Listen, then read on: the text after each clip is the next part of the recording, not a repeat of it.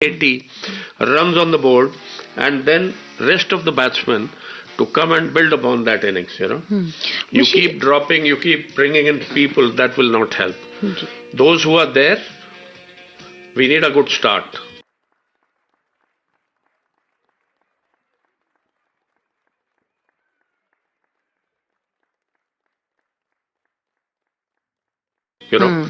As simple as anything. मुझे एक चीज बताइए सुरेंद्र, आपने खुद भी अंतर्राष्ट्रीय क्रिकेट खेला है. जब इस तरह का फेज आता है एक टीम के लिए जहां पे for a very long period of time आप कलेक्टिवली परफॉर्म ही ना कर पाए एंड इन मेजर टूर्नामेंट्स, तो क्या उस समय कोच और कप्तान के ऊपर सारी स्पॉटलाइट आ जाती है क्योंकि काफी बातचीत होने लगती है उनको हटाया जाना चाहिए, रिप्लेस करना चाहिए?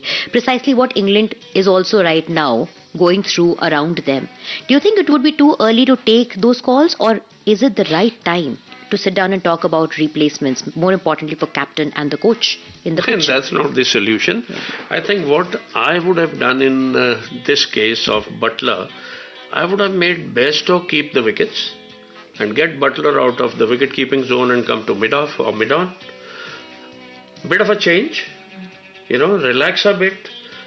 He's able to concentrate, then captaincy, so much pressure, out of form. You need to do certain changes. Change the batting order. Root is not firing at 3, bring him to 5. Stokes, not firing, bring him to number 3.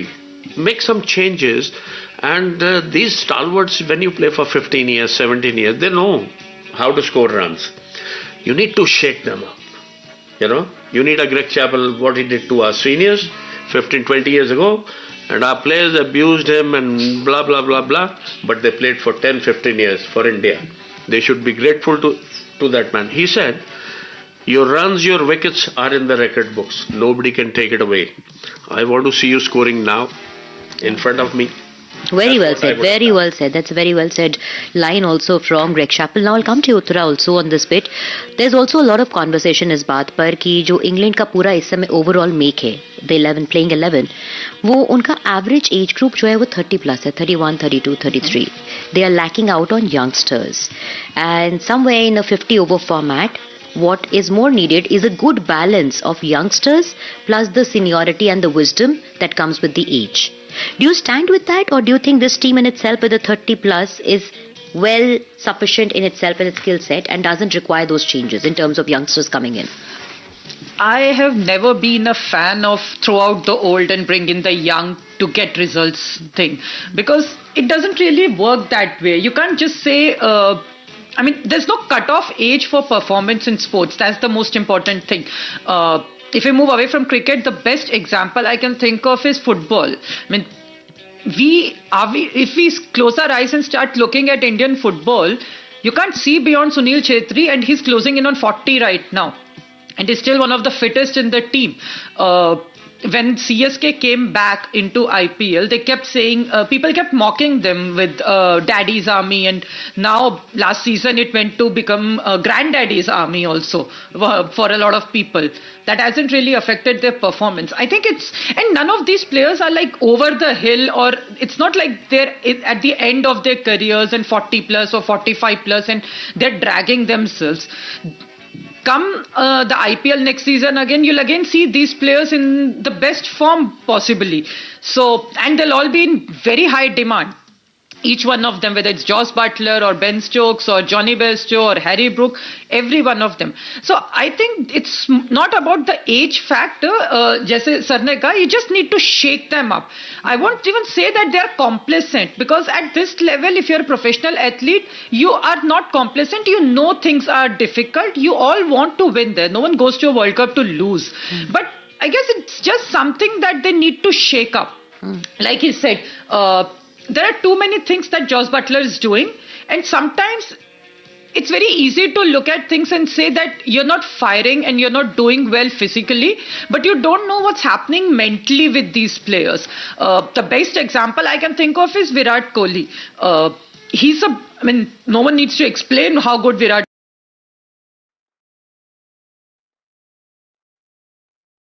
Kohli is or what level of player he is, but if you see him from before, when he was the captain, I'm not saying he was a bad captain, but when he took that break and he left captaincy, and if you see him now after his captaincy period, there's a freedom and in the way he's playing. He's enjoying his cricket again, and you can see that in his performance.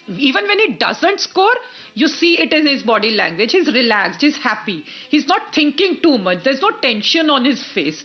And I think somewhere it's also up to the coach to make sure that it's a happy place.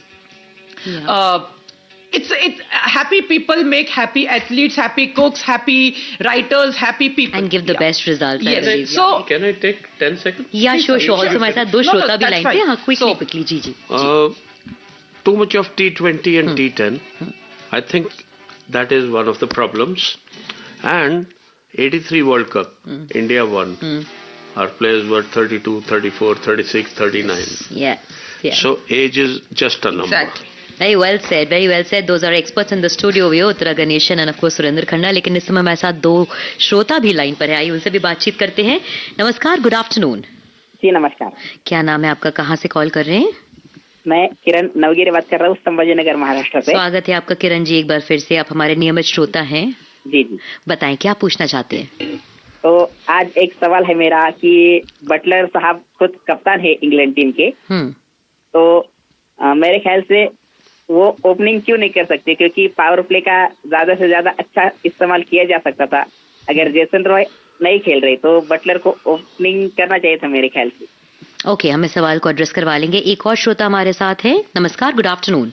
जी नमस्कार. क्या नाम है आपका, कहाँ से call कर रहे हैं? जी मैं सुमार खान बात कर रहा हूँ, गांव धुड़ावा, तहसील सिडवा, जिला बाड़मेर, राजस्थान से. स्वागत है आपका हमारे कार्यक्रम में. बताएं क्या पूछना चाहते हैं.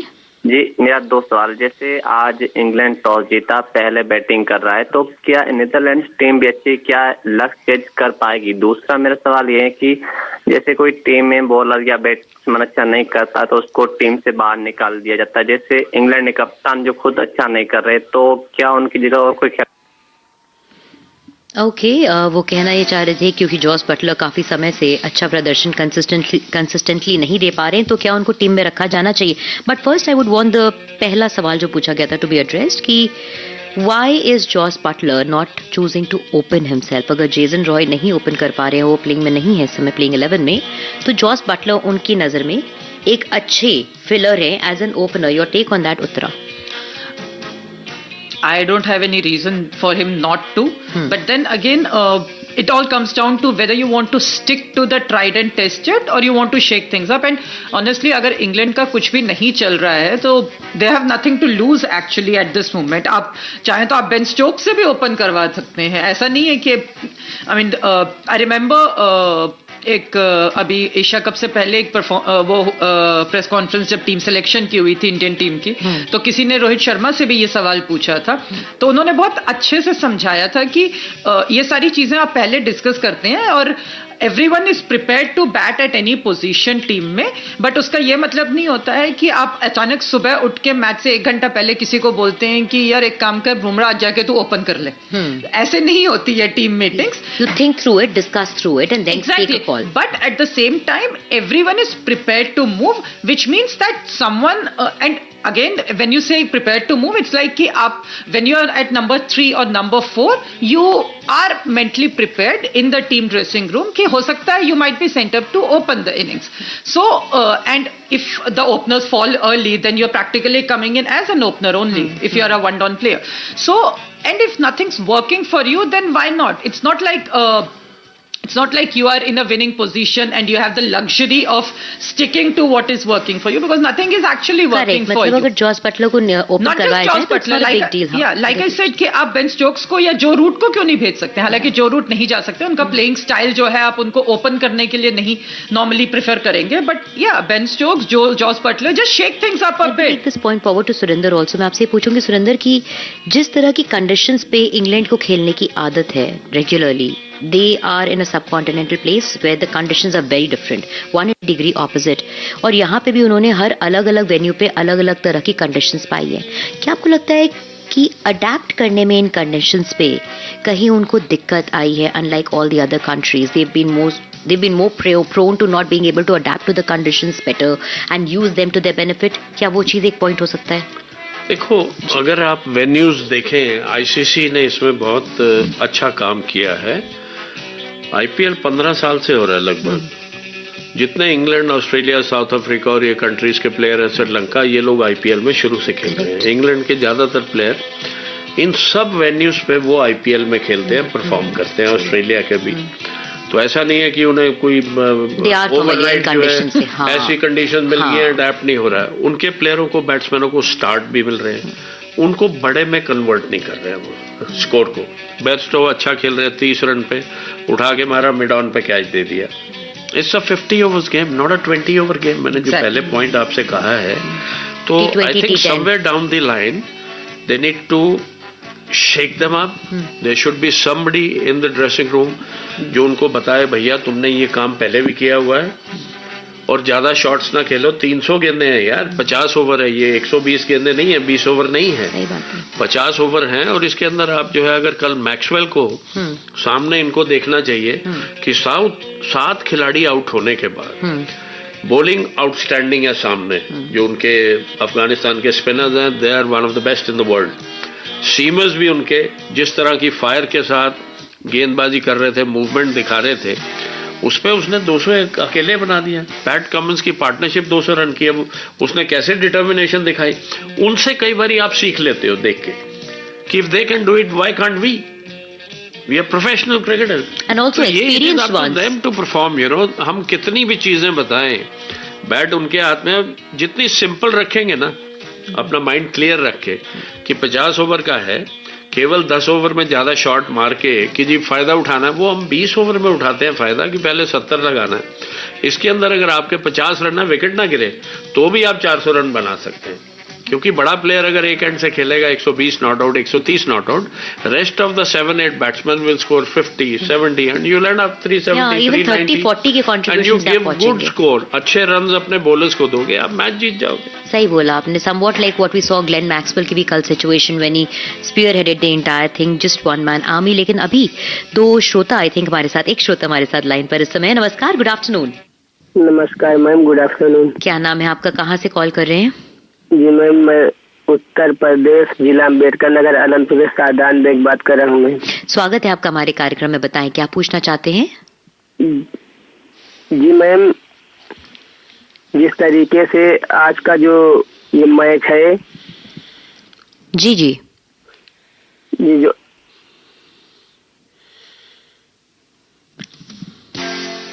कोई बात नहीं, लाइन में थोड़ी सी दिक्कत थी जिसकी वजह से कॉल ड्रॉप हो गई। आप हमें दोबारा कॉल करने का प्रयास कर सकते हैं। एंड नाउ कमिंग, थोड़ा सा नीदरलैंड्स की बात कर लेते हैं। काफी देर से हम इंग्लैंड की आज बात कर रहे हैं। नीदरलैंड्स ने अपने प्लेइंग 11 के अंदर पहली चीज तेजा निदामनरू, ये एक बैट्समैन है, उनको आज इंक्लूड किया है। इनफैक्ट इनका बॉलिंग स्टाइल भी जो है वो राइट आर्म ऑफ ब्रेक है, मतलब स्पिनर का भी रोल निभाते हैं टू सर्टेन एक्सटेंट। तो उनका इंक्लूजन अब यहाँ पर ओरिजिन के हैं ये। हाँ, यस एंड इनको आपने बहुत अच्छा पॉइंट भी लिया, यस, क्योंकि ये विजयवाड़ा आंध्र प्रदेश की पैदाइश है, करेक्ट? कर्नाटका वाले न्यूजीलैंड से गजब ढा रहे नीदरलैंड से। हाँ जी, तो मैं ये पूछूंगी, let me come to you. पहले आपके पास आ जाती हूँ, फिर सुरेंद्र के पास आती हूँ। क्या सोच के उन्होंने इनको इंक्लूड किया है so that you know batting bowling option दोनों आ जाए, और do you think his inclusion is more than that today when Netherlands face England today? I don't think there's much because इन्होंने जिसको रिप्लेस किया है सादिक, वो भी राइट आर्म बैट्समैन ही हैं और स्पिनर ही हैं, ऑफ ब्रेक बॉलर हैं। तो I don't know, maybe so it's a like for like replacement, so I'm just assuming कि क्योंकि उस तरह से प्लेइंग में बहुत ज्यादा डिफरेंस नहीं है दोनों प्लेयर के, तो I'm just assuming that maybe there's a small niggle to Sadiq or something because of which he's been left out. But other than that, जैसा सुंदर सर ने पहले बोला, it's Netherlands have been playing like a team. They know they are under no misconception of what they are and at which level they are. But I guess when you have nothing to lose, जैसा उनके साथ है, you just go out and enjoy yourself. You see them giving their best. The fielding has been really good, and that is one thing that every new team that aspires for a seat at the high table works on. The first thing, the fielding, and that's how it started. Their captain Scott Edwards has led from the front, and जैसा England के साथ हम जब बात कर रहे थे कि कैप्टन इज नॉट फायरिंग, तो बाकियों पे भी वो अफेक्ट करता है. It works the other way also when you have a captain who so proactive, and ये भी कैप्टन विकेट कीपर है, but it all depends on how you take your team together and how you inspire them. And the best way for a captain to inspire is by performing. He's been very good behind the stumps. He's not flashy या उस तरह से बहुत spotlight में रहने वाले नहीं हैं. Obviously नेदरलैंड्स की क्रिकेट टीम उस तरह से नहीं है, एमेचर्स की टीम है, बट स्कॉट एडवर्ड्स ने बैटिंग में जब वो, क्योंकि वो मिडिल ऑर्डर में आते हैं, तो एक स्टेबिलिटी प्रोवाइड की है उनकी टीम को, which helps the others to just relax a bit instead of throwing their wicket all over. तो उनके जितने भी रन बनते हैं वो इसीलिए बनते हैं क्योंकि एक इंसान ऐसा है जिसके आसपास आपकी टीम घूम रही है, and that person is a Kameng influence in their for everyone else. In fact अगर आप रोलोफ, वैंडरमर्व और एक दो प्लेयर्स, पॉल वैन मीकरन जैसे एक दो प्लेयर्स को छोड़ दें, तो उनके पास बहुत ज्यादा एक्सपीरियंस प्लेयर्स नहीं है उस तरह से, जो not just IPL but even county cricket या कहीं पे भी जाके सेकंड डिवीजन, थर्ड डिवीजन कहीं भी खेलते नहीं है वो लोग. बट जब आपके पास एक एटलीस्ट 3-4 लीडरशिप ग्रुप में ऐसे प्लेयर्स हैं who help keep the team together and tell them to just go out, enjoy themselves and give their best. मुझे लगता है हम स्पेशली मॉडर्न स्पोर्ट्स में ना बहुत ज्यादा चीजों को टेक्निकल करने की गलती करते हैं. जब बहुत ज्यादा दिमाग लगाते हैं तो कई बारी परफॉर्मेंस अफेक्ट होने लगती है, एंड आई थिंक वो इंग्लैंड की बहुत प्रॉब्लम है और हॉलैंड की वो स्ट्रेंथ है. When you know where you are, you enjoy yourself, you keep your game simple, it's easier to go out and perform that way. Yeah and it's a good thing to have both. जी मुझे Holland के एक penalty corner specialist होते थे, Paul लेटजेंस जी, और इनका जो attitude है खेलने का, ये सामने कौन है ये परवाह नहीं करते हैं. जो डच हैं, very strong, they are not arrogant, but वो एंजॉय करते हैं और they make things happen. Surendra, हमें कट भी करना पड़ेगा इस समय क्योंकि दोनों ही देश इस समय खेल के मैदान पर खेल शुरू करने के लिए आ चुके हैं. Thank you so much Uttara, thank you Surendra for joining in. शुक्रिया, थैंक यू.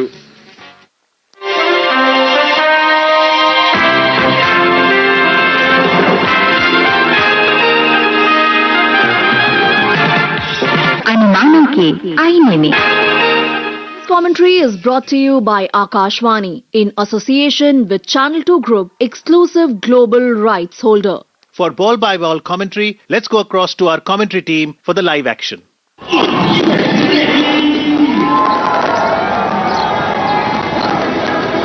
आकाशवाणी के सभी श्रोतागण और क्रिकेट प्रेमियों को मेरा प्यार भरा नमस्कार, और साथ साथ आपस में आप सबका आईसीसी ओडीआई विश्व कप 2023 के 13वें संस्करण के 40वें मैच में एमसीए स्टेडियम पुणे में बहुत बहुत स्वागत करता हूं, हार्दिक अभिनंदन करता हूं.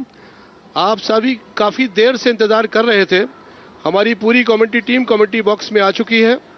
सबसे पहले मैं हमारे साथी कमेंटेटर ऐश किशोर साहब का स्वागत करता हूं, जो आपको आज अपनी बेहतरीन आवाज़ से इंग्लिश में कमेंट्री सुनाएंगे. साथ में होंगे हमारे साथ senior BCCI scorer Shri Sunil Dighe ji, उनका भी बहुत बहुत स्वागत है. हमारे आज के स्टैटिस्टिशियन श्री ओम प्रकाश जी, जो जयपुर से पहुंचे हैं, उनका भी मैं बहुत बहुत हार्दिक अभिनंदन करता हूं. जैसा कि आप सभी जानते हैं, आज बड़ा मुकाबला 2 यूरोप की टीमों के दरमियान में हो रहा है, जिसमें इंग्लैंड और नीदरलैंड की टीमें आमने सामने हैं. और आज इंग्लैंड के कप्तान ने टॉस जीता है. टॉस जीतने के बाद उनका फैसला पहले बल्लेबाजी करना और फील्डिंग करने के लिए मैदान पर नीदरलैंड की टीम उतर चुकी है. जो डच 11 देखना है कि आज इस बड़े और कड़े मुकाबले में किस तरह से दोनों टीमें 2-2 हाथ करती हैं एमसीए स्टेडियम पुणे में. शॉर्ट कमेंट के लिए मैं किशोर साहब को आमंत्रित करूंगा. Thank you, Mohammad Shahid. Good afternoon to you. Good afternoon to all our listeners on Akashvani, wherever you are. Well, this match between the 9th and the 10th place team, Netherlands at 9, England at 10. But of course, as far as the World Cup is concerned, maybe it's of no consequence. But as far as Champions Trophy 2025 is concerned, much at stake for both the teams, Shahid, because they will like to end up, both of the teams have 2 games in hand, they will like to end up just within the top 8 so that they qualify directly for the Champions Trophy 2025. First ball coming up.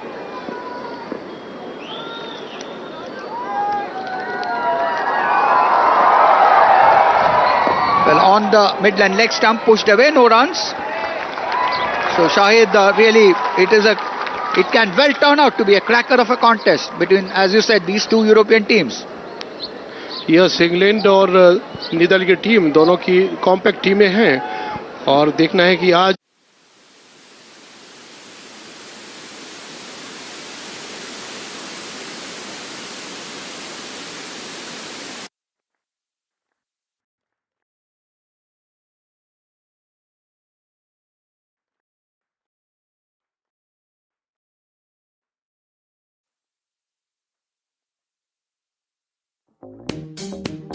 Scott Edwards के दस्तानों में run बनने का कोई वहां पर प्रश्न नहीं था और दायरे के अंदर 4 खिलाड़ी नजर आ रहे हैं ऑफ साइड पर और 3 खिलाड़ी ऑन साइड पर। इस बार बैकफुट पर जाकर इसको ऑफ साइड की दिशा में खेला लेकिन रन के लिए नहीं। दत्त गेंदबाजी कर रहे हैं, आर्यन दत्त, और मैदान पर धूप खिली हुई है। आज पहले थोड़ी देर पहले यहाँ पर क्लाउडी कवर था लेकिन अभी धूप खिली हुई है। बहुत ही शानदार नज़ारा है। धीरे धीरे लोग यहाँ पर दर्शक पहुँच रहे हैं क्योंकि आज वर्किंग डे है, अवकाश का दिन नहीं, लेकिन फिर भी काफ़ी संख्या में लोग आए हैं इस मुकाबले को देखने के लिए और अपनी मेहमान टीमों को बकअप करने के लिए। आर्यन दत्त तैयार, बेयरस्टो सामने हैं, उन्होंने 3 गेंदों का सामना किया, अब तक कोई खाता नहीं खोला है। आर्यन दत्त हमसे दूर चले, छोटा सा रनअप अंपायर को पार किया। इस बार इस गेंद को स्वीप कर दिया, गेंद जा रही है बाउंड्री लाइन की तरफ। पहला चौका इंग्लैंड के खाते में आया और बढ़िया गेंद थी मिडिल और लेग स्टंप की। उन्होंने मौका ताड़ा और गेंद को बेहतरीन स्वीप करके 4 रन इंग्लैंड को दिलाए। 4 रन से खाता खोला इंग्लैंड की टीम ने। स्कोर 4 रन ऊपर पहुंचा इंग्लैंड टीम का बिना किसी नुकसान के। अच्छी शुरुआत, आर्यन दत्त के ऊपर थोड़ा सा प्रेशर, लेकिन आर्यन दत्त सही लेंथ और लाइन पर गेंद रख रहे हैं। इस बार इस गेंद को बैकफुट में जाकर निकाल दिया है। 2 खिलाड़ी के बीच से चेस कर रहे हैं लेकिन रोक पाए वहां पर बाउंड्री लाइन के बिल्कुल करीब पर। थ्रो आ रहा है स्कॉट एडवर्ड्स के दस्तानों में, लेकिन इस बीच 1 रन से अंकुश नहीं लगा पाए दोनों बल्लेबाजों के ऊपर और स्कोर 1 रन की मदद से बढ़ता हुआ आगे पहुंचा 6 रनों पर।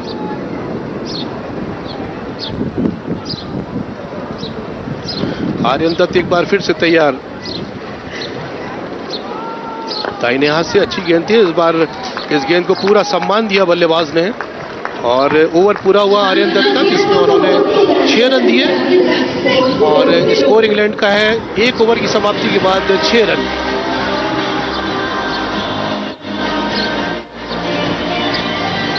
Well, England winning the toss and opting to bat at the end of the first over, 6 without loss. As far as head-to-head in the World Cup concerned, both these teams, England playing Netherlands, all the 3 occasions England have won their matches. They won by 49 runs at Peshawar on the 22nd of February 1996. England then beat Netherlands by 6 wickets at East London. मानसिक स्वास्थ्य पेशेवर से मदद लेना चाहते हैं लेकिन नहीं जानते कि कहां जाएं? टेलीमानस के 14416 पर संपर्क करें। Well, as I was mentioning, England won by 6 wickets during the 2003 World Cup at East London. That was on the 16th of February, and England again beat Netherlands by 6 wickets at Nagpur during the 2011 World Cup at Nagpur. All the statistical details coming to you courtesy our statistician Om Prakash Sharma, who along with our scorer Sunil Dege is providing us all the minute details. Second over coming up from the far end, it's Beek, who will be, that's of course the pavilion end as well of this stadium here in Pune, the Maharashtra Cricket Association Stadium. Beek from over the wicket and really beat the batter all ends up Malan yet to open his account. So all the 6 runs coming off his bat. Those runs came in that first over. Almost a Yorker length there. And really these 2 batters will have to lay the foundation. England, unfortunate, the defending champions, have been at the receiving end for most part of the 2023 World Cup. Next ball coming up from Beek, and this is clipped away off his hips, and that may well run away. So second boundary in the England innings. Yes, it does. That was on the full, taken on the full, just a flick of the wrist. And England score moves into double figures. That was a Yorker gone wrong there. And capitalizing and opening his account is the left-handed David Malan. David Malan has been amongst the run, but hasn't been as consistent as England would have liked him to be. So that's same the case with all the batters in the England side. Short of runs, short of confidence. And that's been the story of England in the 2023 edition of the ICC Cricket World Cup. Van Beek right arm over the wicket, and this time that's a flowing drive. You really don't have to run for that one. That's magnificently played. It's almost an extension of the arm as it just caressed it through the offside for his second boundary. David Malan making his intentions very clear here. England want to really bat out Netherlands out of this game. That's why they opted to bat on winning the toss. Just the lone slip there. Man there at point, short cover, and one at mid-off as well. And it's between the fielder at point and cover. That's run away for his third consecutive boundary in this over. It's raining boundaries. There was a cloud cover, but there's no threat of rain. But it's indeed raining boundaries here at the Maharashtra Cricket Association Stadium on the outskirts of Pune. This time, just that half volley being put away in style. Van Beek under some pressure. And the score really bounds up 18 without loss here. Van Beek this time. Malan just wanting to open the face of the bat, running down to third man. Not quite able to find the gap he would have liked. And England stay on 18 without loss. Overall record in World Cups, Netherlands quite new. Haven't played as many games as England, who have played 19 matches, won 49 of them, lost 38. Twice their matches have been tied, and there have been no result on one occasion. More of that as we watch the next one from Van Beek, bowling from the pavilion end. And this time just about drifting down the leg side. And the umpire quickly calling it a wide. So that indeed would be the first run by way of an extra. Confirms our scorer Sunil Dighe. And as far as going back to the overall record of England in World Cup matches, as I said, 90 matches played, 49 won, 38 lost. Twice their matches have been tied. On one occasion there have been no result.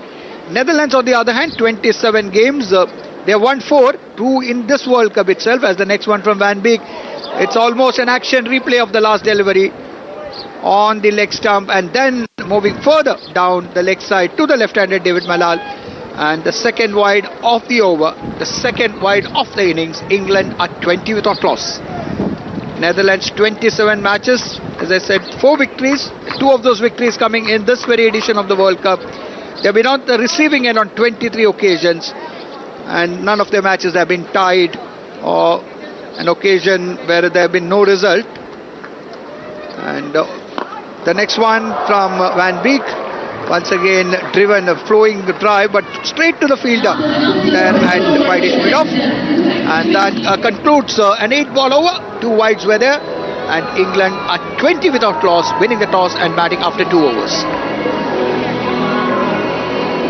जी हाँ किशोर भाई, मैदान पर दोनों ही टीमें आज जोरदार मुकाबला खेलने के लिए उतरी हैं, और जिस तरीके से अटैकिंग जो यहाँ पर शुरुआत की है इंग्लैंड की टीम ने, वो उनका ये बताता है कि आज वो बिल्कुल यहाँ पर इस मैच को जीतना चाहेंगे, क्योंकि 2025 में चैंपियंस ट्रॉफी में वो अपनी जगह बनाना चाहेंगे. उनका ये इस मुकाबले को जीतना बहुत ही ज़रूरी है, बहुत ही लाजमी है.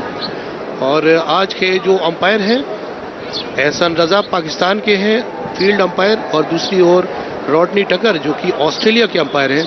दोनों फील्ड अंपायरिंग कर रहे हैं. रेफरी एंड्रयू पाइक्रॉफ्ट जिम्बाब्वे के, और मेरे से एरेमस साउथ अफ्रीका ये टीवी अंपायर हैं. इस बार इस गेंद को खेला पॉइंट की दिशा में, लेकिन रन के लिए नहीं, सीधे फील्डर के पास में, कोई उनको उसका लाभ नहीं मिला. सीधी गेंद विकेट कीपर के दस्तानों में आई, और गेंदबाजी आर्यन दत्त कमेंट्री बॉक्स ओर से डाल रहे हैं, और सामना करेंगे दाहिने हाथ के जॉनी बायरस्टो. बेयरस्टो ने 6 रन बनाए हैं, 7 गेंदों का सामना किया है। इस बार इस गेंद को खेला है, गेंद जा रही है स्क्वायर लेग फील्डर के पास में। उन्होंने सफाई के साथ में गेंद को फील्ड किया, थ्रो किया, लेकिन दोनों ही बल्लेबाजों ने अपने अपने सिरे बदले। 1 रन बनाने का मौका मिल गया, 1 रन का इजाफा हुआ। स्कोर इंग्लैंड का आगे बढ़ता हुआ पहुंचा 21 रनों पर बिना किसी नुकसान के। तीसरा ओवर प्रगति पर है और आर्यन दत्त हिल एंड से यानी कि कमेंट्री बॉक्स छोर से गेंदबाजी कर रहे हैं। पिछले ओवर में अच्छी गेंदबाजी की थी, लेकिन दूर वाले छोर से थोड़ा सा महंगे साबित हुए थे स्विन वन वीक। उन्होंने 13 रन दिए थे अपने उस ओवर में। और इधर एक बार फिर से तैयार बाएं हाथ के बल्लेबाज इंग्लैंड के डेविड मलान। देखना है कि डेविड मलान जो कि काफी अटैकिंग लग रहे हैं और उन्होंने अपने इरादे भी जाहिर किए आज। इस गेंद को इस बार ऑफसाइड की दिशा में खेला, मुश्किल है, गेंद जा रही है सरपट दौड़ती हुई मैदान की ओर। एक और चौका इंग्लैंड को यहां पर मिलता हुआ। बहुत ही शानदार शफल करते हुए गेंद की लाइन में आए और क्लासिक शॉट खेला एक और, अपने टीम को 4 रन दिलाए और स्कोर 4 रन की मदद से उछलता हुआ पहुंच रहा है। बहुत ही अच्छी शुरुआत और मैदान पर जहां कहीं पे भी कमजोर गेंदें मिल रही हैं उनको बराबर डिस्पैच कर रहे हैं बाउंड्री लाइन पर और अपने स्कोर को लगातार बढ़ा रहे हैं। जानते हैं कि एक बड़ी चुनौती देनी है, टारगेट सेट कर रही है इंग्लैंड की टीम। 25 रनों पर पहुंच गई है बिना किसी नुकसान के। इस बार इस गेंद को फिर निकाल दिया है, गेंद जा रही है बाउंड्री लाइन की तरफ, कोई मौका नहीं, कोई फील्डर नहीं, प्रोटेक्शन नहीं उस एरिया में। गेंद ने बाउंड्री रोप को टच किया, एक और चौका इंग्लैंड को मिलता हुआ। 29 रनों पर बहुत तेजी के साथ स्कोर पहुंचा इंग्लैंड का, जबरदस्त। Maharashtra cricket association stadium Pune पर नीदरलैंड ने 10 मैचों में 5 मैच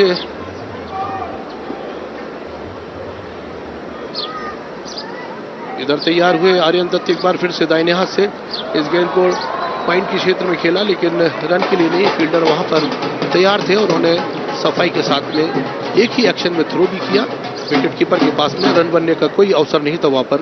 गेंद एक बार फिर से लौटा दी गई है आर्यन दत्त के पास में।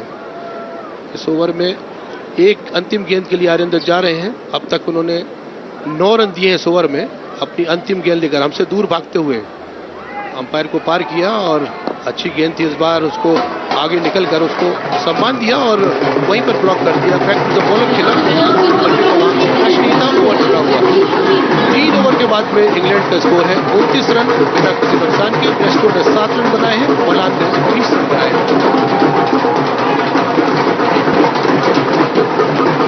England off to a flying start, 29 without loss at the end of 3 overs. Bairstow on 7, just faced 8 balls, and Malan 20 of the 10 balls that he has faced. And sun once again going behind the clouds. We had a cloud cover as we came to the stadium about a couple of hours ago, and just as the match began there was bright sunshine, but once again the sun playing hide and seek, but no immediate threat of rain. It's good conditions and England wanting to capitalize on these conditions, winning the toss and opting to bat. It's going to be Van Beek who will continue from the far end, bowled an expensive first over where he conceded 14 runs. Just the lone slip, man at backward point, one front of cover there, man at wideish mid-off as well. And this is straight to the man there at cover, driven straight to the fielder there.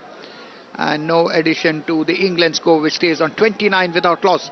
Talking about overall record, we spoke about the World Cup records of both these teams provided by our ever alert statistician Om Prakash Sharma, who along with our scorer Sunil Dighe keeps us on our toes as far as statistics go, which make this game so very interesting. Next one from Van Beek, right arm over the wicket, and this time the ball which was just short of the drivable length, and Bairstow does very well, seizes the opportunity of a misfield and gets that single comfortably. Rotation of the strike, so very important in a limited overs game, as important as the boundaries are.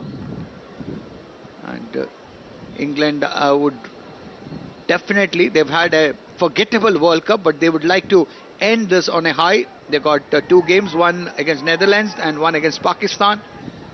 They would like to win both and ensure that they are within the top 8 teams, which will ensure that they can play the Champions Trophy, get a direct entry to the Champions Trophy in 2025 in Pakistan. Next one from Van Beek, this time much better length over there, and forcing the batter David Malan to play a defensive shot. Malan is on 20, Bairstow is on 8, and England doing well, 30 without loss. This is the 3rd over being sent down by Van Beek, who is operating from the far end, which is also the pavilion end of this very superb infrastructure here at Pune, the Maharashtra Cricket Association Stadium. Next ball from Van Beek. Van Beek, and this time this is driven past the bowler. That will run away. You really cannot set a field for a straight drive. And all that he did is, Malan did is use the pace of the bowler. And just a hard push there. What beautiful timing and placement. 4 runs written all over the moment the ball left the bat. And that boundary would quickly take the score now to 34. England opting to bat on winning the toss, 34 without loss. Off to a flyer here. And this time, short ball pulled away. But will fall short of that one man there at deep square leg. Just 2 men outside the 30-yard cordon in the first power play. And that ball, which was in the air for a while but no danger, fell short of the man rushing in from deep square leg. A single cruise, and England are 35 without loss. Overall in one-day internationals, this again statistics provided courtesy O.P. Sharma, England have played a whopping 792 matches, won 397 out of that, lost 355, 9 matches tied, and 31 matches there with no result. Here is Van Beek on the middle and leg stump. That's a bread and butter shot. That will run away to the wide mid-wicket fence for 4. That's magnificently played off his legs. That was on the middle and leg stump, asking to be punished, and that's what Bairstow does. He's on 12. And England at the end of that over, 39 without loss. This commentary is brought to you by Akashvani in association with Channel 2 Group, exclusive global rights holder. यदि हम England और Netherlands के दरमियान में record की बात करें, पिछले रिकॉर्ड की बात, तो उसमें इंग्लैंड ने 6 बार नीदरलैंड के साथ में उनका क्लैश हुआ है, लेकिन उसमें 6 मुकाबले इंग्लैंड ने जीते हैं और नीदरलैंड की कोई भी मुकाबला जीत नहीं पाई इंग्लैंड के सामने। 3 मुकाबले उन्होंने वर्ल्ड कप में जीते हैं और 3 बाइलेटरल मुकाबले हुए हैं, 3-0 से उसको जीता था। इस तरह से 6 मुकाबले हुए हैं नीदरलैंड और इंग्लैंड के दरमियान में, और पूरे मुकाबले इंग्लैंड ने अपने पक्ष में किए हैं। इधर तैयारी आयरन दत्त की, एक बार फिर से अच्छी गेंद थी, इस बार आगे निकलकर धीरे से गेंद को कारपेट के सारे खेला है, और उधर ODowd दौड़कर आए, उन्होंने गेंद को फील्ड किया, थ्रो किया, लेकिन 1 रन बनाने का मौका था। दोनों ही बल्लेबाजों के पास अपने अपने सिरे बदले और स्कोर 1 रन की मदद से पहुंच रहा है 39 रनों पर। पावर प्ले चल रहा है, देखना है कि जो 10 ओवर का जो पावर प्ले है इसको किस तरह से कैश करते हैं इंग्लैंड की टीम, और बनाती है और ज़्यादा से ज़्यादा रन बनाती है इस पावर प्ले में और अपने टीम को मजबूती प्रदान करती है। इधर आर्यन दत्त तैयार, जिन्होंने कि 3रा ओवर अपने कोटे का डाल रहे हैं और 5वां ओवर है नीदरलैंड की ओर से। इस बार बैकफुट पर जाकर इसको मोड़ दिया, गेंद जा रही है स्क्वायर लेग की ओर, फील्डर वहां पर मौजूद है, इससे पहले कि फील्ड करें 1 रन बनाने का मौका मिल गया दोनों ही बल्लेबाजों का। मलान के पास स्ट्राइक आ गई है, ब्रेस्टो 13 रनों पर पहुंचे नॉन स्ट्राइकर छोर पर। मलान 26 रन बनाकर खेल रहे हैं, जिन्होंने काफी तेज बल्लेबाजी की है आज के इस मुकाबले में। और मैदान पर एक बार फिर से क्लाउडी कवर, पूरे तरीके से धूप जा चुकी है मैदान से, लेकिन बहुत ही सुहाना मौसम पुणे स्टेडियम यहाँ गाउंजे में। अच्छी गेंद थी, इस बार इस गेंद को पुश किया, लेकिन बहुत ही शानदार फील्डिंग, गिरते हुए वहां पर आर्यन दत्त ने गेंद को रोका और बांध कर रखा बल्लेबाज को। मलान वहां पर लेना चाहते थे, रन उत्सुक थे, लेकिन जब देखा कि बेहतरीन फील्डिंग की है आर्यन दत्त ने और खतरनाक तरीके से थ्रो आ सकता है और अननेसेसरी वहां पर ब्लंडर हो सकता है, उन्होंने अपने कदमों को रोका, अपने आप को रोका। इधर आर्यन दत्त तैयार, अच्छी गेंद थी, इस बार इस गेंद को पूरा रिस्पेक्ट दी उन्होंने और गेंद को ऑफ साइड की दिशा में पुश किया, मात्र अपने स्टंप से दूर ढकेला, रन के लिए नहीं। एक बार फिर से गेंद पहुंचाई जा रही है आर्यन दत्त के पास में। मैदान पर तमाम दर्शक पहुंचे हैं आज अपने मेहमान टीमों को पकअप करने के लिए, और धीरे धीरे यहाँ पर शाम पर को काफ़ी उम्मीद है कि सारे स्टैंड्स फुल हो जाएंगे। इस बार बैकफुट में जाकर इसको खेला है, वहाँ पर फंबल हुआ, 1 रन जरूर मिलेगा जहाँ पर रन नहीं मिलना चाहिए। दोनों ही बल्लेबाजों ने मौका ताड़ा, 1 रन बनाया, 1 रन का स्कोर पहुंचा इंग्लैंड का 42 रनों पर बिना किसी नुकसान पर। अच्छी शुरुआत, अब तक कोई परेशानी नहीं, दोनों ही बल्लेबाजों को बहुत ही इत्मीनान और धैर्य और संयम के साथ में अब तक खेले हैं, और बड़ी जिम्मेदारी भी है उनके कंधों के ऊपर कि एक अच्छी शुरुआत दें, टीम को एक अच्छा आधार दें मजबूत। और जब आप एक पार्टनरशिप और साझेदारी करते हैं, क्योंकि क्रिकेट साझेदारी का खेल हुआ करता है, तो एक मजबूत साझेदारी यदि बनाते हैं तो निश्चित तौर पर एक बड़ी चुनौती आप पेश कर सकते हैं अपोजिशन। इस बार स्पिन होने का इंतजार किया, बैकफुट पर गए, गेंद को ऑन साइड की दिशा में मोड़ा, लेकिन शॉर्ट मिड विकेट पर फील्डर मौजूद थे। ओवर पूरा हुआ, 5 ओवर के बाद में स्कोर इंग्लैंड का 42 रन बिना किसी नुकसान के। बेयरस्टो ने 13 रन बनाए हैं 13 गेंदें खेलकर, मलान ने 27 रन बनाए 17 गेंद खेलकर।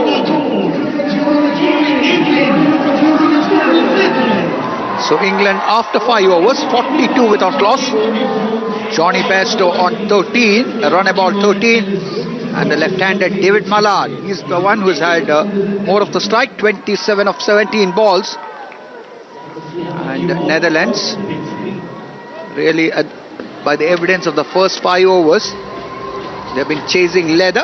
Whether the bowlers can hit back here, maybe.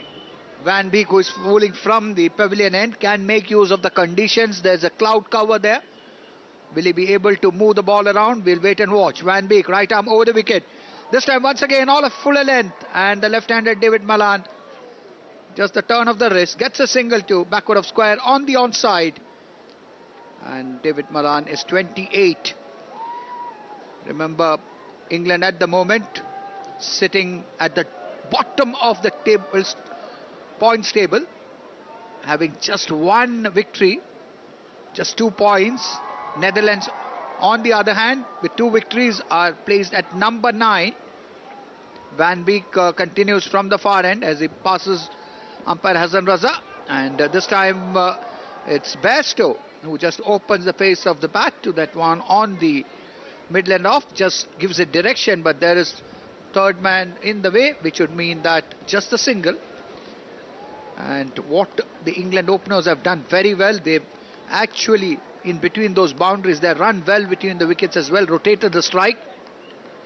And the stadium, which is just on the outskirts of Pune, just off the expressway from Mumbai to Pune, which is used by so many motorists day in and day out. The next ball from Van Beek to the left-handed David Malan. Malan just pushes it backward of square on the onside for a single. Just give the ball direction. So whenever they have not been able to get the boundaries, what these two batters have done is just push the ball into the gaps, taken the singles. And Netherlands, not up to now, not even a whiff of a chance to break through. And the lone slip was also now gone. It's a ring of fielders on the offside, backward point, short cover, wide-ish, in fact extra cover, and mid-off, as the next ball has been played into that region on the offside, not for the Netherlands, and England stay on 45 without loss. The field on the onside, you've got a man there at 45 degrees, at short fine leg, man there at short mid-wicket, mid-on, and a man guarding the mid-wicket fence, somewhere in between square leg and mid-wicket. As here is Van Beek, right arm over the wicket, this time pitching it short. And the batter does very well. Bairstow just places it short of the fielder rushing in from short mid-wicket, and a quick run there. These two are running well between the wickets. And England are 46 without loss after winning the toss and opting to bat. We spoke a little while about the statistic provided by O.P. Sharma, a very efficient colleague. England having played 792, that's a whopping number of one-day international. Netherlands in comparison have just played 121, have 141 of that, which is very good for a team which is very new. Lost 74, 2 matches have been tied, and 4 matches there have been no results at the last ball of this over. The left-handed David Malan just opens the face of the bat, runs it down towards his third man. There's a fielder there. A single is all that England will get. After 6 overs, England are 47 without loss, and that's much better over sent down by Van Beek, where he just conceded 5 runs. जनता से संसद तक एक बार फिर चल पड़ी है चुनावी rail. 18 वर्ष से ऊपर हर यात्री से अनुरोध है, अपनी दुविधाओं और समस्याओं का पिटारा लेकर आ जाएं। मतदाता जंक्शन सीजन 2 पर। निर्वाचन आयोग और आकाशवाणी कर रहे हैं आपका इंतजार। तो आइए मिलते हैं मतदाता जंक्शन सीजन 2 पर। 40 रन बना लिए हैं इंग्लैंड ने 6 ओवर की समाप्ति के बाद में, और मैदान पर पूरे तरीके से धूप जा चुकी है और क्लाउडी कवर और बहुत ही अच्छा क्रिकेट के अनुकूल। और बाएं हाथ के मलान तैयार हो रहे हैं खेलने के लिए आर्यन दत्त को। आर्यन दत्त का ये 4था ओवर है और पारी का 7वां ओवर। अच्छी गेंद थी इस बार, इस गेंद को खेला ऑफ साइड की दिशा में, कवर्स में, लेकिन रन के लिए नहीं। स्कोर 47 रन है। 7 मैच खेले दोनों ही टीमों ने रॉबिन राउंड स्टेज की, और जिसमें 2 अंक इंग्लैंड के पास में हैं और 4 अंक 2 मुकाबले जीते हैं नेदरलैंड ने। उनके पास में 4 अंक हैं। कहीं ना कहीं मनोबल इंग्लैंड का गिरा हुआ, और उस मनोबल का गिरे हुए मनोबल का कितना फायदा उठाएगी यहाँ पर नीदरलैंड की टीम। लेकिन बहुत ही दिलेरी के साथ में दोनों ही सलामी जोड़ी मैदान पर डटी हुई है और पूरे संकल्प के साथ में, पूरे मजबूत इरादों के साथ में यहाँ पर अच्छी शुरुआत दी है अपनी टीम को। और उन जिम्मेदारी है उनके ऊपर कि 2025 में जो चैंपियंस ट्रॉफी है वो एक बड़ी चुनौती है। इस मुकाबले को किसी तरह से जीतना होगा, और अगला मुकाबला पाकिस्तान के विरोध भी उनको जीतना होगा, तब वो 2025 जो चैंपियंस ट्रॉफी है उसमें उनको खेल सकेंगे। और इधर इस गेंद को खेला बिना किसी रन के मलान सामना करेंगे दत्त का एक बार फिर से। दत्त तैयार है हिल एंड से, कमेंट्री बॉक्स शोर से लगातार गेंदबाजी कर रहे हैं। 4था ओवर है उनका और 7वां ओवर है नीदरलैंड की ओर से। इस बार इस गेंद को खेला पॉइंट की दिशा में, लेकिन फील्डर वहां पर गिरते हुए उन्होंने गेंद को सफाई के साथ फील्ड कर लिया। रन बनाने का कोई मौका नहीं दिया बल्लेबाज को, मलान को। मलान एक बार फिर से तैयार कर प्रतीक्षा करेंगे अगली गेंद का। ये 40वां मैच चल रहा है ICC ODI विश्व कप 2023 का। इसके बाद में 5 मुकाबले और हैं रॉबिन राउंड स्टेज के, और लगभग भारत सेमीफाइनल में पहुंच चुकी है। उधर साउथ अफ्रीका भी पहुंच चुकी है। इस बार पुश किया, 1 रन के लिए दौड़े, बहुत बढ़िया रन, तेज रन। जैसे ही पुश किया उन्होंने तेज दौड़ लगाई, अच्छा कॉल, दोनों बल्लेबाजों के दरमियान में अच्छा तालमेल, 1 रन का और इजाफा हुआ। स्कोर पहुंचा इंग्लैंड का 48 रनों पर।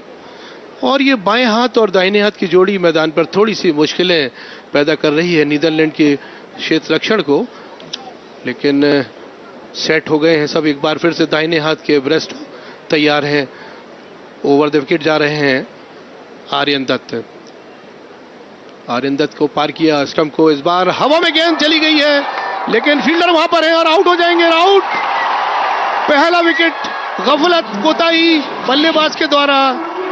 गेंद टॉपिस से लगती हुई तीर की तरह ऊपर गई और फील्डर उस ओर मौजूद थे, उन्होंने कोई गलती नहीं की और शानदार कैच अपनी मुट्ठी में भींचा। 1 विकेट यहाँ पर पहला। ये ब्रेक थ्रू, जो पार्टनरशिप यहाँ पर मजबूत और पुख्ता होती जा रही थी, और आर्यन दत्त ने आखिरकार विकेट अपनी टीम को दिलाया, बढ़त दिलाई, और ये ब्रेक थ्रू उन्होंने यहाँ पर दिलाया टीम को। बहुत ही बढ़िया गेंद उन्होंने डाली थी, उस गेंद को मोड़ना चाहते थे कलाई के सहारे, लेकिन गेंद उनके टॉपिस से लगकर हवा में गई और वहां पर कोई गफलत नहीं, कोई कुताही नहीं फील्डर के द्वारा। शानदार कैच और शानदार विकेट यहां पर नीदरलैंड को मिलता हुआ MCA स्टेडियम पुणे में। तो पहला विकेट गिर चुका है इंग्लैंड का। मैदान के बाहर गए बेयरस्टो और उनके स्थान पर पहुंचे हैं रूट बल्लेबाजी करने के लिए। देखना है कि रूट कितनी जिम्मेदारी के साथ में विकेट पर खड़ी करते हैं अपनी टीम के लिए। So Netherlands effect a breakthrough, and that one from Aryan Dutt. She just got the feeling, held it back a little. Bairstow got the feeling, was in 2 minds whether to go for that stroke or not. It's almost a cross between a sweep and a pull, and that leading edge was well taken by Van Meekeren, and that would mean that England lose their first wicket with the score reading 48. And both the batters, both the openers were shaping up well. laying a good foundation, but finally Netherlands breaking through. Their off spinner Dutt providing the wicket. Aryan Dutt. It's once again going to be Van Beek from the far end, and this is on the middle and next to the left-handed Malan, and Malan plays it out deep into the mid-wicket region. Three fielders converging there, but enough time for the two batters to go across for a couple of runs. 50 up on the board for England after 7.1 overs, and they lost the wicket at 48. That stroke which was attempted by Jonny Bairstow, neither here nor there. As I was mentioning, almost a cross between a sweep and a pull, and the leading edge well taken by Van Meekeren within the 30-yard cordon at 45 degrees. Here is next one from Van Beek, and that's a short ball. That's pulled away. That will go away. Couple of bounces into the mid-wicket region. Really on top of that one, David Malan. He's been striking the ball very well. The moment he seized it, a step behind to the crease of the back foot, pulled it with elan, and the ball crossing the fence. 4 runs, 54 for 1. England not letting the momentum drop, having lost that wicket, but David Malan looks to be in very good form. He needs to continue. Van Beek this time outside the off stump. Good bounce on that occasion as well. Well left by David Malan. England, as we've been discussing, even Mohammad Shahid, my colleague, has also been talking about that qualification process for the 2025 Champions Trophy. That's what they would be aiming at. They've just got 1 victory in their 7 games. The defending champions, I don't think any defending champions in any edition of the World Cup had to face such sort of a situation. Here's the next one, and this is a fuller length, and that's driven past the fielder diving at point, and the ball will crash into the fence. It's raining boundaries from the blade of David Malan. Malan is 41. Joe Root yet to open his account, and England, notwithstanding that wicket they have lost, are racing away at the moment with a score reading 58, and as many as 10 boundaries in that score of 58. As our scorer Sunil Digge jots all the details down in his immaculate score book. He has this one. Next one, once again overpitched on the off stump. That's driven, but that ring of fielders on the offside. Last time David Malan was able to pierce that strong offside cordon, not on this occasion. Starting with that man there at backward point. Man there at point as well. Cover. Mid-off, and as far as the offside is concerned, there's also a man guarding the third man fence. Here is the next one, and this is past the fielder, there at cover, and once it crosses it, it's all the way for 4 runs. So David Malan enjoying himself immensely here at the MCA Stadium at Pune. It's really, and all proper cricketing shots, and whenever a left-hander drives to the offside, he looks all the more elegant. And some superb strokes we have seen from the blade of David Malan, who is quickly moving into the range where he can get to his 50s on 45 now. Joe Root yet to face a ball. England 63 for 1, and Van Beek has been at the receiving end. Shahid has gone for a lot of runs. In fact, every time he has overpitched, bowled a half volley, he's been taken to the cleaners. Next ball, that's a much better ball. Keeping it just short of the drivable length, and Joe Root having to play it down defensively. End of 8 overs. And England motoring along at 63 for 1. काफ़ी महंगा over रहा. यहाँ पर उन्होंने 14 run खर्च किए इस over में, और ये जो जंप किया है औसत पर ओवर 8 से ऊपर का औसत हो गया है इंग्लैंड टीम का. और कल मुझे लगता है कि एक मोटिवेशन मिला होगा ज़रूर बल्लेबाजों को इंग्लैंड के. कल क्लेन मैक्स ने बहुत ज़बरदस्त बल्लेबाजी की थी और ऑस्ट्रेलिया को उन्होंने जीत दिलाई थी. उन्होंने दोहरा शतक लगाया था और जिसमें 10 छक्के लगाए थे.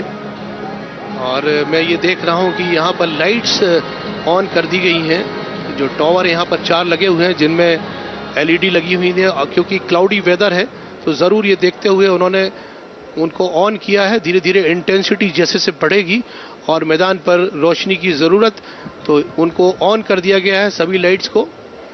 मैदान पर रोशनी भी थोड़ा थोड़ा आना शुरू हुई, क्योंकि क्लाउडी कवर है तो थोड़ा थोड़ा अंधेरा जैसा अंपायर को ऐसा लगा होगा, तो ज़रूर उन्होंने इंस्ट्रक्शंस दिए होंगे कि लाइट ऑन की जाए, और लाइट ऑन हो गई है। इधर तैयार हो रहे हैं आर्यन दत्त। अच्छी गेंद थी, बैकफुट पर जाकर इसको खेल लिया ऑन साइड की दिशा में, लेग की दिशा में। 1 रन के लिए दौड़े दोनों ही बल्लेबाज। स्कोर में इजाफा हुआ, स्कोर पहुंचा सिंगल की मदद से 64 रनों पर 1 विकेट के नुकसान पर। बेयरस्टो आज आउट हुए, जो कि सलामी जोड़ी के रूप में आए थे, और उनकी जगह पे रूट ने अभी 1 रन बनाया है, अपना खाता खोला है। और मलान जो बाएं हाथ के बल्लेबाज हैं काफ़ी बढ़िया खेल रहे हैं, 45 रन बना लिए उन्होंने, 5 रन दूर है अपने अर्धशतक से। 31 गेंदों का सामना किया है, तो 7.84 का जो एवरेज है औसत है इस समय। आर्यन दत्त तैयार, छोटा सा रनअप उनका, इस बार बैकफुट पर जाकर इसको खेला। अच्छी बैकलिफ्ट के साथ में गेंद पहुंची फील्डर के पास में, लेकिन कोई फायदा नहीं हुआ बल्लेबाज को। ये डॉट गेंद रही है, ज़ाय हो गई। अब अगली गेंद की प्रतीक्षा करनी होगी। आर्यन दत्त तैयार। आर्यन दत्त 5 ओवर लगातार गेंदबाजी करा रहे हैं कप्तान स्कॉट एडवर्ड्स उनको। इस बार इस गेंद का स्पिन होने का, और इसको निकाल दिया है पॉइंट से। बहुत ही शानदार क्लासिक शॉट, गेंद कारपेट के सहारे दौड़ती हुई बाउंड्री लाइन की ओर। एक और चौका यहां पर इंग्लैंड के खाते में। जबरदस्त उस गेंद को देखा और कट किया बहुत बढ़िया तरीके से। गेंद गई बाउंड्री लाइन की ओर, 4 रन मिले इंग्लैंड को। बहुत ही सदा हुआ, बहुत ही सटीक उन्होंने स्ट्रोक लगाया और डिस्पैच किया बाउंड्री लाइन पर। गेंद गई, 4 रन और मिले इंग्लैंड का। स्कोर पहुंच गया 4 रन की मदद से उछलता हुआ 68 रनों पर 1 विकेट के नुकसान पर।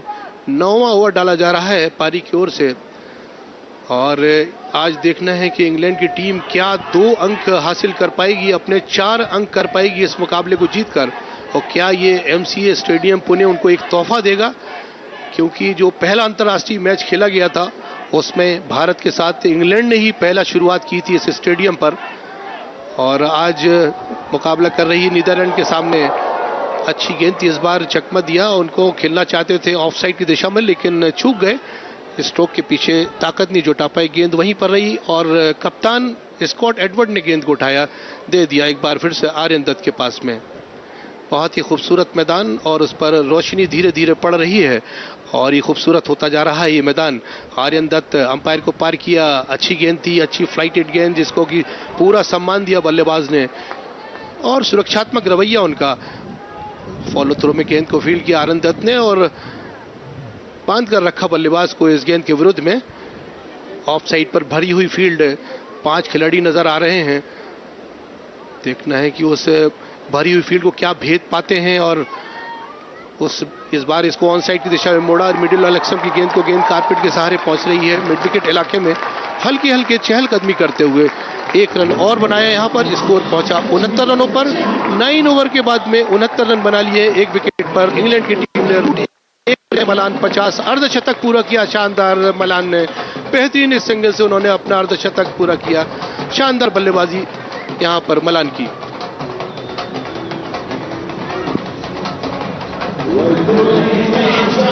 So after 9 overs, England winning the toss and choosing to bat. 69 for 1, and 50 of those 69 runs have come from the bat of the left-handed opener David Malan, who's been in cracking form. 50 of 36 balls. And Joe Root, who came in at the fall of the only wicket that England have lost, that of Jonny Bairstow. Jonny Bairstow was also shaping up well before he was caught by Meekeren in the 30-yard cordon at 45 degrees off the bowling of Aryan Dutt for 15. Miscuing sweep shot, he was out for 50, and that wicket fell with a score reading 48. Here is Van Meekeren, the man who took that catch. The first change from the far end, and that's on the midland leg stump, helped along. We will wait for the umpire signal. I think there was a bit of bat there, so no signal. It's off the bat as well, so a single there 51 to David Malan. Joe Root on 1 will take strike now. And the floodlights are now coming on in full glow here. It's a cloud cover which has enveloped the surroundings here. So quite gloomy here, and the floodlights have been put on. No immediate threat of rain. There's been no forecast for rain, but we'll wait and watch. Here is Van Meekeren getting good bounce outside the off stump. Good carry.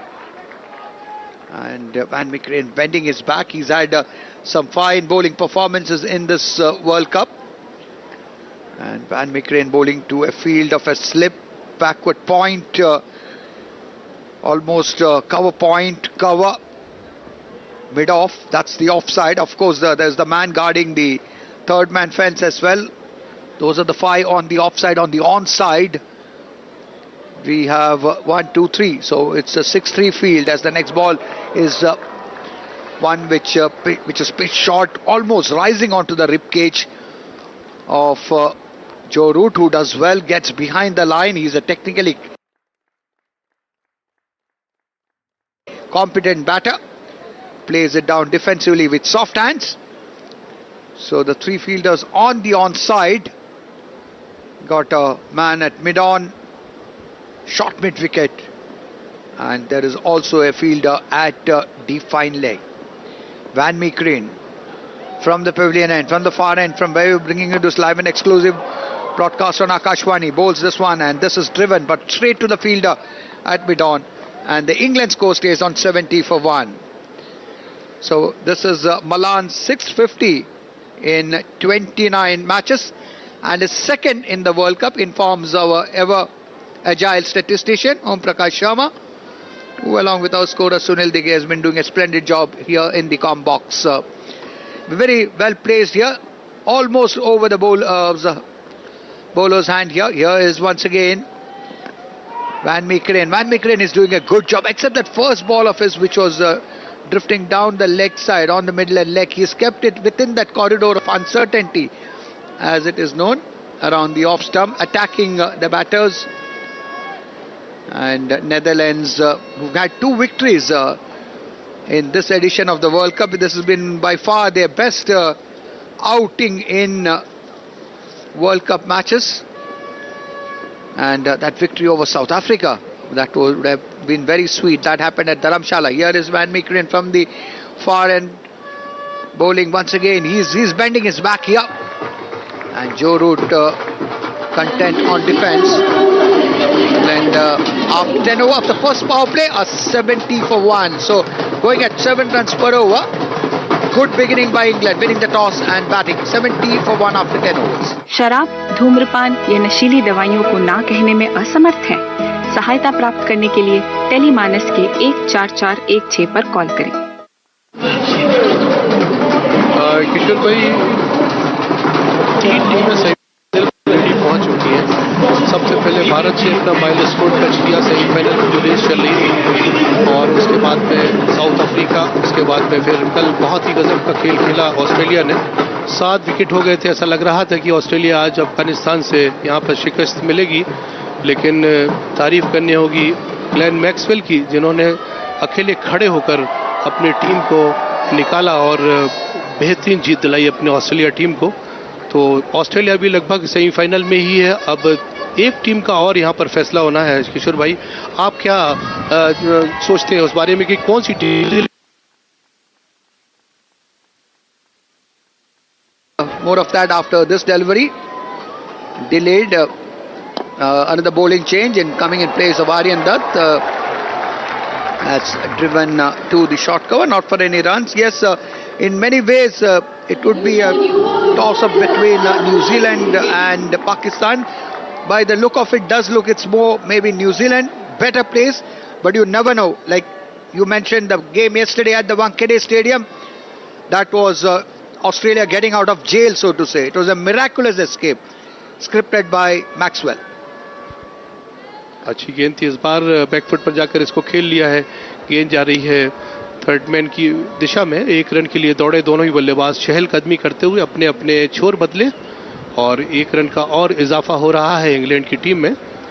धीरे धीरे यहाँ पर target set कर रही England की team, लेकिन बहुत ही अच्छी शुरुआत हुई। एक विकेट ज़रूर उन्होंने बहुत ही इम्पोर्टेंट खो दिया है, लेकिन संभल कर खेल रहे हैं यहाँ पर मलान और रूट, और उनकी कोशिश रहेगी कि एक यहाँ पर एक बड़ी साझेदारी बनाई जाए, और साझेदारी बनेगी तो निश्चित तौर पर एक मजबूती मिलेगी इंग्लैंड की टीम को।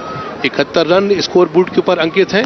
एक विकेट के नुकसान पर इस गेंद को खेला है, बल्ले का फेस खोलते हुए ऑफ साइड की दिशा में पॉइंट पर फील्डर मैक्स ओडाउड मौजूद थे। उन्होंने गेंद को सफाई के साथ में फील्ड किया और थ्रो किया विकेट कीपर स्कॉट एडवर्ड के दस्तानों में, लेकिन एक रन से नहीं रोक पाए दोनों ही बल्लेबाजों को। स्कोर पहुंचा सिंगल की मदद से। लगातार यहाँ पर जो मुकाबले हुए हैं, ये चौथा मुकाबला चल रहा है। इसके बाद में एक मुकाबला और खेला जाना है एमसीए स्टेडियम पुणे पर ऑस्ट्रेलिया और बांग्लादेश के दरमियान में, और विकेट बहुत ही शानदार खेला है एमसीए स्टेडियम का। अच्छी गेंद थी, इस बार इसको खेलना चाहते थे लेकिन खिलाड़ियों ने उसको जाने नहीं दिया, और 72 बास डिलेडी गेंदबाजी कर रहे हैं, जो कि एक बेहतरीन गेंदबाज हैं और बेहतरीन ऑलराउंडर हैं नीदरलैंड टीम के, और लगातार बदलाव कर रहे हैं कप्तान स्कॉट एडवर्ड, और चाहते हैं कि एक आध विकेट यहाँ पर और लिया जाए, प्रेशर बना जाए इंग्लैंड टीम के ऊपर। लेकिन ये जोड़ी मैदान पर डटी हुई है और बहुत ही इत्मीनान के साथ में बल्लेबाजी कर रही है और अच्छे रन्स भी बना रही है। इस बार मिडिल एलेक्सम की गेंद को खेला ऑन साइड की दिशा में, लेकिन रन के लिए नहीं, फील्डर वहां पर मौजूद थे। स्कोर 72 रन है। एक विकेट के नुकसान पर 11वां ओवर डाल रहे हैं बास डिलेडे, जिनका कि पहला ओवर है और पारी का 11वां ओवर है। रूट ने 2 रन बनाए हैं, 7 गेंदों का सामना किया है। मलान ने 52 रन की पारी खेली है, जिसमें 10 चौके लगाए हैं उन्होंने, और 41 गेंदों का सामना किया है। तो शानदार नज़ारा है एमसीए स्टेडियम पुणे में, और 2 यूरोप की टीम ने आमने सामने, नीदरलैंड फील्डिंग साइड और बल्लेबाजी करती हुई इंग्लैंड की टीम, जिन्होंने किया टॉस जीता, 1 रन के लिए दौड़े बहुत तेजी के साथ में। अच्छा रन और बढ़िया तालमेल, शानदार running between the wicket, 1 run का और इजाफा, और ये ओवर पूरा हुआ। 11 ओवर की समाप्ति के बाद 73 रन, 1 विकेट के नुकसान पर इंग्लैंड का स्कोर है। मलान 53 रन पर खेल रहे हैं, रूट 2 रन पर।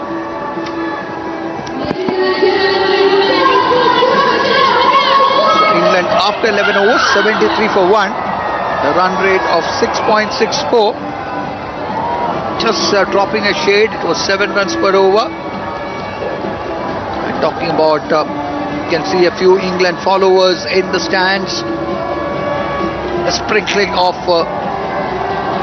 followers for the Netherlands team as well. Netherlands also known as Holland.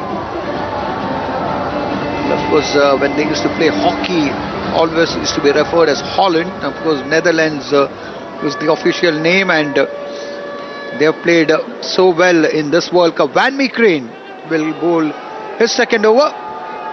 Was quite economical, just considered a single. Here is he bowling too, and there's a pickup. And Joe Root is content on defence. So Van Meekeren has been the most economical of the Netherlands bowlers. Have just conceded 4 runs in 1.4 overs, and has been able to put a break on the scoring. Angle would take Joe Root to 3. Malan is on 56, and England winning the toss and electing to bat a 77 for 1. So the crowd cover is there. Mohammad Shahid, the water's been interesting. We haven't seen any much of lateral movement. There's been the but this time pitching it short, and that's pulled away, but straight to the man at the deep fine leg region. Only a single cruise there, and that single to Malan takes him to 57. Root is 3, and England are 78 for 1. कि 1-2 wicket और यहाँ पर लिए जाए England के, और pressure बनाया जाए इंग्लैंड टीम के ऊपर, लेकिन बहुत ही बढ़िया बल्लेबाजी की अब तक दोनों ही बल्लेबाजों ने। खासतौर से मलान की तारीफ करनी होगी, उन्होंने 57 रन बनाए, जबरदस्त अर्धशतक बनाया। आज यहाँ पर 45 गेंदें खेली हैं, और इधर बास डिलेडे एक बार फिर से दाहिने हाथ से ओवर द विकेट इस गेंद को खेला मिड ऑफ क्षेत्र में, लेकिन रन के लिए नहीं, गेंद थ्रो की जा रही है स्कॉट एडवर्ड के दस्तानों में, और गेंद एक बार फिर से आ रही है बास डिलेडे के पास में। बास डिलेडे जो कि एक बेहतरीन ऑलराउंडर है नीदरलैंड के, और उनसे काफ़ी उम्मीदें हैं कप्तान को, देखना है कि अपनी गेंदबाजी में कितनी विविधता लाते हैं और किस तरीके से बल्लेबाज को विचलित करते हैं। और इधर हमसे दूर भागते हुए अंपायर को पार किया, दाहिने हाथ से गुड लेग बॉल थी, इस गेंद को बैकफुट पर जाकर कट कर दिया। थर्ड मैन की ओर 1 रन के लिए दौड़े दोनों ही बल्लेबाजों ने अपने अपने सिरे ले। 1 रन का और इजाफा हुआ स्कोर में, स्कोर पहुंचा 79 के योग पर 1 विकेट के नुकसान पर। 13वां ओवर प्रगति पर है और इंग्लैंड प्रयासरत है कि एक बड़ा यहाँ पर लक्ष्य बनाया जाए, एक बड़ी चुनौती दी जाए आज यहाँ पर नीदरलैंड को। जैसे ही टॉस जीता था कप्तान जॉस बटलर ने और उन्होंने फौरन ही फैसला किया था कि यहाँ पर बल्लेबाजी करेंगे और उनकी टीम अच्छा खेल रही है और उन्होंने साबित भी कर रहे हैं। इस बार इसको निकलकर कैच था, वहां पर हवा में थी, चूक गए, एक अवसर बना था, क्रिएट किया गया था कैच, लेकिन उनके यहाँ से निराश जरूर होंगे। उन्होंने बढ़िया प्रयास किया था, पूरे मार्क्स मिलना चाहिए उनको और स्लाइड मारा था उन्होंने, लेकिन हाथ से निकल गई आसपास से। एक मौका मिला था, पास लीडे थोड़ा सा परेशान होंगे कि ये विकेट मिल सकता था उनको, लेकिन मुश्किल कैच था, लेकिन बढ़िया छलांग लगाई थी उन्होंने, उनके पास से निकला, 1 रन बना और इंग्लैंड का विकेट सुरक्षित है। 81 रन 1 विकेट के नुकसान पर। बास लीडे ओवर द विकेट, अच्छी गेंद थी इस बार, इस गेंद को बल्ले का फेस खोलते हुए ऑफ साइड की दिशा में, पॉइंट की दिशा में खेला और सीधे फील्डर के पास पहुंची गेंद, रन के लिए नहीं। रूट ने 5 रन बनाए हैं, जो रूट ने, और सामना करेंगे एक बार फिर से बास लीडे का। दायरे के अंदर 3 फील्डर नजर आ रहे हैं और 4 फील्डर की लिबर्टी अब है क्योंकि पावर प्ले खत्म हो गया है 10 ओवर का और 4 फील्डर दूर दराज नजर आ रहे हैं। इधर बास लीडे एक बार फिर से हमसे दूर भागते हुए, लंबा रनअप है उनका और इस बार पटकी हुई गेंद थी और इस गेंद को मोड़ना चाहते थे ऑन साइड की दिशा में, लेकिन शॉर्ट मिड विकेट पर फील्डर मौजूद हैं। उन्होंने मुस्तैदी दिखाई, वहां पर सफाई के साथ में गेंद को फील्ड किया और रन बनने का कोई वहां पर प्रश्न नहीं था। गेंद लौटा दी जाएगी मिड ऑफ फील्डर के जरिए बास लीडे को। अच्छी बल्लेबाजी की है आज इंग्लैंड की टीम ने और उनकी कोशिश होगी आज की एक बड़ा लक्ष्य दिया जाए, इस मुकाबले को जीता जाए, 2 अंक और अर्जित किए जाएं क्योंकि उनके पास में 2 ही अंक हैं। एक ही मुकाबला उन्होंने जीता है, बांग्लादेश को हराया था। और इधर बास लीडे एक बार ऑफ स्टंप के बाहर थी गेंद को, इसको खेलना चाहते थे लेकिन स्ट्रोक के पीछे ताकत नहीं जुटा पाए, लेकिन स्कॉट एडवर्ड दौड़ते हुए गए दाहिनी ओर, 1 रन से नहीं रोक पाए दोनों ही बल्लेबाजों को। 82 रन 1 विकेट के नुकसान पर 13 ओवर की समाप्ति के बाद। रूट खेल रहे हैं 6 रनों पर, मलान खेल रहे हैं 58 पर। ये स्थिति है out there in the middle. इस मुकाबले में 40वां मैच चल रहा है यहाँ आईसीसी विश्व कप 2023 का। जनता से संसद तक एक बार फिर चल पड़ी है चुनावी रेड। 18 वर्ष से ऊपर हर यात्री से अनुरोध है, अपनी दुविधाओं और समस्याओं का पिटारा लेकर आ जाएं। मतदाता जंक्शन सीजन 2 पर। निर्वाचन आयोग और आकाशवाणी कर रहे हैं आपका इंतजार। तो आइए मिलते हैं मतदाता जंक्शन सीजन 2 पर। So England 82 for 1 and Van Meekeren starts off with a bouncer which caught Joe Root a bit by surprise, and that's been called a wide as well. As far as height is concerned, pitch too short and going over the batter's head, over his shoulder in an upright position, so promptly called a wide. And extras, one more to the extras, and England are 83 for 1 after 13 overs, winning the toss and opting to bat here in overcast conditions as the next ball. That's a very innovative shot played by Joe Root. Joe Root was technically so correct this time, just playing that reverse scoop over there. He did read the length of the ball very well and then just scooped it over the wicketkeeper.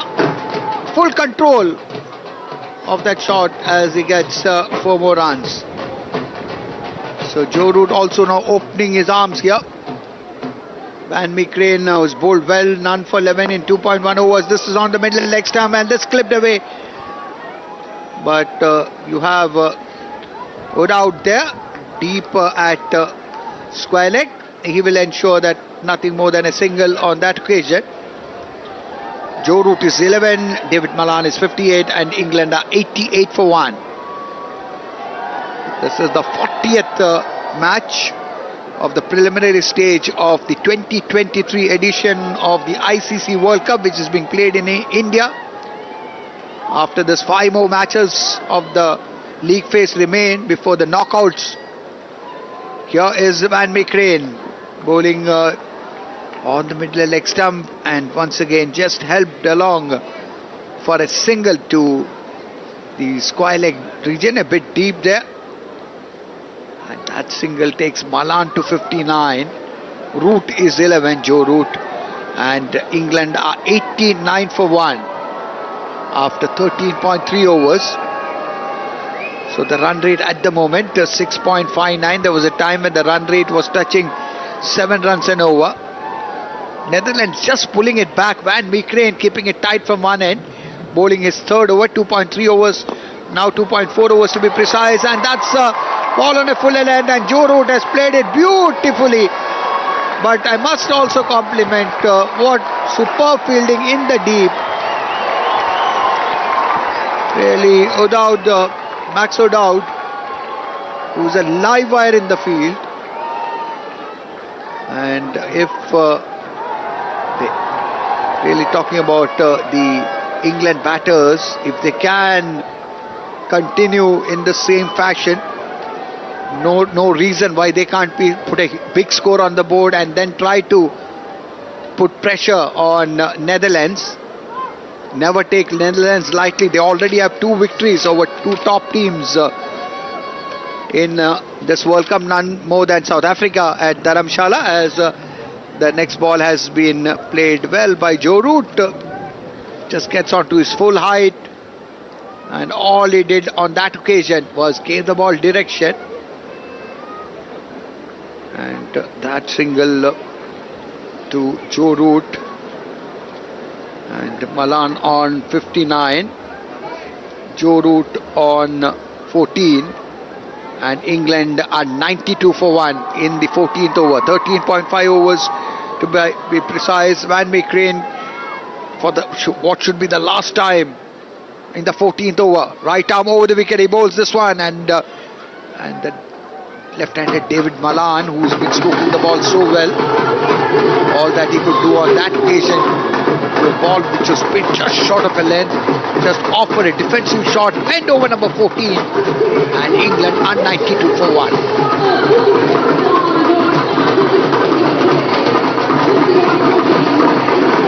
चवालीस run की partnership हो चुकी है दोनों ही बल्लेबाजों के दरमियान में। और ये साझेदारी मजबूत होती जा रही है, पुख्ता होती जा रही है, और दोनों ही बल्लेबाजों की आंखें सेट हो गई हैं और गेंदें बड़ी आसानी के साथ उनके बल्ले पर आ रही हैं, तो बहुत ही आसानी के साथ में भी रन्स बना रहे हैं। जहां कहीं पे भी उनको वीक गेंदें, कमजोर गेंदें मिली हैं, उनको बराबर उन्होंने पनिश किया है। रूट ने 14 रन बना लिए हैं, 18 गेंदें उन्होंने फेस की हैं। मलान ने 59 रन बनाए हैं, 49 गेंदों का सामना किया, 92 रन स्कोर बोर्ड पर जब बेयरस्टो आउट हुए थे। और अब फिर से एक बार गेंदबाजी में तब्दीली। रोलोफ वॉन्डर मरवे को बुलाया गया, 7 मैच खेलने हैं, उनके पास 5 विकेट हैं, और देखना है कि वो अपनी गेंदबाजी से जो उनको जिम्मेदारी सौंपी है कप्तान स्कॉट एडवर्ड ने, क्या डिफरेंस लाते हैं और कितनी पैनी और धारदार गेंदबाजी करते हैं। हिल एंड से कमेंट्री बॉक्स की ओर से बाएं हाथ से छोटा सा रन, अब फ्लाइटेड गेंद थी, इस बार स्पिन होने का इंतजार किया, लेकिन उसको खेला है ऑफ साइड की दिशा में। 1 रन के लिए दोनों ही बल्लेबाजों ने अपने अपने सिरे बदले। स्कोर पहुंचा सिंगल की मदद से 92 रनों पर 1 विकेट के नुकसान पर। रन रेट 6.93 रन, माफ कीजिएगा 93 रन 1 विकेट के नुकसान पर। दूसरा पावर प्ले चल रहा है, 15 ओवर डाला जा रहा है नीदरलैंड की ओर से। रूट नॉन स्ट्राइकर छोर पर 15 रन बनाकर खेल रहे हैं, और मलान जो सामना करेंगे वांडर मीरवे का। पहली गेंद डाली थी उन्होंने उस गेंद को, और बाएं हाथ के मलान तैयार हैं, इंतजार करेंगे वांडर मीरवे का। बाएं हाथ से छोटा सा रन, अब इस बार इसको आगे निकलकर खेल दिया है गेंद को, और ऑन साइड की दिशा में 1 रन के लिए दौड़े, और 1 रन के साथ में दोनों ही बल्लेबाज संतुष्ट हैं। 1 रन का और इजाफा, स्कोर बढ़ता हुआ सिंगल 91 रन की मदद से पहुंचा 94 पर 1 विकेट के नुकसान पर। यह स्थिति है इस मुकाबले की। पहले बल्लेबाजी कर रही है टॉस जीतकर इंग्लैंड की टीम, और फील्डिंग साइड है नीदरलैंड की team.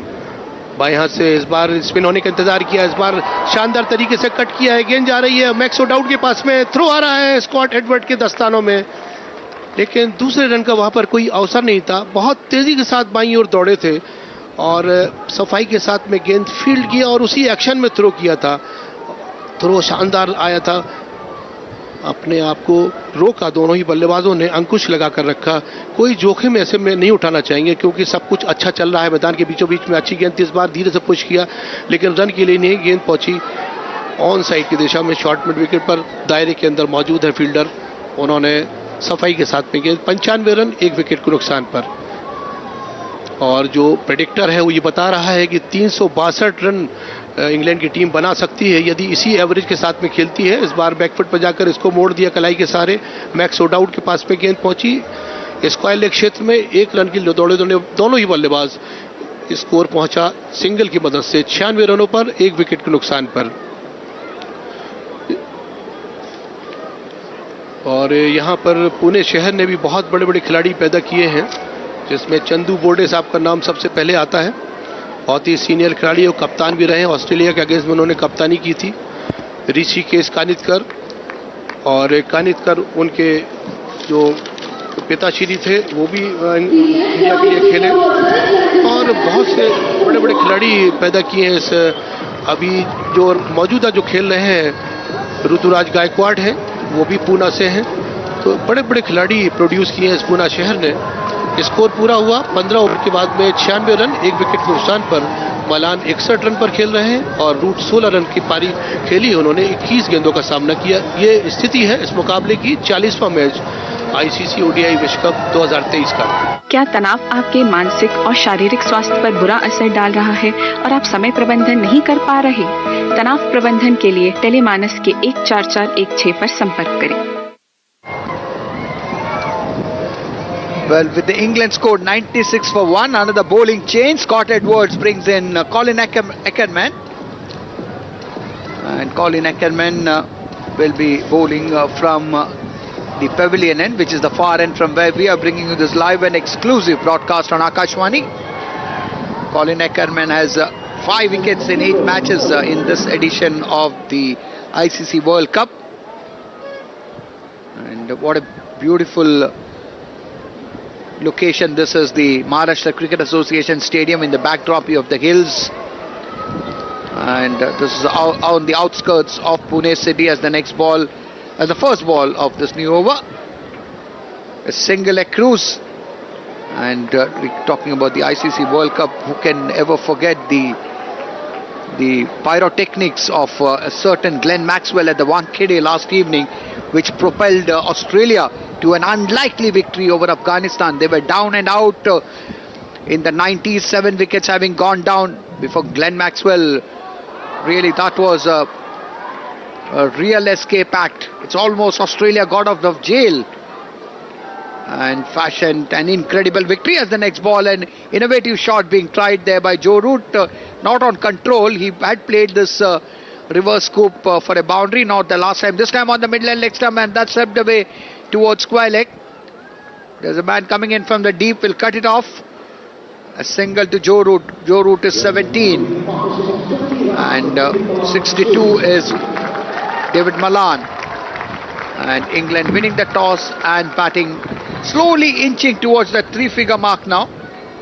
98 for 1, the lone batter back in the pavilion, Jonny Bairstow, who was caught by Van Meekeren of Aryan Dutt for 15. Next ball has been driven into the covers, and the man who has been in the thick of the action has had to do so much fielding today.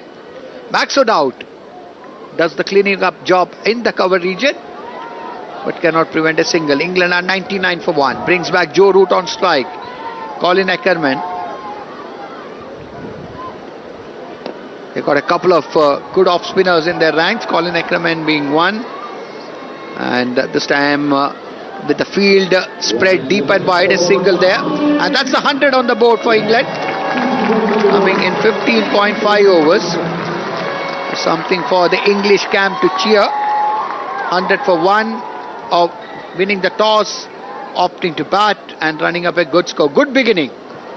As they say, A good beginning is half done as the next ball the last ball of that over has been pushed into the extra cover region, gets a single.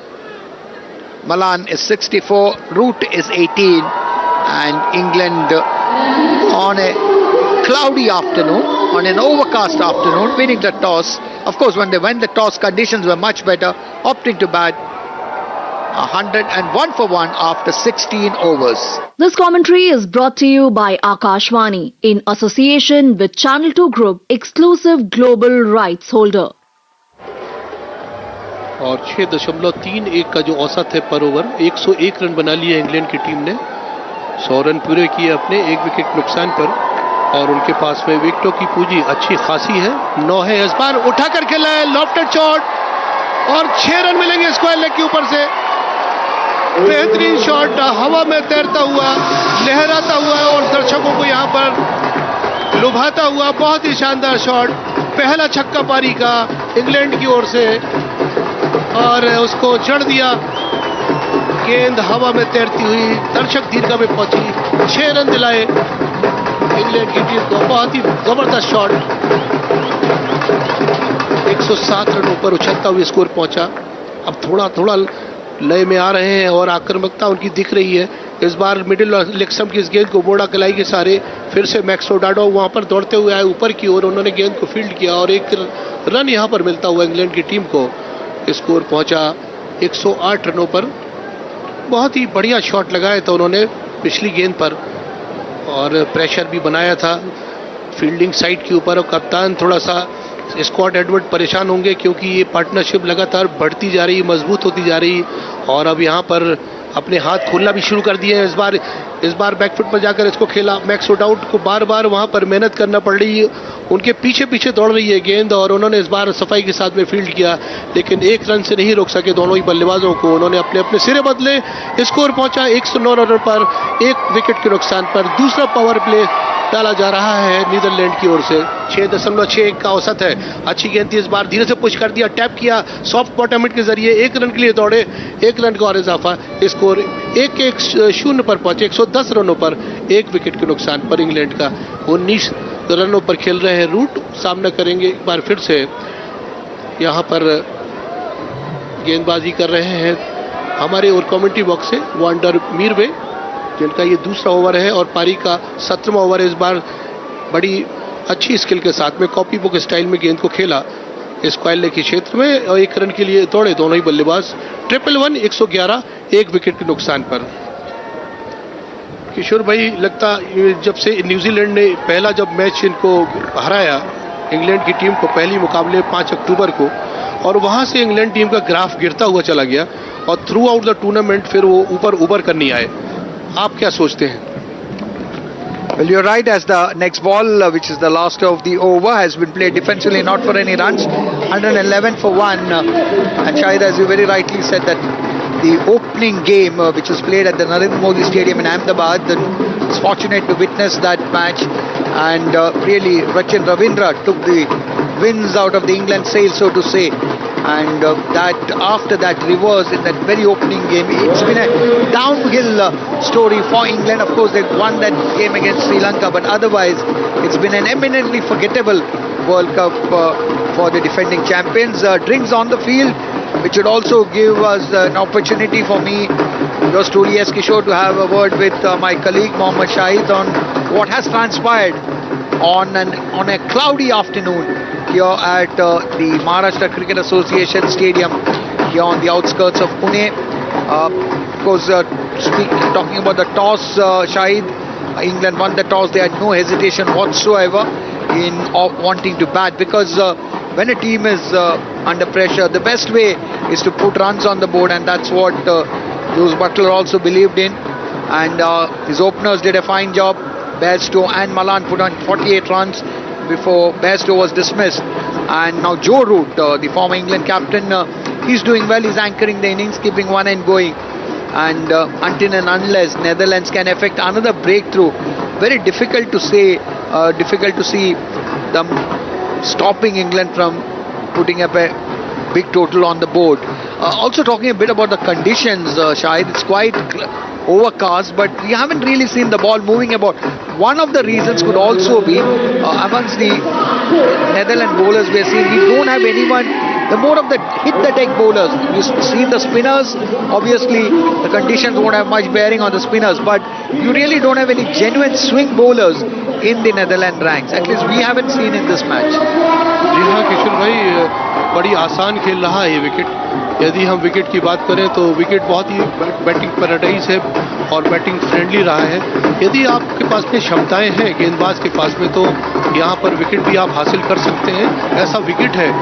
और यहाँ के जो curator हैं पंकज यादव से जब बात हुई थी हमारी, मैं मैदान में गया था, उनसे मुलाकात हुई थी तो उनसे बात हो रही थी तो बड़ा खुश थे और उनका चेहरे से नज़र आ रहा था कि जो विकेट उन्होंने बनाया है बहुत ही शानदार बनाया. और उन्होंने ये भी प्रेडिक्शन किया था कि विराट कोहली यहाँ पर शतक लगाएंगे. और उसके बाद विराट कोहली जब खेलने के लिए आए थे बांग्लादेश के विरुद्ध में तो उन्होंने 103 नॉट आउट यहाँ पर बनाए थे, पहला ही शतक बनाया था. ये प्रेडिक्शन किया था यहाँ के क्यूरेटर प्रकाश जी ने और बहुत ही संतुष्ट थे वो. उन्होंने जिस तरीके से यहाँ पर मेहनत की और विकेट इतने शानदार बनाए. उसके बाद में 1 नवंबर को जब न्यूजीलैंड और साउथ अफ्रीका यहाँ पर खेलने के लिए आए किशोर भाई, तो उसमें भी 2 शतक जड़े गए थे. यानी अब तक 3 यहाँ पर सैकड़े लगाए जा चुके हैं एमसीए स्टेडियम पुणे पर. पहला विराट कोहली ने लगाया था और न्यूजीलैंड के साउथ अफ्रीका के क्लिंटन डीकॉक ने लगाया था और एक शतक और लगा था. इस तरीके से 3 शतक लगे हैं. ये जो विकेट है यहाँ की, तो विकेट हमेशा यहाँ की बहुत ही अच्छी रही है. तो प्रकाश जो बता रहे थे कि विकेट इतने अच्छे बनाए गए हैं कि दोनों टीमों को उसमें यानी गेंदबाज को भी फायदा मिलेगा और बल्लेबाज को भी फायदा मिलेगा. और ड्रिंक्स ट्रॉली मैदान के बाहर गई है और खेल फिर एक बार से रिज्यूम हो रहा है किशोर भाई. Yes, Colin Ackermann would be bowling the 18th over of the innings. Good over rate being maintained by Netherlands. There's been spin from one end for most of the time. The first ball has been driven to mid-on for a single. And really, as far as this match is concerned, Netherlands wanting to... They got 2 games, including this one against England. Their last game would be the last of the league matches.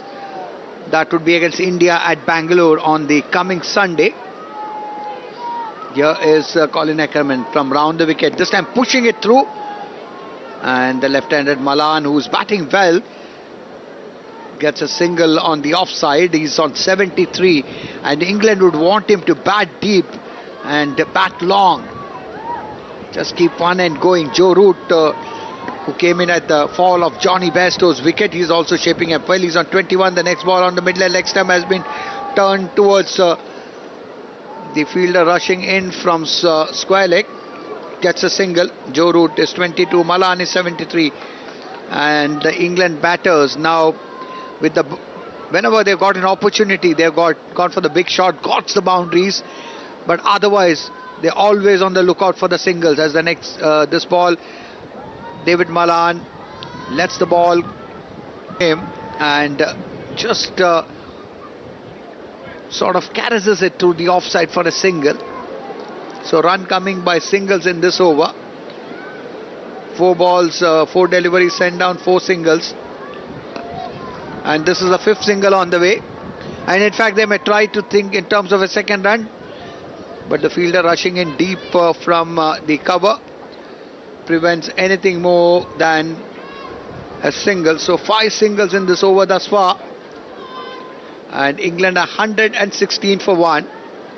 Winning the toss and batting first. Colin Ackermann. And this time past the fielder there in the 30-yard cordon on the offside. But there is a man coming in from long off. So yet another single. That Ackermann over, every ball a single accrued. 6 runs of that over, of the 18th over. And England after 18 overs winning the toss and choosing to bat 117 for 1, going at a run rate of 6.5. And really, Shahid, from here on, it would be upon this pair. They came together, remember, with the England score reading 48. That's the score when Bairstow was dismissed. And have done the good work, laid a foundation. And so now spin from both ends. Van der Merwe will be continuing from our end, the media end. from where we are bringing you this live and exclusive broadcast. The first ball has been a dot ball. अगली गेंद यहाँ पर डालने और score उठाकर हवा में खेला है, लॉफ्टेड शॉट और मैदान में पार करता हुआ हवा में लहराता हुआ दूधिया रोशनी में दर्शक दीगरा में लैंड करती हुई ये बॉल, एक और छक्का, साहस दिखाया, कदमों का इस्तेमाल किया और अपने कंधों के पावर को इस्तेमाल करते हुए इस गेंद को उठा दिया था। बहुत ही जबरदस्त मिड विकेट के ऊपर से 6 रनों के लिए बढ़िया छक्का।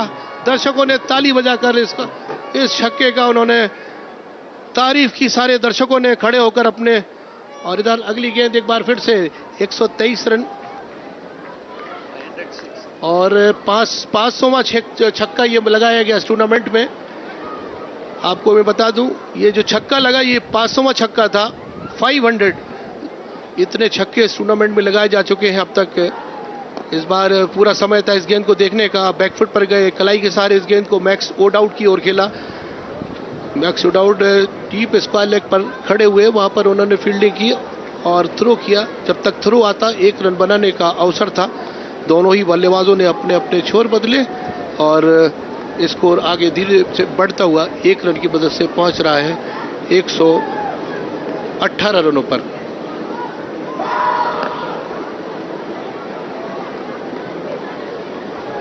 और वंडर मीरवे एक बार फिर से गेंदबाजी अपनी जारी रखेंगे। हमसे दूर छोटा सा रन अप, अंपायर को पार किया बाएं हाथ से, सामने करेंगे रूट जिन्होंने कि 23 रन बनाए। इस बार हल्के से कलाई के सहारे गेंद को मोड़ दिया स्क्वायर लेग की ओर में।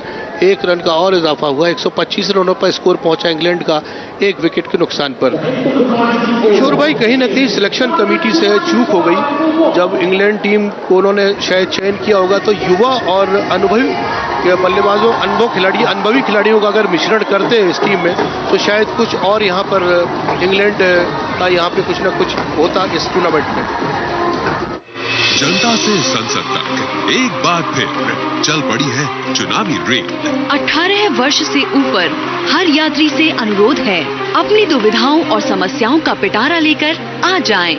मतदाता जंक्शन सीजन 2 पर निर्वाचन आयोग और आकाशवाणी कर रहे हैं आपका इंतजार। तो आइए मिलते हैं मतदाता जंक्शन सीजन 2 पर।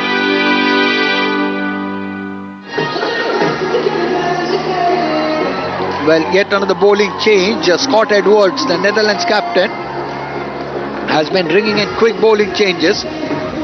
And Aryan Dutt, who opened the bowling from the media end, the off spinner is now coming on from the far end, the pavilion end of this very picturesque venue here, the Maharashtra Cricket Association Stadium at Gaunje and on the outskirts of Pune. Here is Dutt. Starts off with one, which is outside the off-stump, a ball of a fuller, then that's driven through extra cover. But there's a man doing the cleaning up job. And that would ensure that nothing more than a single here. Really, they need to keep on upping the scoring here. Whatever opportunity they have of rotating the strike, they have been doing it, both David Malan and Joe Root. In fact, on the last occasion, a couple of runs at 26, Root on strike. And this time, it is Joe Root driving towards the region on the onside, towards long on. Gets a single. And with that, the score moves on to 128 for 1. Malan on strike on 82, Root on 27. The left and right hand combination doing a splendid job for England.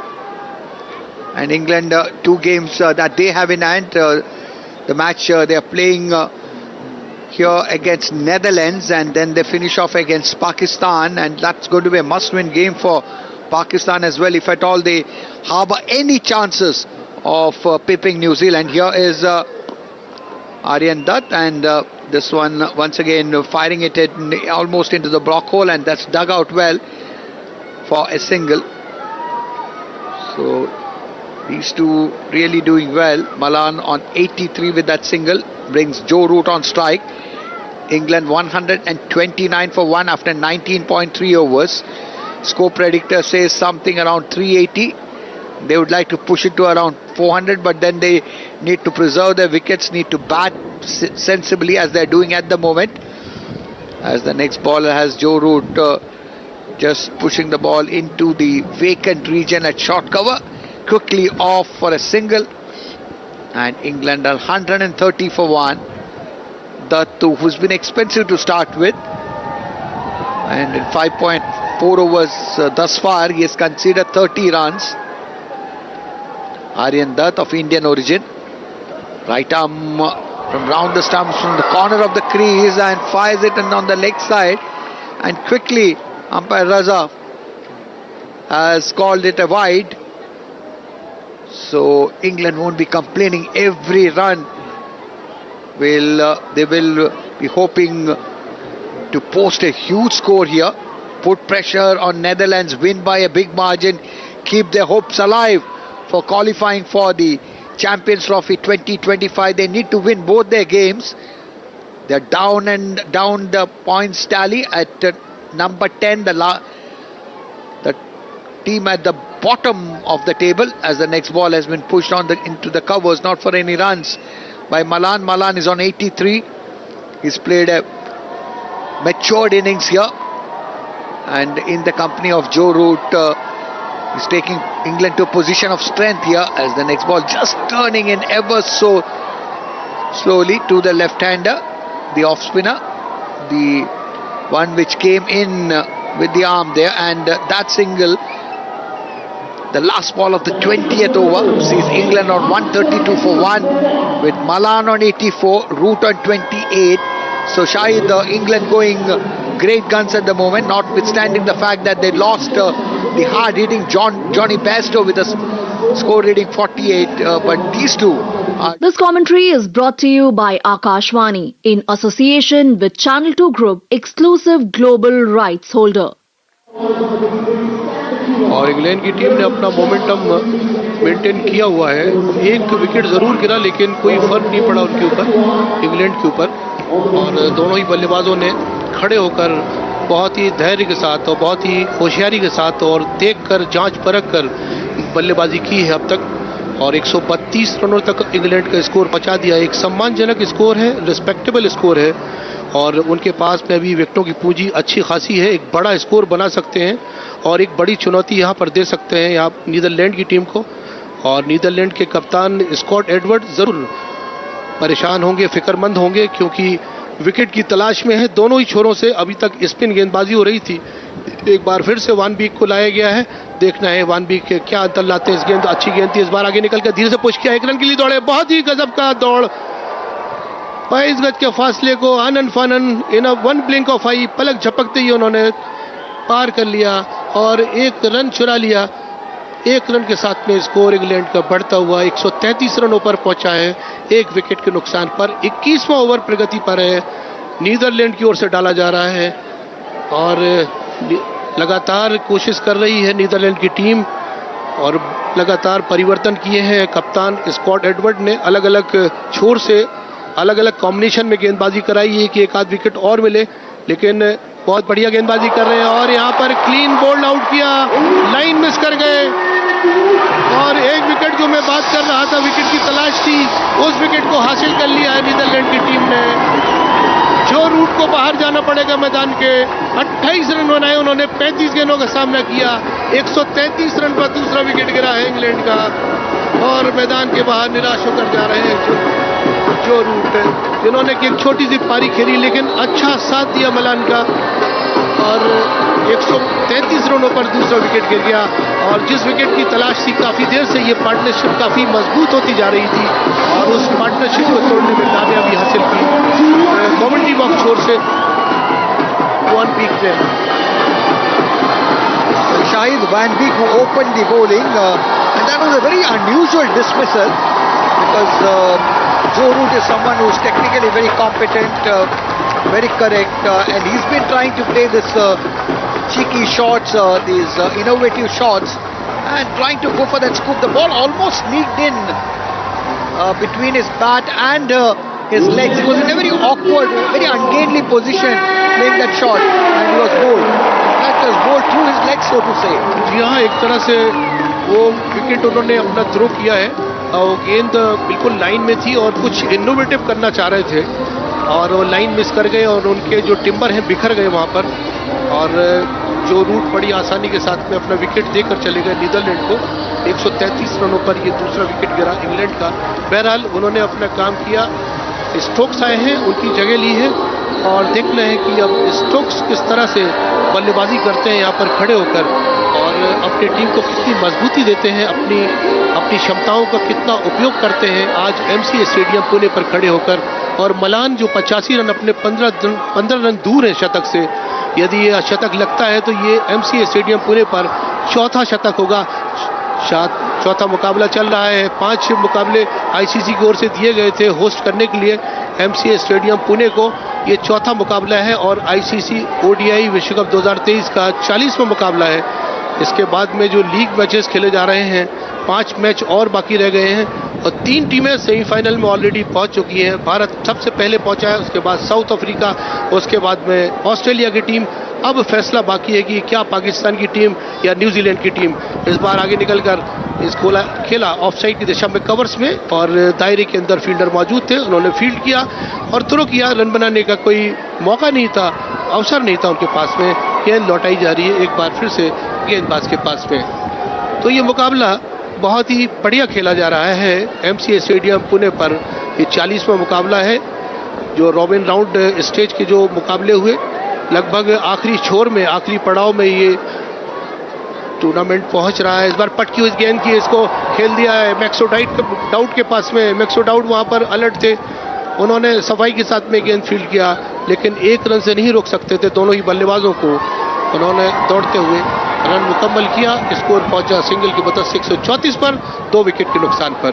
यह स्थिति है इस मुकाबले की और लगातार प्रयासरत है नीदरलैंड की टीम कि कहीं ना कहीं से बल्क में विकेट लिए जाएं और दबाव बनाया जाए इंग्लैंड की टीम। लेकिन अब तक इंग्लैंड की टीम बहुत ही अच्छा खेली है और अच्छी 2 पार्टनरशिप, पहले पार्टनरशिप छोटी सी बनी थी लेकिन उसके बाद में एक बड़ी पार्टनरशिप यहाँ पर बनी जिसमें उन्होंने अपनी टीम को मजबूती दी और स्कोर 134 रन है स्कोर बोर्ड के ऊपर और 2 विकेट इंग्लैंड ने खोए हैं मात्र अपने। मलान 85 रन पर सामना करेंगे और इस बार फुल टॉस पर इस गेंद को खेला, मुंह खोलते हुए बल्ले का गेंद जा रही है फील्डर के पास में कारपेट के सहारे। 1 रन और मिल रहा है इंग्लैंड की टीम को। 135 रन 21 ओवर पूरा हुआ। 21 ओवर के बाद में इंग्लैंड का स्कोर है 135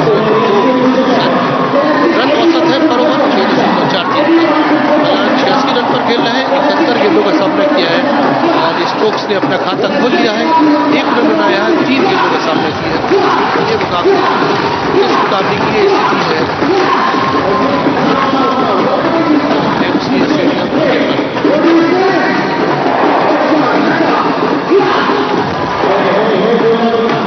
और एक बार फिर से मैदान पूरे तरीके से जा चुकी है लेकिन लाइट जरूर ऑन कर दी गई है। मैदान का रोशनी बेहतर नहीं है और ये लश्करी मैदान और भी खूबसूरत नजर आ रहा है और ये डच 11 की टीम जो ऑरेंजे के नाम से भी जानी जाती है मैदान पर पूरा कोशिश कर रही है कि इंग्लैंड की टीम को किस तरीके से रोका जाए। लेकिन इंग्लैंड के बल्लेबाज एक के बाद एक आकर शानदार बल्लेबाजी कर रहे हैं। मलान सामना करेंगे 86 के योग पर। आर्यन दत्त की गेंद दूर वाले छोर से, उनको छोर बदला गया कप्तान स्कॉट एडवर्ड ने, उस ओर से लगाया गया पवेलियन छोर से।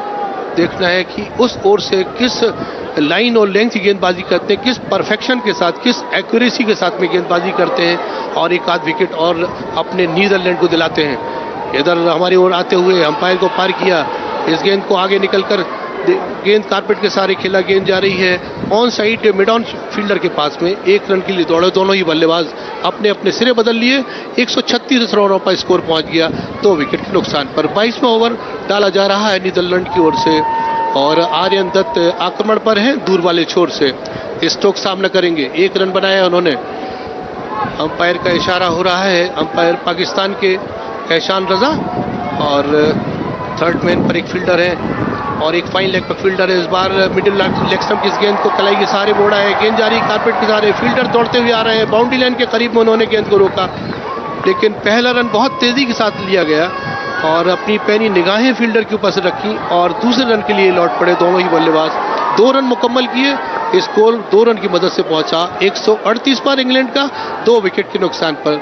6.42 का औसत चल रहा है और ये एक अच्छा औसत कहा जा सकता है इंग्लैंड के पॉइंट ऑफ व्यू से। स्टोक्स तैयार, इस बार बहुत ही अच्छी गेंद थी आर्यन दत्त की, इसको पूरा सम्मान दिया, पैट और पैट को जोड़े रखा और अपने शरीर का संतुलन बनाते हुए गेंद को वहीं पर ब्लॉक कर दिया। दत्त एक बार फिर से तैयार, जिन्होंने की 7वां ओवर अपने ओवर का डाल रहे हैं, दूर वाले छोर से चेंज कर आए हैं पवेलियन एंड से। 1 विकेट उन्होंने लिया है, 35 रन खर्च किए हैं और ये 7वां ओवर उनके द्वारा डाला जा रहा है। अच्छी गेंद थी, इस बार इसको खेला है, गेंद जा रही है मिड ऑन क्षेत्र में, फील्डर आ रहे हैं दौड़ते हुए और उन्होंने थ्रो किया, लेकिन जब तक थ्रो आता 1 रन बनाने का मौका मिल गया। स्कोर पहुंचा 139 पर, ओवर पूरा हुआ। एक शेष है, एक बॉल बता रहे हैं हमारे स्कोरर सुनील दिग्गी जी, एक गेंद और बाकी है। 139 रन अंकित है स्कोरबोर्ड के ऊपर। 2 रन खोए हैं, 2 विकेट खोए हैं मात्र इंग्लैंड ने अपने।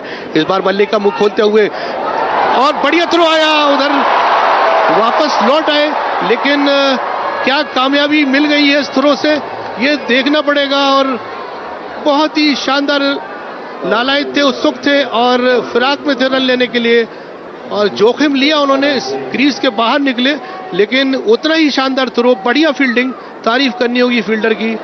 अब देखने की बात होगी कि क्या ये नीदरलैंड को यहाँ पर कामयाबी हासिल हुई है और चेक किया जा रहा है कि क्या वो अपने क्रीज में पहुंच गए या शॉर्ट रह गए, शॉर्ट ऑफ क्रीज रह गए। ये देखिए दिखाया जा रहा है स्क्रीन के ऊपर और शॉर्ट ऑफ क्रीज ऐसा लग रहा है कि हो गए हैं, पहुंच नहीं पाए हैं, वापसी नहीं कर पाए। और बहुत ही अच्छा थ्रो आया, तेज थ्रो आया और ये आउट है, इशारा हुआ अंपायर का। 1 विकेट यहाँ पर रन आउट के रूप में बहुत ही बढ़िया विकेट मिलता हुआ नीदरलैंड की टीम को, जिसमें तारीफ करनी होगी फील्डर्स की, जिन्होंने आनन फानन बहुत ही बढ़िया थ्रो किया, परफेक्ट थ्रो था और स्टंप बिखेर दिए गए थे वहां पर और शॉर्ट ऑफ क्रीज रह गए बल्लेबाज। आखिरकार 1 विकेट और हासिल कर लिया नीदरलैंड की टीम। 139 रन 3 विकेट नुकसान पर 22 ओवर की समाप्ति के बाद। So the Netherlands fielding coming to the fore over there. What a splendid work in the field and accounting for the well set David Malan. And David Malan departing after a fine knock of 87. It looked good for a 3-figure knock, but that was not to be. Harry Brook, who in 5 innings in this ICC Men's Cricket World Cup 2023 has mustered 128 runs. He's not really been in the best of form, and he has come out to join Ben Stokes. So 2 new batters out there in the middle.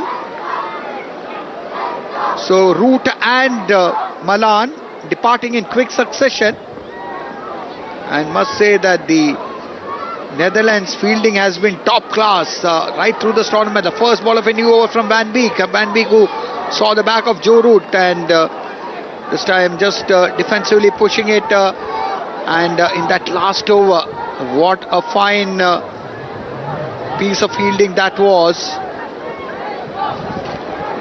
Van Beek really accounting for the batter there, and this one on the outside the off stump, wanting to square drive but straight to a fielder. There's a spring in the step as far as the Netherlands fielders are concerned.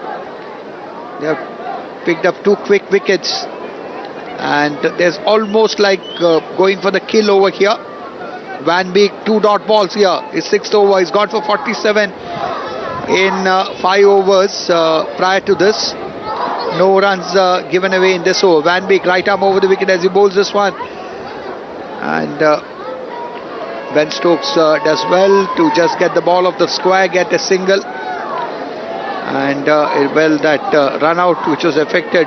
Wonderful pick up and throw, and must say David Malan set off. His partner wasn't ready. Ben Stokes was sent back and unfortunately could not reach the safety at the strikers, and a fine innings cut short there. David Malan run out for 87, and England are 140 for 3. This is the 23rd over, 22.3 overs to be precise. Van Beek has picked up a wicket, has had a hand in that run out, as here is he bowls the next one to Brook. Brook is content on defence, and England stay on 140 for 3. What a superb pick up and throw that was to Scott Edwards, the skipper, who is also the wicket keeper of the side, and he collected it beautifully and broke the stumps. That was the end of David Malan. And if England can continue in this fashion, or they can once again regroup, have a good partnership as the next one from Van Beek, the one which comes in, and Harry Brook gets behind the line of the ball as he pushes it on the onside. This World Cup game, number 40 in the preliminary stage of the ICC Cricket World Cup for men, being played here at the Maharashtra Cricket Association Stadium on the outskirts of Pune, which is a relatively new stadium. The first ever one-day international here was contested between India and Australia on October 13, 2013. And in the meanwhile, a misfield, yet another run.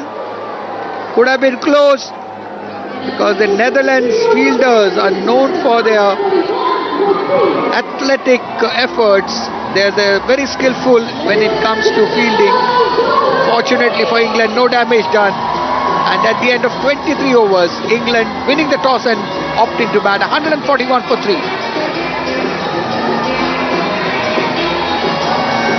23 overs gone by. Look at the bowling.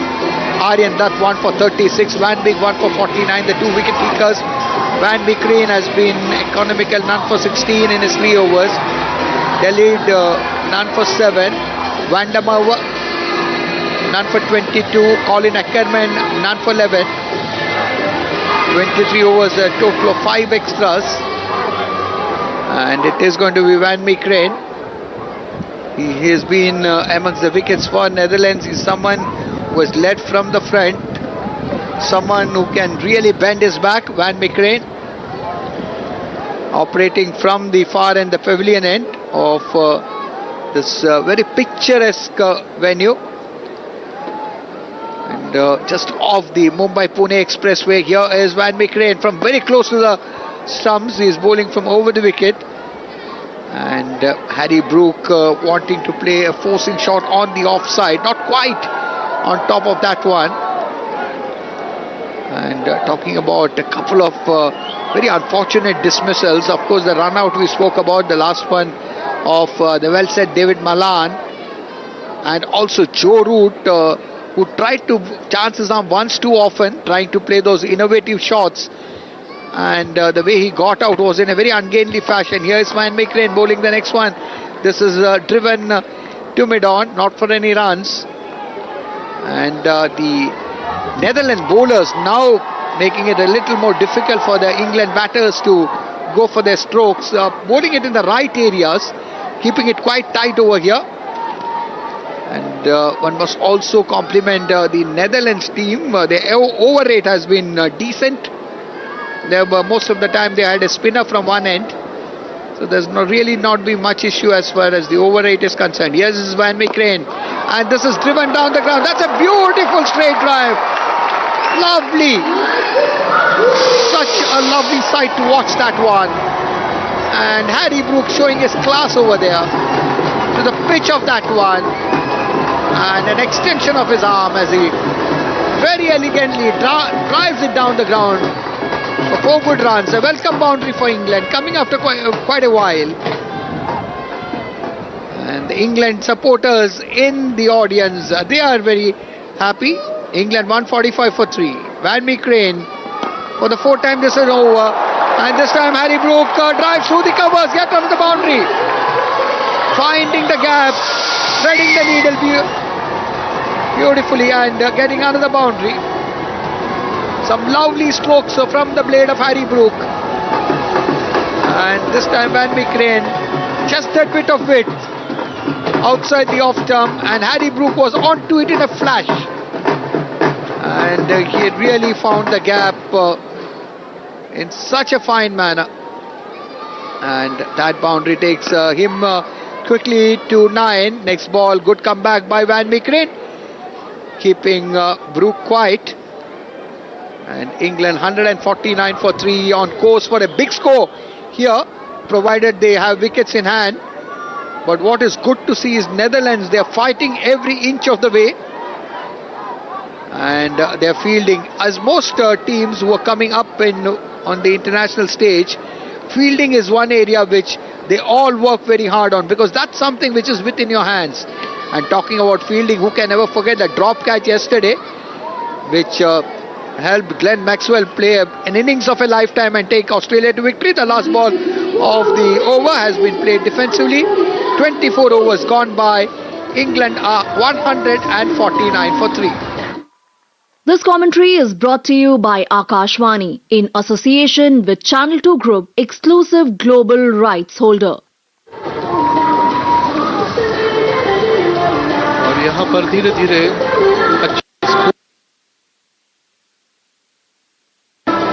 और काफी संख्या में आज दर्शक पहुंचे हैं और अब स्टेडियम में पूरा फुल हाउस थोड़ा थोड़ा नजर आने लगा है और लाइट्स ऑन है। दूधिया रोशनी मैदान को ओढ़ रही है और खूबसूरत बना रही है। और मैदान पर इंग्लैंड के 2 बल्लेबाज स्टोक्स और ब्रुक जो अपने बढ़िया हाथ दिखा रहे हैं और लगातार प्रयासरत हैं। और इस बार बहुत ही शानदार खेला हुआ Stokes, straight drive side screen से टकराता हुआ एक और चौका इंग्लैंड को दिलाया। यहाँ पर बल्लेबाज स्टोक्स ने 9 रनों पर पहुंचे ताबड़तोड़ इस चौके की मदद से। बहुत ही शानदार खेलते हुए स्टोक्स, और ऐसे ही आपको स्ट्रोक्स लगाने होंगे और बीच बीच में आपको अपनी स्ट्राइक भी रोटेट करनी होगी। और एक बड़ी चुनौती नीदरलैंड को यहाँ पर देनी होगी यदि आप इस मुकाबले को जीतना चाहते हैं, क्योंकि अगला मुकाबला पाकिस्तान से आपको खेलना है। इस बार मिडिल ऑल एक्सम की गेंद को कलाई के सहारे मोड़ा, बहुत ही कारपेट के सहारे दौड़ती हुई मैक्स ओडाउड दौड़ते हुए आए, गेंद को फील्ड कर रहे हैं। थ्रो आ रहा है कप्तान स्कॉट एडवर्ड के हाथों में और एक रन से नहीं रोक सके दोनों ही बल्लेबाजों को। इसको स्कोर पहुंच रहा है इस सिंगल की मदद से। और ये जो स्ट्रोक्स खेला था बहुत ही आगे निकल कर उन्होंने बहुत ही शानदार तरीके से। मैदान पर शांति है, अभी कोई इतना बड़ा स्ट्रोक कोई लगा नहीं, अभी छक्के की दरकार है। यहाँ पर दर्शक तमाम बैठे हुए हैं। अच्छी गेंद थी, इस बार इस गेंद को समझ नहीं पाए थे, गेंद उलझ गई उनके पैरों में, पैड के आसपास। रन बनने का वहां पर कोई अवसर नहीं था। गेंद लौटाई जाएगी एक बार फिर से बास डिलीटे के पास में। हैरी ब्रुक जिन्होंने कि बांग्लादेश के विरुद्ध में 20 रन बनाए थे, अफगानिस्तान के विरुद्ध में 66 रन की उन्होंने पारी खेली थी और साउथ अफ्रीका के विरुद्ध में 17 रनों की पारी खेली थी। अब तक 103 रन बनाए हैं उन्होंने इस टूर्नामेंट में और तैयार है। एक बार ब्रुक 9 रन पर खेल रहे हैं, 11 गेंदों को उन्होंने सामना किया है। बाज लीडे की अच्छी गेंद थी, इस बार उन्होंने बांध कर रखा बल्लेबाज को। 154 रन 3 विकेट के नुकसान पर। 25वां ओवर चल रहा है नीदरलैंड की ओर से, लगभग आधा सफर पूरा कर लिया है। यहाँ पर नीदरलैंड की टीम ने 25वां ओवर डाला जा रहा है और 4 गेंदें बाज डिलेडी की हो चुकी हैं। अंतिम 2 गेंदों पर देखना है बुरुक किस तरह से बल्लेबाजी करते हैं। एक आध शॉट लगाते हैं, बड़ा शॉट लगाते हैं और दूर दराज लॉन्ग ऑफ लॉन्ग ऑन। और इधर डी फाइन लेग पर एक खिलाड़ी मौजूद है, अच्छी गेंद थी इस बार, लेकिन 1 रन जरूर मिलेगा। पीछे से मिड ऑन क्षेत्र से दौड़कर फील्डर आए थे, रोका था उन्होंने, लेकिन 1 रन से नहीं रोक पाए। दोनों ही बल्लेबाजों ने अपने अपने छोर बदले। स्कोर पहुंचा सिंगल की मदद से 155 रनों पर 3 विकेट के नुकसान पर। 6.24 का जो औसत चल रहा है, इससे पहले 8 रन से भी ऊपर का औसत हो गया था, लेकिन अच्छी गेंदबाजी की है नीदरलैंड के गेंदबाजों ने और उनका औसत 6.54 पर आ गया है। बाज लीडे अंतिम गेंद पर इस गेंद को खेलना चाहते थे, लेकिन सीधे फील्डर के पास पहुंची शॉर्ट मिड विकेट पर और ओवर पूरा हुआ। 25 ओवर डाले जा चुके हैं। 25 ओवर खेलकर इंग्लैंड की टीम ने 155 रन बना लिए हैं 3 विकेट के नुकसान पर। जनता से संसद तक एक बार फिर चल पड़ी है चुनावी रेल। 18 वर्ष से ऊपर हर यात्री से अनुरोध है, अपनी दुविधाओं और समस्याओं का पिटारा लेकर आ जाएं। मतदाता जंक्शन सीजन 2 पर। निर्वाचन आयोग और आकाशवाणी कर रहे हैं आपका इंतजार। तो आइए मिलते हैं मतदाता जंक्शन सीजन 2 पर। So England losing 2 quick wickets, that of the well said David Malan, before that Joe Root, Van Meekeren for his 5th over, and this time a bit of it outside the off stump, and helping himself to a single is Brook. He is on 11, and Ben Stokes, the England Test captain, is on 10. Actually, talking about the England lineup, they've had this left and right hand combination going right through. If you see the 2 opening batters, because you had Jonny Bairstow opening with David Malan, Jonny Bairstow the right hander, David Malan the left hander. Then you had Joe Root, the right hander, coming in at number 3, number 4. You got Ben Stokes, and now Ben Stokes the left hander. The next ball has been driven by Ben Stokes into the short cover region, not for any runs. And Ben Stokes is followed in the batting order by Harry Brook, he's a right-hander. So just the sort of lineup, if you see on paper, which can unsettle the opposition bowlers. But as my colleague Mohammad Shahid also mentioned a while ago, since that hammering that England got, the defending World Cup champions got at the hands of New Zealand in the lung opener, in the opening game of the tournament. As we watch the next ball, this is driven through the extra cover region. The ball is running away, and that would be a boundary for Ben Stokes. So 156 for 3, as I said, after that hammering they got at the hands of New Zealand. Victory against Sri Lanka in the 7 games that they've played so far. But that was a fine shot by Ben Stokes. Got behind the line of the ball and pushed it, found the gap very well over there. And that would take Ben Stokes to 14. Harry Brook is on 11. And England are 160 for 3. Short ball, pulled away by Ben Stokes. He's very good at that shot. And must say, excellent fielding in the deep. Good running stop by Colin Ackermann. And it's applauded by the captain, Scott Edwards. But cannot quite prevent Stokes from getting a couple of runs there. And that would take Stokes to 16. Brook is 11. England, after having won the toss, after Josh Butler, the skipper, won the toss and opted to bat. And they are on course, notwithstanding the fact that they have lost.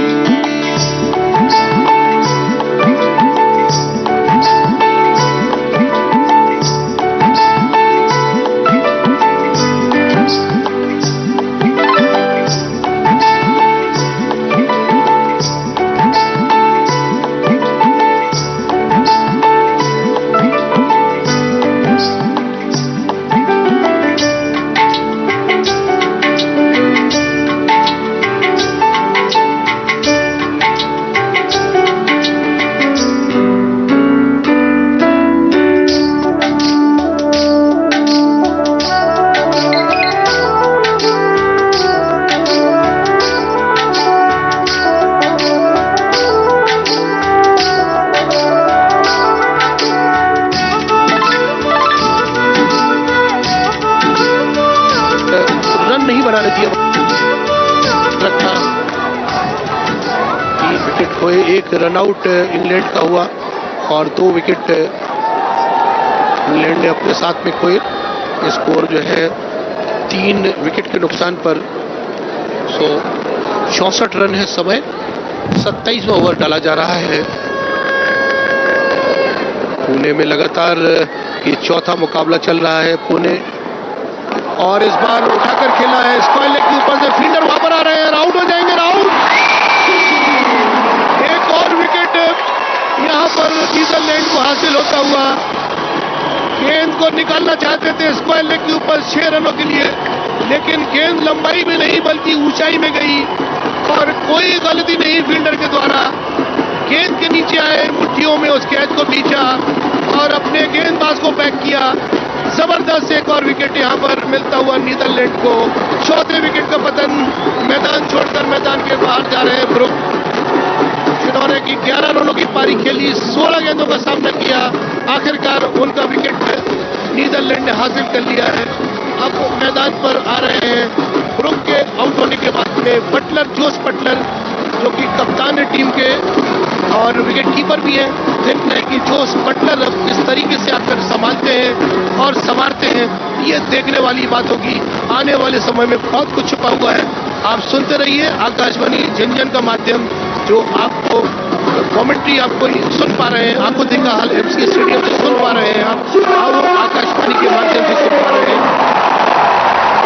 तो एक ऐसा मुकाबला जो थोड़ा थोड़ा change होता हुआ, क्योंकि काफी देर से विकेट की तलाश थी नीदरलैंड को और वो विकेट उनको मिल गया और 4 विकेट गिर गए और ओवर पूरा हुआ। किशोर भाई, Shahid, really, Harry Brook was in no control whatsoever. Wanted to essay that pull shot against Leede. That was a superb delivery. And Harry Brook was through with the shot. And really well set up there, I must say. The Netherlands bowlers, right through this tournament we have seen, they got this knack of picking up wickets. Wickets falling at 48, then that partnership between the two who did very well, David Malan and Joe Root, took the score to 133 when Root was dismissed.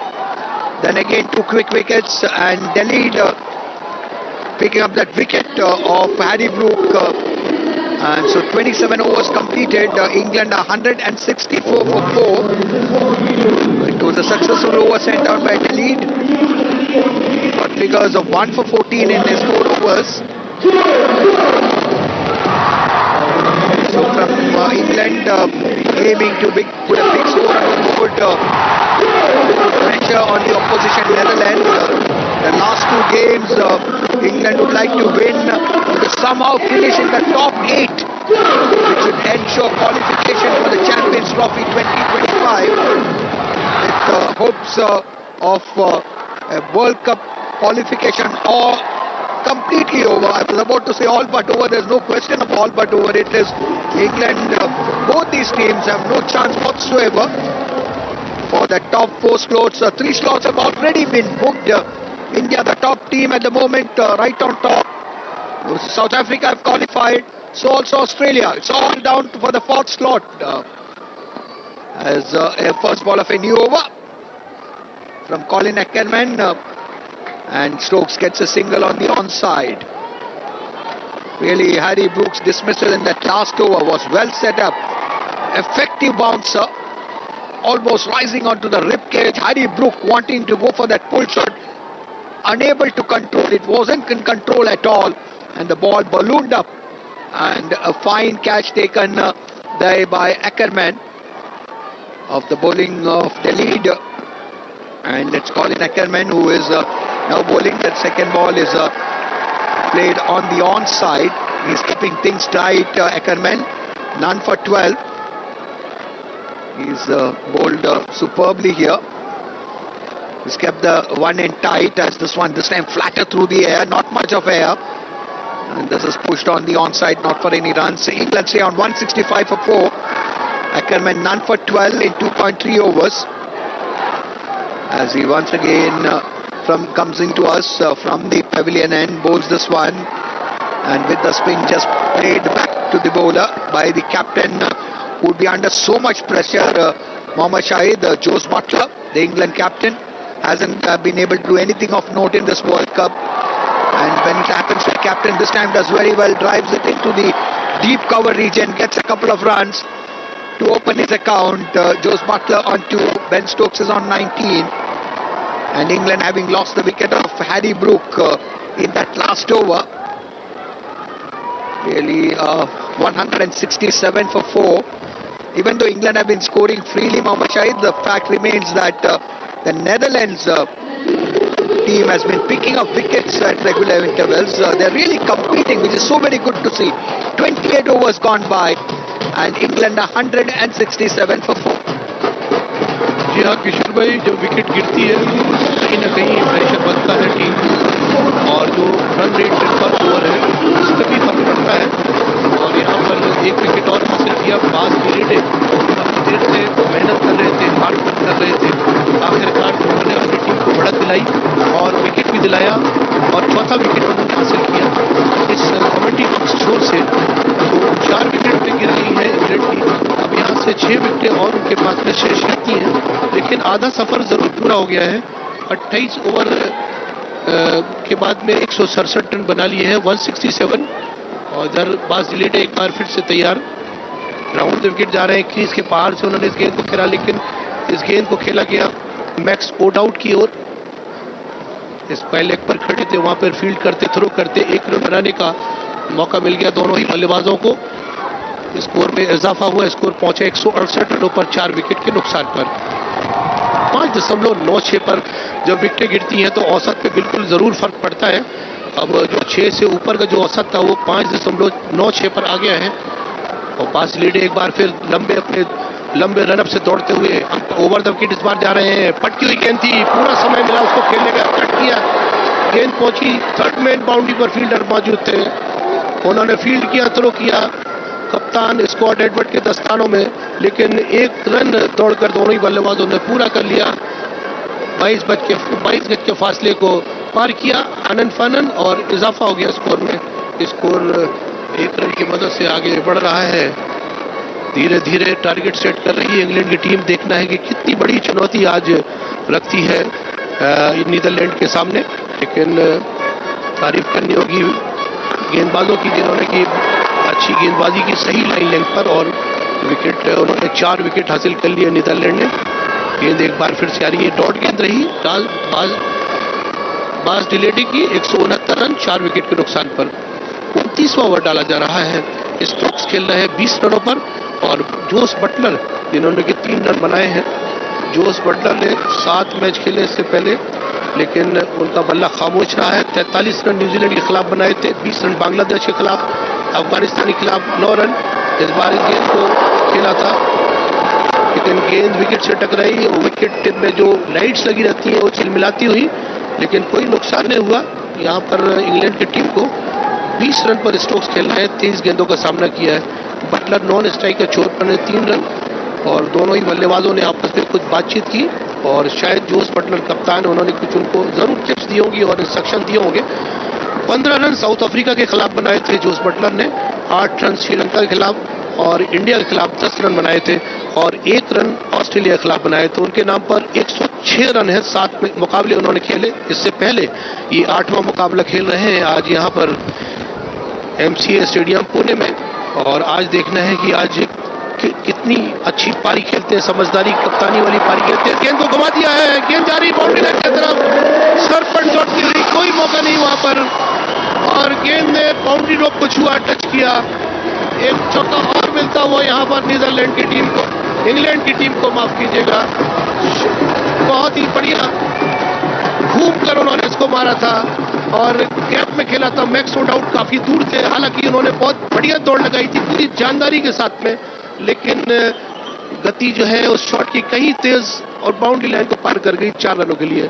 173 रनों पर score जा पहुंचा England का 4 wicket के नुकसान पर। Stokes तैयार, बाज डिले राउंड द विकेट जा रहे हैं, मिडिल ऑल एक्सम की इस गेंद को फिर से खेला उन्होंने कलाई के सारे, गेंद जा रही है थर्ड मैन पर, फील्ड की जाती थ्रो आ रहा है, स्कॉट एडवर्ड के ग्लव्स में 1 रन बनाने का मौका मिल गया। 174 पर स्कोर पहुंच गया। 29 ओवर के बाद में इंग्लैंड का स्कोर है 4 विकेट के नुकसान पर 174 रन बनाए हैं। 25 गेंदों का सामना किया है और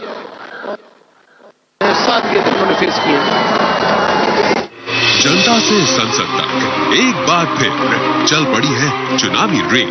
18 वर्ष से ऊपर हर यात्री से अनुरोध है, अपनी दुविधाओं और समस्याओं का पिटारा लेकर आ जाएं। मतदाता जंक्शन सीजन 2 पर। निर्वाचन आयोग और आकाशवाणी कर रहे हैं आपका इंतजार। तो आइए मिलते हैं मतदाता जंक्शन सीजन 2 पर।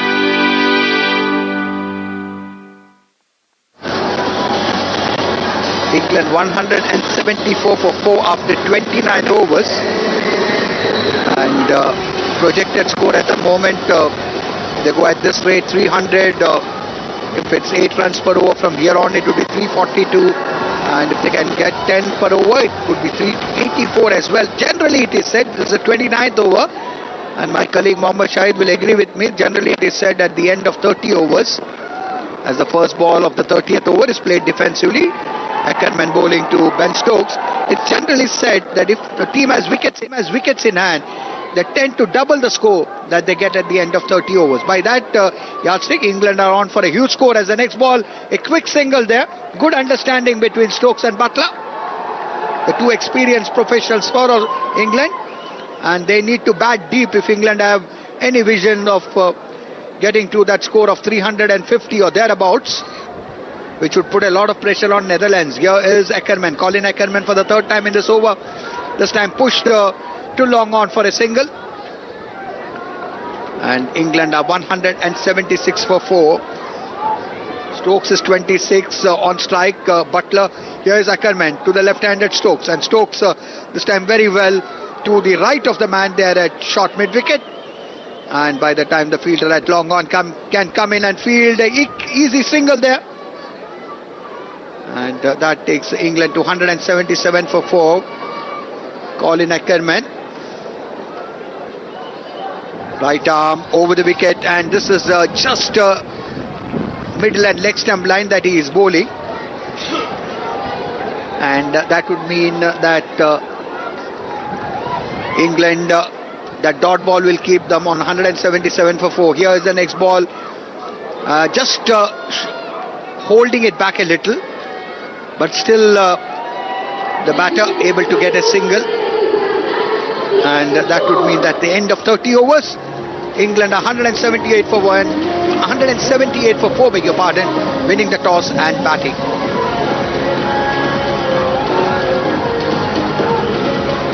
और यहाँ से किशोर कितने नॉकआउट यहाँ से शुरू होगा? 15 तारीख को वानखेड़े में और 16 तारीख को ईडन गार्डन कोलकाता में 2 सेमीफाइनल खेले जाएंगे। उसके बाद में अहमदाबाद में नरेंद्र मोदी स्टेडियम में निर्णायक मुकाबला यानी कि फाइनल मुकाबला खेला जाएगा। 2 चैंपियन टीमें वो कौन सी होंगी जो फाइनल मुकाबले में पहुंचेंगी, और 3 टीमें जो साउथ अफ्रीका, भारत और ऑस्ट्रेलिया, 3 टीमें सेमीफाइनल में पहुंच चुकी हैं। एक टीम और बाकी है, देखना है कि अब वो कौन सी टीम होगी जो सेमीफाइनल में अपनी जगह बनाएगी और सुपर 4 में पहुंचेगी। लेकिन किशोर, सुपर 4 का जो अलग ही प्रेशर हुआ करता है, जो नॉकआउट का प्रेशर जो अलग होता है, उसमें बड़ी सतर्कता के साथ खेलना पड़ेगा सभी टीमों को। और इधर यहाँ पे आउट, एक विकेट और मिलता हुआ, गलती कर बैठे, गेंद हवा में गई और इधर मिड ऑन पर फील्डर खड़े थे, उन्होंने कोई गलती नहीं की और एक विकेट और यहाँ पर नीदरलैंड को मिलता हुआ।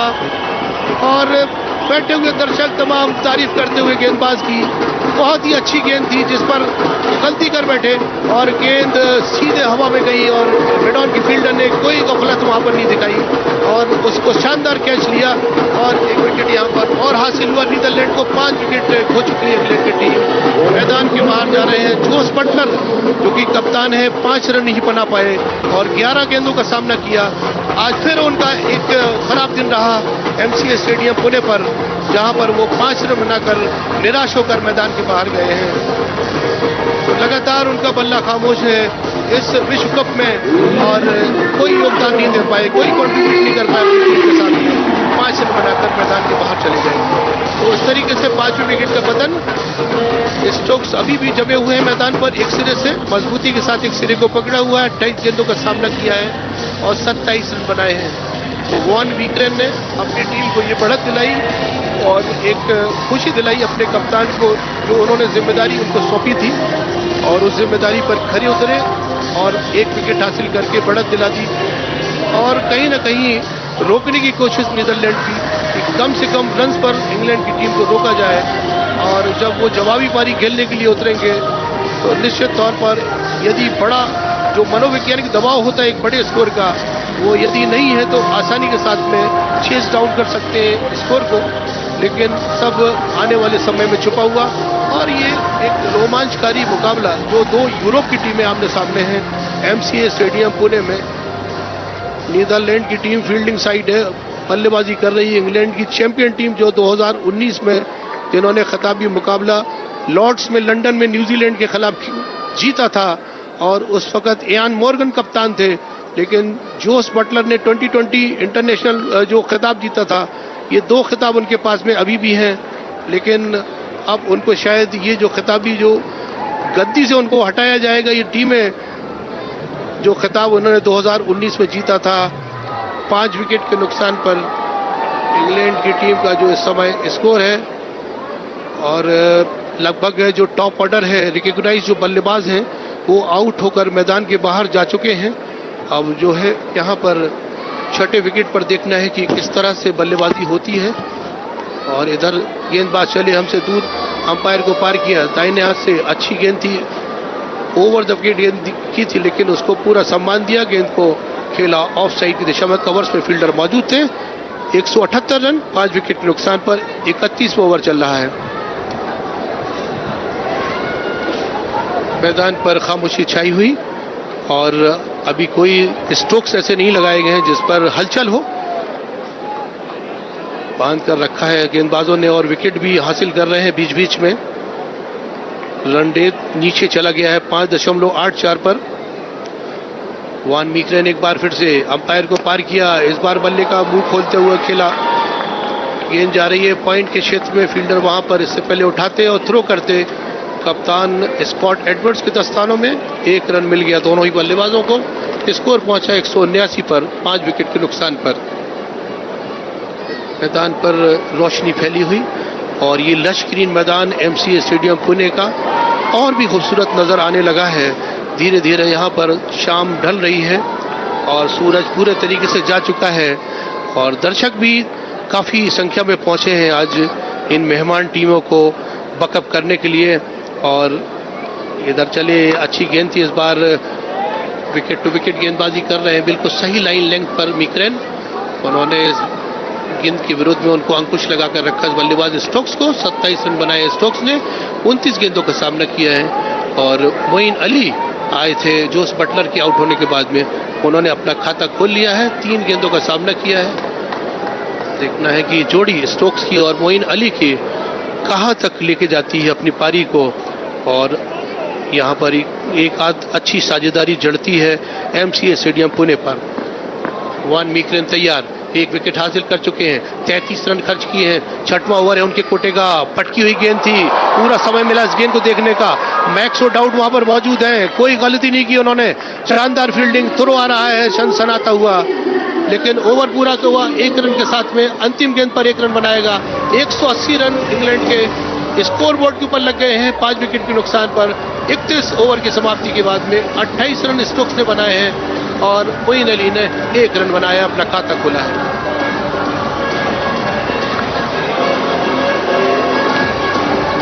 So England after 31 overs, 180 for 5, and Ben Stokes, not to depend upon him and Moeen Ali to take England to a score from where they will be able to exert pressure on Netherlands.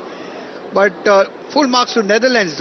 Every time it did look that England will run away with a big partnership, they have stuck and haven't allowed and the fielding has been top class. The next ball has been played defensively, a dot ball.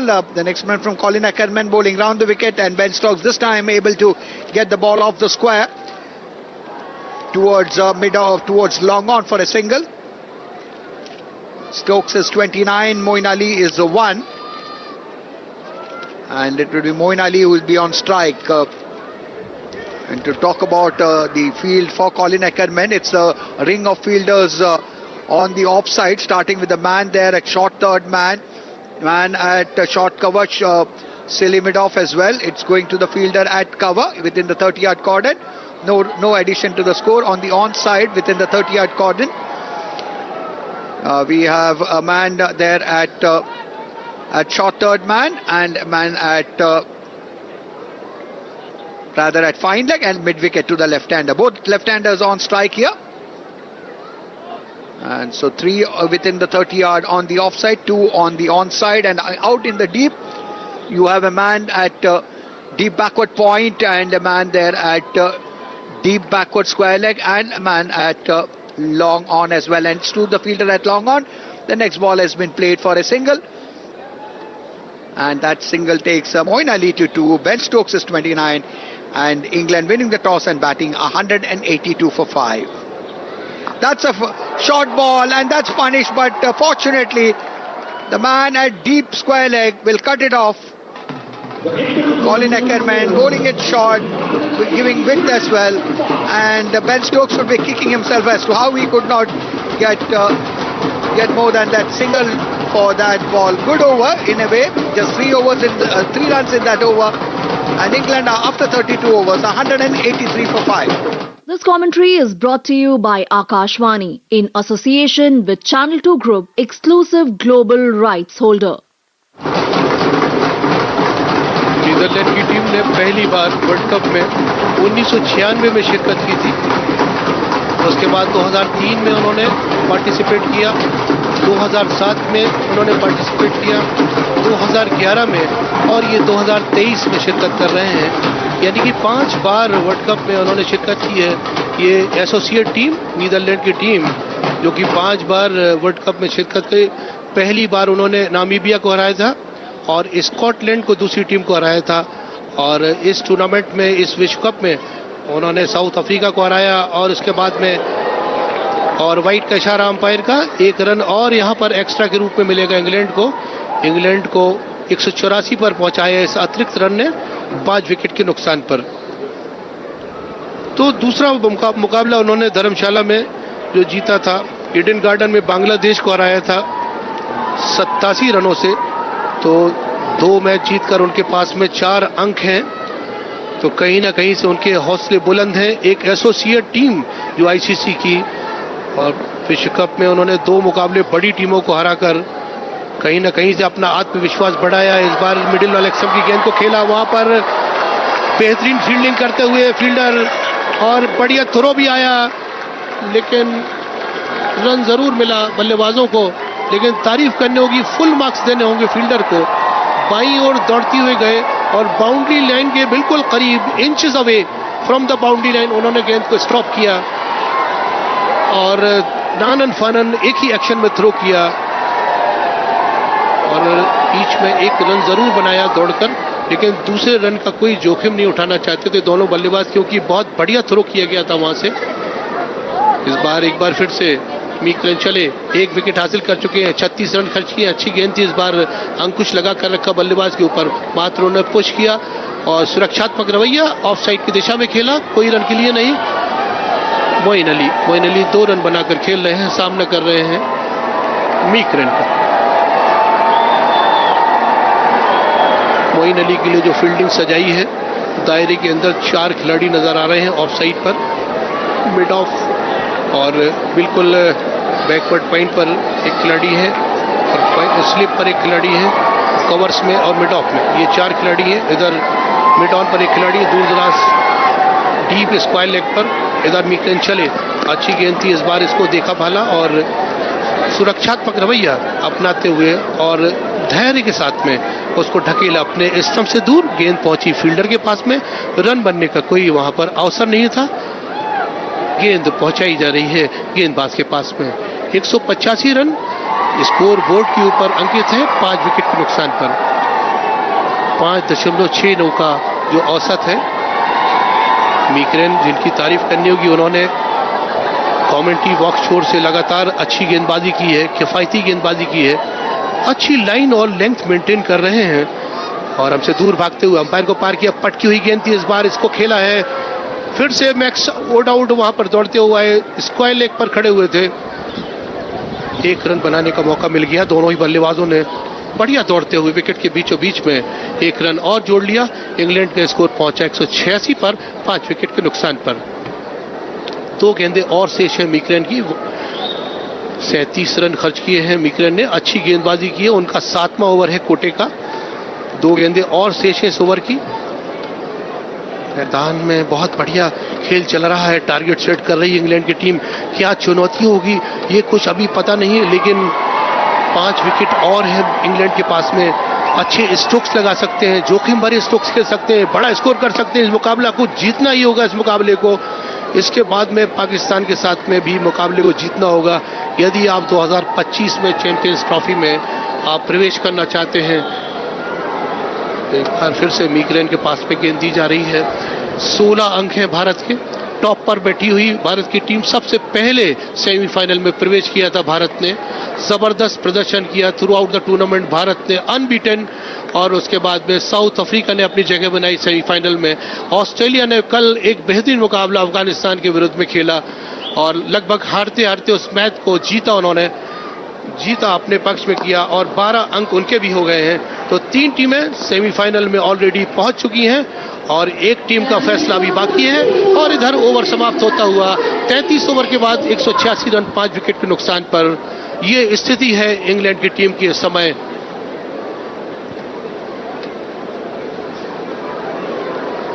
So England 186 for 5 after 33 overs. And while England have been trying to press on the accelerator, must say the Netherlands team has risen to the occasion. The bowlers, backed up by some very keen fielding, have picked up wickets at regular intervals. Not quite allowed England to run away, which their plan would have been on winning the toss and opting to bat. And their over rate has also been very good, at the end of 33 overs, the second drinks break being taken, which should mean that they would be well on course to finishing their quota of 50 overs within the stipulated time. Remember the day-night games of the World Cup, of this edition of the World Cup in India, the 2023 edition. Matches start at 2 in the afternoon. A 3.5 hour session plus some leverage given to stoppages. And the drinks on the field also gives us an opportunity to bring all our dedicated listeners on Akashwani up to date. England won the toss and had no option. Jose Butler had no option to bat, deciding to bat. Bairstow and Malan put on a 48-run opening partnership before Bairstow fell, caught in 2 minds, trying to sweep one, almost played essayed a shot which was a cross between a sweep and a pull. And the leading edge was well caught by Van Meekeren, and that was of the bowling of Aryan Dutt for 15. Then David Malan and Joe Root were associated in a partnership which took the score to 133, a 50-plus partnership. In fact, 85 to be precise, points out by our scorer Sunil Duge. Joe Root was out again, caught in a very ungainly fashion, trying to manufacture a shot, trying to play innovative shot. But such shots, when they come off, look very good. But otherwise, the batter is made to look quite silly there, and that is what happened. Joe Root, he was bowled by Van Beek for 28. And then David Malan was batting, a lovely exhibition of batting from him. Unfortunately run out. And Van Beek, the fielder, Malan took off for a run after playing a stroke, but Ben Stokes wasn't interested, and but he couldn't quite reach the safety at the strikers end. Then you had Brooks, Harry Brooks, who's also not having a good World Cup. scored by Ackermann of Delhi for 11, and the England captain, as my colleague Mohammad Shahid also said, his woeful run in the World Cup continues. He was caught of the bowling of Van Meekeren for 5. So at the moment things not going the way of England, not completely I would say, and it would all depend upon this pair, Mohammad Shahid, Moeen Ali, the two left-handers, Ben Stokes and Moeen Ali, two fine all-rounders. Can they take England to a score of 350 plus? We'll wait and watch. जी हाँ, ज़रूर जिस तरीके से यहाँ पर perform कर रही है इंग्लैंड की टीम, और ऐसा लग रहा है कि 300 प्लस का स्कोर तो होना ही चाहिए, और वो प्रयासरत भी हैं क्योंकि वो जीतना चाहेंगे इस मुकाबले को। इंग्लैंड की टीम, उनको डू और डाई तो करना ही पड़ेगा, क्योंकि इस मुकाबले को यदि नहीं जीतेंगे तो निश्चित तौर पर जो अगला उनका जो मुकाबला है पाकिस्तान के साथ में है, तो एक टफ मुकाबला है। आज यहाँ पर मौका है उनके पास में, अवसर है। यदि इस मुकाबले को आर और पार करते हैं और जीतते हैं, अपने पक्ष में करते हैं, तो एक अच्छी गेंद थी इस बार दूर वाले छोर से, पवेलियन एंड से एक्करमैन ने डाली थी पहली गेंद, लेकिन उसके विरुद्ध में कोई रन नहीं बनाया जा सका। मोइन अली सामना कर रहे हैं, दोनों ही बाएं हाथ के बल्लेबाज हैं। छोटा सा रन अप एक्करमैन का, इस बार इस गेंद को खेल दिया लॉन्ग ऑन क्षेत्र में। एक रन के लिए दौड़ते हुए मोइन अली अपना छोर बदला, स्ट्राइक दे दी है स्टोक्स को। स्टोक्स से 31 रनों पर खेल रहे हैं, 36 गेंदों का सामना किया है। स्कोर पहुंचा 187 रनों पर, 5 विकेट के नुकसान पर। 5.61 का औसत है। एक्करमैन एक बार फिर से जल्दी गेंदबाजी करते हैं, अच्छी इस बार आगे निकले, उसको ड्राइव किया लेकिन रन के लिए नहीं। एक बार फिर से एक्करमैन अपने छोटे से रनअप से, और अंपायर अच्छी गेंद थी, इस बार बांध कर रखा, बैक टू द बॉलर खिला उन्होंने, और उन्होंने वहां पर रोका, रन के लिए नहीं। ये तीसरी डॉट गेंद थी। चौथी गेंद जो डाली थी वो भी डॉट गेंद, 1 रन दिया है सिर्फ उन्होंने एक्करमैन ने। स्टोक्स तैयार, 31 पर खेल रहे हैं। इस बार इस खेल दिया इसको लॉन्ग ऑन क्षेत्र में, गेंद कारपेट के सहारे पहुंच रही है फील्डर के पास में। चहलकदमी करते हुए दोनों ही बल्लेबाजों ने अपने अपने छोर बदले, 1 रन का और इजाफा हुआ। इंग्लैंड आगे 1-1 रन से बढ़ रही है और जुड़ती जा रही है। इस बार अच्छा शॉट था लेकिन सीधे फील्डर के पास में, रन बनने का वहां पर कोई अवसर नहीं मिल पाया, और ये ओवर पूरा हुआ। नीदरलैंड ने अपना ओवर पूरा किया।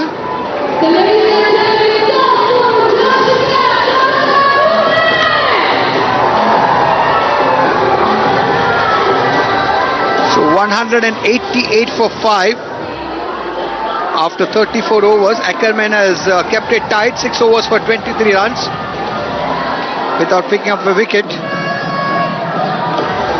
And the England batters, except David Malan, who was quite unfortunate, being run out for 87. Bairstow for 15, Brooks for 11, Bottler for 5. So this score revolving around that innings of 87 from David Malan, but he's also back in the pavilion. Here's Delhi starting a new over. The first ball has been driven on the onside, and you have the fielder at mid-on flinging himself and preventing any runs being taken. That's been the commitment on the field by Netherlands, which has resulted in a run out, and that too of the opener David Malan. And talking about the Netherlands fielding, their fielders are always willing to throw themselves around. This one, and taking the aerial route, and what a stop that. Max ODowd had to, I think, run at least about 15 yards to his right, got a hand to that one, almost sort of pulled it back in the sense, couldn't quite field it, but then he just gave the direction of the ball back into the field of play, and would have saved definitely a couple of runs for his side. That's the commitment we have been talking about. Here's the lead, right arm over the wicket. using the bowling crease well, and this ball once again keeping Ben Stokes quiet. So the Netherlands bowlers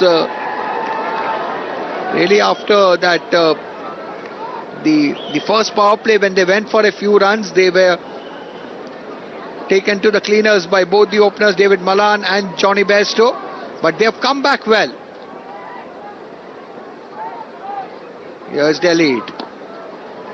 This time on the middle and leg stump, turned round the corner.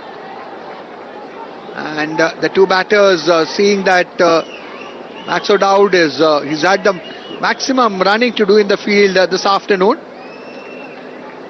And restricting the scoring to just a single. Ben Stokes is 35, Moeen Ali is 4, and England winning the toss and opting to bat are 191 for 5. Delhi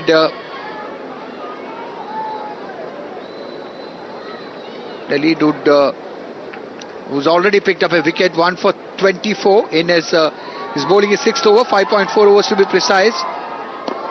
And this time on the middle and leg stump, and the protection in the form of the fielder at short mid-wicket. The Netherlands fielders are throwing themselves around. And Mohammad Shahid, with the sun now going behind, it's close to just past 4:30. The afternoon itself has been very gloomy. When play started, it was bright and sunny. But then soon it became overcast, and that conditions have continued here. So the floodlights were switched on much earlier than was scheduled. The last ball of the over is a short ball, but once again Moeen Ali not able to get on top of that one. He wanted to pull it towards mid-wicket, but could only play it as far as the fielder at short mid-wicket. And that completes over number 35, at the end of which England winning the toss and batting 191 for 5.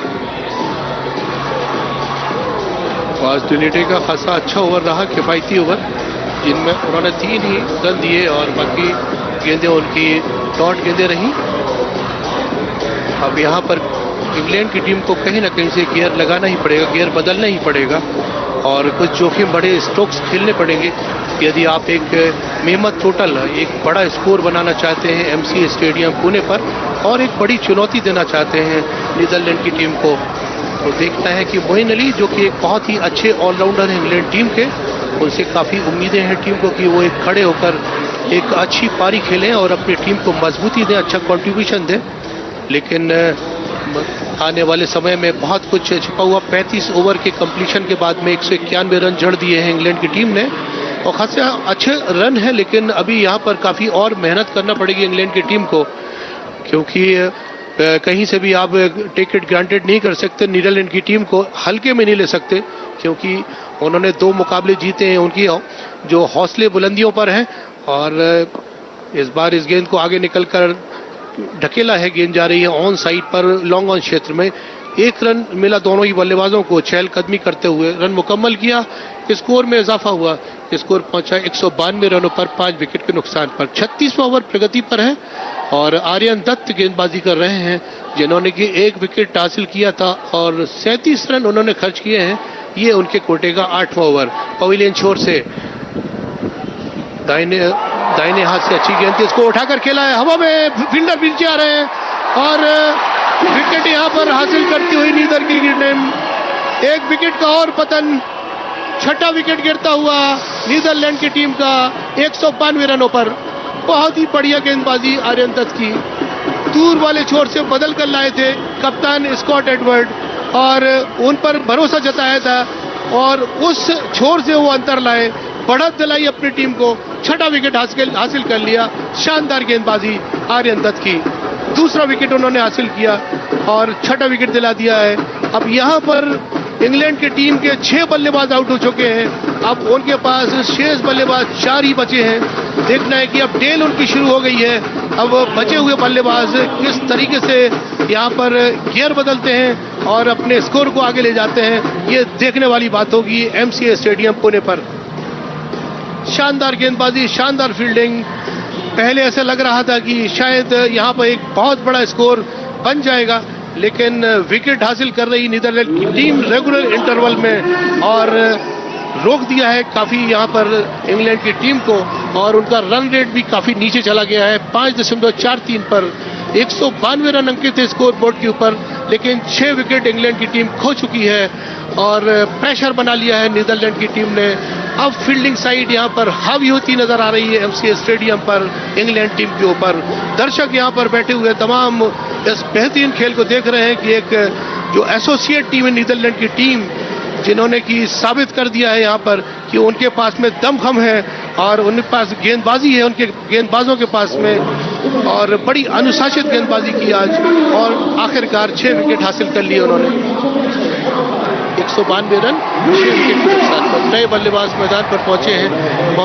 Moin Ali के out होने के बाद Stokes अभी भी खड़े हुए हैं मैदान पर, बड़ी जिम्मेदारी है उनके कंधों पर और 36 रन बनाए हैं उन्होंने। 44 गेंदों का सामना किया है। आर्यन दत्त की तारीफ करनी होगी, उन्होंने विकेट टू विकेट गेंदबाजी की और लाइन और लेंथ पर पूरा नियंत्रण रखा। उन्होंने बहुत ही कंट्रोल में गेंदबाजी की और अनुशासित गेंदबाजी की, और उसका परिणाम आपने देखा कि उनको रिथिम मिला और विकेट भी मिला। 6 विकेट हो चुकी है, अभी मैदान पर अभी भी पहुंचे हैं। बल्लेबाज देखना है कि किस तरीके से जो सामना करते हैं आर्यन दत्त का। इस गेंद को उन्होंने बहुत ही इत्मीनान के साथ में खेला। शॉर्ट थर्डमैन की ओर दायरे के अंदर मौजूद थे फील्डर, फील्ड किया और रन बनने का वहां पर कोई प्रश्न नहीं था, गुंजाइश नहीं थी कोई रन बनने की। गेंद लौटा दी गई। बहुत ही अच्छा कैच लिया उन्होंने और अपने बॉलर को बैक करते हुए विकेट दिलाया। आर्यन दत्त एक बार उत्साह बढ़ा हुआ, उनका 1 विकेट हासिल कर चुके इस ओवर में। इस गेंद को बल्ले का मुंह मोड़ते हुए खोलते हुए ऑफ साइड की दिशा में खेला गया। 2 फील्डर दौड़े लेकिन रन मिल गया वहां पर। स्कोर पहुंचा 193 पर 6 विकेट के नुकसान पर इंग्लैंड का। आर्यन दत्त एक बार फिर से अपने छोटे से रनअप से उन्होंने 2 विकेटें अपने झोली में डाल ली हैं और 1 विकेट अपनी टीम को भी दिला दिया है। अच्छा काम और बहुत बढ़िया गेंदबाजी उनके द्वारा इस मुकाबले में। अच्छी गेंद थी, स्पिन होने का इंतजार किया और उस गेंद को देखा भाला, जांचा परखा, बैकफुट पर गए और गेंद को ढकेला अपने स्टंप से दूर, अपने विकेट को सुरक्षित रखते हुए। 193 रन 6 विकेट के नुकसान पर। रन रेट जो चल रहा है 5.3। आर्यन दत्त 38 रन उन्होंने दिए हैं, 2 विकेट हासिल किए। अच्छी गेंद थी, इस बार इसको खेला है, पीछे जाकर गेंद जा रही है लॉन्ग ऑन क्षेत्र में, फील्ड की गई और चहलकदमी करते हुए रन पूरा किया। 36 ओवर के बाद 194, 6 विकेट के नुकसान पर। 37 पर स्टोक्स, वोक्स 1 रन उन्होंने अभी खाता खोला है। किशोर। This commentary is brought to you by Akashvani in association with Channel 2 Group, exclusive global rights holder.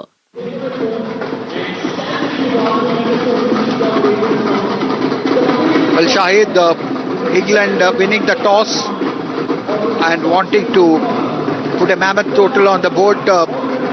Plans have not quite gone to script, except for that lovely knock of 87 by David Malan, which was also cut short thanks to the excellent fielding by Netherlands. The fielders have been on their toes, throwing themselves about, and Netherlands have really not allowed England to take off. 194 for 6. Every time it looked the partnership was flourishing, the Netherlands bowlers, backed up by, as I said, the keen fielding, has ensured that the breakthrough has been effected. Couple of runs here in this over, which by Dawid, who earlier accounted for a couple of wickets, and Aryan Dutt also amongst the wickets. The off-spinner of Indian origin, Aryan Dutt, playing for Netherlands. It's Dawid who is bowling, right arm over the wicket to Ben Stokes. Ben Stokes also biding his time, not really launching into the bowling. Maybe waiting for a calculated risk. One, if he is there during the final 10 overs or thereabouts. But England would definitely like to score something around 300, because you never knew. It's been an overcast day. So we really don't know how much the dew will play a part here later in the evening. So all the more reason that England would like to have all bases covered. But at the moment, things not quite going the way they would have liked. Delhi once again cramping someone like Chris Oakes. Chris Oakes is someone who likes to get after the bowling, but he's not been given any wit whatsoever. Delhi bowling from the media end. That's the end from where we are bringing you this live and exclusive broadcast on Akashwani. Going to the far nook and corner of the country. Here is Delhi, right arm over the wicket and bounces one. But Oakes does well. He keeps the pull down and gets a couple of runs there. Good understanding, good running between the wickets. Chris Oakes having joined Ben Stokes. And can Ben Stokes play a sort of innings that Glenn Maxwell played last evening at the Wankhede Stadium, which turned the match on its head, a match which at one time looked that Afghanistan would win hands down. They had the match in their pocket, but so many things conspired to see that Afghanistan lost the plot. More of that later as the next ball here outside the off stump, width offered, cut away by Oakes for a single, and that would take Oakes to 4. Ben Stokes is 40, and as far as the total of England is concerned, they are at the moment exactly on 200, points out our scorer Sunil Dighe, who along with our statistician Om Prakash Sharma, both of them doing an excellent job of assisting us with all the minute details. Here is delayed right arm over the wicket. Once again, no wit whatsoever offered. And Stokes has to play a defensive shot, forced to play a defensive shot. 37 overs gone by and the England 200 up for the loss of 6 wickets. जनता से संसद तक एक बार फिर चल पड़ी है चुनावी rail. 18 वर्ष से ऊपर हर यात्री से अनुरोध है, अपनी दुविधाओं और समस्याओं का पिटारा लेकर आ जाएं। मतदाता जंक्शन सीजन 2 पर निर्वाचन आयोग और आकाशवाणी कर रहे हैं आपका इंतजार। तो आइए मिलते हैं मतदाता जंक्शन सीजन 2 पर। किशोर, अभी भी मौका है इंग्लैंड के पास में एक बड़ा स्कोर बना सकते हैं। उनके पास में 4 विकेटें भी हैं, अभी शेष जो विकेट की जो पूंजी हुआ करती है, और 37 ओवर के बाद में 200 रन जड़ दिए हैं इंग्लैंड ने। लेकिन जो सोच रही थी इंग्लैंड की टीम की 300 प्लस होगा, लेकिन नीदरलैंड की तारीफ करनी होगी, गेंदबाजों की, फील्डर्स की, सभी ने एकजुट होकर बहुत ही बढ़िया फील्डिंग की, बढ़िया गेंदबाजी की, सब कुछ अनुशासित मैदान पर पुणे स्टेडियम, यहाँ पर एमसीए स्टेडियम में चल रहा है। लेकिन 200 रन जरूर अंकित हो गए हैं स्कोर बोर्ड पर 6 विकेट के नुकसान पर। और इस बार आगे निकलकर इस गेंद को खेला लॉन्ग ऑन क्षेत्र में 1 रन के लिए, स्कोर पहुंचा सिंगल की मदद से 201 रन पर। वोक्स के पास स्ट्राइक आ गई है, स्टोक्स के पास में स्ट्राइक 40 रनों पर खेले, 10 रन दूर है अपने अर्धशतक से। 49 गेंदों का सामना किया है। वोक्स 5 रन पर नॉन स्ट्राइकर छोर पर पहुंच गए। आर्यन दत्त, जिन्होंने कि पिछले ओवर में कामयाबी हासिल की थी, इस बार फिर से अपने 9वें ओवर में कोटे के ये 38वां ओवर डाला जा रहा है। इसके बाद में 12 ओवर और शेष रहेंगे। किशोर, देखना है 72 गेंदों में कितना बिजनेस और करती है इंग्लैंड की टीम यहाँ पर एमसीए स्टेडियम पुणे में, और इस 202 रन पर कितना और ऐड करती है रन्स और कितनी बड़ी चुनौती पेश करती है नीदरलैंड के सामने। लेकिन नीदरलैंड यहाँ पर कोशिश कर रही है कि कम से कम रन्स पर रोका जाए इंग्लैंड की टीम को, लेकिन मुकाबला चल रहा है, टारगेट सेट कर रही है इंग्लैंड की टीम। दोनों ही बल्लेबाज कोशिश कर रहे हैं, इस बार इसको निकाल दिया है, गेंद कारपेट के सहारे पहुंच रही है, थ्रो आ रहा है, लेकिन पहला रन बहुत तेजी के साथ लिया। दूसरे रन के लिए पलटते हुए दोनों ही बल्लेबाज 2 रन पूरे किए। शानदार रनिंग बिटवीन द विकेट, 204 रनों पर स्कोर पहुंचा दिया 6 विकेट के नुकसान पर।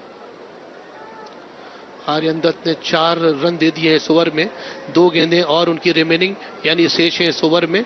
2 विकेट उन्होंने हासिल किए, 9वां ओवर डाल रहे हैं। इसके बाद एक ओवर उनके कोटे का और बचेगा। 43 रन दिए, खासी अच्छी किफायती गेंदबाजी की है और अपनी टीम को उन्होंने विकेटें भी दिलाई। अच्छी गेंदबाजी की दूर वाले यानी पवेलियन छोर से। शॉर्ट फाइन लेग दायरे के अंदर, स्क्वायर लेग पर दायरे के अंदर, और इधर शॉर्ट मिड विकेट पर अच्छी गेंद थी। इस बार सुरक्षित रवैया और कोई जल्दीबाजी नहीं दिखाई वहां पर। इत्मीनान के साथ में उस गेंद को धीरे से पुश किया, अपने स्टंप से दूर ढकले, अपने विकेट को सुरक्षित रखते हुए। शॉर्ट थर्ड मैन पर एक फील्डर है दायरे के अंदर और पॉइंट पर एक दूर दराज खड़े हुए खिलाड़ी पहरा देते हुए बाउंड्री लाइन के करीब इस गेंद को फिर से एक बार सुरक्षित रवैया, गेंद को बैक टू द बॉलर खेला, रन के लिए नहीं, और रन ओवर पूरा हुआ। 38 ओवर 204 रन, 6 विकेट के नुकसान पर इंग्लैंड स्टोक्स से 41 रन पर पहुंचे, वो 7 रनों पर। Kishore. Well, England 204 for 6, 38 overs gone by, 12 overs remaining, and they would really like to go big in those overs, but the slight problem that England are facing at the moment, though they have two good stroke makers, a fine all-rounder in Ben Stokes, who's also the England Test captain. He is capable of really setting the MCA Stadium here in Pune alight with some dazzling stroke play. Chris Woakes can also bat. He's no rabbit with the bat. But do they have enough in their tail to take the score past 300? They would like to at least get 300 to put pressure on Netherlands. That's the first ball of a new over. And wanting to get a single square of the wicket on the offside, but unable to do so. Earlier also we had the instance of the unfortunate run out of David Malan, and England would not want yet another run out. Was that a chance? We'll just wait and watch, because that was flicked uppishly, and I think it was Aryan Dutt there. Yeah, it was Aryan Dutt. That was a valiant attempt. Uppish flick. Oh, that could have been taken. Not the easiest of chances, but should have been taken at this level. Aryan Dutt would be disappointed. So Netherlands be. Aryan Dutt has bowled well. The off spinners picked up 2 wickets, but a chance goes a-begging there. Stokes distinctly lucky. Can he make it count like Glenn Maxwell did at the Wankhede Stadium last evening? That is a catch which Afghanistan will never forget for a long, long time. Or a drop catch rather than a catch, as the next ball has been driven on the onside, not for any runs. How that catch changed the transformation, completely transformed the complexion of the match rather, as that last stroke from Ben Stokes. And very interesting to see the bowler having a interesting remark as he walked past Ben Stokes there, as the next ball has been played defensively. Van Beek, who's got figures of 1 for 50, bowling his 7th over, 6.4 overs to be precise. And had England lost Ben Stokes, had that catch been taken by Dutt or Aryan Dutt, England would have been in trouble. 205 for 6 at the moment. It would have well been 203 for 7. And this time Chris Woakes down the ground. That's a beautiful shot. Lovely straight drive. But 2 fielders converging will cut the ball off from going over the line. Couple of runs there, Sunil Dige. And that would mean that 207 is the score. And Stokes on 42, Woakes on 9. And in between, very interesting, or rather a piece of information which should gladden the hearts of all Indian cricket lovers. We'll talk about that after this delivery, which has been played defensively outside the off-stump, bit of bounce as well, but well played there. 39 overs gone by, 207 for 6. In the latest ICC ODI rankings released, Mohammad Shahid, it is very gladdening news for Indian cricket lovers that Shubman Gill and in batting and as far as bowling is concerned, Mohammad Siraj, they are both topping the rankings at the moment. Yes, Shubham Gill एक उभरते हुए युवा खिलाड़ी हैं भारत, जिनसे आने वाले समय में बहुत सी उम्मीदें हैं. उनका टेम्परामेंट देखते ही बनता है जब मैदान पर वो पहुंचते हैं. एक बाज की तरह, जो परिंदा बाज होता है, वो खेलते हैं मैदान पर खड़े होकर, और पूरे पार्क में उनके स्ट्रोक्स नजर आते हैं. इतनी, और जो उनका टेम्परामेंट है वो देखते बनता है, और इतना साहस है उनके पास में, जो कदमों का इस्तेमाल करते हैं, और गेंदबाज की घबराहट पैदा हो जाती है उनके स्ट्रोक से. इतने अच्छे बल्लेबाज हैं अब भारत के शुभम गिल. और इधर अच्छी गेंद थी, इस गेंद को 1 रन के लिए खेला गया. स्कोर पहुंचा 208 रनों पर, 6 विकेट के नुकसान पर इंग्लैंड का.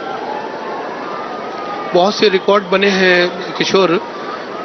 4 सेंचुरी लगाई हैं साउथ अफ्रीका के क्विंटन डी कॉक ने. सबसे ज्यादा सेंचुरी उनकी इस टूर्नामेंट में, जो ये मेगा टूर्नामेंट चल रहा है, और अपने आखिरी छोर, अपने आखिरी पड़ाव में पहुंचा है. 40वां मैच आ रहे हैं एमसीए स्टेडियम पुणे पर. इस गेंद को खेला, गेंद का जा रही बाउंड्री लाइन की तरफ. बहुत लंबी दौड़ लगानी पड़ी वहां पर फील्डर को, दरमियानी फासला बढ़ा और रेस जीती गेंद ने. बाउंड्री रोप से टकराती हुई 4 रन मिले इंग्लैंड को. स्कोर 4 रन की मदद से उछलता हुआ पहुंचा 212 रनों पर, 6 विकेट के नुकसान पर. ऐसे ही बीच बीच में आपको जो कमजोर गेंदें मिलती हैं उनको पनिश करना पड़ेगा, और गियर लगाना ही पड़ेगा, और एक बड़ा स्कोर तैयार करना पड़ेगा यदि आप इस मुकाबले को जीतना चाहते हैं एमसीए स्टेडियम पुणे में. इधर गेंदबाजी दूर वाले छोर से, पवेलियन छोर से एक्करमैन.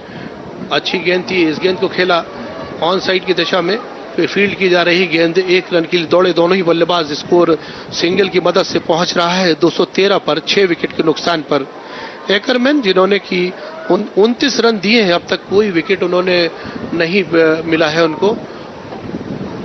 और ये प्रोजेक्टेड स्कोर यहाँ पर 297 रन, 318 इस तरीके से. लेकिन क्या ये इतने बड़े बड़े स्कोर यहाँ पर बन पाएंगे? 1 रन और यहाँ पर मिलता हुआ इंग्लैंड की टीम को. स्कोर पहुंचा 214 पर, 6 विकेट के नुकसान पर. स्टोक्स 44 रन पर, नॉन स्ट्राइक के छोर पर 54 गेंदों का उन्होंने सामना किया है. और वोक्स, जिन्होंने कि 14 रन बनाए हैं, 16 गेंदों का सामना किया है. स्टोक्स, जिन्होंने ऑस्ट्रेलिया के विरुद्ध 64 रन की बेहतरीन पारी खेली थी, और भारत के विरुद्ध कोई रन नहीं बना पाए थे. 43 रन श्रीलंका के खिलाफ बनाया था उन्होंने, 5 रन साउथ अफ्रीका के खिलाफ, और अफगानिस्तान के विरुद्ध 3 रन बनाए थे. ये उन्होंने बल्लेबाजी की है 7 मैचों में, और आज यहाँ पर 44 रन पर खेल रहे हैं स्टोक्स. देखना है क्या अपना अर्धशतक पूरा करेंगे. जो ऑस्ट्रेलिया के विरुद्ध 64 रन की शानदार पारी खेली थी, क्या उससे आगे जाएंगे? 214 रन, 6 विकेट के नुकसान पर. इस बार आगे निकलकर इस गेंद को ढकेला, गेंद जा रही है लॉन्ग ऑफ क्षेत्र में, फील्ड की गई, थ्रो आ रहा है कप्तान स्कॉट एडवर्ड के दस्तानों में. और ओवर पूरा हुआ 40 ओवर के बाद में 215 रन, 6 विकेट के नुकसान पर. Stokes 44, Woakes 15 run. This commentary is brought to you by Akashvani in association with Channel 2 Group, exclusive global rights holder.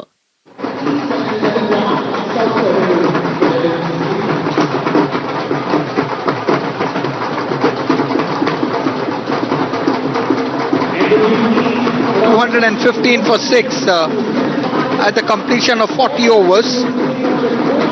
Winning the toss and batting, England not quite going as they would have planned, not going as per script. In fact, if you see, they got off to a flyer, 70 runs in the first 10 overs, and in the next 10 overs only again they could get 62 runs. That was a bright part, and they didn't lose any further wicket. But once that partnership between David Malan and Joe Root was broken, then Netherlands have been able to pick up wickets at regular intervals and put a break on the scoring. The next ball, the first ball of a new over has been played just opening the face of the bat round to third man for a single. And between 31 and 40 is when those Netherlands picked up those wickets. And this time forcing it off the back foot there. And that ball from Van Beek to Ben Stokes going for a pull shot, but the ball not really rising.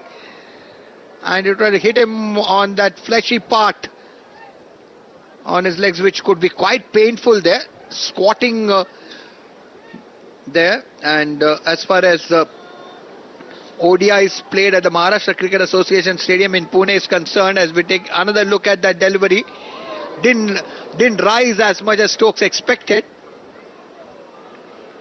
And he is in some pain over there, but I think it's all right at the moment.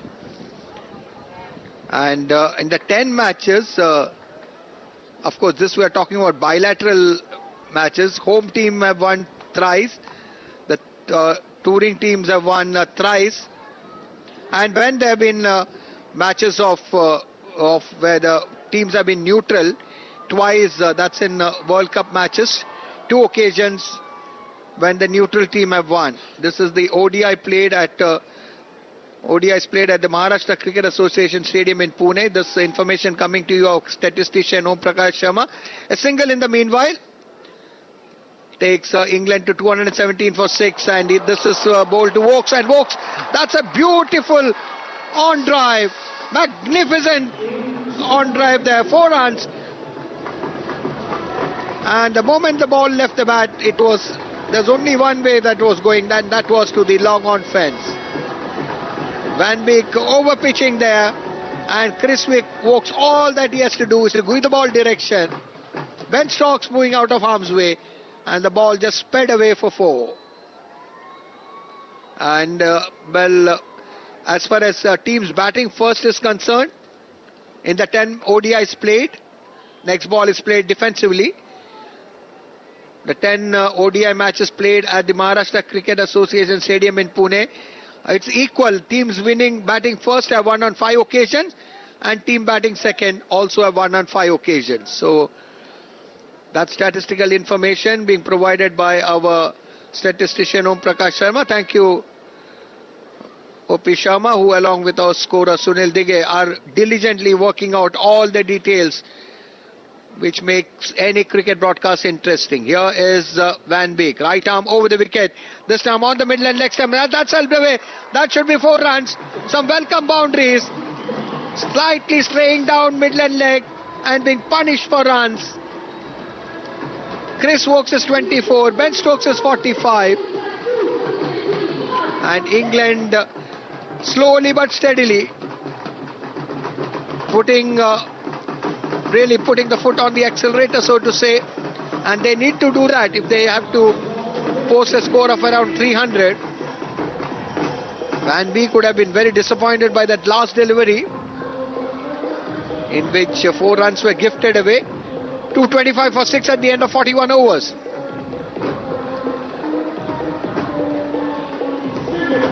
So England, if they go at this rate, will just end up in excess of around 270 or thereabouts. But they will like to up the ante, take the score past 300. So after Vokes, you got your David Willey, who is capable of getting some quick runs. And then you have the likes of Gus Atkinson and Adil Rashid. Adil Rashid also capable of hitting some big strokes, but really very difficult to see them really propelling England. But it's all up to these two, Stokes and Vokes. And just to tell you, they came together with the score reading 192, and they have taken the score to 225 without being separated. Van Meekeren, can he provide a breakthrough here for Netherlands? Can he stop England from putting up a competitive total on the board? And the first ball is on the midland leg stump, held along towards backward square leg, and they run a single. Good running, in fact. These two sharing an excellent partnership here, Stokes and Vokes. Ben Stokes on 46, and if Ben Stokes stays there and is there till the end, there's no reason why England won't find themselves in a position of strength. But we all know this is a game of glorious uncertainties. We all fond of saying that. It's a funny old game, can make the best of experts look quite ordinary at times, as the next ball getting on top of that one was Chris Wokes wanting to be forcing short on through the covers, but not quite on top of that one, plays it straight to the fielder. Just to take a look at the field, wicketkeeper, who's also happens to be the captain of Netherlands, Scott Edwards, is standing quite behind, because remember, Van Meekeren can work up a good pace. 1 for 38 in his 7.2 overs. Right arm over the wicket, and this time once again keeping Chris Wokes quiet. Talking about the field, on the offside you got a man at third man, deep backward point cover. You got a mid off which is slightly deep, and there is also a sweeper on the cover fence. On the on side you got how many? 1, 2, 3, 4. Starting with the man at fine leg, fielder at deep square leg, short mid wicket, slightly wide, and a mid on. As the next one from Meekeren, Chris Wokes not able to get the ball off the square. Van Meekeren maintaining a very good length, just keeping it short of the drivable length, and Van Meekeren and Chris Wokes not able to. He is trying to play the ball into the gaps, if not getting the boundaries, at least keep the scoreboard ticking by rotating the strike. Hasn't happened in this over. 3 dot balls in the 42nd over is not what England would want. And if by any chance Netherlands are able to restrict England to somewhere around 270 or thereabouts, we will have a match on the cards. We'll have a cracker of a contest. The next ball has been played square of the wicket on the offside. There is Aryan there in the deep, but good running, excellent running between these two. Ran the first one hard, which reason that they could convert the one into 2, and 26 is what Chris Wokes is on. Ben Stokes is on 46, and England are 228 for 6. The last ball of the 42nd over coming up. Van Meekeren 1 for 40, bowling his 8th over. Right through this tournament, he has been one of the key go-to bowlers for Scott Edwards. The last ball, wanting to pull it, not quite there for the pull shot, but will still get a single, and that completes over number 42 in the England innings, and England are 229 for 6. Aryan Dutt ने 2 wicket हासिल किए और van beak ने 1 wicket, मीकरन ने 1 wicket और बास delayed ने 1 wicket. इस तरह से ये विकेट हासिल की है नीदरलैंड के गेंदबाजों ने. और फॉल ऑफ विकेट सो फार 48 पर पहला विकेट गिरा था इंग्लैंड का, 133 पर दूसरा, 139 पर तीसरा, 164 पर चौथा, 178 पर पांचवा, 192 पर छठा विकेट खोया इंग्लैंड की टीम ने. ये फॉल ऑफ विकेट्स हैं. 42 ओवर के बाद में स्कोर है इंग्लैंड का 229 run. 42 after completion of 42 overs, 229 ये स्थिति है इस मुकाबले की. अब यहां से 8 ओवर्स और बचते हैं, यानी कि 48 गेंदें और हैं इंग्लैंड के पास खेलने के लिए. देखना है कि कितने रन्स और बटोरते हैं, कि भरपूर रन बनाते हैं इंग्लैंड की टीम, और एक कितना स्कोर यहां पर कितनी चुनौती रखते हैं. अच्छी गेंद थी इस बार बीट करते हुए बल्लेबाज को. वोक्स वहां पर से 27 रन बनाए, उन्होंने 28 गेंदों का सामना किया है. उस गेंद को खेलना चाहते थे, गेंद टप्पा खाने के बाद में पिचिंग स्पॉट से घूमती हुई बाहर की ओर निकली. अच्छी आउटस्विंगर डिलीवरी थी, विकेट कीपर के दस्तानों में पहुंची, समा गई, ठहर गई, और बढ़िया कलेक्शन वहां पर कप्तान स्कॉट एडवर्ड के द्वारा, और गेंद पहुंचा दी गई एक बार फिर से गेंदबाज के पास में. बास डिलीट एक बार हमसे दूर भागते हुए कमेंट्री शोर से एक विकेट हासिल किया, 30 रन दिए उन्होंने. इस बार आगे निकलकर इसको खेल दिया लॉन्ग ऑन क्षेत्र में, गेंद आ रही है फील्डर के पास में, 1 रन बनाने का वहां पर मौका मिल गया. स्कोर सिंगल की मदद से पहुंचा 230 पर 6 विकेट के नुकसान पर. किशोर शुभम गिल की बात हो रही थी थोड़ी देर पहले, तो पंजाब ने नवजोत सिंह सिद्धू, जो कि एक बहुत ही बहादुर बल्लेबाज हुआ करते थे और स्पिन गेंदबाजी के विरुद्ध बहुत गजब की बल्लेबाजी करते थे. उसके बाद में युवराज सिंह आए, और ये तीसरा स्टार प्लेयर जो है शुभम गिल के रूप में भारत को मिल गया है. जो कि बेहतरीन प्रदर्शन कर रहा है लगातार, और आने वाले समय में बहुत कुछ शुभम गिल से, और इस बार उठा कर खेला है, कोई मौका नहीं, पूरा कॉन्फिडेंट शॉट, साहस दिखाया, कदमों का इस्तेमाल और कंधों की ताकत का इस्तेमाल, निकाल दिया स्क्वायर लेग के ऊपर से 6 रनों के लिए। गेंद दर्शक दीर्घा में लैंड करती हुई 6 रन इंग्लैंड के खाते में, 236 पर पहुंचा। और यहां पर स्टॉप ओवर्स शुरू हो चुके हैं और हाथ खोलना शुरू कर दिए हैं इंग्लैंड के बल्लेबाजों ने, और वो समय भी है जब आपको हाथ खोलना भी चाहिए। बहुत ही उपयोगी रन्स हैं यदि आप इस तरह के स्ट्रोक्स खेलते हैं, जोखिम भरे शॉट, लेकिन बहुत ही बढ़िया स्ट्रोक्स था उनका, आगे निकले थे, साहस दिखाया और निकाल दिया था स्क्वायर लेग के ऊपर से 6 रनों के ऊपर। दबाव बढ़ा गेंदबाज के ऊपर और खुशी मिली बल्लेबाज को। 236 रन 6 विकेट के नुकसान पर।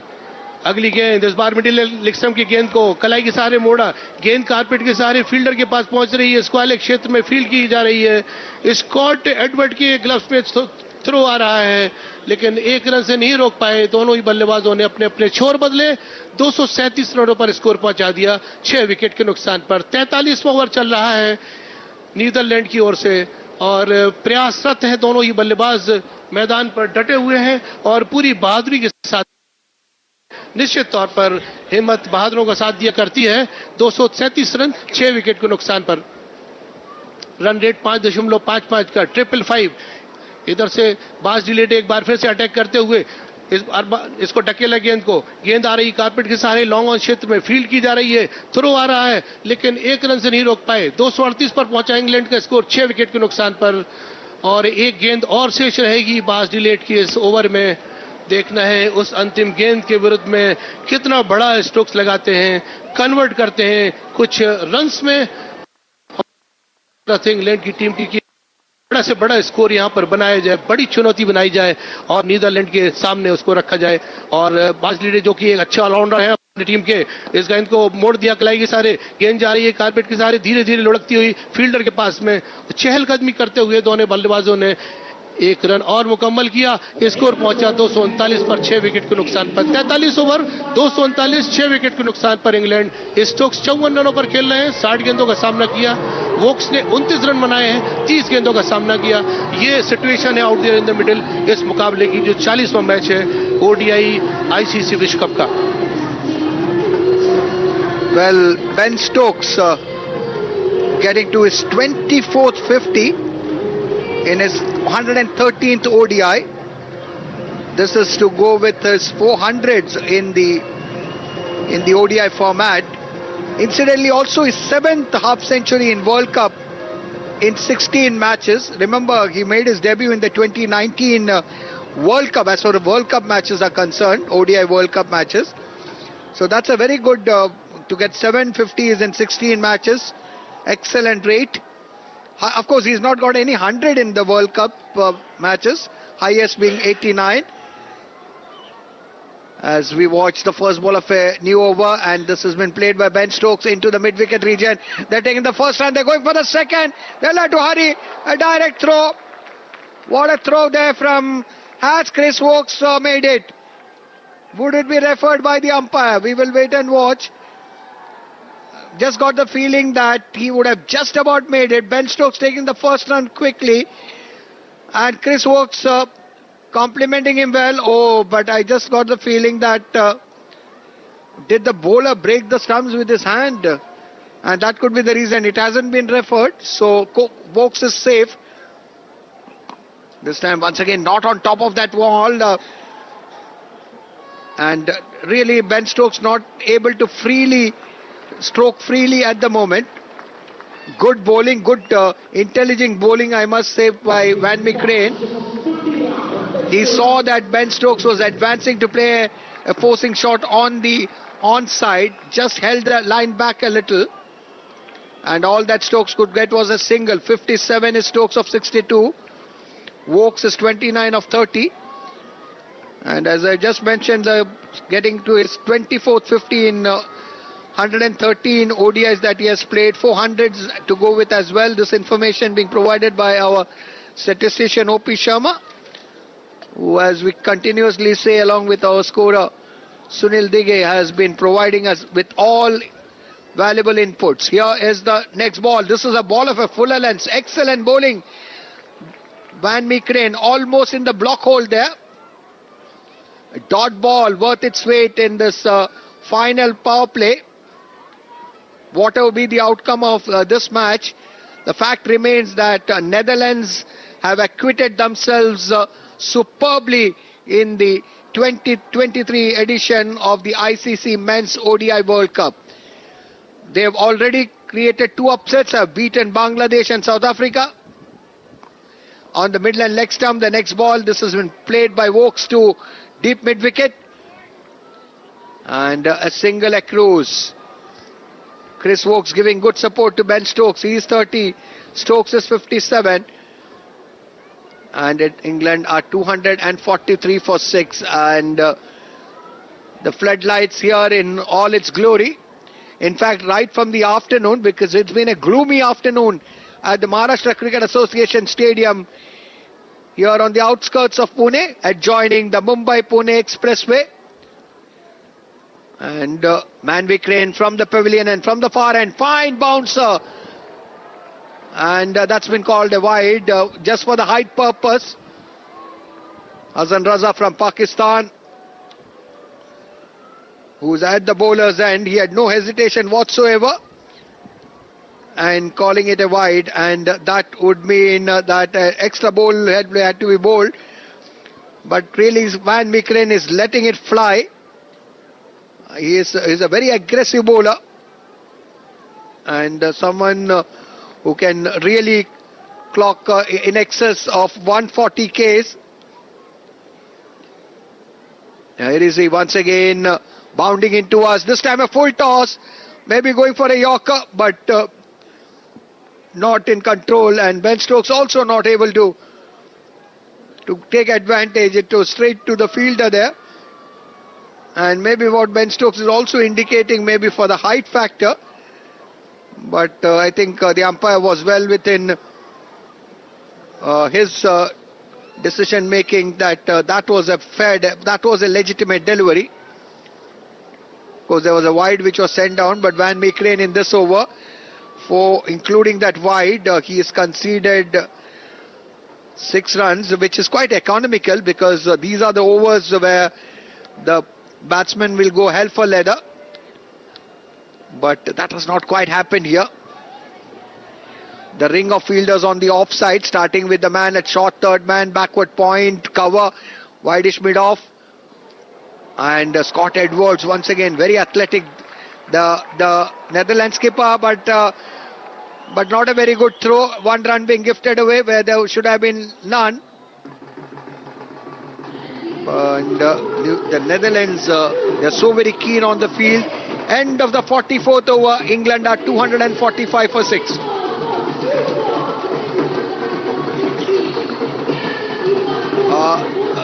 Shahid, just a piece of information about Ben Stokes. His 50 is this is quite a remarkable one. Is 9,948 50 in ODI cricket history. In the 4,697 ODI. Trust a statistician to come out with something like that, Mohammad Shahid. Wow, very good. 66 छक्के लगे हैं south Africa ने, 82 छक्के लगाए हैं south Africa की team ने, और दूसरे नंबर पे रही है न्यूजीलैंड की टीम ने जिन्होंने कि 66 छक्के लगाए हैं. ये एक बहुत से रिकॉर्ड्स बने इस टूर्नामेंट में और मोर और लेस 1 मंथ हो रहा है किशोर, और ये आखिरी पड़ाव की ओर बढ़ गया है. ये मेगा टूर्नामेंट है आईसीसी ओडीआई विश्व कप 2023 और एमसीए स्टेडियम में ये 40वां मुकाबला चल रहा है. इसके बाद में 5 मुकाबले और रोमन राउंड स्टेजेस के बाकी हैं और 9 लीग मैच अपने अपने खेल लेंगी टीमें और बहुत सी टीमें पैक करेंगी, अपने अपने देशों को लौटेंगी और 4 टीमें बिल्कुल नज़र साफ आने लगा है.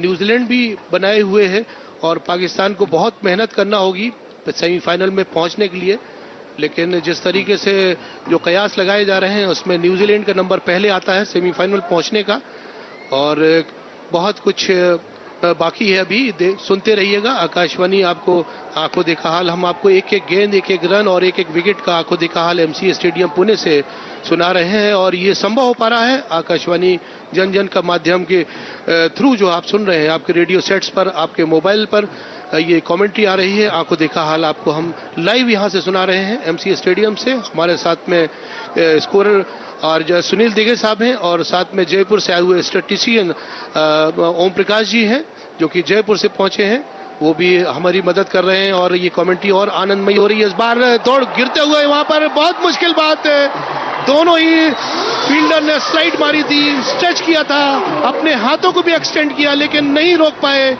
पूरी कोशिश की, पूरे नंबर मिलना चाहिए, लेकिन स्ट्रोक्स की गति कहीं तेज और गेंद बाउंड्री लाइन की तरफ गई। 4 रन मिल गए इंग्लैंड की टीम को। बहुत ही शानदार स्ट्रोक्स खेला था, लेकिन तारीफ करने होगी दोनों फील्डर्स की। कोशिश उन्होंने अच्छी की थी, लेकिन रोक नहीं पाए। 4 रन की मदद से स्कोर पहुंचा 251, 250 रन पूरे किए इंग्लैंड ने। इस बार उठाकर खेला है पूरी ताकत के साथ में, फील्डर वहां पर उछलते हुए बाउंड्री लाइन पर, लेकिन नहीं रोक पाएंगे, उनके ऊपर से गेंद निकल गई। 6 रन,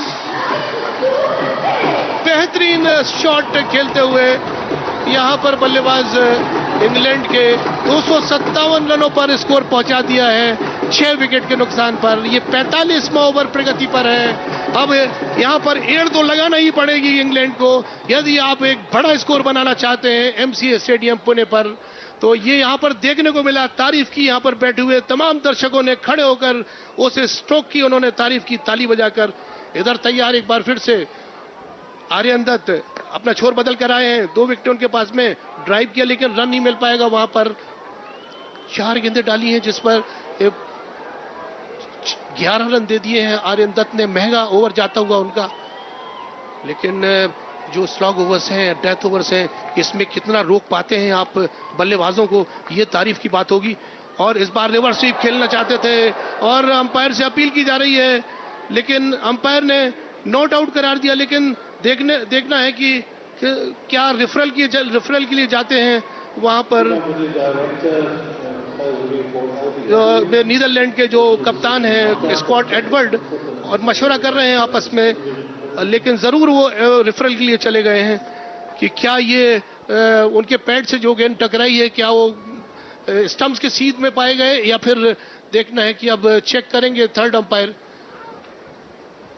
ये देखिए किस तरीके से गेंद स्वीप करना चाहते थे और लाइन मिस कर गए थे। गेंद उनके या तो बल्ले से लगी है या नहीं लगी ही, ये चेक किया जा रहा है और फैसले का इंतजार है। सारी निगाहें मैदान पर हैं और स्क्रीन के ऊपर हैं कि क्या फैसला आएगा, क्या ये 7वां विकेट यहाँ पर इंग्लैंड अपना गंवाएगी, ये देखने वाले। और स्कॉट एडवर्ड जो कि इंतजार में है, सारे फील्डर इंतजार में है, स्क्रीन की ओर उनकी नजरें हैं और उसको चेक किया जा रहा है थर्ड अंपायर के द्वारा, क्या फैसला होगा, क्या 7वां विकेट गिरा गया। यहाँ पर बहुत ही बढ़िया खेल रहे हैं दोनों बल्लेबाज, जम गए हैं, उनकी आंखें जम गई हैं, वेल सेट है, एस्टैब्लिश हो चुके हैं, अच्छे स्ट्रोक्स लगा रहे हैं, अपने स्कोर को लगातार बढ़ाए जा रहे हैं। और लेकिन यहाँ पर अगर ये झटका लगता है तो निश्चित तौर पर इंग्लैंड के लिए एक वैसी बात होगी, क्योंकि दोनों ही बल्लेबाज, क्योंकि उनकी पार्टनरशिप भी 50 से ज्यादा हो चुकी है। यहाँ पर अच्छे खेल का प्रदर्शन किया दोनों बल्लेबाजों ने खड़े होकर, और अब देखा जा रहा है कि क्या वो स्टंप्स के सामने थे या फिर, और फैसले का इंतजार है।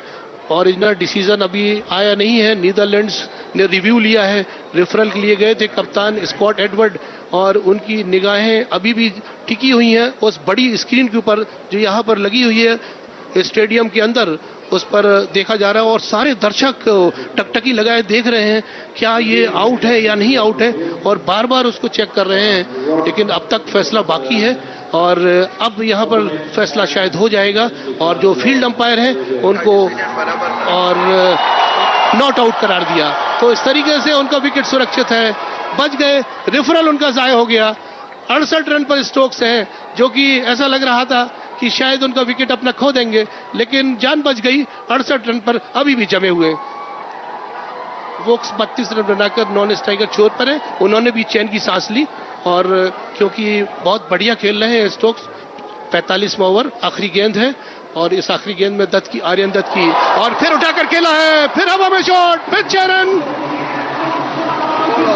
और इधर अंपायर का नो बॉल का भी इशारा और 6 रनों का इशारा उन्होंने अपने दोनों हाथ हवा में उठाए और इशारा भी कर दिया फ्री हिट का। बहुत ही बढ़िया गेंद थी ये, आखिरी गेंद जिस पर उन्होंने छक्का भी जड़ा और तोप का गोला लगा। वो स्क्वायर लेग के ऊपर 6 रन दर्शक दीर्घा में लैंड करती हुई गेंद और दूसरा और 69 मीटर 6 डिस्टेंस जो बता रहे हैं 69 मीटर काफी बड़ा छक्का लगाया उन्होंने। और हालांकि फील्डर ने उछलते हुए वहां पर कैच लेने की कोशिश की थी लेकिन कहीं ज्यादा उनके सर के ऊपर से गेंद निकल गई और बाउंड्री लाइन को बड़ी आसानी के साथ क्लियर किया। अब ये फ्री हिट है, इस पर क्या होगा, फ्री हिट का कितना फायदा उठाते हैं ये देखने वाली बात होगी। दत्त चले और दाहिने हाथ से क्रीज के और बार फिर उठाकर खेला हवा में, गेंद आ रही है और 6 रन, एक और छक्का उसको भुना लिया है। उस जो फ्री हिट मिला था उनको उठा दिया उन्होंने, साहस दिखाया कंधों का, अपने पावर का इस्तेमाल किया। गेंद हवा में झूमती हुई और लहराती हुई चली गई 6 रनों के लिए बाहर। एक छक्का और मिला इंग्लैंड की टीम को। शानदार स्ट्रोक्स यहाँ पर 88 मीटर, कहीं बड़ा छक्का पहले वाले से। जनता से संसद तक एक बार फिर चल पड़ी है चुनावी रेल। 18 वर्ष से ऊपर हर यात्री से अनुरोध है, अपनी दुविधाओं और समस्याओं का पिटारा लेकर आ जाएं। मतदाता जंक्शन सीजन 2 पर निर्वाचन आयोग और आकाशवाणी कर रहे हैं आपका इंतजाम। तो आइए मिलते हैं मतदाता जंक्शन सीजन 2 पर। Well, England really pressing on the accelerator just at the opportune moment. 5 overs to go, 270 for 6. And the innings timer says that at the moment, Netherlands are just an over behind. 18 minutes remain. But they also having a spinner at one end. They may well be able to make it up.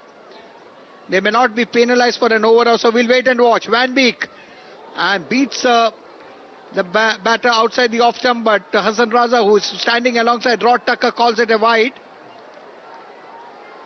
And an extra delivery as well. We saw what happened in that extra delivery which Aryan Dutt bowled in that last over. The ball slipped out of his hands. It was called a no. Even that was hammered for a 6. And then the resultant free hit, Ben Stokes got a maximum once again. He's on song here. He hasn't been in the best of form for England, and once again the second consecutive no ball, a slower ball, wanting to keep it away from Chris Wokes. So 2 wides on the trot, not the best of beginnings in this over for Van Beek.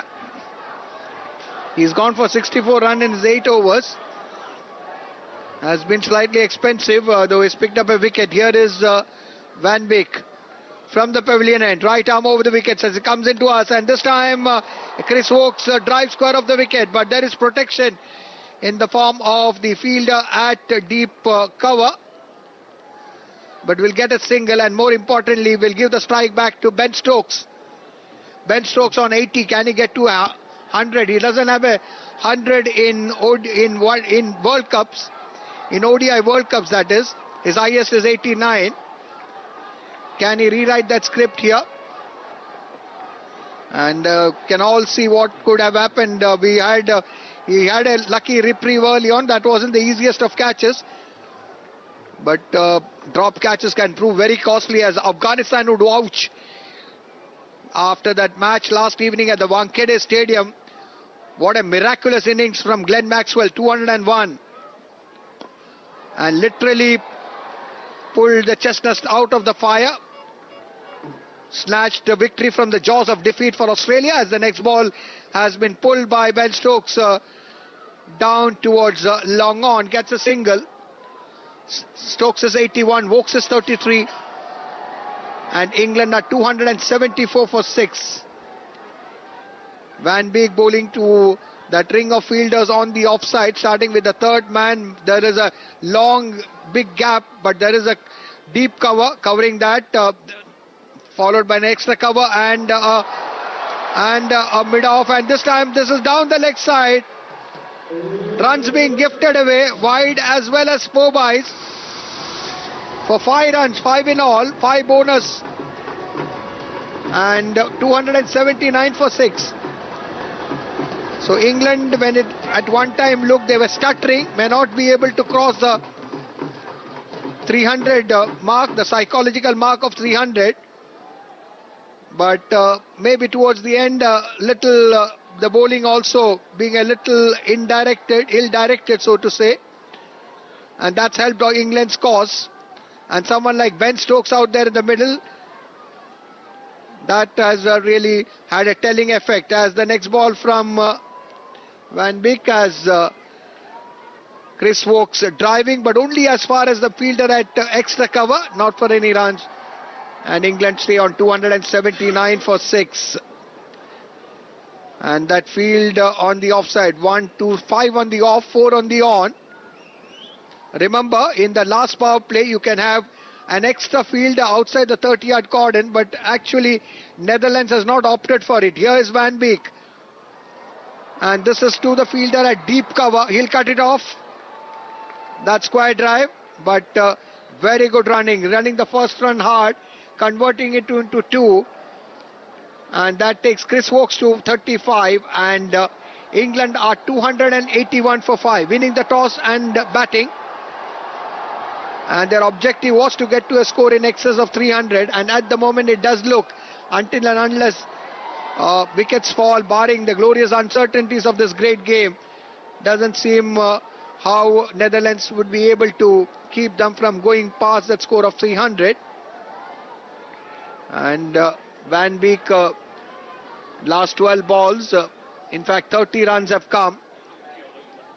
Here is Van Beek, right arm over the stump from very close to the stumps, bouncing that one. And I just got the feeling that Hassan Raza would call it a wide, because the ball after pitching went over the shoulder of the batsman in his normal upright position, and that's very correctly called a wide there. So in fact in this over we've had quite a few extra runs coming the way of England. Woakes is 35, Ben Stokes at the non-strikers is on 81, and this ball has been driven once again. The fielder at deep cover, he's had to do a bit of running around in this over, and restricts the scoring to just a single. So after 45.5 overs, England are 283 for 6. The run rate has also now increased. In the first 10 overs, they were going at 7 runs per over. Then the scoring rate dipped with the fall of wickets. It was just around 5.5. Now they are upped it to 6.17. For what should be the last ball of the 46th over. It's Van Beek operating from the pavilion end. As he bowls this one, that's a bit offered outside the off stump. Ben Stokes drives, but finds a fielder there in the deep at deep, or rather long off or deep extra cover, whatever you'd like to call it, a single across, and that ends the over. 46 overs gone by. England are 284 for 6. 24 गेंदें और बाकी हैं. देखना है कि 24 गेंदों के विरुद्ध में कितना बिजनेस और करती है इंग्लैंड की टीम. और जो पार्टनरशिप है यहाँ पर 92 रनों की हो चुकी है. 64 गेंदें खेली गई हैं दोनों ही बल्लेबाजों के द्वारा, और 92 रन्स की पार्टनरशिप की है. बहुत ही जबरदस्त बल्लेबाजी की है और बहुत ही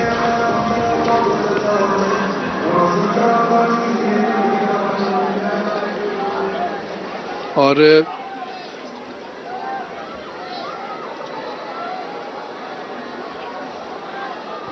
यहाँ पर तैयार हैं बाज लीडे. हमसे दूर भागते हुए कमेंट्री बॉक्स से हिल एंड से, और उनके सर के ऊपर से मारा है. बहुत तेज शॉट, और 2 रन जरूर मिलेंगे.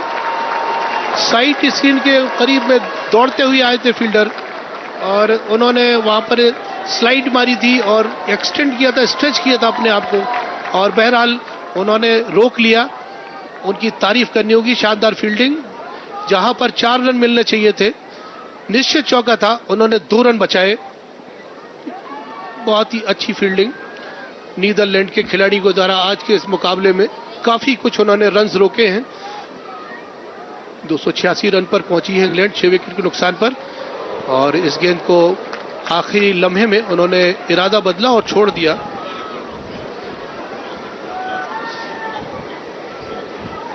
सातवें विकेट के लिए हमारे ओपी सर बता रहे हैं, हमारे स्टैटिस्टिशियन, की 94 रन की पार्टनरशिप हुई है और बेस्ट पार्टनरशिप है 7वें विकेट पर।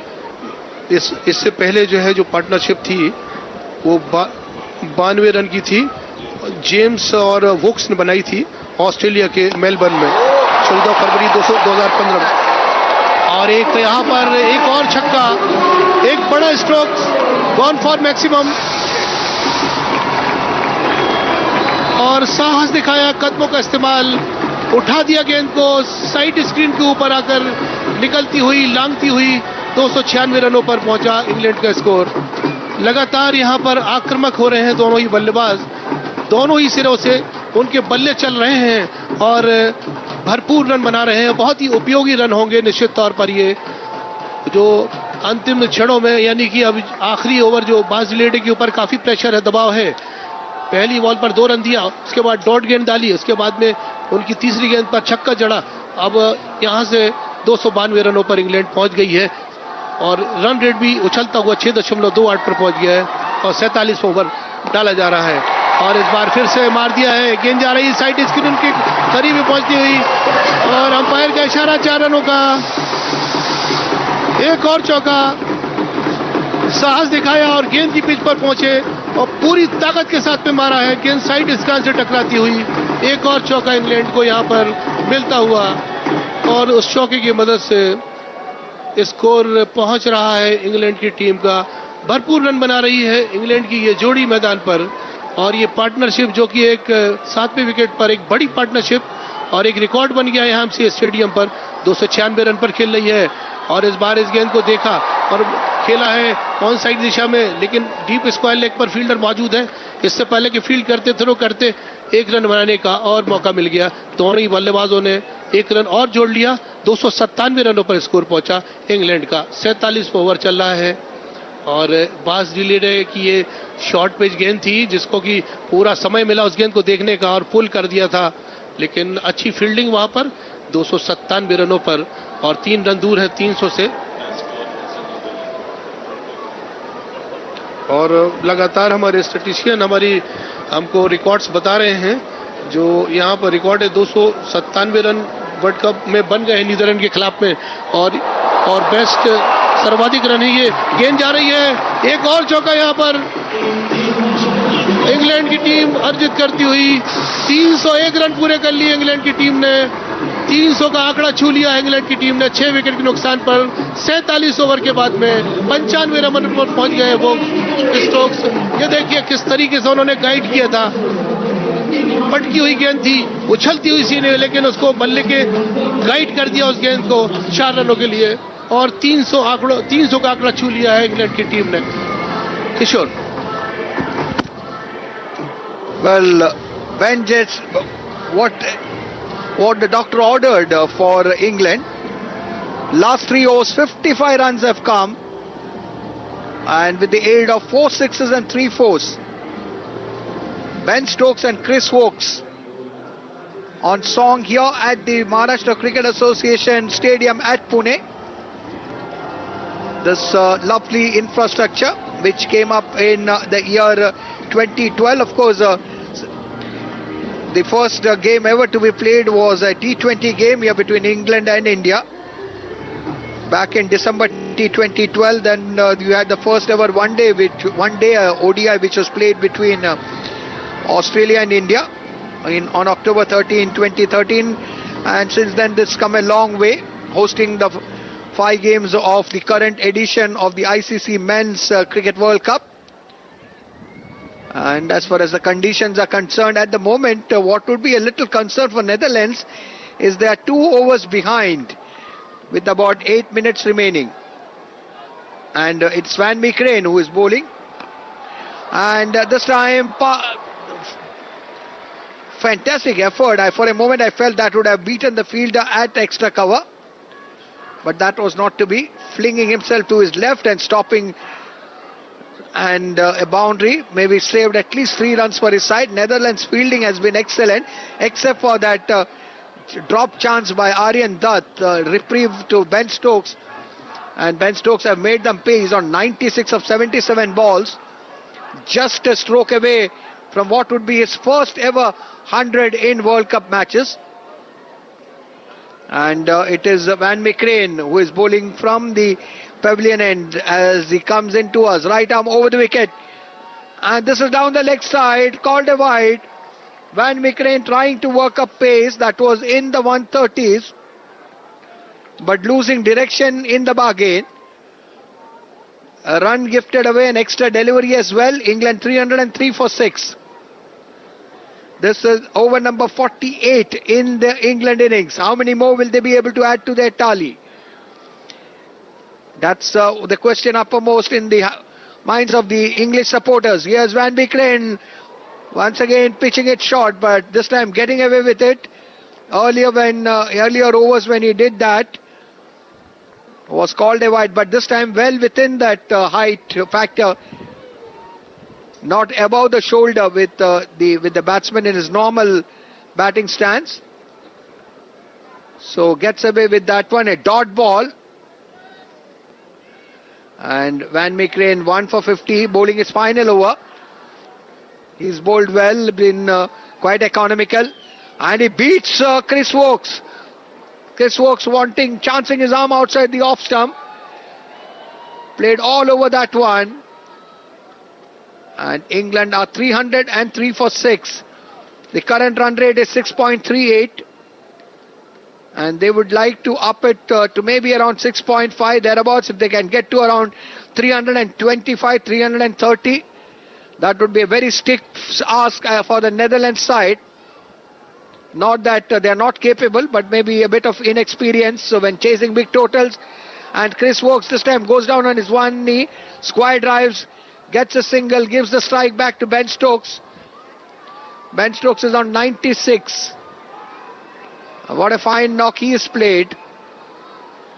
The England all-rounder wasn't in the best of form coming into this game, but he got an opportunity. He was dropped earlier in the innings, and he's made Netherlands pay for that with a fine knock of 96.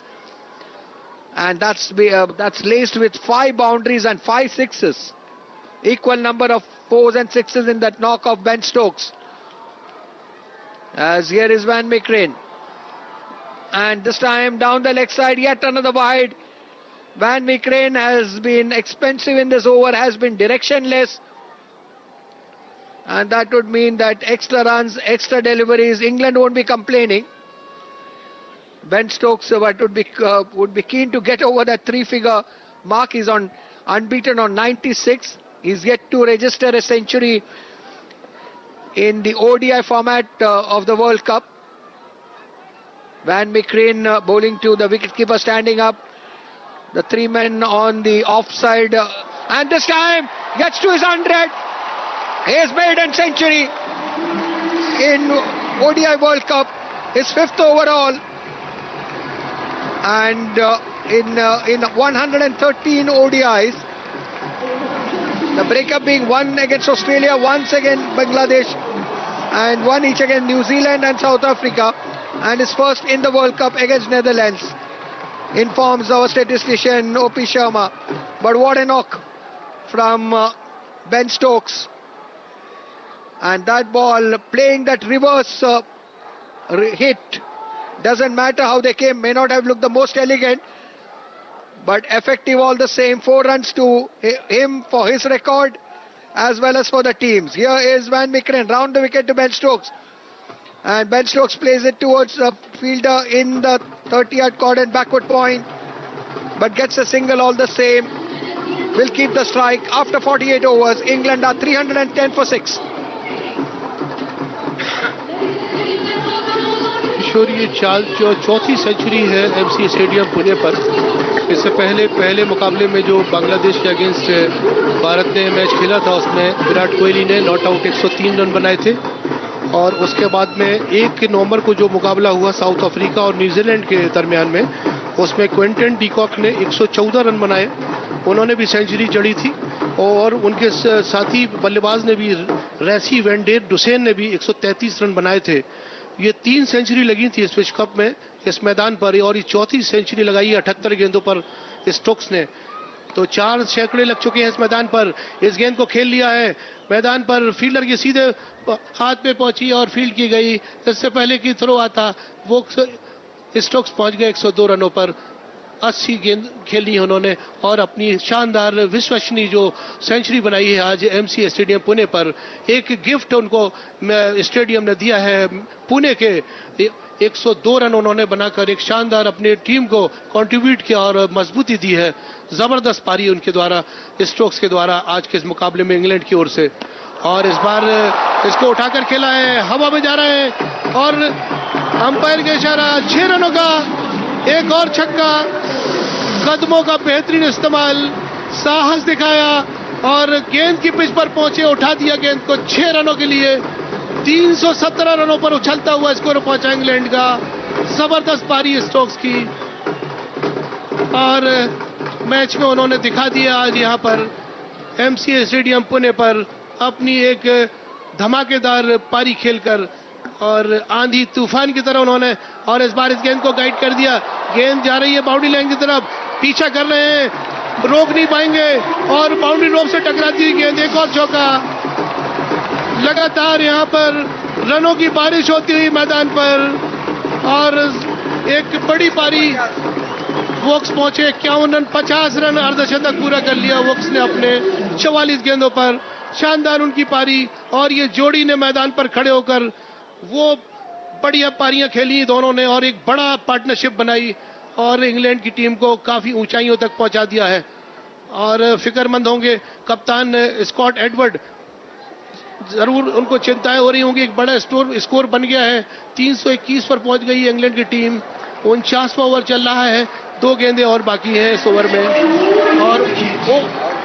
और ये out हो गए हैं। पहला एक wicket और यहां पर नीदरलैंड को मिला।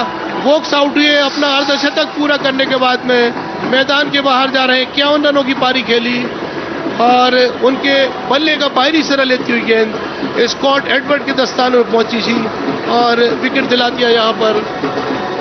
तो क्रिस वोक्स की पारी का अंत हुआ। 51 रन उन्होंने बनाए, 45 गेंदों का सामना किया और उनको आउट किया। बास डिलेट ने बहुत ही अच्छी गेंद थी उनकी, खेलना चाहते थे लेकिन गेंद उनके बल्ले के आखिरी यानी बाहरी किनारे को ले उड़ी और समा गई स्कॉट एडवर्ड के दस्तानों में और उन्होंने कोई गलती नहीं की वहां पर। शानदार कैच लिया और एक विकेट और दिला, यानी 7वें विकेट का पतन हुआ इंग्लैंड का 321 रनों पर।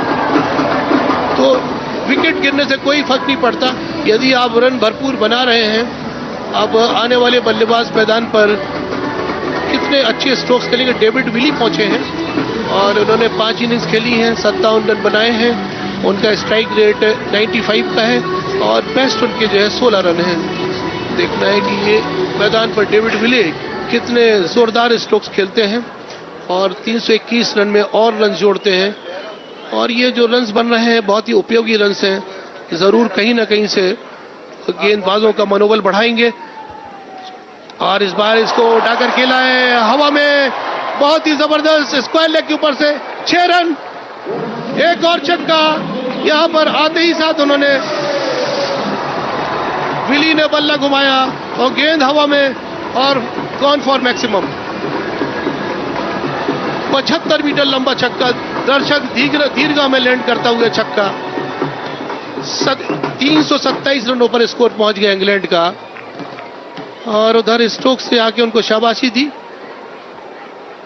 और जो रन्स चाहिए हैं वो रन्स बन रहे हैं और भरपूर रन बन रहे हैं। और इस बार फिर से उठाकर खेला, हवा में गेंद आ रही है, फील्डर वहां पर मौजूद और आउट। 8वां विकेट गिरता हुआ इंग्लैंड का। रन बनाने के प्रयास में एक विकेट और खोया इंग्लैंड ने। 327 रन पर 8वें विकेट का पतन। 49 ओवर पूरे हुए। किशोर, आप क्या कहना चाहेंगे? ये इतना स्कोर जो बना है, क्या यह स्कोर सम्मानजनक स्कोर होगा और एक अच्छी फाइट होगी आज एमसीए स्टेडियम पुणे में? Well, they got to a big score here, England. And for a team like Netherlands, who undoubtedly have played so well, David Billy out for 6. That's the 8th wicket down with the score reading 327. Notwithstanding the fact that Netherlands have fought all the way, it may not be easy for them. It is indeed a stiff target for any team chasing anything in excess of 300. However strong you're batting, you need to get off to a rollicking start. Something like Pakistan did against New Zealand in that rain-truncated game which Pakistan won against New Zealand on the Duckworth-Lewis DLS method. Maybe if Netherlands can get off to a start like this, one never knows. But all in all, it does look to be a very stiff target. The final over coming up. Last 5 overs, 81 runs have come for the loss of just 2 wickets. 5, 4, 6 sixes.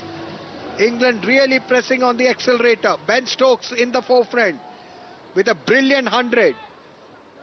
2 all-rounders on consecutive days playing superb innings.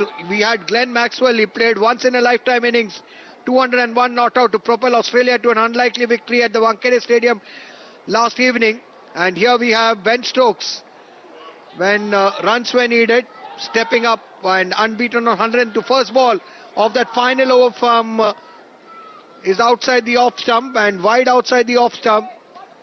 So an extra run, an extra delivery. Netherlands bowlers have been guilty of spraying it around, especially in that final power play, which has resulted some extra runs as far as England is concerned. Here is Van Beek bowling to Ben Stokes, and Ben Stokes not able to get the ball off the square. A dot ball. Guy Atkinson having coming in. Gus Atkinson, beg your pardon, and that would mean that Ben Stokes would not want to take that single. He may ideally like to face the 6 balls, get as many runs as possible for England. England already, it's an imposing score at the moment.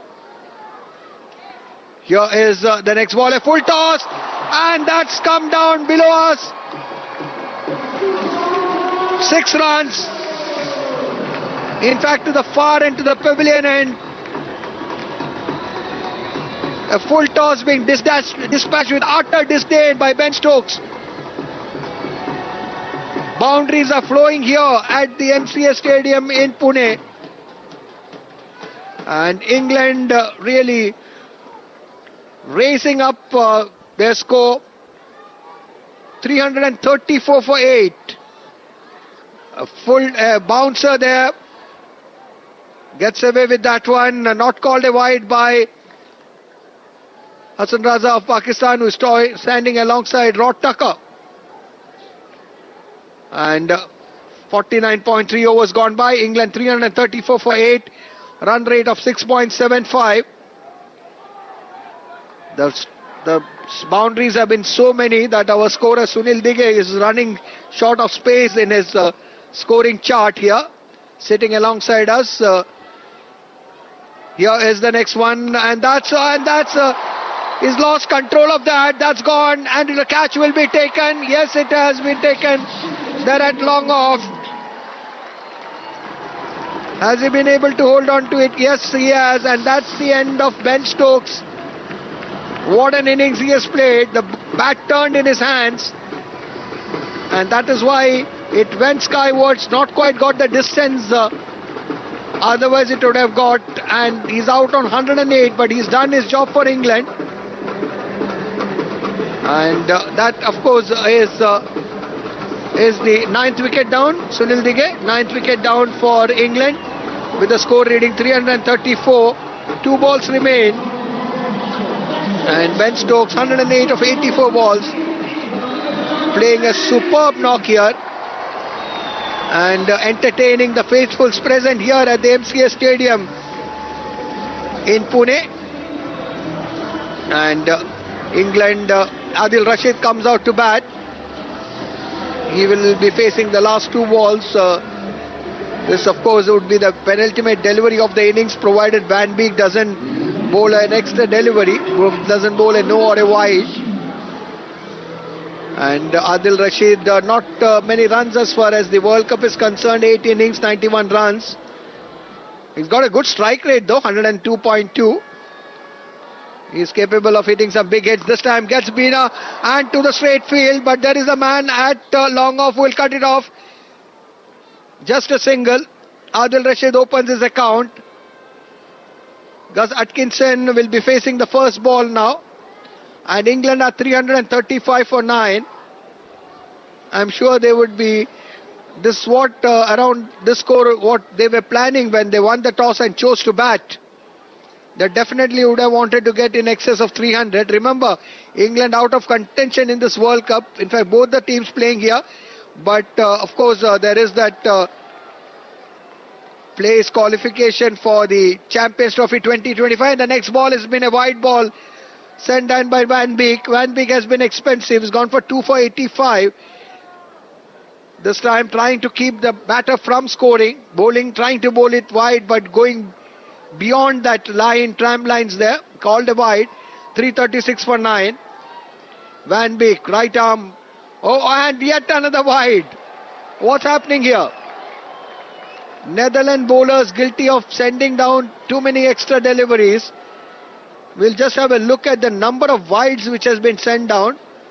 Wides and no balls. 20 wides, 1 no ball. That's 21 extra deliveries. So almost 3.5 overs that way. Here is Van Beek. Hopefully for the last time here. This time, and that's almost a tennis forehand shot. The two batters are running for it. And going for the second run it is. I just get the feeling that he may be run out at the striker's end. We will wait for the replay. The umpires will refer that for sure. And that would mean that England may well get bowled out for 337 in the last ball, the final delivery. And that throw and the wickets have been broken. But has he been able to drag his bat in? I think he's safe. But we'll still wait for the official confirmation. And England doing very well in the final 10 overs. Just giving the impetus to the innings. Just giving that push towards the end. Which not only took them past 300 but closer to 340 at the moment. We will just wait confirmation from the third umpire. And that will quickly come up on the giant screen. It's not out. So England have made 339 for 9. Setting a target, an imposing target of 340 for Netherlands to chase. We'll quickly give you the batting chart of England. England, Bairstow and Malan opened the batting. Bairstow went early for 15. Malan made 87. Joe Root also didn't last long, 28. But the man who really propelled England to that score, the fine all-rounder, Ben Stokes, 108, his maiden 100 in World Cup cricket. And then Brooks made only 11, not many useful contributions. Chris Woakes, of course, down the order got 51. And all in all, that meant that England reached 339 for 9. And the partnership, two good partnership for the second wicket between Root and Malan, 85. And then you had the partnership down the order between Stokes and Woakes, which realized 129. And all in all, a fine effort. And as far as the bowling goes, it was Aryan Dutt 2 for 67, Van Beek expensive 2 for 88. The pick of the bowlers was Leede 3 for 74 and a wicket there for Van Meekeren as well.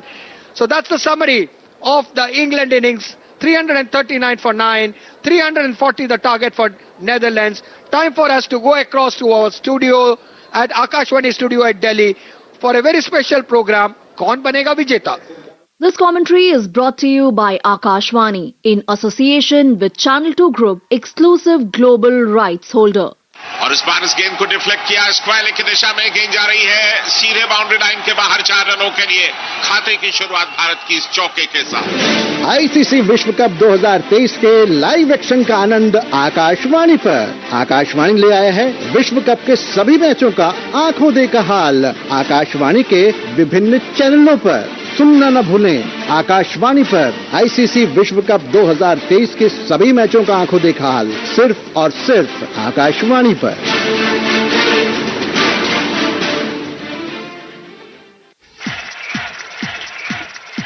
कौन बनेगा?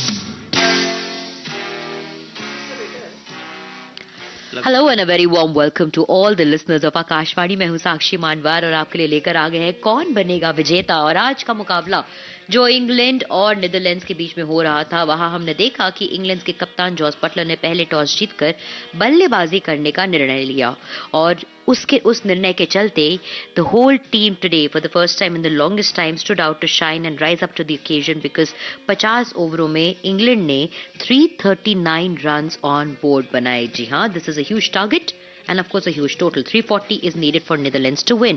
मेरे साथ यहाँ studio में मौजूद हैं of course former India international cricketer we have with us Surendra Khanna. Good evening Surendra. Good evening Sakshi. And उनके साथ हमारे साथ यहाँ मौजूद हैं senior sports journalist Uttara Ganesan. Good evening Uttara. Good evening Sakshi. Now quickly Surendra, आपके साथ बिगिन करते हैं. In a very long time क्या आपने आज फाइनली एक ऐसी टीम इंग्लैंड के अंदर देखी जिसका हम सबको बहुत लंबे अरसे से इंतजार था कि इस वर्ल्ड कप में देख पाए हम? सर्टनली कल मुंबई में पागल हुआ था अपना ग्लेन मैक्सवेल. 7 विकेट डाउन थे और वहां से उसने 201 बना के 200 की पार्टनरशिप करके अपने कप्तान के साथ मैच जिताया. जो मैच जो है मैंने वैसी इनिंग्स नहीं देखी.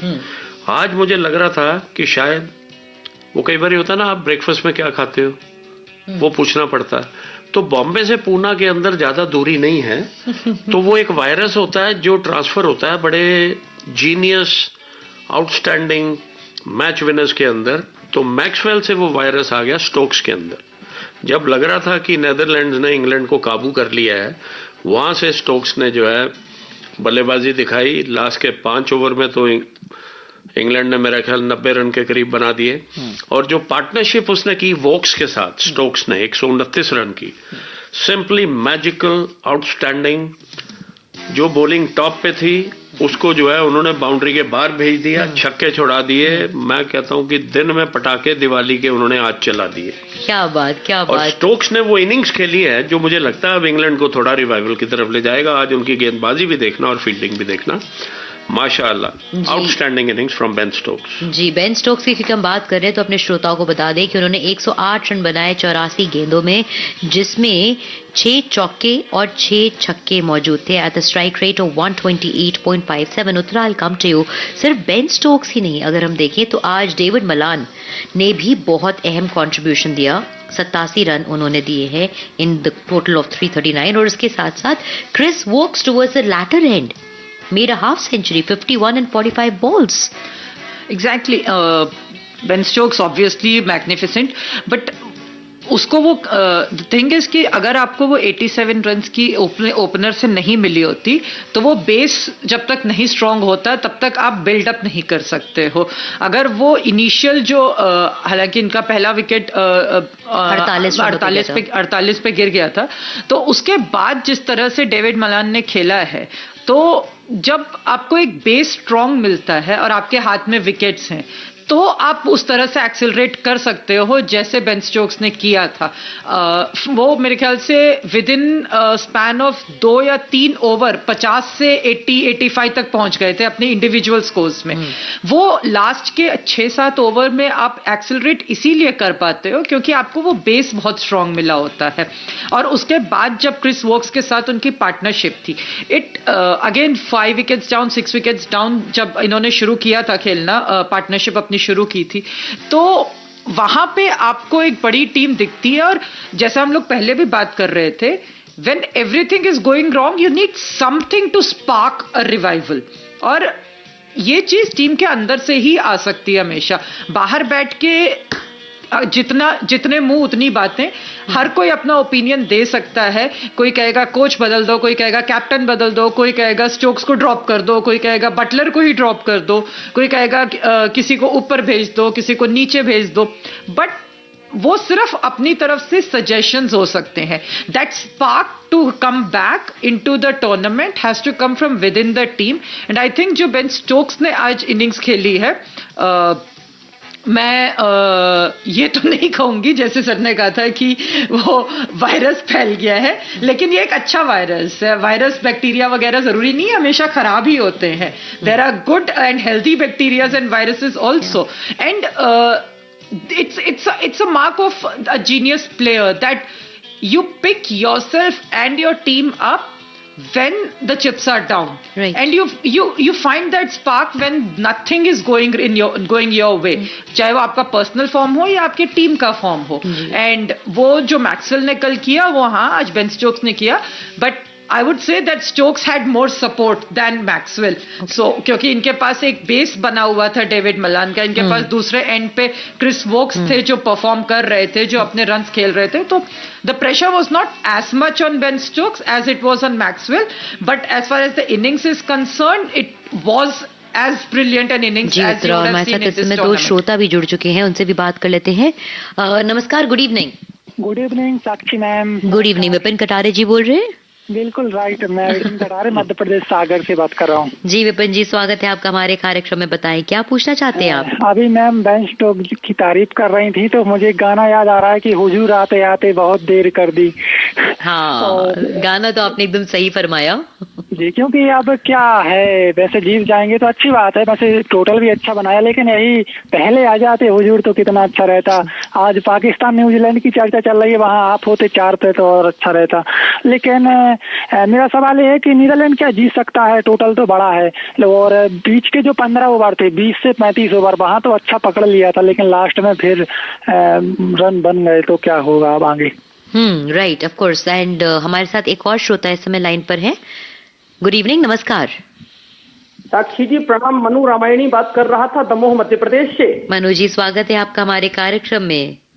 कैसी हैं साक्षी जी? सब खैरियत है, शुक्रिया पूछने के लिए. बताएं क्या पूछना चाहते हैं आप आज हमसे? आप साक्षी जी, प्रश्न तो 2 हैं, लेकिन पहला प्रश्न मेरा ये है कि क्या जो क्रिस वोक्स को इन लोगों ने लास्ट में आउट किया, और अगर पहले इनका विकेट ले लिया जाता तो 339 का स्कोर जो हम देख पा रहे हैं वो शायद ना बनता, और इंग्लैंड कुछ कम स्कोर बनाती तो शायद इनको चांस रहते. और दूसरा सवाल मेरा ये है कि क्या इंग्लैंड अगर आज का मैच जीतता है तो क्या वो चैंपियंस ट्रॉफी के लिए क्वालिफाई करेगा या नहीं? सुरेंद्र खन्ना जी होंगे, उनको मेरा नमस्कार कहिएगा. नमस्कार जी. कैसे हैं सुरेंद्र जी आप? अभी तक तो ठीक हूँ. चलिए, अपना आशीर्वाद बनाए रखिएगा और मेरे सवाल का उत्तर दीजिएगा. प्रणाम. जी जरूर. Let me come directly to Surendra then on that question. उन्होंने पहला सवाल पूछा था ये कि क्रिस वोक्स अगर जल्दी आउट हो जाते तो क्या इंग्लैंड को नीदरलैंड्स एक रिलेटिवली स्मॉलर टारगेट में कर्टेल कर पाता? देखो, वोक्स आउट हो जाते तो और भी बल्लेबाज थे पीछे, तो ये बातें कहनी कि वो नहीं रहता और वो नहीं रहता. अगर हमारे पुरखे ना मरे होते तो हमारी खाटे मंजियां जो हैं वो मेरे वसंत विहार से जो है लाहौर तक होती. ये चीजें नहीं चलती क्रिकेट के अंदर. If and buts. जो आज वोक्स जो है वो हमेशा योगदान उसने दिया है जब इंग्लैंड को जरूरत पड़ी है. कुछ अच्छे मैच भी जिताए हैं इंग्लैंड को उसने अपनी बल्लेबाजी से. Primarily he is a bowler और बैटिंग उनका जो है स्ट्रॉन्ग पॉइंट नहीं है, but when chips are down he always contributes. और आज स्टोक्स का दिन था. कई बार क्या होता है, मुझे याद आता है कि कपिल देव जब खेल रहा था उस समय 4 ऑलराउंडर थे, इमरान खान, रिचर्ड हैडली और बोथम. तो जब बोथम परफॉर्मेंस देता था ना, 5 विकेट लिए, 100 रन मारे, तो इधर से कैप्सी चार्ज होता था. कहता यार उन्हें चंगा किया, मैं भी तकाना. पता चला कैप्सी ने 100 मारा, उसने 5 विकेट लिए थे, कैप्सी ने 8 विकेट लिए. तो this charge is on. Maxwell's inning had really woken up the sleeping giants. इस टूर्नामेंट में जो सोए हुए थे, उस इनिंग ने उनको चार्ज अप कर दिया कि हमने भी अभी आईपीएल के लिए 18 करोड़ 15 करोड़ 20 करोड़ लेने हैं. यहाँ पे ही आईपीएल खेलने आना, इन पिचों पे ही हमने खेला और हमने इंग्लैंड के लिए कुछ किया ही नहीं है so far in the tournament. So this is I think, जो ग्रेट्स होते हैं ना, उन्हें कुछ चाहिए होता है. वो स्टोक्स को आज मिला और ये पारी हमने देखी. See, not to take any credit, Surendra, away from the way आज हमने कुछ बहुत अच्छी इनिंग्स देखी हैं मल्टीपल प्लेयर्स से इंग्लैंड के, बट क्या आपको लगता है नीदरलैंड्स एक रिलेटिवली उतनी स्ट्रॉन्ग टीम नहीं है जिसकी वजह से England found themselves on the better side of cricket today and playing the game today also? I think this will be wrong to say. अभी तक टूर्नामेंट में Netherlands had played better than England. I would say England was technically nowhere. they have 1-2 games. Yes. जो bowling कर रहे थे इनके अपना Dutch bowlers जो हैं Bairstow लीड और अपना Colin Ackermann and Paul van Meekeren, जो उसने बाउंसर एक दो लगाए जब जो रूट खेलने आया हिला के रख दिया उसने उसको। मेरे ख्याल 0 से जो है अपना 0 तोड़ने के लिए उसको कितनी गेंदें जो रूट को लगी and then he played that reverse scoop जो किया उससे चौका मिला, फिर वो शॉट खेलने गए उस पर बोल्ड हो गए। तो उन्होंने सांस बंद की हुई थी। अगर देखें इनके जो सीमर्स हैं उन्होंने उनको जो है पहले स्ट्रोक्स नहीं खेलने दिए। To the sheer genius of Ben Stokes 88 गेंदों में 129 रन की पार्टनरशिप है इनकी और स्टोक्स को देख देख के वोक्स में भी वो कॉन्फिडेंस आया और उसने भी फिर जम के अपने खुल के स्ट्रोक्स खेले। अदरवाइज पहले 37-39 ओवर्स तक उन्होंने इंग्लैंड को जो है दबा के रखा हुआ था। फील्डिंग माशाल्लाह आउटस्टैंडिंग, जो रनआउट किया उसने जो है मलान को मतलब उन्होंने सांस नहीं लेने दे रहे थे, ऐसा किया हुआ था इंग्लैंड को। तो आज जीनियस जो थी स्टोक्स की उसके करके इतने रन्स बने हैं।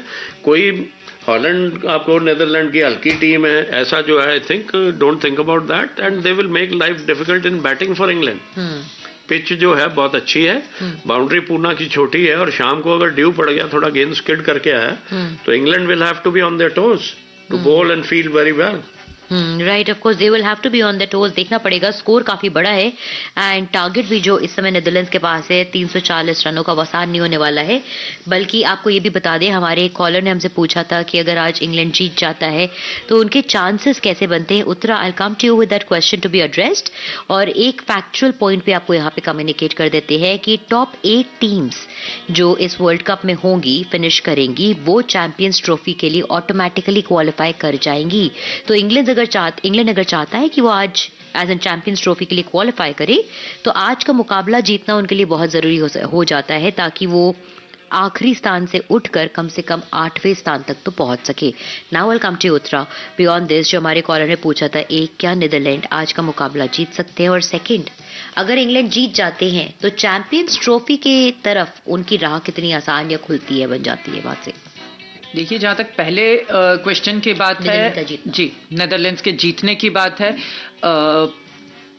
अगर पहले से डिसाइड कर सकते हैं कि क्या हो सकता है रिजल्ट तो फिर वो स्पोर्ट्स नहीं होता, वो फिजिक्स या केमिस्ट्री हो जाती जहां आपको पता है कि, या मैथमेटिक्स हो जाती जहां 2+2 4 ही होता है।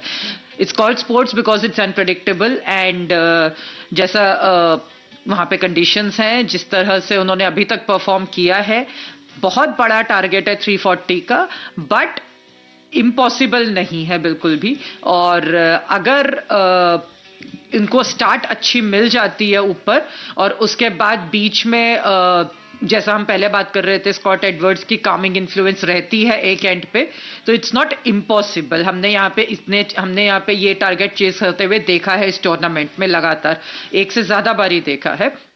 And again Netherlands has nothing to lose, उनको पता है कि वो इससे आगे नहीं जा रहे हैं। चैंपियंस ट्रॉफी के लिए अगर वो क्वालिफाई कर जाते हैं तो it's a bonus for them, but in terms of getting an experience and performing and punching above their weight, they have already proven themselves, they don't have anything left to prove. England have everything to lose for, and इसीलिए मुझे ये personally लगता है कि यहाँ पे pressure unless Netherlands अपने ऊपर खुद से ले कि हमको जीतना है, वो अगर ना हो तो प्रेशर यहाँ पे पूरे मैच में इंग्लैंड पे ही रहेगा, because they have to qualify for champions Trophy, they are more desperate to qualify for champions Trophy. वो अगर नहीं कर पाते हैं तो वो ज्यादा एम्बैरेसिंग होगा इंग्लैंड के लिए, तो प्रेशर उनके ऊपर ही रहेगा। और जहां तक चैंपियंस ट्रॉफी की बात है, मुझे लगता है रन रेट भी आएगा, बिकॉज इसके बाद इनको एक मैच और खेलना है। और अगर हम ऊपर की 3 टीमें हटा दें इस वक्त जिस तरह से जो टेबल है उसमें India, Australia and south Africa, बाकी सारी टीमें वेदर दे आर ऑन 8 और 6 और 4, उनके पास चांसेस हैं अभी टॉप 8 में एटलीस्ट फिनिश करने के। It will go down till the last match of every team, क्योंकि इसके बाद न्यूजीलैंड का मैच है श्रीलंका के साथ। अगर उसमें किस तरह से रिजल्ट आता है, वो श्रीलंका का, न्यूजीलैंड एटलीस्ट चैंपियंस ट्रॉफी तो खेलेगी, बट श्रीलंका क्या खेल पाएगी या नहीं खेल पाएगी। उसके बाद अगर यहाँ पे हॉलैंड जीत जाती आज नीदरलैंड्स, तो ऑब्वियसली इंग्लैंड का चांस खत्म है. बट अगर इंग्लैंड जीतती भी है तो भी वो 4 पॉइंट पे पहुंचेगी, जहां ऑलरेडी 3-4 टीमें बैठी हुई हैं 4 पॉइंट पे. तो it's all going to come down to run rate, unless of course every other team keeps losing and England wins both their games and with huge margins. तो रास्ता आसान जरूर होगा चैंपियंस ट्रॉफी का. एक one box will be ticked. There will be more to tick once this match is over. But yes, it will become slightly easier for them. It will still not guarantee them a spot in the Champions Trophy. It will make it slightly easier. I hear you. हाँ जी, okay fine. और एक चीज अपने श्रोताओं को और भी बता दें, क्योंकि हम चैंपियंस ट्रॉफी की बात कर रहे हैं कि 2025 का चैंपियंस ट्रॉफी पाकिस्तान होस्ट करने वाला है. इस वजह से वो ऑटोमेटिकली क्वालिफाई कर जाते हैं, given the fact that they are the host nation. अगर होस्ट होगा तो इंडिया तो जाएगी नहीं. Well, we'll have to wait and watch and see on that angle, Surendra जी. हम उस बारे में आगे चल के समय में बात करेंगे when the right time comes. But for now, अपने listeners को इस पे अपडेट्स देना जरूरी था. And हमारे साथ इस समय 2 श्रोता भी जुड़ चुके हैं. आइए उनसे बात कर लेते हैं. नमस्कार, गुड इवनिंग. नमस्कार मैम. क्या नाम है आपका, कहाँ से कॉल कर रहे हैं? मैम मैं गुजरात के कच्छ जिले के तालुके नखत्राने गांव तल से बोल रहा हूँ. जत अहमद साले मेरा नाम है.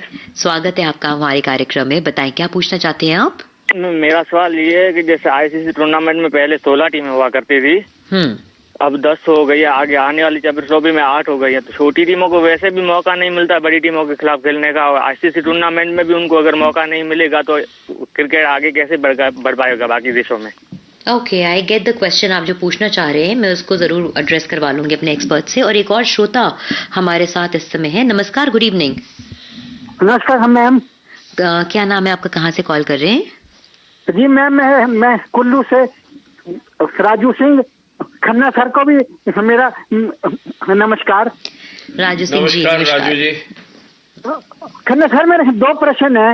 एक प्रश्न सर मेरा ये है कि एंजेला मैथ्यूस और साकिब हसन का जो मसला हुआ कि सर वो नियम तो है, तो पर सर थोड़ी मेच्योरिटी दिखानी चाहिए थी अंपायर और साकिब हसन को. तो सर मैं दूसरा प्रश्न ये है कि इंग्लैंड की टीम एकदम कैसे 15 के 15 इन फॉर्म हो गए, ऐसा कैसे हो सकता है? ओके, आपका सवाल हमने ले लिया है राजू सिंह जी, और ये सवाल जरूर पूछेंगे. आई थिंक सबसे पहला सवाल मैं सुरेंद्र की तरफ सबसे पहले एड्रेस करना चाहूंगी, विच इज की छोटी टीम्स जो है, एक समय था जब वर्ल्ड कप होता था 16 देश होते थे, अब 10 है, आगे चल के 8 भी हो जाएंगे. उनका सवाल ये था कि छोटी टीमें आईसीसी टूर्नामेंट्स क्यों नहीं खेल पाती हैं. अगर आप उस पर थोड़ी सी रोशनी डालें. I believe they have to qualify to be able to play ICC tournaments, but you will be able to give a better detailed analysis on it. I think the reason for having the best team is कि आपको अच्छा competition देखना को मिले. But अगर इस world cup को हम देखें तो उसमें अच्छी टीमों ने भी जो है बड़ा कोई खास प्रदर्शन नहीं किया. जैसे इंग्लैंड को अगर हम देखें, ऑस्ट्रेलिया ने पहले 2 मैच जैसे हारे, वो भी जो है बहुत साधारण खेले. पाकिस्तान भी बहुत साधारण क्रिकेट खेली, बीच बीच में जागती है. तो उसका स्तर जो है टूर्नामेंट का जो है, अगर स्पेक्टेटर्स पॉइंट ऑफ व्यू से देखो, वो कंटेस्ट नजर नहीं आएगा. और अगर फिर इंडिया जैसे एक छोटी टीम जैसे वो कह रहे हैं उनको मौका मिले वर्ल्ड कप में या चैंपियंस ट्रॉफी में, बारिश हो जाए किसी बड़ी टीम के छोटे मैच में जिसमें उसने जीतना है और दूसरी टीमें वो खेल जाएं, तो इस तरह का मिसमैच जो है उसको अवॉइड करने के लिए उन्होंने ये तरीका निकाला कि टॉप की 8 या 10 टीमें उनके बीच में कंटेस्ट हो. अनफॉर्चुनेटली कई स्तर के मैच नहीं हुए जितने चाहते थे. नेदरलैंड जो है क्वालिफाई करके आई, उन्होंने दिखाया, उन्होंने पहले दक्षिण अफ्रीका को हराया, फिर बांग्लादेश को हराया. आज भी जो है 40 ओवर तक वो कंट्रोल में थे.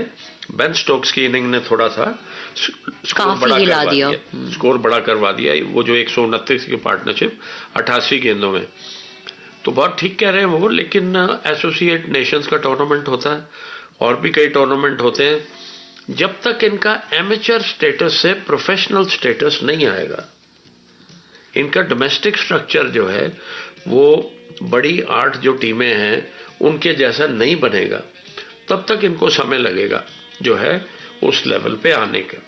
आई थिंक एक चीज और वो जो शायद मेरे ख्याल से जानना चाह रहे थे इसी बात में, या अगर मैं आपसे पूछ सकूं, जो छोटे देश होते हैं, if they want to become और कम एट द प्लेस और स्टेचर जहाँ पे इंटरनेशनली प्लेइंग टीम्स आज स्टैंड करती है. जैसे Afghanistan is evolving gradually in cricket as we are seeing in the way they play cricket today. Netherlands भी, they have the potential. Notice हो रहा है. What needs to be done on the national level कि ये देश उस तरह का एक्सपीरियंस और एग्जीक्यूशन ले आ पाए जिस तरह से जो स्टैंडर्ड्स आज इंटरनेशनली प्लेइंग बिगर नेशंस डिस्प्ले करते हैं. देखो, नेदरलैंड्स के अंदर उनका cricket is not a national sport. उनके वहाँ पे जो है हॉकी बहुत बड़ी है. हमारे यहाँ हिंदुस्तान में अगर 30 या 40 एस्ट्रोटर्फ है, तो वहाँ के अगर एक छोटी सी जगह पे जाएंगे 1000 एस्ट्रोटर्फ है. तो अगर क्रिकेट के मैदान वहाँ पे टर्फ के नहीं होंगे, उनके लोकल कितने खेलते हैं क्रिकेट. अब बांग्लादेश का ही लो जो है वहाँ T20 और 40 ओवर्स 50 ओवर्स बहुत क्रिकेट होती है, लेकिन डेज क्रिकेट नहीं होती. तो इसीलिए उनका स्तर जो है, अगर आप मास्टरी डेज क्रिकेट की कर लेंगे, मेरा ये मानना है, मैं ओल्ड स्कूल से हूँ, तो आप 50 ओवर 40 ओवर 20 ओवर किसी भी क्रिकेट में अच्छा कर सकते हैं, क्योंकि आपके फिटनेस लेवल, कंसंट्रेशन लेवल्स, हर चीज़ आपकी जो है बहुत मजबूत होती है. फिजिकल मेंटल टफनेस जो है आपके अंदर. लेकिन जब आप T20 से और 50 ओवर्स ही नहीं खेल पा रहे हैं, अगर आप देखो ये टीमें खराब क्यों कर रही हैं, क्योंकि इन्हें T20 खेलने की आदत पड़ गई. अब 50 ओवर की फील्डिंग, गर्मी, ह्यूमिडिटी, स्टैमिना, स्ट्रेंथ, उसके अंदर जो है, और फिर साल में 200-250 दिन खेलना, ट्रैवल उसके साथ में, तो इट टेक्स अ टोल. आपका वो हंगर, वो बॉडी लैंग्वेज, वो प्रोफेशनलिज्म की हर मैच मैंने जीतना, हर इनिंग में स्कोर करना, वो चला जाता है. इंजरी फैक्टर आ जाता है. लेकिन क्या है, ये कुछ इंजरीज जो है गोली खा के या इंजेक्शन लगवा के भी खिलाड़ी खेलते रहते हैं, जो बड़े प्लेयर होते हैं. तो क्योंकि अगर वो सर्जरी करवाएंगे तो अपनी टॉप लेवल की फिटनेस पे आने में बहुत समय लगता है, मैच फिट होने में. तो कई फैक्टर्स हैं इसके. तो अगर कंट्रीज डोमेस्टिक स्ट्रक्चर जब तक अच्छा नहीं करेंगे, अब देखो भारत का रणजी ट्रॉफी होती है, under 16, under 19, under 22, Ranji trophy लड़कियों की भी उसी तरह से हो रही है. मेरा ख्याल 2000-2500 मैच जो होते हैं हर साल. और अभी भी हम कंप्लेन करते हैं कि डोमेस्टिक क्रिकेट को उतनी तवज्जो नहीं दी जा रही है. उसके बाद IPL. तो ये जो बेंच स्ट्रेंथ जो क्रिएट होती है, जो पूल आपके पास है लड़कियों में, लड़कों के अंदर, कमाल है. तो अगर हर नेशन जिसकी क्रिकेट नेशनल स्पोर्ट हो वो इस लेवल पे करे, आई एम श्योर पैसा इज वन फैक्टर, लेकिन वो विल भी तो होनी चाहिए करवाने की, एडमिनिस्ट्रेशन की, क्रिकेट बोर्ड की. और आपके पास वो पूल ऑफ, अब कई देशों के अंदर जो है हमारे एक्सपैट्रिएट्स ही खेलते हैं जाके. अगर UAE में देखें आप, अमेरिका में देखें आप, कई ऐसे कनाडा में देखें आप, तो अगर उनके लोकल्स जब तक वो खेल पिकअप नहीं करते हैं तब तक वो खेल बड़ा नहीं होगा. बट ओलंपिक्स में आ रहा है, आई एम श्योर इतनी कंट्रीज देखेंगी, T20 फॉर्मेट देखेंगी, हो सकता है कई कंट्रीज में, अमेरिका में वर्ल्ड कप T20 का होने जा रहा है, वेस्ट इंडीज के साथ मिलकर होस्ट होगा. तो you never know, it gets bigger. Yeah, and maybe. Take more interest. And maybe there'll be better days around the corner for West Indies, definitely. And then you get a chance to go and do your shows there. Yes, of course. Fingers crossed. But right now, coming back to the point, आपके पास भी उत्तरा जी आती हो, because एक श्रोता का एक और सवाल था जो आज के मैच से रिलेटेड नहीं है, but because हमारे बहुत लॉयल लिसनर्स हैं तो उनके सवाल पूछना पड़ता है, हमें पूछेंगे भी हम, हमारा फर्ज है. उन्होंने ये पूछा था कि कल के मैच में कल के मैच में भी हम नहीं कहेंगे, उससे पहले भी शकीब अल हसन और एंजेलो मैथ्यूज के बीच जो सिचुएशन बनी वो कितनी अवॉइडेबल थी. This was day before yesterday that we saw witnessing and the entire narrative. आपका टेक क्या है? मेरे हिसाब से वो बिल्कुल अवॉइडेबल नहीं थी, और वो इसलिए अवॉइडेबल नहीं थी क्योंकि जब तक आपके पास 2 सेट ऑफ रूल्स होंगे टू प्ले विद, तब तक ये एम्बिग्विटीज आती रहेंगी.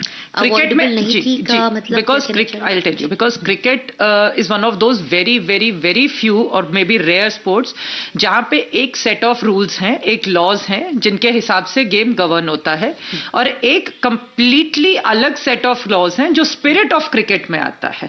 तो जब तक आप letter of law and spirit of law दोनों को इतना अलग अलग लेके चलोगे, तब तक ये सिचुएशंस आती ही रहेंगी, क्योंकि आपसे ये सवाल पूछा जाएगा कि was it as per the sportsman spirit of the game और was it as per the rules of the game. Now जब तक इन दोनों में क्लैरिटी नहीं आएगी और क्रिकेट अकेला मेरे हिसाब से इंटरनेशनल स्पोर्ट है जहां पे हर तीसरी या चौथे मैच में एक स्पिरिट ऑफ क्रिकेट की बात उठती है. Spirit, sportsman spirit is a great thing और वो होनी चाहिए, क्योंकि उसके बिना आप मशीन हो जाएंगे. आपके स्पोर्ट्समैन होने और आपके एक इंजीनियर होने में कोई फर्क नहीं रह जाएगा. But at the same time, how do you define that spirit of cricket?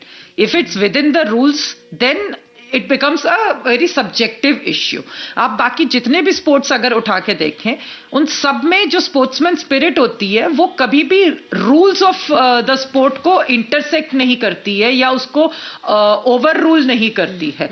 वो एक बहुत ही पर्सनल लेवल पे चीज होती है कि क्या ये सही है या क्या ये गलत है. वहां पे कभी भी रूल्स, जो एक्चुअल प्लेइंग कंडीशंस या रूल्स हैं, उन पे क्वेश्चन कभी नहीं उठाया जाता. क्रिकेट में ये बार बार आती है कि हाँ ये तो ठीक है, it's within the rules of the game, but this was not in the spirit of the game. अब जब आप स्पिरिट की बात करते हो ना, it's a very intangible thing, it can not be written down. उसमें जितने प्लेयर्स होंगे उतने आपकी सोच होगी. तो जब तक आप स्पिरिट ऑफ क्रिकेट वाली चीज को साइड में नहीं करें, या फिर आप उस स्पिरिट के हिसाब से पूरी रूल बुक को बना दें कि ये चीज रूल्स के हिसाब से. बेसिकली क्लैरिटी एस्टैब्लिश होनी चाहिए, clear cut demarcation. Okay, you here it. अगर मैं होता वहां पे तो मैं ये जो है अपील ही न करता. एग्जैक्टली. और मैथ्यूज खेलता. ये वर्ल्ड कप है.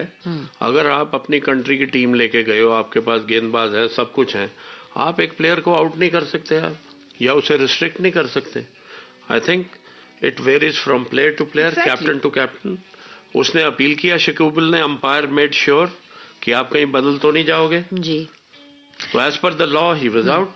But it's a gentleman's game कहा जाता है. मैं ओल्ड स्कूल का हूँ. मैं कहता भैया तू खेल, देख लेते हैं, अगर तू जिता सकता है या मैं तेरे को आउट कर सकता हूँ. I had a couple of more questions, लेकिन समय की थोड़ी सी अभी पाबंदी है, बिकॉज दोनों ही देश वापस से खेलने के लिए उतरने जा रहे हैं.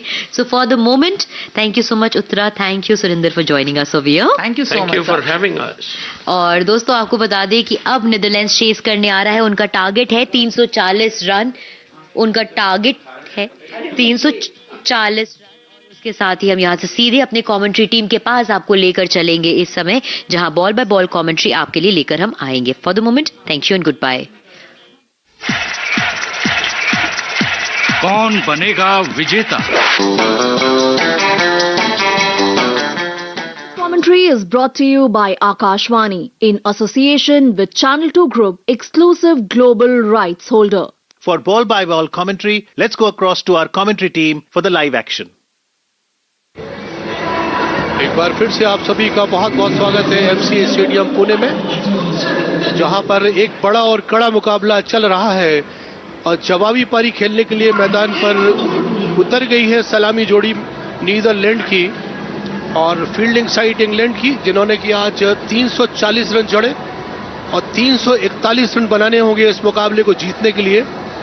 नीदरलैंड की सामने एक बड़ी चुनौती है और ये सलामी जोड़ी देखना है कि नई गेंद को किस तरह से खेलती है और पावर प्ले को कितना भुनाती है. एमसीए स्टेडियम पुणे पर देखने वाली बात होगी और बहुत ही रोमांचकारी मुकाबला है, जिसमें दो दिग्गज टीम ने, यूरोप की टीमें आमने सामने हैं. आज टॉस जीता था इंग्लैंड की टीम ने और टॉस जीतने के बाद में उन्होंने पहले बल्लेबाजी की और शानदार खेलते हुए 340 रन बनाए, एक बड़ा स्कोर बनाया और एक मनोवैज्ञानिक दबाव जरूर डालना चाहेंगे यहां पर नीदरलैंड के ऊपर. लेकिन वो आक्रमण जो इंग्लैंड के गेंदबाजों का देखना है किस तरीके से संभालते हैं ये सलामी जोड़ी जो मैदान पर पहुंची है. इस समय जो है क्रिस वोक्स, जिनको गेंदबाजी के लिए तलब किया गया है, 7 मैच 8 विकेट और जो स्ट्राइक रेट है उनका, और देरा वोक्स तैयार हो रहे हैं. 2 स्लिप लगाई गई है, backward point, cover, mid of. ये दायरे के अंदर 5 खिलाड़ी नजर आ रहे हैं और थर्ड मैन पर बाउंड्री के करीब में एक खिलाड़ी और डीप फाइन लेग पर दूर दराज बिल्कुल बाउंड्री लाइन के करीब खड़े हुए खिलाड़ी. इधर पहली गेंद पवेलियन की ओर से वोक्स की अच्छी गेंद थी, ऑफ स्टंप के बाहर सीधे पहुंची विकेट कीपर जोस बटलर के दस्तानों में.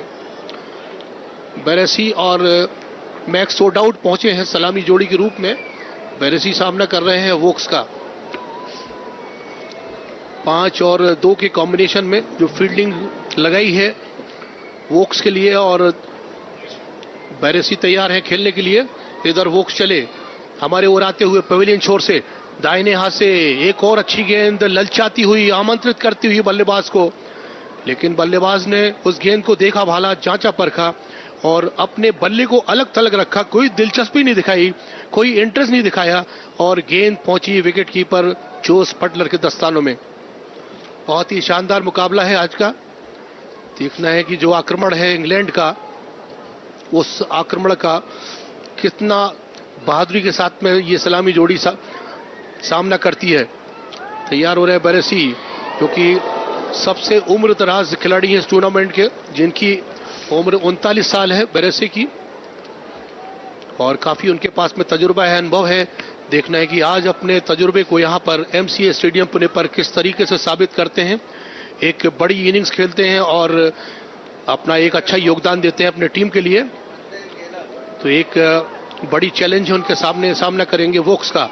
वो दूर वाले छोर से, पवेलियन छोर से हमारे ओर दौड़ते हुए लंबे कद के वोक्स, और दाहिने हाथ से बहुत ही बढ़िया गेंद थी इस बार, टप्पा खाने के बाद में पिचिंग स्पॉट से बाहर की ओर निकलती हुई, और बल्लेबाज ने अपने बल्ले को बिल्कुल अंदर की तरफ ले लिया, जाने दिया, रास्ता दिया, गेंद पहुंची विकेट कीपर के दस्तानों में। ऑन साइड पर शॉर्ट मिड विकेट पर एक खिलाड़ी नजर आ रहे हैं दायरे के अंदर, मिड ऑन 2 खिलाड़ी और 5 खिलाड़ी ऑफ साइड पर, 2 स्लिप विकेट कीपर के साथ में, और इधर बैकवर्ड पॉइंट, कवर और मिड ऑफ।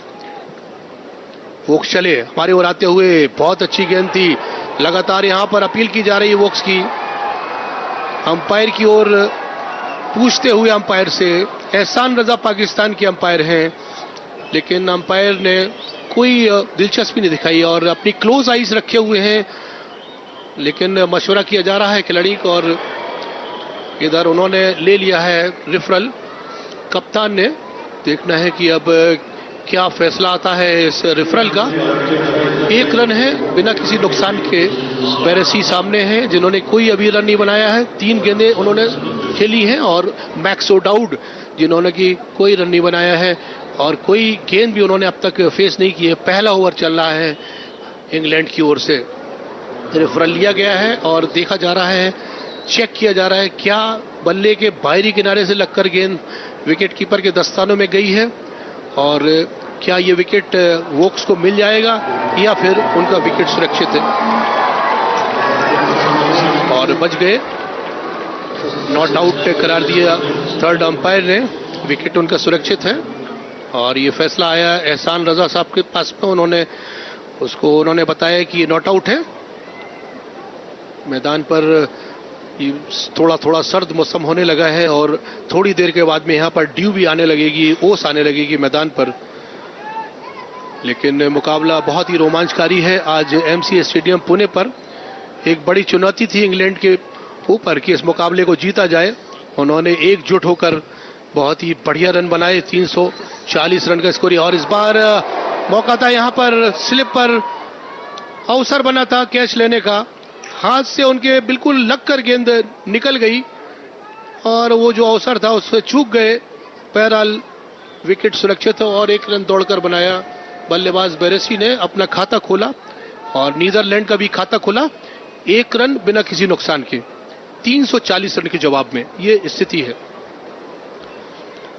रोशनी पूरे मैदान पर बिखरी हुई है और ये दूधिया रोशनी इस मैदान पर, इस लश ग्रीन ग्राउंड जो बहुत ही खूबसूरत नजर आ रहा है, और तमाम दर्शक आज काफी खचाखच भरे हुए इस मुकाबले को देख रहे हैं। 2 मेहमान टीमें पुणे स्टेडियम में खेल रही हैं और ये ओवर पूरा हुआ वोक्स का, जिसमें उन्होंने मात्र 2 रन खर्च किए और पहला ओवर समाप्त किया वो इंग्लैंड की ओर से।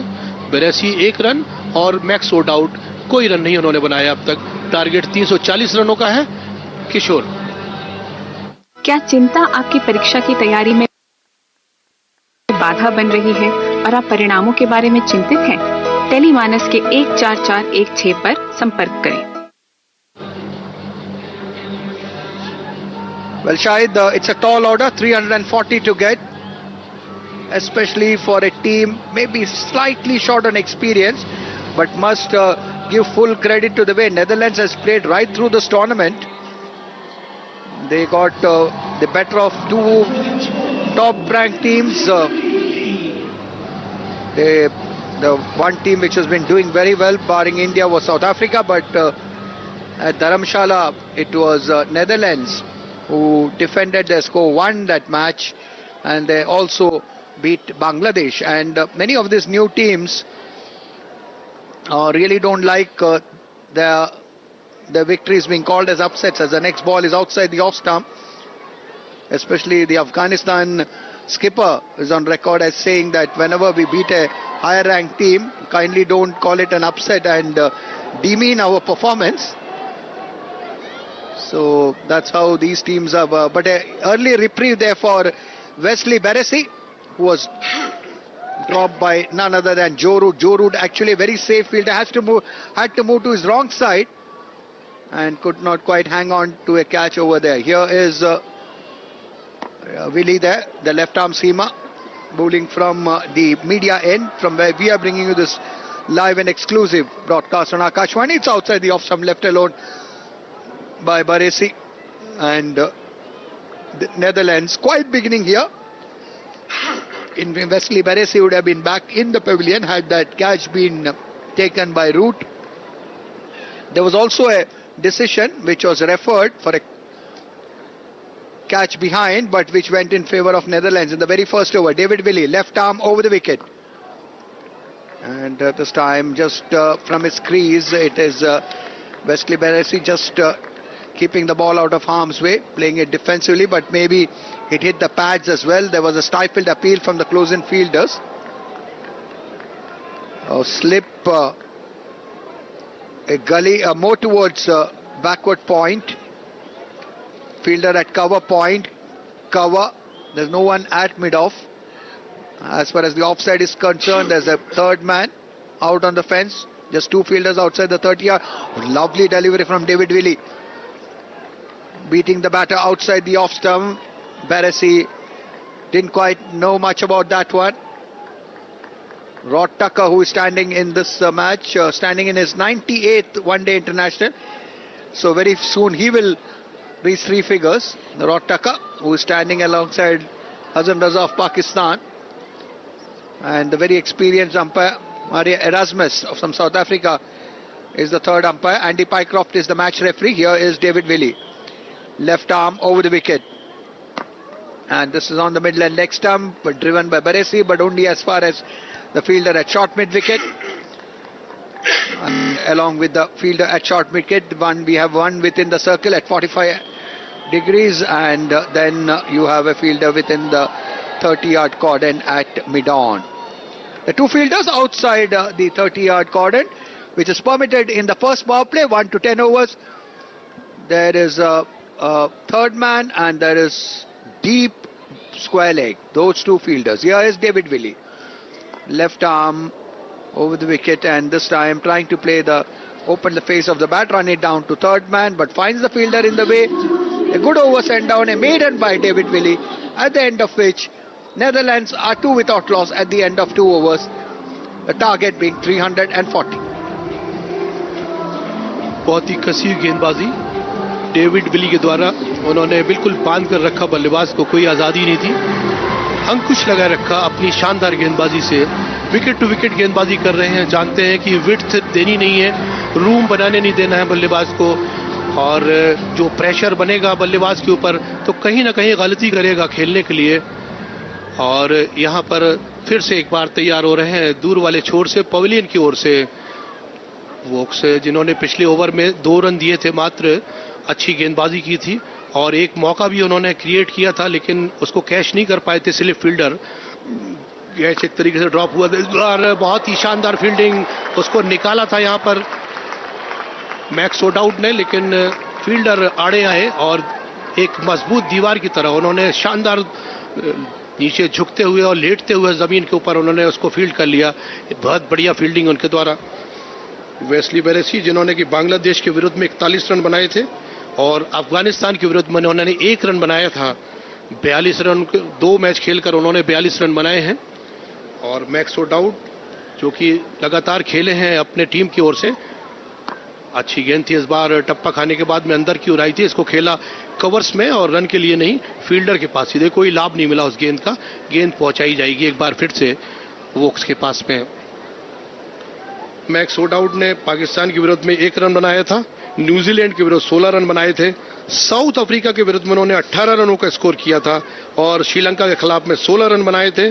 बांग्लादेश के विरुद्ध में कोई स्कोर नहीं कर पाए थे और अफगानिस्तान के विरुद्ध में 42 रन बनाए थे। ये उनकी इनिंग्स रही है इस 7 मैचों में, 7 मुकाबलों में। ये अच्छी गेंद थी, टप्पा खाने के बाद में बिल्कुल आसपास से निकलती हुई मैक्स ओडाउड ने उस गेंद को देखा और रास्ता दिया। गेंद पहुंची विकेट कीपर जोस बटलर के ग्लव्स में ठहरती हुई और कैद होती हुई।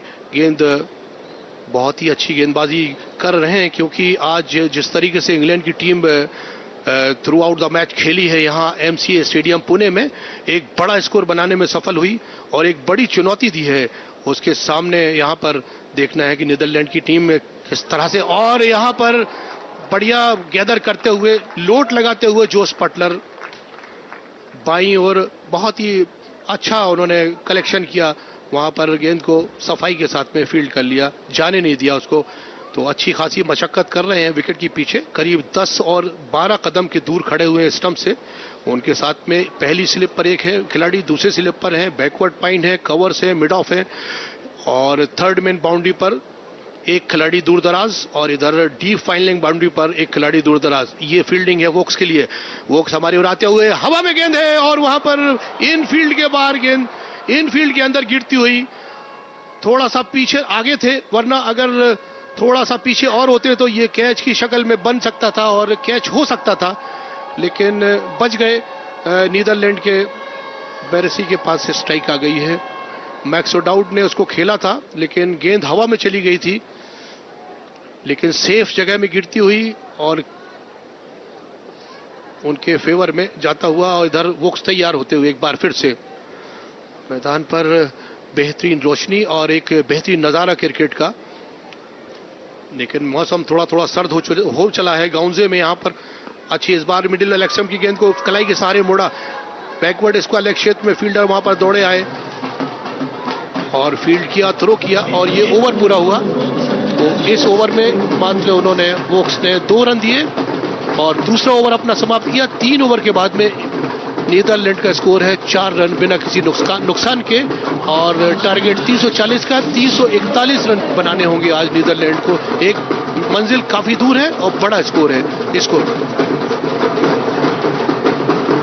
340 रन माफ कीजिए और 341 रन बनाने होंगे आज नीदरलैंड को। एक बड़ी चुनौती है और मंजिल काफी दूर है। Well, it's a quiet beginning here. And 4 without clause for Netherlands. David Willey and beats the batter outside the off stump. Barresi is all at sea at the moment. Wesley Barresi finding the going difficult. Opening the batting with Max O'Dowd. Max O'Dowd not had much of the strike. And David Willey, the left arm seamer, has gone past the outside edge on quite a few occasions in that over which he sent, the opening over as well as this first ball.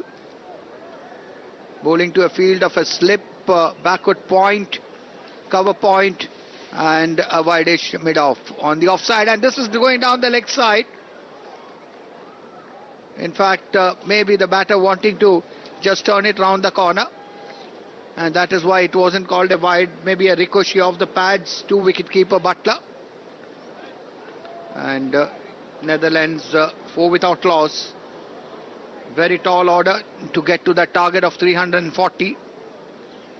And as far as the match is concerned, conditions afternoon right through was gloomy, was overcast, and there was no threat of rain. As this time getting bat to ball, or is it off the pads? But it's gone for 4 runs down to fine leg. It's off the bat.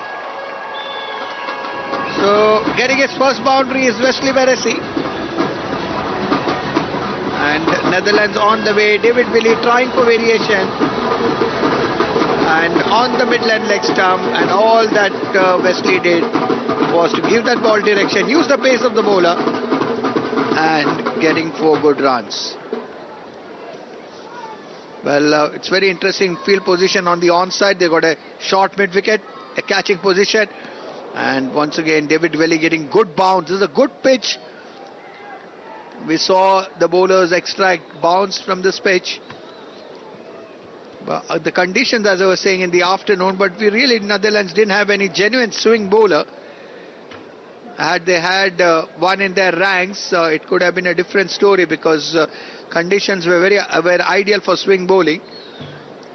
And the Netherlands, most of their fast bowlers, the seamers, are all hit the deck bowlers. Be it Van Meekeren, be it NED. And this time, almost in the block hole, there is David Welly. And must say, well dug out there by Wesley Barresi. He's on 6. Max ODowd is on 1. And Netherlands are 8 without loss. Just to recap, just for the recap of those listeners on Akashwani who have joined this live and exclusive broadcast late. It was England who won the toss. Jose Butler had no hesitation to bat. As we watch David Welly here bowling to the next ball to Barresi. Barresi is content on defence. And that concludes over number 4, at the end of which Netherlands are 8 without loss. I was saying England ran up a score of 339, setting a target of 340 for Netherlands. This commentary is brought to you by Akashwani in association with Channel 2 Group, exclusive global rights holder. और यहाँ पर जवाबी पारी खेल रही है Netherlands की team MC stadium Pune पर। मैदान पर काफी लोग पहुंचे हैं और दर्शक एंजॉय करते हुए इस मुकाबले को। एक बड़ा मुकाबला है, लेकिन बड़ा स्कोर भी है, बड़ी चुनौती भी है नीदरलैंड के सामने। और गेंदबाजी बहुत ही परफेक्शन के साथ में और सही लाइन लेंथ पर। इस बार मिडिल इलेक्शन की इस गेंद को निकाल दिया। गेंद जा रही बाउंड्री लाइन की तरफ, 4 रनों की बाउंड्री रोप्स को टच करती हुई, और मौका मिला उनको इस गेंद को खेलने का, और कलाई के सहारे मोड़ दिया, डिफ्लेक्ट कर दिया। गेंद सरपट दौड़ती हुई मैदान के बाहर गई 4 रनों के लिए। बेहतरीन चौका नीदरलैंड को मिलता हुआ, और ये चौका मैक्स ओडाउड ने लगाया अपने बल्ले से। तो एक चौका अर्जित किया नीदरलैंड ने। स्कोर पहुंचा 12 रनों पर, डबल डिजिट में, 2.5 अंकों में।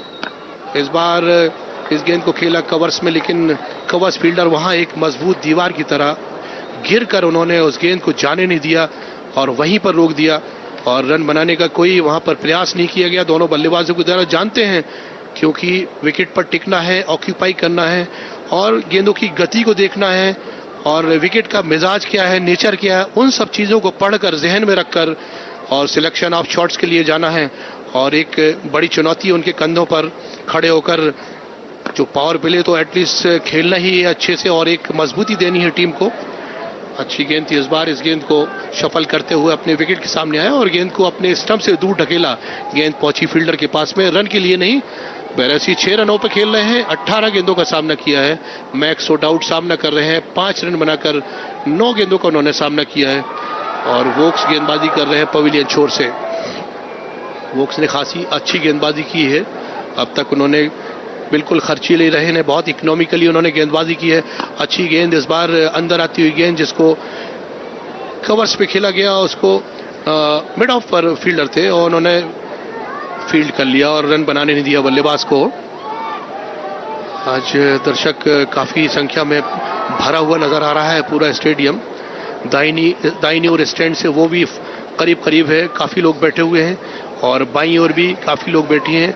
और ये मुकाबला चल रहा है, चेस कर रही है यहाँ पर नीदरलैंड की ये सलामी जोड़ी। देखना है कितनी देर तक टिक पाते हैं और इस आक्रमण को कैसे संभालते हैं। अच्छी गेंद थी इस बार, और ये सीधे फील्डर के पास में, और मिड ऑन फील्डर ने कोई गलती नहीं की, और पहला विकेट यहाँ पर मिलता हुआ इंग्लैंड की टीम को। मैदान के बाहर जाना पड़ेगा मैक्स ओडाउड को, जिन्होंने 5 रन की एक छोटी सी पारी खेली और गलती कर बैठे।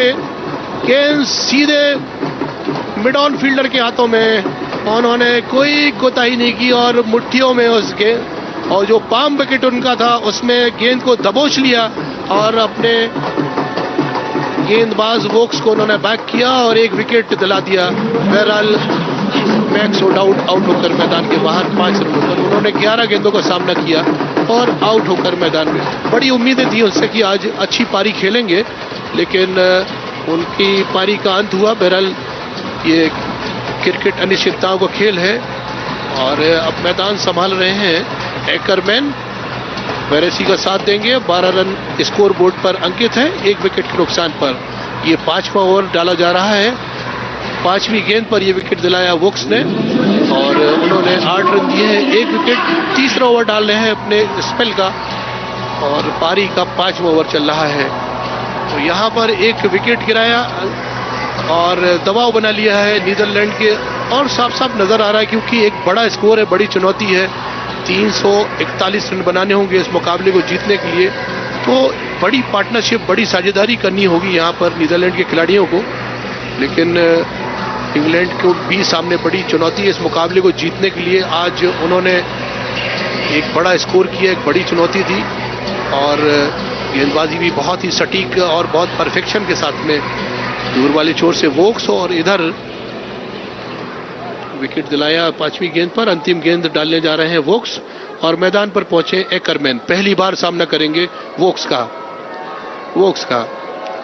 वोक्स चले, अंपायर का इशारा हुआ उनको और तैयार है एकरमैन। पहली बार अभी पहुंचे हैं। उन्होंने अंपायर से गार्ड लिया और अपनी नजरें घुमाई चारों तरफ। फील्डिंग की पोजीशन देखी, कौन सा खिलाड़ी किस पोजीशन पर है।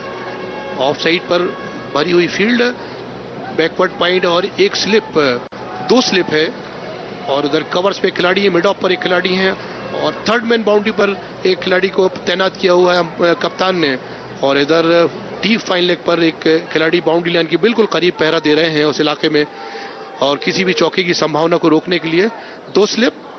और इधर वोक्स चले हमारे ओर आते हुए, पवेलियन की ओर से अच्छी गेंद थी। इस बार इस गेंद को देखा और सिर्फ अपने स्टंप से दूर ढकेला। सुरक्षित रवैया और ओवर पूरा हुआ और ये कामयाब ओवर वोक्स का जिसमें उन्होंने विकेट दिलाया और 4 रन खर्च किए। 12 रन 1 विकेट के नुकसान पर नीदरलैंड के। बैरेसी 6 पर खेल रहे हैं। एकरमैन अभी आए हैं, उनको अपना खाता खोलना है। किशोर 12 for 1 after 5 overs. Chris Woakes producing the breakthrough for England, getting the better of ODowd in that over. Max ODowd, very short stay there. Caught by Moeen Ali off the bowling of Woakes for 5. His innings lasted 11 balls. And it is now up to Ackermann, Colin Ackermann, experienced campaigner for Netherlands, who has joined Wesley Barresi. Wesley Barresi was the one who was all at sea in the opening overs, but he's still out there in the middle. But Chris Woakes really bowling well. But that stroke from Max ODowd, he wanted to get the ball away on the onside. It was only thing, unfortunately for Max ODowd, he picked that fielder at short mid-wicket with unerring accuracy. Had it been a few yards to his right or left, he would have got a boundary. But that's how the game of cricket is. As the next ball from David Willey. David Willey has kept the pressure from one end. In fact, has bowled a maiden as well after 2.2 overs, none for 4. As the next ball has been defensively pushed on the offside, not for any runs. David Willey keeping up the pressure. Chris Woakes and Willey both bowling to a plan and not giving any width whatsoever for the batters to free their arms. And both before this, Max ODowd as well as the two out there in the middle, Wesley and Ackermann, not really been able to find the boundaries. As this quick single there, slight misfield by the fielder at backward point. And the two batters with a nod of the head rotating the strike, and that would mean that Netherlands are now 13 for 1. David Willey operating with a field of a slip, backward point, cover point, wideish mid-off, maybe more towards extra cover, short extra cover you can call it, as here is David Willey and beats the batter. All ends up, he's gone. He's caught behind. So that's the second wicket down. David Willey also picking up a wicket. Chris Woakes accounted for Max ODowd. And now it is Colin Ackermann. Got a gem of a delivery from Willie. It moved late as well. And Colin Ackermann, all that he managed to do was to edge it to Jos Buttler, who didn't make any mistake whatsoever. So it's 13 for 2 Netherlands in a spot of bother. And as far as Netherlands are concerned, this game they've got 4 points on the table. They are number 9 on the ICC Men's Cricket World Cup standings. England, of course, at the bottom with just a lone victory. But England would definitely like to win this and their next game against Pakistan. And if they're able to do it, they will then be able to get to 6 points and may be able to stave off relegation as far as the Champions Trophy 2025 is concerned, because the top 8 teams, the top 8 ranked teams at the completion of the league phase of the ICC Men's Cricket World Cup will progress to the next round. In fact, we'll get a direct qualification to the ICC Champions Trophy of 2025, which is scheduled to be held in Pakistan. Here is David Willey. Left arm over the wicket, and this time not played without much conviction. But all the same will beat the fielder there at third man. For a moment I felt that, but he was able to pull it back. Good work out there in the deep. And just opening the face of the bat. And the fielder there was backing up, did a good job. And England, after taking 2 early wickets, 15 for 2 Netherlands at the moment, tottering at 15 for 2. England would not want to lose another wicket at this stage. Otherwise, they would they would all be at sea here.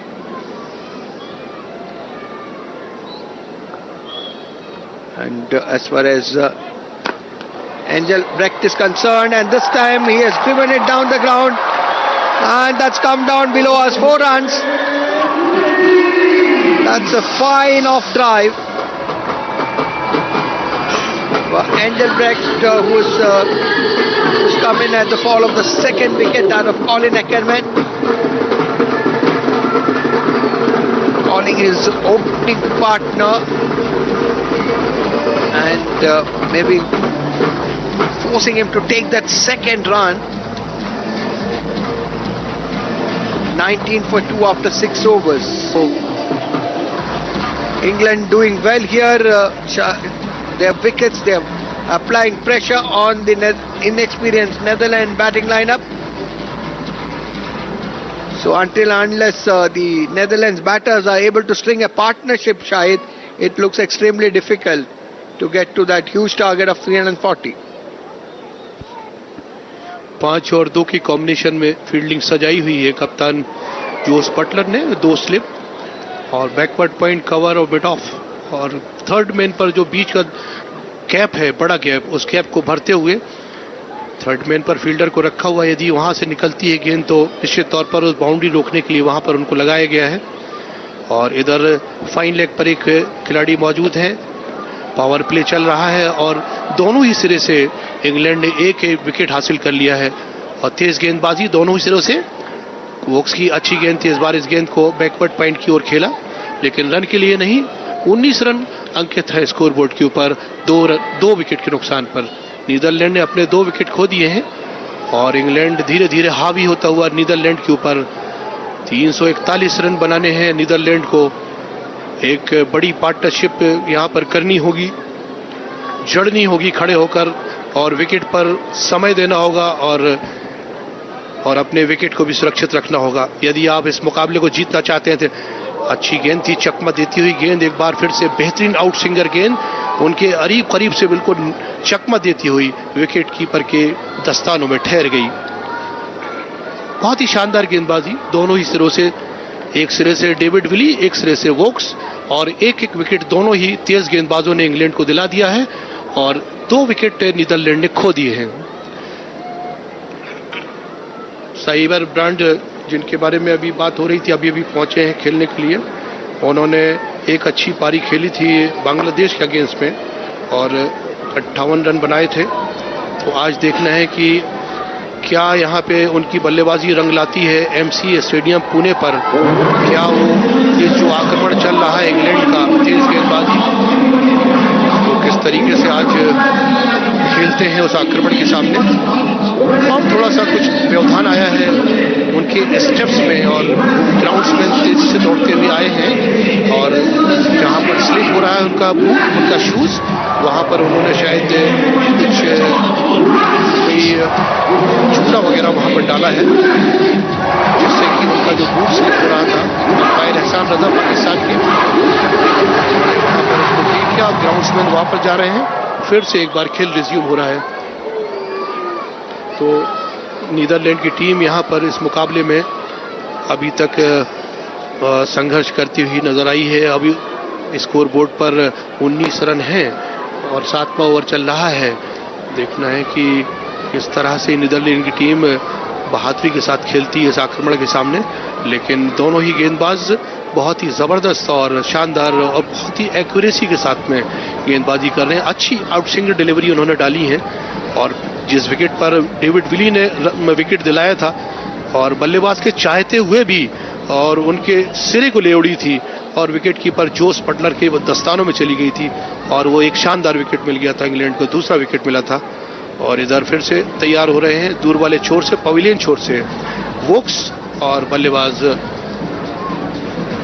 सामने हैं उनके खेलने के लिए तैयार हो रहे हैं। 2 स्लिप और backward point, cover, mid of, ये ऑफ साइड पर फील्डिंग दायरे के अंदर और थर्ड मैन बाउंड्री पर बिल्कुल दूर दराज एक खिलाड़ी को रखा हुआ है किसी भी चौके की संभावना को रोकने के लिए। इधर अच्छी गेंद थी, इस बार कलाई के सहारे मोड़ दिया इस गेंद को, कारपेट के सहारे दौड़ती हुई मैदान पर, लेकिन उतनी ही बढ़िया फील्डिंग, थ्रो आ रहा है और लेकिन पहुंच गए सेफली अपने क्रीज में। उनका विकेट सुरक्षित है, कोई मुश्किल नहीं, बढ़िया दौड़े और अच्छा तालमेल आपस में बल्लेबाजों का और रन मुकम्मल हो गया विकेट कीपर के साथ में। 2 स्लिप, पहली स्लिप पर एक खिलाड़ी को तैनात किया हुआ, दूसरी स्लिप पर है और इधर बैकवर्ड पॉइंट पर है और पॉइंट पर एक खिलाड़ी मिड ऑफ पर। इधर वोक्स आए, हमारी ओर आते हुए अच्छी गेंद थी, इस बार मजबूर किया कि उसको सुरक्षात्मक रवैया बल्लेबाज का वहां पर और उन्होंने ऑफ साइड की दिशा में पुश किया था, रन के लिए नहीं, और ये डॉट गेंद हो गई। 7वां ओवर प्रगति पर है, वोक्स अपना 4था ओवर डाला है अपने स्पेल का। उन्होंने 10 रन खर्च किए हैं और 1 विकेट अपने टीम को दिलाया है। बैरेसी 9 रन पर खेल रहे हैं और एंगलब्रेक्ट जो ने 6 रन बनाए हैं, जो नॉन स्ट्राइक के छोर पर 2 गेंदों का सामना किया। अच्छी गेंद थी, इस बार मजबूर किया बल्लेबाज को और सुरक्षित रवैया, गेंद ऑफ साइड की तरफ गई, रन के लिए नहीं, और ये ओवर पूरा हुआ।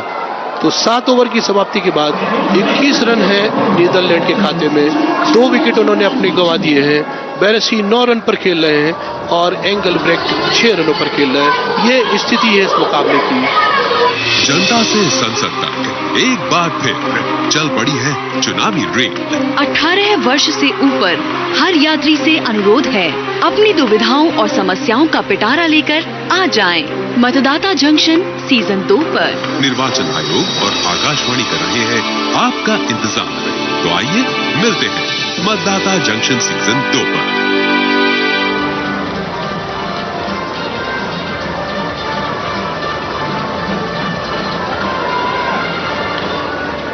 So after 7 overs rather, 21 for 2, very quiet beginning. David Willie and not able to pierce that offside cordon. So the first power play going England's way. The first 10 overs with field restrictions of just 2 fielders allowed outside the 30-yard cordon.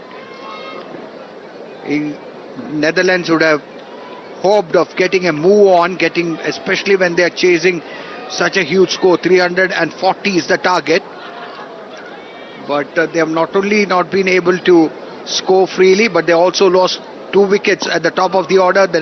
This one from Delhi is David Willey, beg your pardon, is on the middle and leg stump, and that's driven towards mid-on, not for any runs, and England stay on 21 for 2.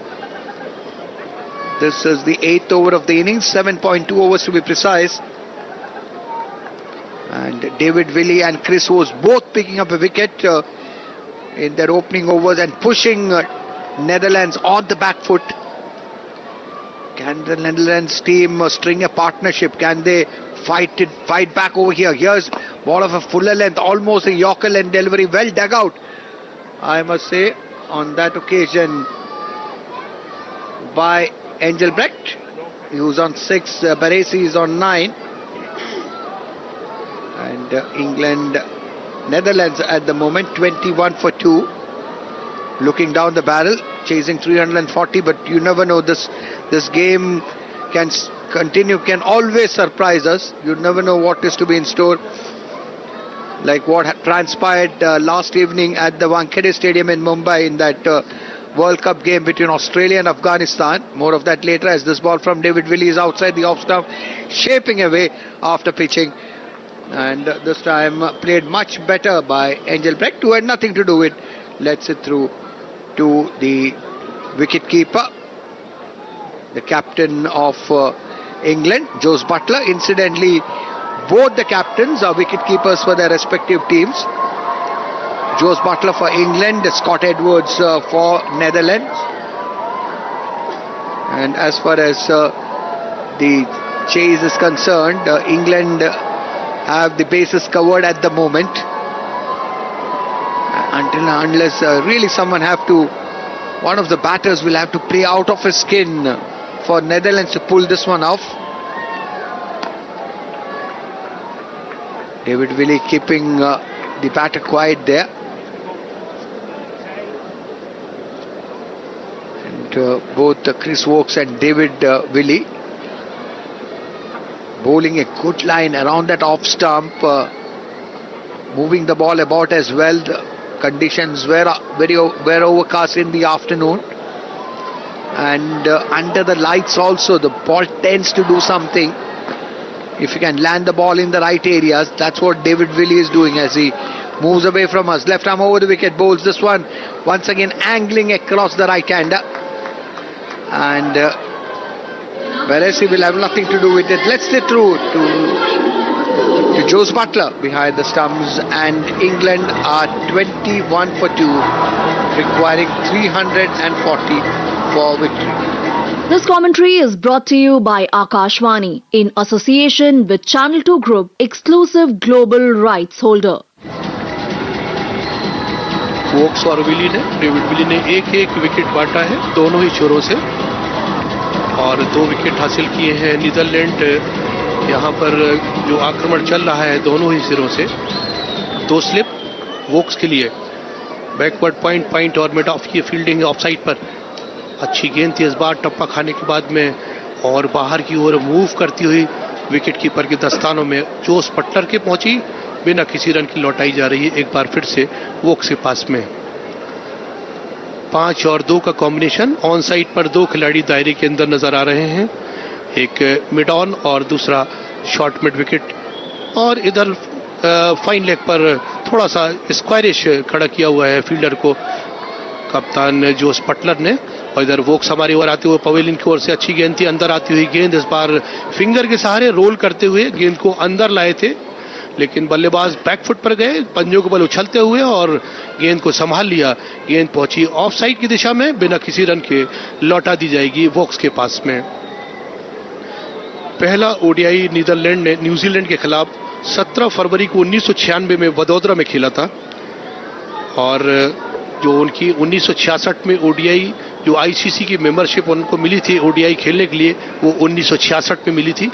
और इधर एक और अच्छी गेंद बिल्कुल करीब से निकलती हुई और परेशान करती हुई बल्लेबाज को सीधे विकेट कीपर के दस्तानों में ठहर गई बिना किसी रन के। बहुत ही सटीक गेंदबाजी, बहुत ही एक्यूरेसी मेंटेन कर रहे हैं दूर वाले छोर से वोक्स, और एक विकेट उनके झोली में आ चुका है। जाहिर है उनका जब विकेट मिल जाता है गेंदबाज को तो उत्साह बढ़ता है, कॉन्फिडेंस बढ़ता है, तो उनका कॉन्फिडेंस बढ़ा हुआ है और लगातार गेंदें बिल्कुल सही टप्पे पर और सही लाइन पर रख रहे हैं। इस बार अच्छी गेंद थी और इस बार सुरक्षित रवैया बल्लेबाज का। उस गेंद को दौड़ते हुए फॉलो थ्रो में आए वोक्स और कवर से खिलाड़ी है, उन्होंने गेंद को थोड़ा चमकाया, एक बार फिर से पहुंचाई जा रही है वोक्स के पास में। तो बहुत ही शांत क्रिकेट यहाँ पर MCA स्टेडियम पुणे में और दूधिया रोशनी में डूबा हुआ ये बहुत ही खूबसूरत मैदान जो डिस्ट्रिक्ट पुणे में गाउंजे में स्थित है और मुंबई एक्सप्रेस हाईवे से बिल्कुल पास में बिल्कुल विजिबल है ये स्टेडियम।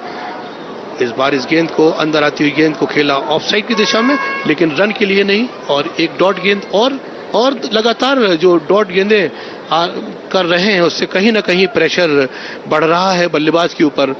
तो प्रेशर बिल्डिंग कर रहे हैं और ज़रूर कहीं ना कहीं से जब प्रेशर बढ़ता है तो कोई ना कोई गलती होती है बल्लेबाज से। लेकिन यहाँ पर एक बार फिर से आते हुए 21 रन है स्कोर बोर्ड के ऊपर। नीदरलैंड के अच्छी गेंद थी, इस बार इस गेंद को खेला ऑफसाइड की दिशा में बहुत तेजी के साथ में, जैसे ही पुश किया और दौड़ पड़े दोनों ही बल्लेबाजों की अच्छी कॉल, शानदार तालमेल, अच्छी दौड़ विकेट के बीचों बीच और आखिरी गेंद पर रन लिया गया। 22 रन पर स्कोर पहुंचा 9 ओवर के बाद में 2 विकेट के नुकसान पर। नीदरलैंड की ये स्थिति है। किशोर, क्या तनाव आपके मानसिक और शारीरिक स्वास्थ्य पर बुरा असर डाल रहा है और आप समय प्रबंधन नहीं कर पा रहे? तनाव प्रबंधन के लिए टेलीमानस के 14416 पर संपर्क करें। Well, Netherlands at the moment, things not going their way. They have lost 2 early wickets and in 9 overs they have been able to muster only 22 runs. And when you are chasing a score as stiff as 339, 340 is the target, you need to get a brisk start, you need to get a flying start. That has not happened. Oh, and David Willey once again beats the batter outside the off stump. This has happened so very often in the Netherlands innings. Both Chris Woakes and David Willey testing the batters with their line, that nagging line around the off stump. The corridor of uncertainty as it is known. And really top class bowlers operating in tandem. Chris Woakes and David Willey. Unfortunately, things have not gone for England's way in this World Cup. Here's David Willey from bowling from the media end, from where we are bringing you this live and exclusive broadcast on Akashwani. All the matches, the 45 preliminary games of this ICC 2023 Men's World Cup, ODI World Cup. All the matches live and exclusive on Akashwani. And then the 3 knockout games, the 2 semi-finals at Mumbai and Kolkata, and the final at the majestic, the huge stadium at Ahmedabad, the Narendra Modi Stadium. That would be on the 19th of November. The semi-finals to be played on the 15th and 16th, 15th at Mumbai, 16th at Kolkata. Here is David Willey. And first show of aggression, so to say, from Barresi. Barresi has been out there in the middle. He's faced 36 balls and has been able to only amass 10 runs up to now. And his partner also not quite able to get going here. Sybrand Engelbrecht, he's on 6. He's at the non-striker's end. David Willey once again bowling to Barresi. Wesley Barresi drives, but only as far as the fielder at short cover, not for any runs. The field for you, it's 6-3 field. 6 on the off, predominantly offside field. Slip, backward point. In fact, the fielder at backward point is more towards a deep gully, one can call it. Slipped wide gully, point, cover, mid-off within the 30-yard cordon. Man there at third man outside, and that's to whom this ball has been played by Barresi. Just opening the face of the bat, runs it down to third man. And as far as the field on the onside is concerned, those 3 men one position at short mid wicket. Deep mid on, once again within the 30-yard cordon. And a man at 45 degrees deep there at fine leg. So David Willey trying to exert pressure, not giving runs, cut the flow of runs, which has in fact increased the pressure on the batters. Engelbrecht it is who faces to the next one and is plays it out well, negotiates it well, not for any runs though. So the first power play gone by 10 overs, it's gone England's way.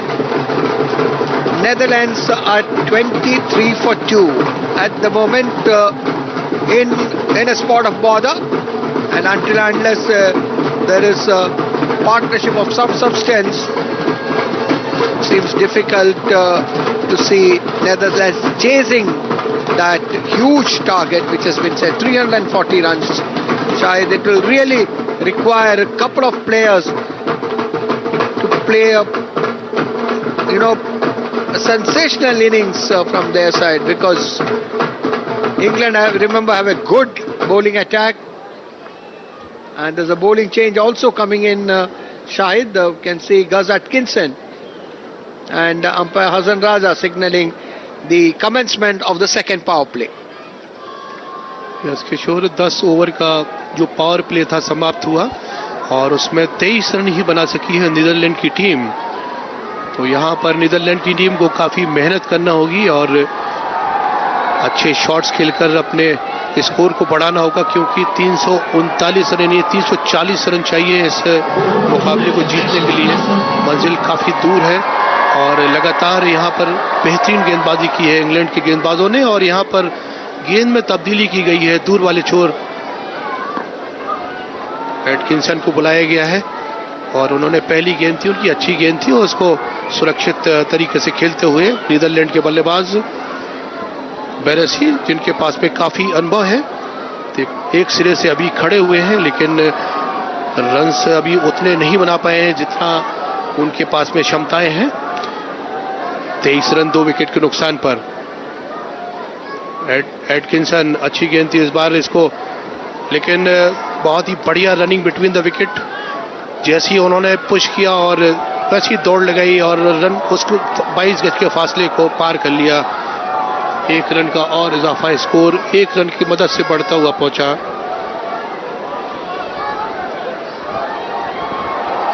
चौबीस रनों पर 2 wicket के 2 down 24 run, ये स्थिति है इस मुकाबले में। जवाबी पारी खेल रही नीदरलैंड की टीम। इस बार घुमाया था बल्ला लेकिन चूक गए, गेंद पहुंची जोश बटलर के दस्तानों में बिना किसी रन के। इस बार मैदान पर 2-4 खिलाड़ी, अब पावर प्ले यहाँ पर खत्म हुआ है और 2 खिलाड़ी 10 पावर प्ले के अनुसार जो है 2 खिलाड़ी बाहर रह सकते हैं, लेकिन अब 4 खिलाड़ियों को दूर दराज कप्तान लगा सकते हैं। तो डीप फाइन लेग और इधर deep third man deep point पर, और इसको उठाकर खेला है हवा में गेंद, एक टप्पा खाने के बाद में बाउंड्री लाइन को टच करती हुई और चौका अर्जित करती हुई नीदरलैंड की टीम, और जश्न मनाते हुए मैदान पर दर्शक काफी संख्या में बैठे हुए और इस चौके की उन्होंने तारीफ की। काफी लोग बैठे हुए हैं, काफी देर से शांत वातावरण को इस चौके ने बंद किया और लोगों को आनंद आया इस चौके से। काफी देर से शॉट नहीं लगा था, इस बार फिर से एटकिंसन हमारी ओर आते हुए अंपायर को पार किया और इसको खेला on side Disha mid on क्षेत्र में, लेकिन रन के लिए नहीं रही। 28 रन 2 विकेट के नुकसान पर। 11वां ओवर चल रहा है, बेरेसी खेल रहे हैं 12 रनों पर और एंगलब्रेक्ट सामना कर रहे हैं, 10 रन बनाए उन्होंने और दूर वाले छोर से आक्रमण कर रहे हैं एटकिंसन। और ये तीसरे गेंदबाज इंग्लैंड के जिनको आजमाया जा रहा है कप्तान जोश बटलर के द्वारा। देखना है क्या डिफरेंस लाते हैं और कितनी सटीक गेंदबाजी करते हैं, धारदार गेंदबाजी करते हैं, एक आध विकेट दिलाते हैं अपने टीम को। इस गेंद को ड्राइव करना चाहते थे लेकिन स्ट्रोक के पीछे ताकत नहीं जुटा पाए, गेंद वहीं पर रही और ये ओवर पूरा हुआ एटकिंसन का, जिसमें इन्होंने 5 रन दिए।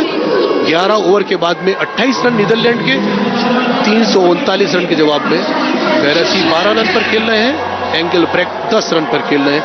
ये स्थिति है इस मुकाबले की किशोर।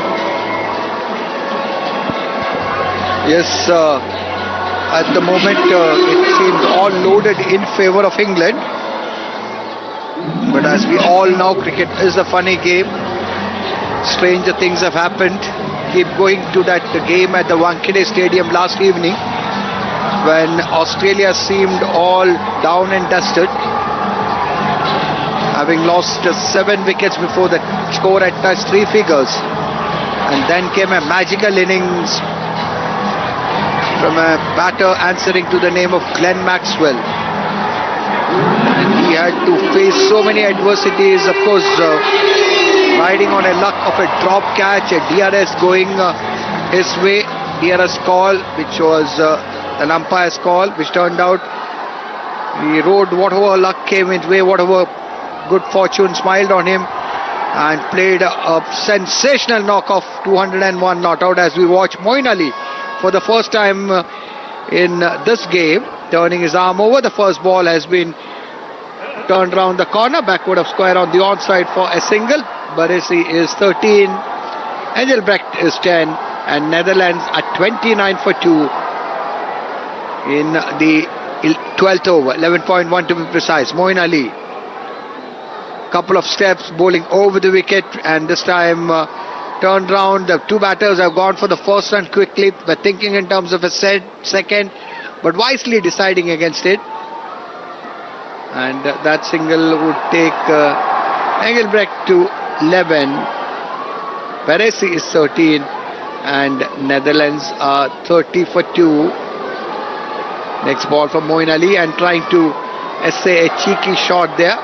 A reverse shot was what Wesley Barresi was trying to play, but at the last moment changed his mind, and the next ball this time wanting to just put it into the gap on the onside, but not able to put bat to ball on that occasion, and Netherlands stay on 30 for 2 in the 12th over, 11.4 overs, 11.5 overs now with that next ball. And a slight fumble in the field where there should have been just a single.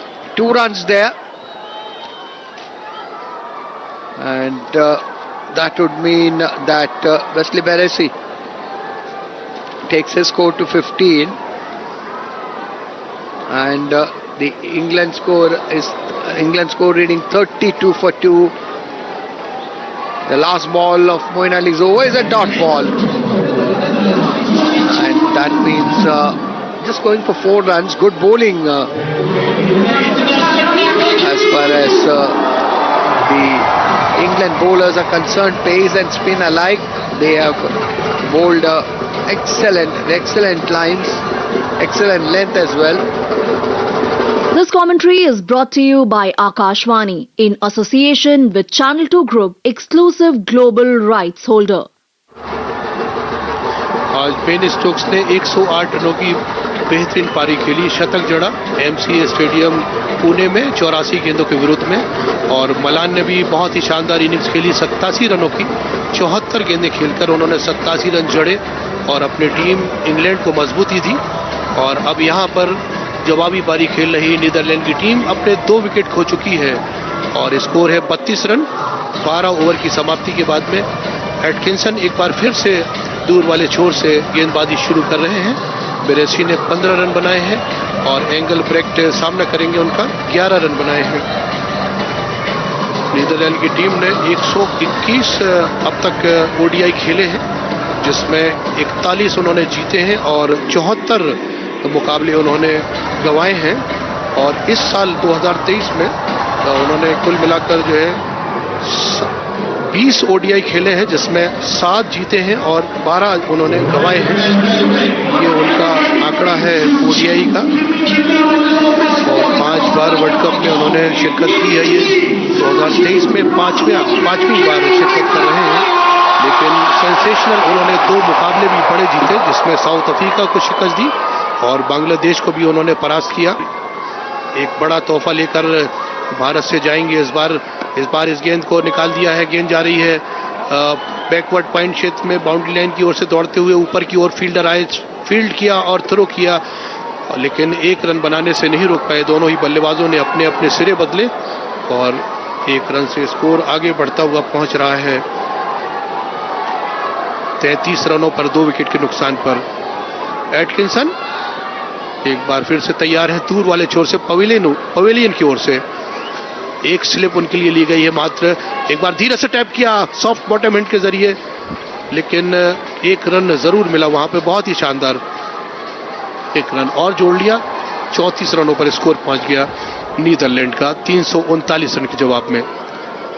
340 run दरकार है इस मुकाबले को जीतने के लिए, लेकिन मंजिल काफी दूर है और बहुत मेहनत करना होगी नीदरलैंड की टीम को इस मुकाबले को यदि आप जीतना चाहते हैं। लेकिन हावी है इंग्लैंड की टीम और ये गेंदबाज बहुत ही अच्छी गेंदबाजी, सही लाइन लेंथ और नियंत्रण में गेंदबाजी कर रहे हैं। अब तक कोई ज्यादा आजादी नहीं दी है, अंकुश लगा कर रखा है। अच्छी गेंद थी, इस बार मजबूर किया सुरक्षात्मक रवैया अपनाने के लिए बल्लेबाज को। उन्होंने बैक टू द बॉलर खेला और फॉलो थ्रू में एटकिंसन आए, उन्होंने गेंद को उठाया और चल दिया अपने लंबे बॉलिंग रन अप पर।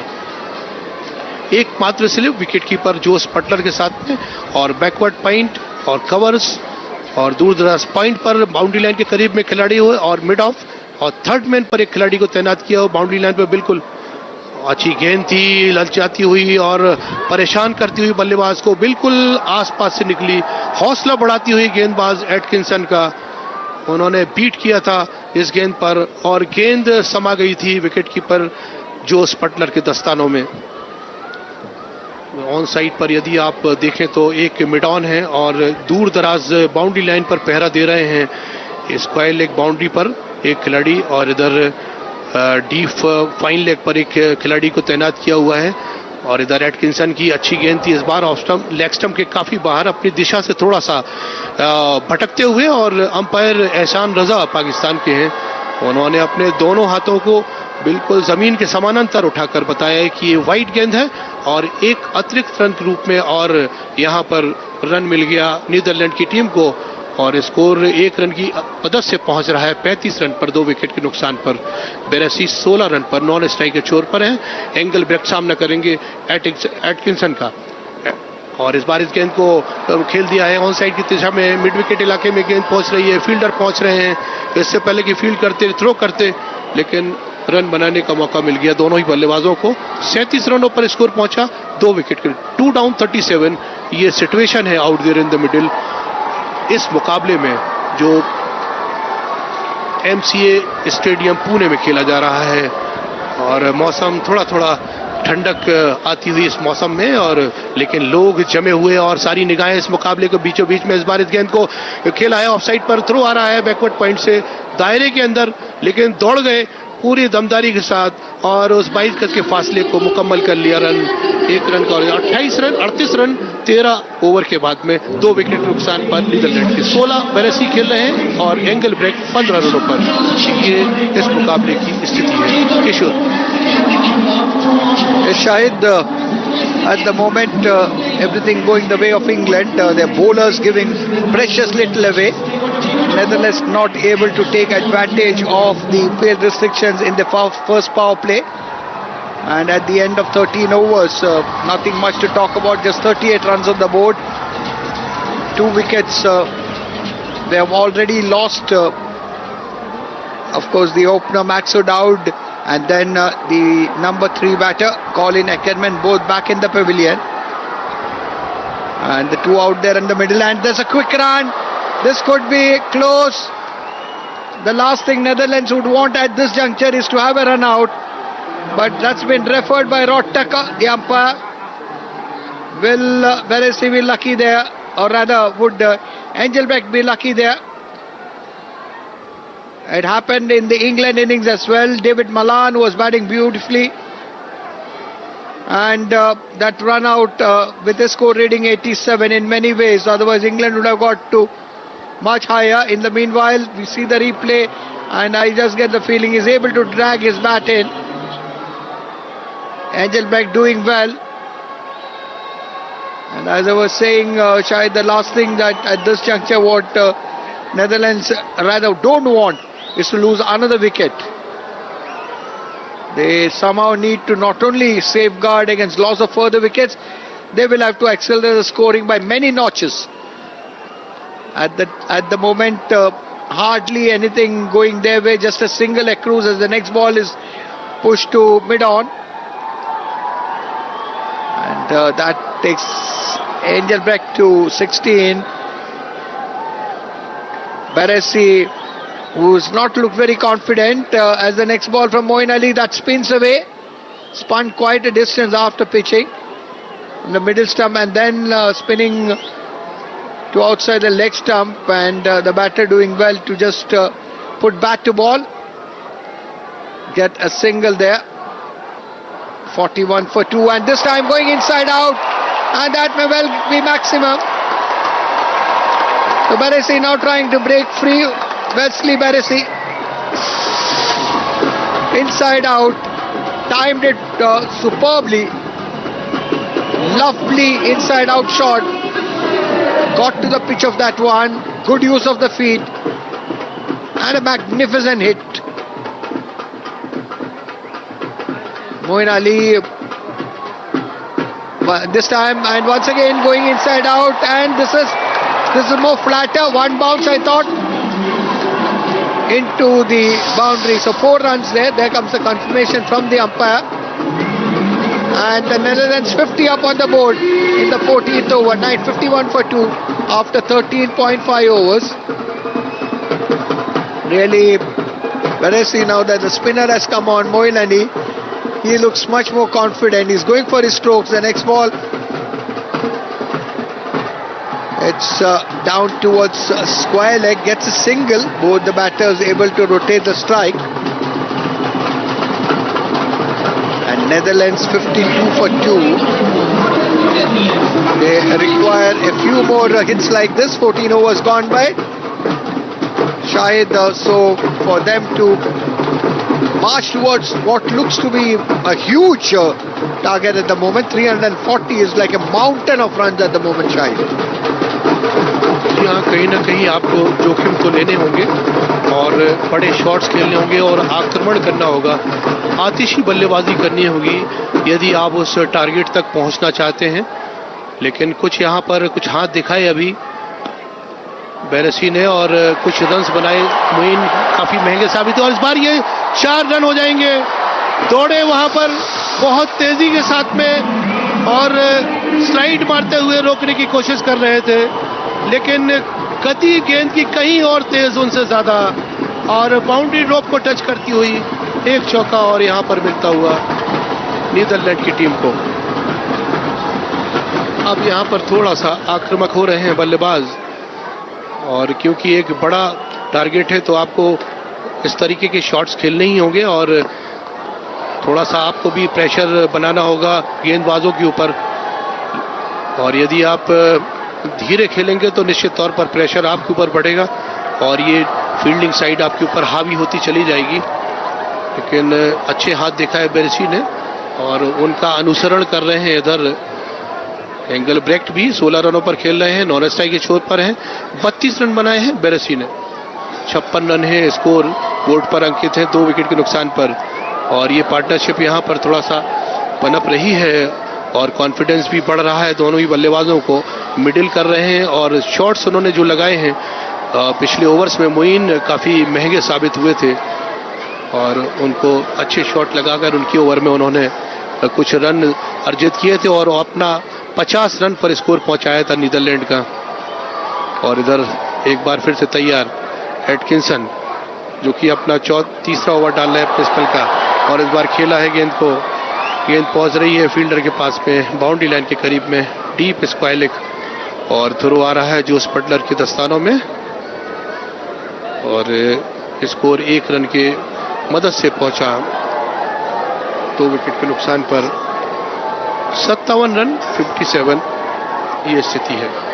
एटकिंसन एक बार फिर से तैयार. 15वां ओवर डाला जा रहा है एटकिंसन के द्वारा. पवेलियन छोर से अच्छी गेंद थी. इस गेंद को कोई दिलचस्पी नहीं दिखाई बल्लेबाज ने और रास्ता दिया. गेंद पहुंची जोस बटलर के दस्तानों में बिना किसी रन के मिड ऑफ फील्डर के जरिए पहुंचाई जाएगी. गेंदबाज एटकिंसन के पास अपने लंबे दूर जाते हुए लंबे रनअप पर ऑफ साइड पर जो कैचर है बैकवर्ड पॉइंट और कवर्स में करीब खड़े हुए खिलाड़ी और कवर बाउंड्री पर एक खिलाड़ी मौजूद हैं। इस बार मिड ऑफ पर खेलकर कोई रन नहीं वहां पर, और ये ओवर पूरा किया 15 ओवर के बाद में 57 रन नीदरलैंड 339 रन के जवाब में 2 विकेट पर। क्या आपको नींद में परेशानी होती है या आप बीच रात बार बार जगते हैं? टेलीमानस के 14416 पर कॉल करें और हमारे प्रशिक्षित परामर्शदाता आपकी सहायता करेंगे। 57 for 2 after 15 overs and 2 wickets being taken by Chris Wokes and David Willey. Wokes 1 for 11, Willey 1 for 12, both having bowled 5 overs each. It's Moeen Ali who is bowling his third over, none for 17 thus far. Barresi slowly growing in confidence, got a couple of boundaries, 6 and a 4 in the last over he faced Moeen Ali. This time once again does well, steps out to the off spinner, but can only drive it as far as the fielder at short mid wicket, slightly wide here, more towards mid on, and that's a quick single once again, but not a good throw, not a particularly good throw, with the result that the two batters could reach the safety at their respective ends. 58 for 2, this is the 16th over in progress, being sent down by Moeen Ali. Wicketkeeper Butler standing up, and this time that drive from Engelbrecht, once again the fielder at wideish mid on, coming into the picture within the 30-yard cordon. No addition to the score, a dot ball keeps it on 58 for 2. Moeen Ali bowling a restrictive line, not giving any width whatsoever to Engelbrecht. Engelbrecht is on 16, Barresi is on 34, and this time going for that reverse sweep over there, completely playing all over that one. Stifled appeal by the keeper, no damage done, and a quick over sent down by Moeen Ali, at the end of which of course was the 16th over. Netherlands chasing a huge target of 340 of 58 for 2. This commentary is brought to you by Akashvani in association with Channel 2 Group, exclusive global rights holder. और धीरे धीरे match आगे बढ़ रहा है और शांत वातावरण MCA स्टेडियम पुणे में, और दर्शक बिल्कुल शांत बैठे हुए, क्योंकि वो चाहते हैं कि अच्छे शॉट्स देखने मिले और विकेट गिरे, यहाँ पर अच्छा खेल हो। लेकिन दोनों ही बल्लेबाज जमे हुए मैदान पर इस बार इस गेंद को ऑफ साइड की दिशा में अपने बल्ले का मुंह खोलते हुए, और बैकवर्ड पॉइंट पर दायरे के अंदर फील्डर मौजूद थे। कोई दिक्कत पेश नहीं है, उन्होंने सफाई के साथ में फील्ड किया और थ्रो किया और दे दी गेंद अपने साथी गेंदबाज एटकिंसन को। 58 रन अंकित हैं स्कोरबोर्ड गतिशील है, और एक एक रन और बीच बीच में जहां कहीं पे भी कमजोर गेंदें मिली हैं उनको डिस्पैच किया है बाउंड्री लाइन के बाहर। इस बार इस गेंद को, अच्छी गेंद थी, मजबूर किया बल्लेबाज को सुरक्षात्मक खेलने के लिए, और रन लेना भी चाहते थे, वहां पे फिराक में थे, उत्सुक थे, लालायित थे। लेकिन जब देखा कि फील्डर बहुत तेजी के साथ झपट रहे हैं, खतरा हो सकता है, अपने कदमों को उन्होंने खींच लिया क्रीज में। जोस बटलर 12-13 कदम उनका पीछे खड़े हुए, और 2 खिलाड़ी दायरे के अंदर हैं, बैकवर्ड पॉइंट और मिड ऑफ और कवर, ये 3 खिलाड़ी ऑफ साइड पर हैं। एटकिंसन चले पवेलियन छोर से, इस बार मिडिल लक्ष्म की गेंद को पैड से टकराई गेंद, और निश्चित तौर पर अंपायर एहसान रजा का इशारा लेग बाई का होना चाहिए, और 1 रन का और इजाफा। स्कोर 59 रनों पर पहुंच गया उस सिंगल की मदद से 2 विकेट के नुकसान पर। 17वां ओवर प्रगति पर है और बैरेसी ने 35 रन बनाए हैं, 60 गेंदों का सामना किया है, और एंजेलब्रेक्ट 16 रनों पर खेल रहे हैं, 26 गेंदों का उन्होंने सामना किया है। एटकिंसन ने चौथा ओवर अपने स्पेल का डाल रहे हैं, उन्होंने 17 रन खर्च किए हैं, कोई विकेट हासिल नहीं किया, और इस बार कवर में खेला हुआ बहुत ही जबरदस्त, और ये कैच यहाँ पर लिया गया, 1 विकेट मिलता हुआ यहाँ पर इंग्लैंड की टीम ने विकेट हासिल किया। तीसरा विकेट गंवाती हुई नीदरलैंड की टीम, मैदान के बाहर जाना पड़ेगा। और ये बहुत ही बढ़िया खेला था, लेकिन हवा में गेंद चली गई, कोई गलती नहीं की वहां पर। और अंपायर का इशारा एहसान रजा का, और देखना चाहेंगे कि वो साफ सुथरा कैच लिया गया है या फिर ग्राउंड से टच हो गया है। और उन्होंने संकेत दे दिया, इंडिकेशन दे दिया है थर्ड अंपायर को चेक करने के लिए कि क्या ये क्लीन कैच लिया गया, साफ कैच लिया गया। वहां पर 59 रनों पर 2 विकेट हैं। अब मैच का जो फैसला है ये पेंडिंग है और देखा जा रहा है। देखिए इस तरीके से उन्होंने स्क्रीन पर दिखा रहे हैं, उसको शॉट खेला और ये लेकिन कैच लिया गया है बहुत ही,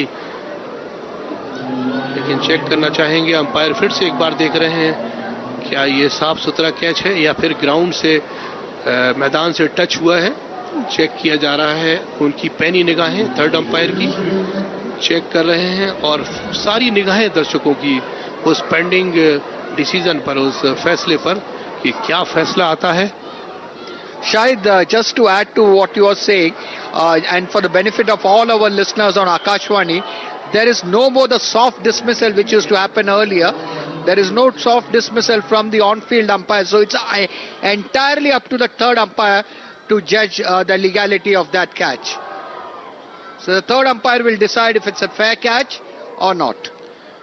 Yes, किशोर, क्योंकि वहां पर थोड़ा सा बल्लेबाजों को कंफ्यूजन था, इसलिए उन्होंने रेफरल लिया था और उसके बाद में अंपायर ने फौरन थर्ड अंपायर को रेफरल दिया था कि इसको चेक किया जाए कि क्या ये कैच हुआ है या फिर कैच नहीं हुआ है, कि नॉट आउट है। वहां पर सारी निगाहें दर्शकों की अभी भी टकटकी लगाए हुए हैं उस पर, क्या नीदरलैंड का तीसरा विकेट गिर जाएगा या फिर वो बच जाएंगे या सुरक्षित रहेगा उनका विकेट। ये सारी बातें अब तक कोई फैसला नहीं आया है और बार बार उसको तपासा जा रहा है, चेक किया जा रहा है, इन्वेस्टिगेट किया जा रहा है कि क्या ये कैच हो गया है या फिर नहीं।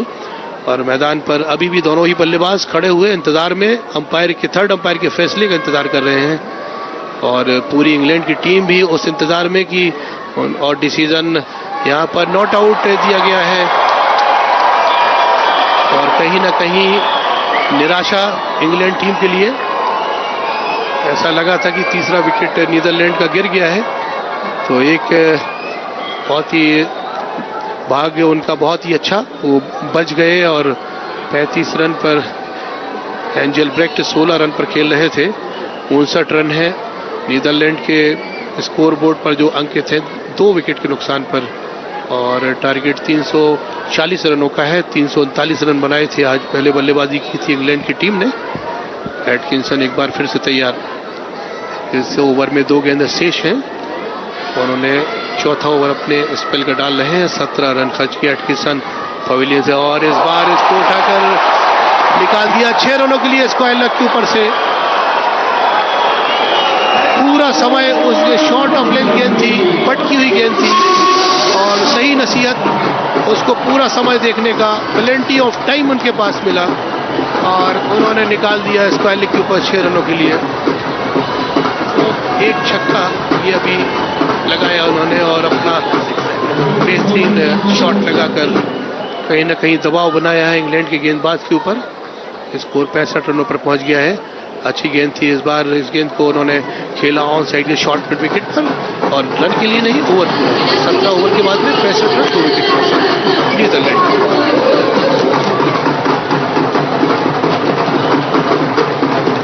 65 for 2 at the end of 17 overs.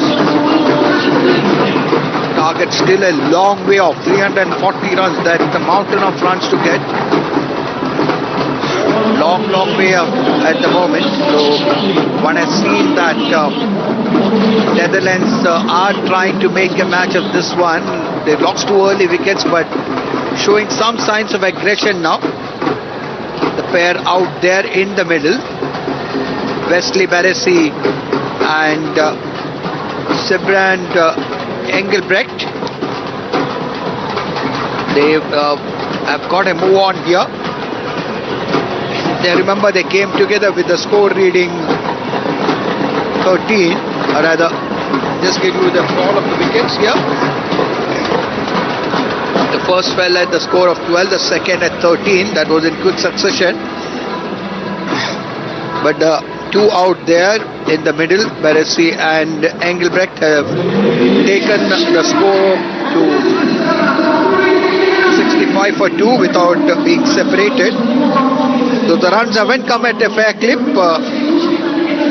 They've had to work hard for their runs, except those 2 sixes and a few boundaries hit. The England bowlers have dominated proceedings. Will quickly, drinks are on the field, which is an opportunity to just go through the details of the Netherlands innings. Netherlands chasing 340 for victory. England having scored 339 for 9 in their stipulated 50 overs. Netherlands first lost the wicket of ODowd, who was caught by Moeen Ali of the bowling of Vokes for 5. Colin Ackermann didn't trouble the scorers. He was caught behind by Butler off Willie. Fine away going delivery. Edge to the wicketkeeper without opening his account. Barresi and Engelbrecht out there in the middle. Barresi batting on Engelbrecht on 22, Barresi on 35. 65 for T. Just a quick look at bowling figures, which is handed over by our very efficient scorer Sunil Dighe, who along with our statistician Om Prakash Sharma rendering excellent service in the com box.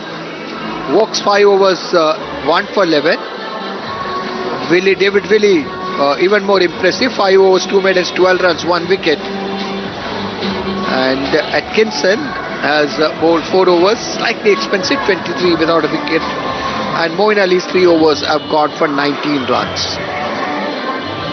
So this is the story thus far of the Netherlands innings. Remember, England won the toss, batted first, ran up a score of 339, losing 9 wickets, and the innings revolving around a fine century. His maiden one in World Cup matches by fine all-rounder Ben Stokes, and also right at the top there, the opening batter David Malan, unfortunate to be run out. He made 87, and that meant that England was able to pile up a score of 339 for the loss of 9 wickets. Here's the first ball after the drinks break. Moeen Ali bowling from the media end. This is on the midland leg stump, helped along towards square leg for a single. Wesley Barresi on 36, Engelbrecht on 22, Netherlands 66 for 2. The next ball has been driven towards mid-on, and that would mean that yet another single. Runs coming by singles at the moment, but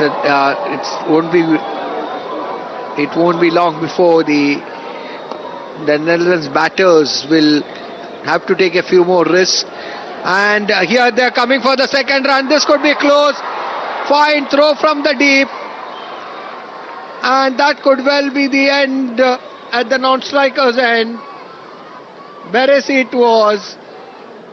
Bit of a misunderstanding between the two. I was about to say that they need to take risks as far as scoring runs are concerned, not the sort of misunderstanding that was there between the two.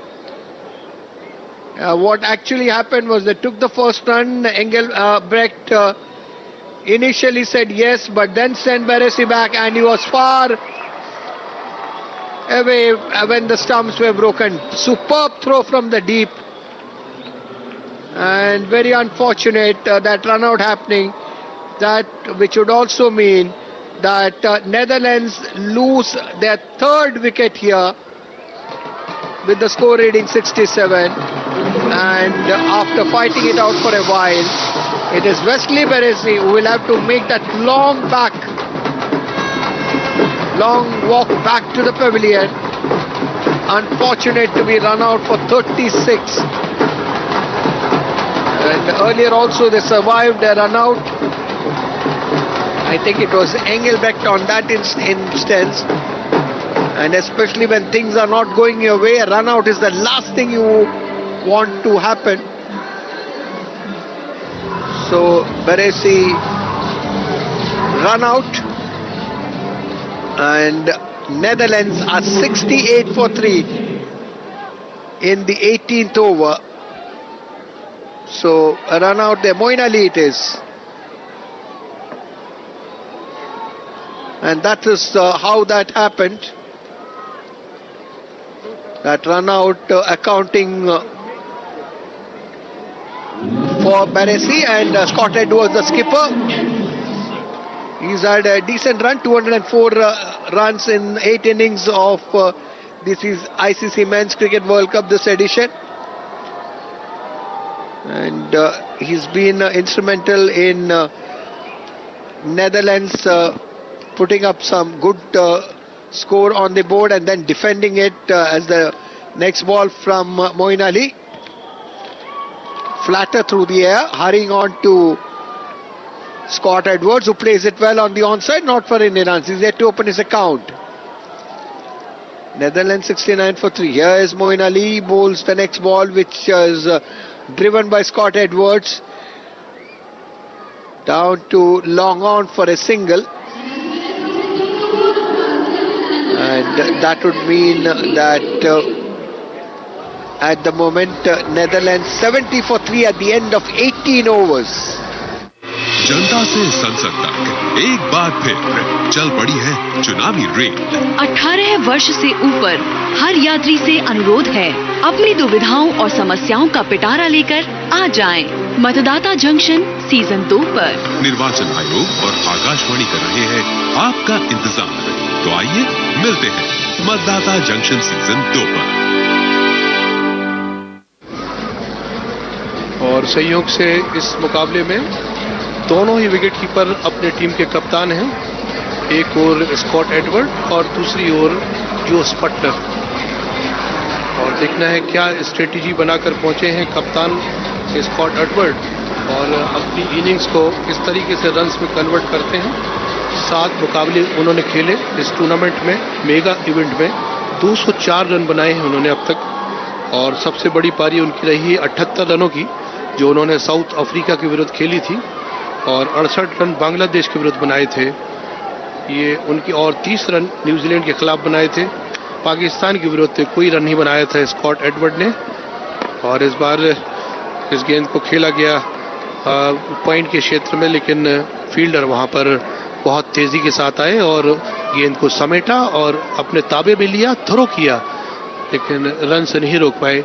बहुत ही शानदार दौड़े थे और ये दूसरे run के लिए जाना चाहते थे, लेकिन और ये रन आउट हुए थे वो किस तरीके से कि दूसरा रन ले रहे थे और जोखिम भरा रन, और ब्लेंडर हुआ, बीच में फंस गए, थ्रो आ गया और अपना विकेट गवा दिया। तो तीसरा विकेट गिरा था। और इधर तैयार पवेलियन छोर से गेंदबाज वोक्स, अच्छी गेंद थी इस बार, इस गेंद को खेलना चाहते लेकिन पहुंची विकेट कीपर के दस्तानों में। 71 रन 3 विकेट के नुकसान पर नीदरलैंड 339 रन के जवाब में एडवर्ड ने 2 रन बनाए हैं, स्कॉट एडवर्ड ने, और कप्तान है टीम के, बड़ी जिम्मेदारी है उनके ऊपर। देखना है कि आज खड़े होकर कितनी साहस के साथ में अपनी इनिंग्स को सजाते हैं और MCA पुणे स्टेडियम पर एक बड़ी पारी चढ़ते हैं। उनके पास में बहुत अच्छा अनुभव है और अच्छी क्षमताएं हैं, उनका कितना उपयोग करते हैं आज उन क्षमताओं का, और अपना जो तजुर्बा है, अनुभव है, उसको कितना साबित करते हैं MCA स्टेडियम पुणे पर। तो ये एक बड़ी पारी दरकार है और काफ़ी उम्मीदें हैं उनसे कि कप्तानी वाली पारी खेलें स्कॉट एडवर्ड्स। और इधर एंजेलब्रेक्ट तैयार हो रहे हैं, 24 रन बनाए हैं उन्होंने, 33 गेंदों का सामना किया है।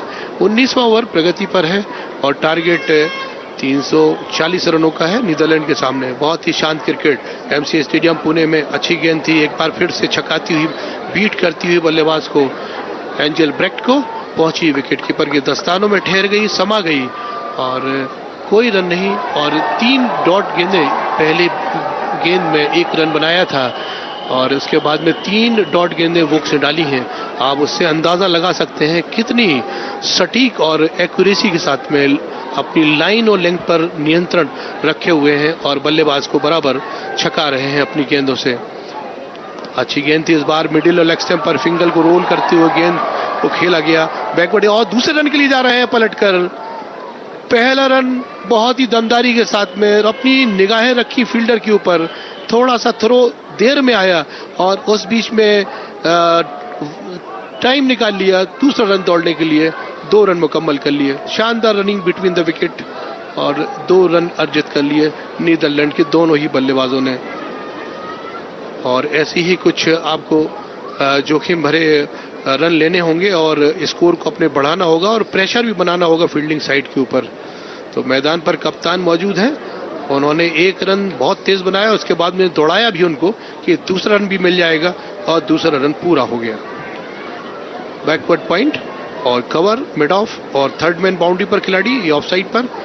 अच्छी गेंद थी इस बार, बहुत करीबी मामला हो सकता था, बिल्कुल उनके बल्ले के बाहरी सिरे के आसपास से निकली और विकेट कीपर के दस्तानों में समा गई। 19 ओवर और 73 रन है नीदरलैंड के 3 विकेट के नुकसान पर। एडवर्ड्स खेल रहे हैं 2 रन बनाकर और एंगलब्रेक्ट खेल रहे हैं 26 रन बनाकर।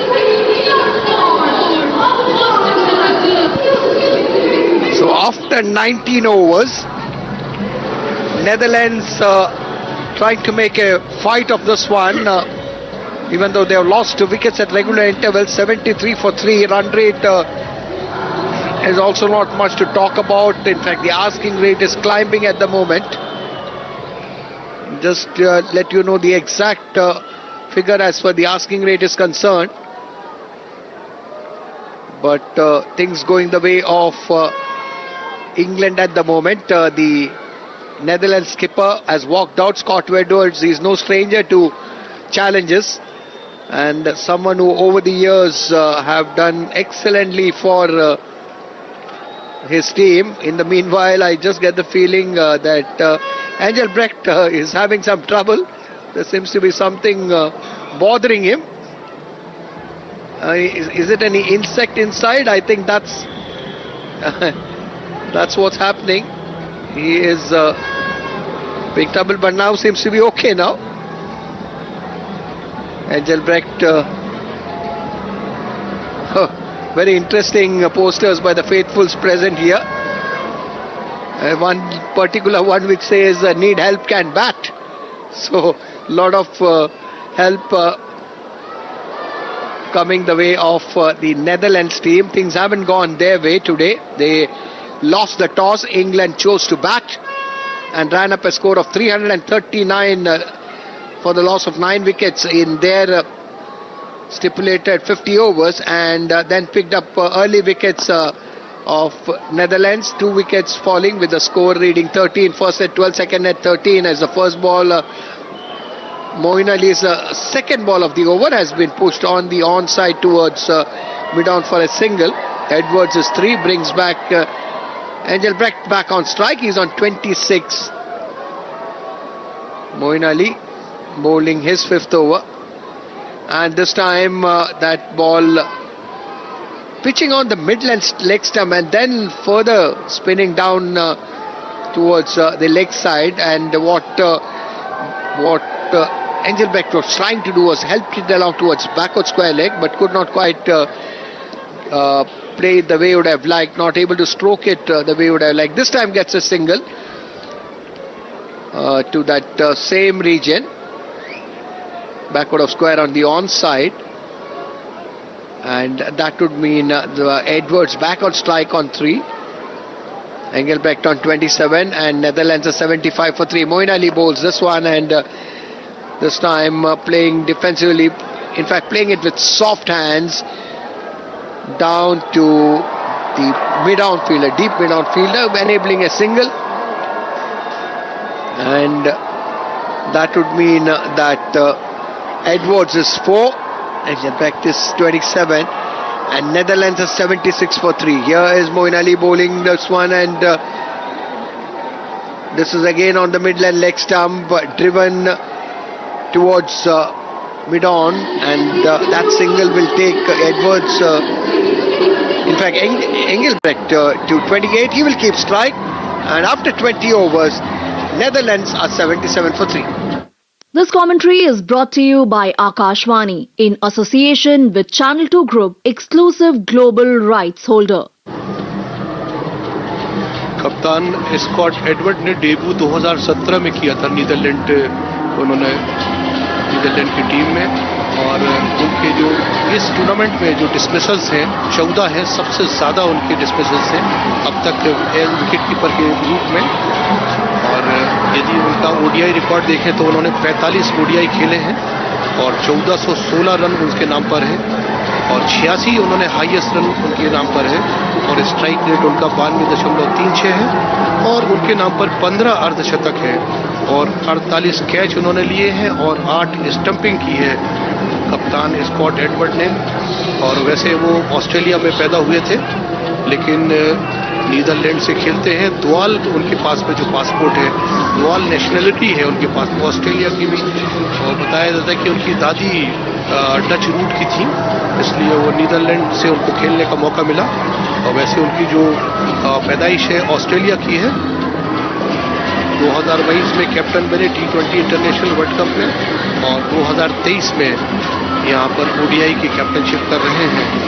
और उनका जो रिकॉर्ड है स्पिन गेंदबाजी के विरुद्ध में बहुत ही अच्छा है, और स्पिन गेंदबाजी के विरुद्ध में बहुत ही अच्छा खेलते हैं। तो देखना है कि आज यहाँ पर कप्तान स्कॉट एडवर्ड क्या एक बड़ी इनिंग्स खेलने में कामयाब होंगे और अपनी टीम को कुछ अच्छे रन्स देंगे और मजबूती देंगे। उनका कितना योगदान रहता है ये सब आने वाले समय में छुपा हुआ है। मैदान में बेहतरीन रोमांचकारी मुकाबला चल रहा है, दर्शकों की निगाहें बीचों बीच पर हैं, और लेकिन 3 विकेट ज़रूर गंवा दिए हैं नीदरलैंड की टीम ने, और इंग्लैंड की टीम बराबर शिकंजा कस रही है और हावी होती जा रही है। इधर एक बार अच्छी गेंद थी वोक्स की, और ये 1 विकेट उन्होंने अपने दूसरे स्पेल में आए हैं।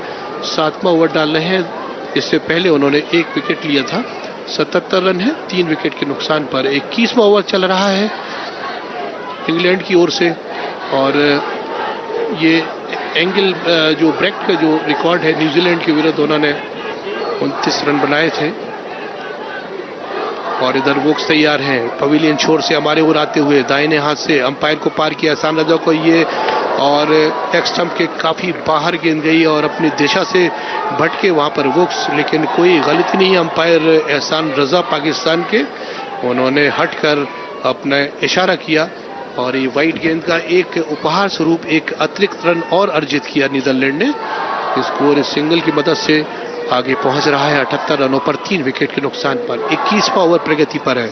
शानदार गेंदबाजी वोक्स की अपने दूसरे, और यहाँ पर बढ़िया खेलना चाहते थे, कट करना चाहते थे, लेकिन उनको बीट करती हुई जोस बटलर के दस्तानों में गेंद ठहर गई। ऐसा वहां पर थोड़ा सा वोक्स ने हाथ उठाए थे जरूर कि क्या गेंद स्निक करके गई है क्या जोस बटलर के दस्तानों में, लेकिन ऐसा नहीं हुआ और सुरक्षित है वहां पर। एंजेलब्रेक्ट 28 पर खेल रहे हैं, 41 गेंदों का सामना किया है। बैकवर्ड पॉइंट और कवर मिड ऑफ, और थर्ड मैन बाउंड्री लाइन के दूर दराज एक खिलाड़ी पहरा देते हुए तैनात हैं किसी भी चौके की संभावना को रोकने के लिए, और पॉइंट बाउंड्री पर एक खिलाड़ी को तैनात किया हुआ है कप्तान जोस बटलर ने। और इधर लॉन्ग लेग पर बाउंड्री लाइन के करीब हैं, स्क्वायर लेग पर बाउंड्री लाइन के बिल्कुल करीब खड़े हुए, और ऑन साइड पर मिड ऑन पर एक खिलाड़ी है, शॉर्ट मिड विकेट एक खिलाड़ी हैं। ये फील्डिंग है वोक्स के लिए। और एंगलब्रेक्ट तैयार 28 रनों पर है, सामना करेंगे वोक्स का। वोक हमारे ओर आते हुए और इसको पूरी ताकत के साथ मारा, इनफील्ड के ऊपर से निकाल दिया है। गेंद बाउंड्री लाइन की तरफ दौड़ रही है, फील्डर दौड़ रहे हैं लेकिन रोक नहीं पाएंगे, लेकिन अंपायर का इशारा, गेंद लांघती हुई बाउंड्री लाइन को 4 रन अर्जित किए नीदरलैंड की टीम ने, और 4 रन की मदद से स्कोर उछलता हुआ पहुंचा 82 की योग पर 3 विकेट के नुकसान पर। 3 डाउन 82 रन ये स्थिति है इस मुकाबले की। जवाबी पारी खेल रही है नीदरलैंड की टीम। इससे पहले बल्लेबाजी की थी इंग्लैंड की टीम ने, टॉस जीता था। आज टॉस जीतने के बाद उनका फैसला पहले बल्लेबाजी करने, और उन्होंने 339 रन जड़े, और यहाँ पर नीदरलैंड की टीम जवाबी पारी खेल रही है। इस बार इस गेंद को कलाई के सहारे मोड़ा शॉर्ट मिड विकेट की ओर, लेकिन फील्डर आड़े आए, गेंद को ताबे में लिया और उसी एक्शन में थ्रो किया।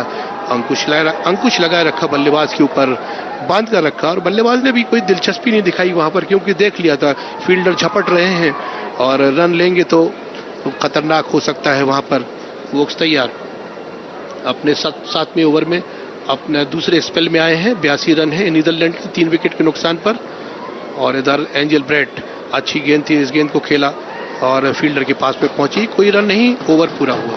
21 ओवर के बाद में स्कोर है 82 रन 3 विकेट के नुकसान पर। एडवर्ड्स खेल रहे हैं 4 रनों पर और एंजेलब्रेक्ट खेल रहे हैं 25 रनों पर। बहुत ही बढ़िया नज़ारा है और लाइट सी जो इंटेंसिटी है पूरे तरीके से अपने शबाब पर है, चरम पर है और ये दूसरी रोशनी पूरे मैदान को ओढ़े हुए है और खूबसूरत मैदान को और खूबसूरत बना रहा है ये उदय प्रकाश यहाँ पर किशोर। So Netherlands fighting 82 for 3, still 258 more runs from 29 overs. We'll just get the asking rate from our scorer statistician team at this juncture, because it's really getting stiffer by the over. We yet another spinner on view now, Adil Rashid. 8.89 is the asking rate, so it's climbing now. Once it reaches to around 9-10 runs per over, it's going to be extremely stiff. Adil Rashid, the leg spinner, starts off with one which was pushed faster through the air, and that's driven towards the long off region, gets a single. And that single takes Edwards to 5. Engelbrecht is on 32 and Netherlands are 83 for 3 in the 22nd over. Edwards and Engelbrecht,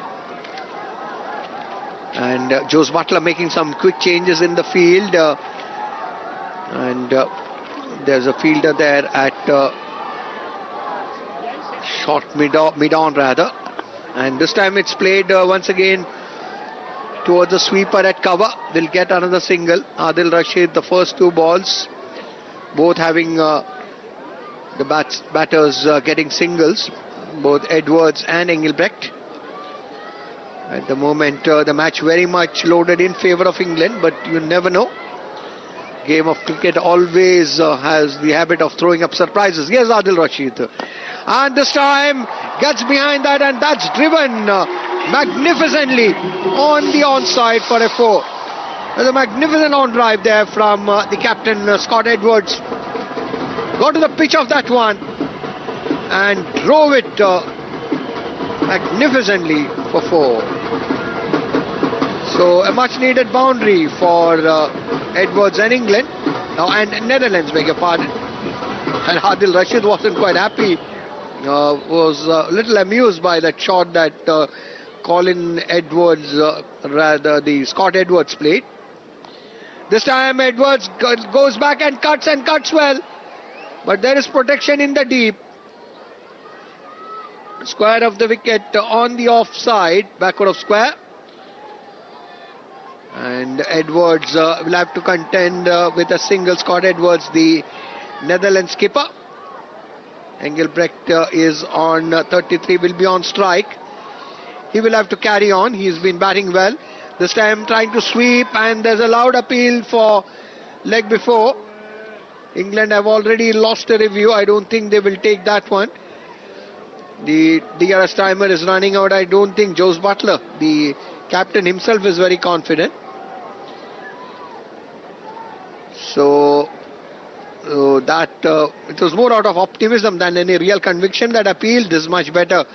Not much turn for Adil Rashid. That's negotiated well. The last ball, 22 overs completed, and Netherlands are 89 for 3.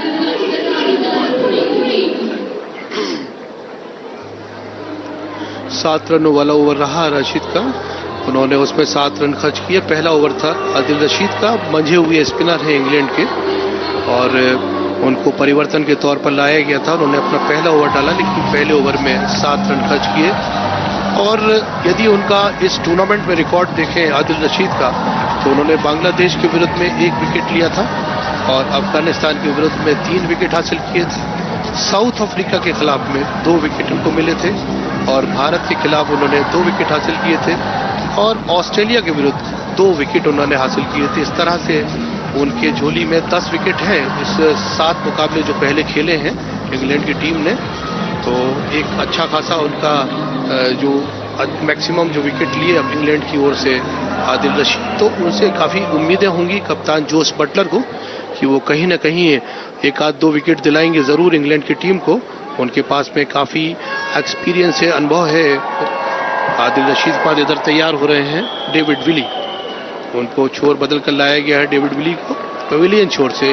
वो हिल and से कर रहे थे, commentary box छोर से कर रहे थे, अपने दूसरे स्पेल में आए हैं और देखना है कि ये जो छोर बदला है कप्तान जोस बटलर ने उनका, और उस छोर से क्या परफेक्शन के साथ में गेंदबाजी करते हैं और सही लाइन और लेंथ पर करते हैं, 1-8 विकेट और दिलाते हैं। बढ़िया गेंदबाजी की थी पहले स्पेल में डेविड विली ने। अब पवेलियन छोर से तैयार हो रहे हैं, सामना करेंगे एडवर्ड्स। 10 रन बनाए हैं कप्तान स्कॉट एडवर्ड्स ने और बाएं हाथ से अच्छी गेंद थी स्कॉट एडवर्ड्स के लिए। स्कॉट एडवर्ड्स उसको ऑफ साइड की दिशा में खेलकर रन लेना चाहते थे, उत्सुक थे कि रन लिया जाए, लेकिन जब देखा कि गेंद ताबे में आ चुकी है, फील्डर झपट रहे हैं और समेट लिया गेंद को, थ्रो आ सकता है और जोखिम नहीं उठाना चाहेंगे कप्तान स्कॉट एडवर्ड।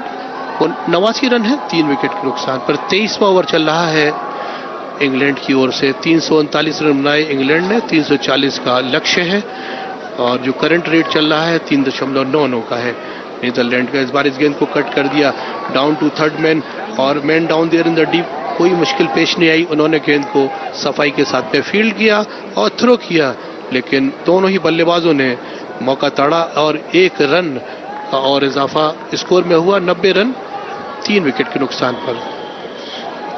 और नीदरलैंड को कहीं ना कहीं बड़े शॉट्स खेलना पड़ेंगे, एक आतिशी बल्लेबाजी करना होगी और जब तक आप बड़े शॉट्स नहीं खेलेंगे, जोखिम भरे शॉट नहीं खेलेंगे, और क्योंकि मंजिल काफ़ी दूर होती जा रही है और आस्किंग रेट जो है बढ़ता चला जा रहा है।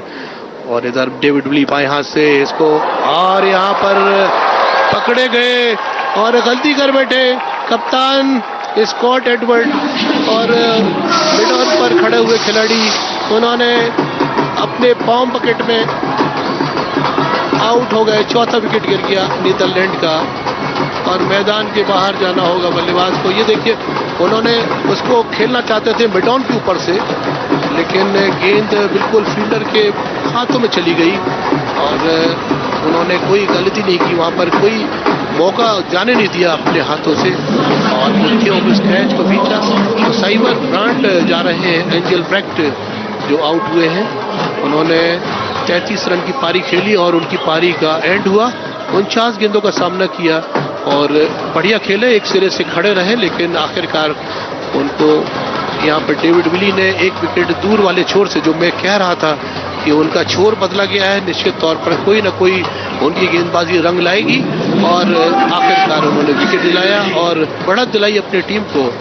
अब मैदान पर पहुंच रहे हैं बाज डिलीट और ये भी एक अच्छे ऑलराउंडर है नीदरलैंड के, इनसे काफ़ी आशाएं और उम्मीदें रहेंगी नीदरलैंड टीम को। 8 इनिंग्स खेली हैं, 117 रन है और स्ट्राइक रेट उनका 17.50 का है और एडवर्ड अभी 11 रन पर खेल रहे हैं, उनका साथ देने के लिए आए हैं। मैदान संभाला है बाज डिलेड ने, देखना है कि उनके पास में जो क्षमताएं हैं उन क्षमताओं का कितना उपयोग करते हैं आज MCA स्टेडियम पुणे पर और क्या योगदान देते हैं अपनी टीम को।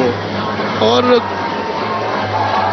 एडवर्ड्स अभी हैं मैदान पर, कप्तान हैं और जब तक कप्तान रहेंगे काफ़ी उम्मीद है, क्योंकि अभी 4 बल्लेबाज उनके जो टॉप ऑर्डर के थे चले गए हैं और रिकग्नाइज बल्लेबाज जिनसे काफ़ी उम्मीदें हुआ करती हैं कि बड़ी पारी खेलने की, 4 बल्लेबाज डगआउट में बैठ चुके हैं। इधर डेविड विली हमारे ओर आते हुए अंपायर को पार की, अच्छी गेंद थी, इसको ड्राइव किया, मिड ऑफ क्षेत्र में गेंद को फील्ड किया गया और दायरे के अंदर वहाँ पर फील्डर थे, सफाई के साथ में कोई मौका नहीं दिया उनको रन बनाने का।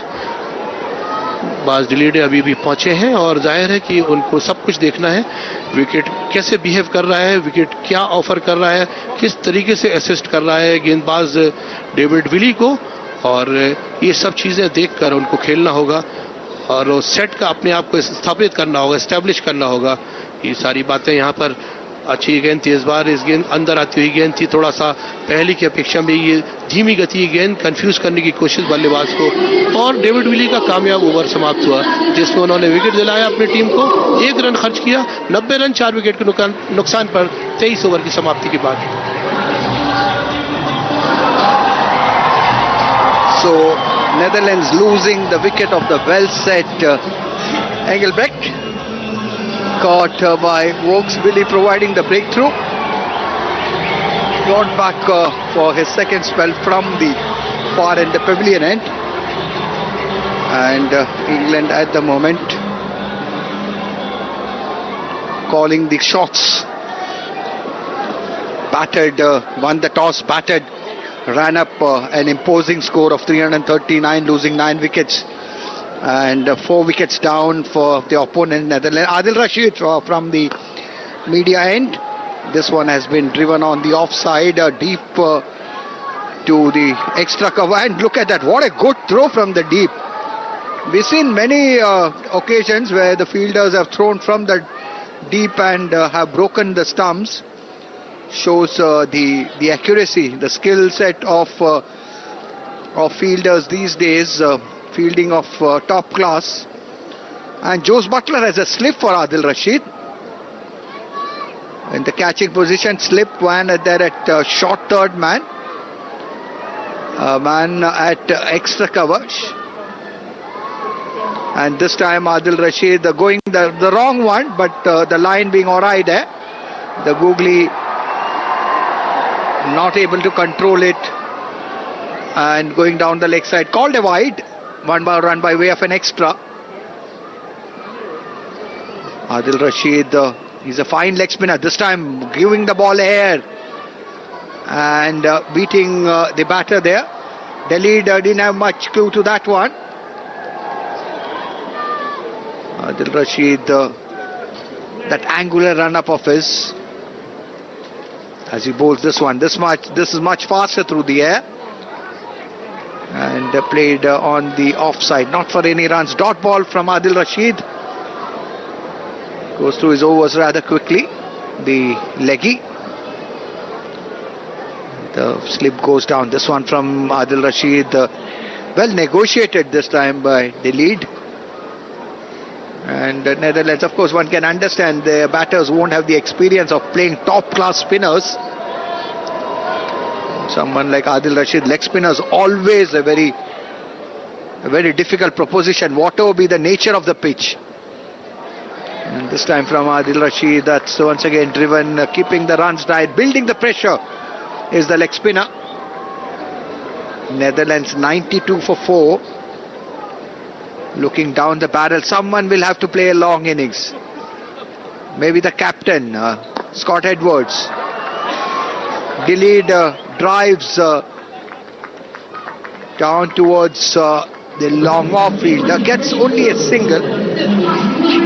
And a single to round off over number 24, at the end of which Netherlands are struggling and 93 for 4.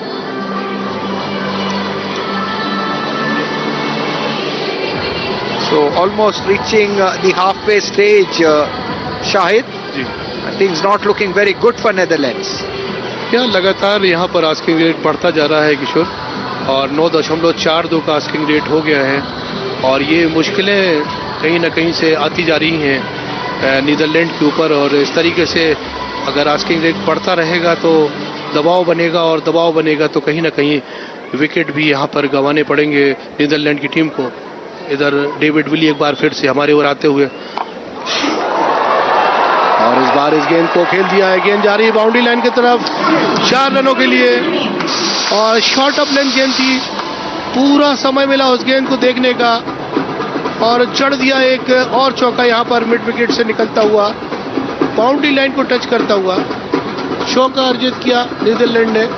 काफी देर से यहाँ पर चौका आया नहीं था और जो खामोशी को तोड़ता हुआ यह चौका मैदान पर MCA स्टेडियम पुणे पर स्कोर पहुंचा 4 रन की मदद से, जंप करता हुआ 97 पर 4 विकेट के नुकसान पर नीदरलैंड का। और इस बार कट किया, गेंद जा रही है down to third man, fielder वहां पर थर्ड मैन पर मौजूद हैं, उन्होंने अपने ताबे में लिया, थ्रो किया, लेकिन 1 रन से नहीं रोक पाए। दोनों ही बल्लेबाजों ने अपने अपने सिरे बदले और 1 रन का और इजाफा हुआ। भारत 16 पॉइंट के साथ टॉप पर है, उसके बाद साउथ अफ्रीका 12 पॉइंट और न्यूजीलैंड के 8 पॉइंट है और ऑस्ट्रेलिया के 12 पॉइंट है। ये 4 टीमें जो पॉइंट टेबल देखें तो नजर आती हैं सेमीफाइनल में, ये सुपर 4 में चैंपियन टीमें, लेकिन पाकिस्तान के सामने मौका है यदि वो इंग्लैंड के साथ में अच्छा कड़ा मुकाबला खेलते हैं और अपना रन रेट ठीक करते हैं तो वो जगह बना सकते हैं सेमीफाइनल में। लेकिन न्यूजीलैंड का पलड़ा भारी है क्योंकि न्यूजीलैंड का रन रेट बहुत ही अच्छा है और ये 3 टीमें तो पहुंच गई हैं, लेकिन एक मुकाबला और बाकी है पाकिस्तान का जो इंग्लैंड खेलेगी उनके साथ में। और इंग्लैंड के विरुद्ध में पाकिस्तान किस तरह अपना प्रदर्शन करती है, अपने रन रेट को इम्प्रूव करती है, सुधारती है, तब देखने वाली बात होगी कौन सी टीम सेमीफाइनल में खेल रही होगी। लेकिन अभी तो न्यूजीलैंड दिखाई दे रही है कि न्यूजीलैंड सेमीफाइनल में लगभग पहुंच गई है। और डेविड विली ने और फील्ड किया और निशाना वहां से लगाने की कोशिश की, बल्लेबाज दौड़कर पीछे गए अपने क्रीज में और फिर से अपने लंबे बॉलिंग रनअप पर। यहाँ पर दूर दराज देखें, थर्ड मैन पर एक खिलाड़ी मौजूद हैं और deep square leg boundary line पर खड़े हुए एक फील्डर, डीप फाइन लेग पर एक खिलाड़ी हैं और डीप बैकवर्ड पॉइंट पर दायरे के अंदर, कवर्स में दायरे के अंदर, मिड ऑफ दायरे के अंदर, ये 3 खिलाड़ी दायरे के अंदर और 2 खिलाड़ी ऑन साइड पर मिड ऑन और शॉर्ट मिड विकेट। ये फील्डिंग है डेविड विली के लिए। इस बार इसको दाहिना पैर पीछे ले गया, स्टीयर कर दिया, गेंद थर्ड मैन की ओर गेंद आई, फील्ड की गई और थ्रो आ रहा है जोस बटलर के दस्तानों में। 1 रन और मिल रहा है नीदरलैंड की टीम को। स्कोर में इजाफा हुआ उस सिंगल की मदद से और आज ये चौथा मुकाबला खेला जा रहा है। 40वां मैच है ICC ODI विश्व कप 2023 का। MCA स्टेडियम पुणे पर नीदरलैंड और इंग्लैंड की टीमें आमने सामने हैं और हावी हो रही है इंग्लैंड की टीम नीदरलैंड के ऊपर। 4 विकेट हासिल कर चुकी है और अगला मुकाबला यहाँ पर बांग्लादेश और ऑस्ट्रेलिया के दरमियान 11 नवंबर को खेला जाएगा। और आज एक और शतक यहाँ पर जड़ा, 4 शतक लग चुके हैं इस MCA मैदान पुणे पर और ये ओवर पूरा हुआ डेविड विली का 99 रन 4 विकेट के नुकसान पर नीदरलैंड के। Look at the bowling figures. David Willey has been the most successful, 2 for 19 in his 7 overs, 2 of which have been maidens. Vokes 1 for 19. And Atkinson none for 23, slightly on the expensive side.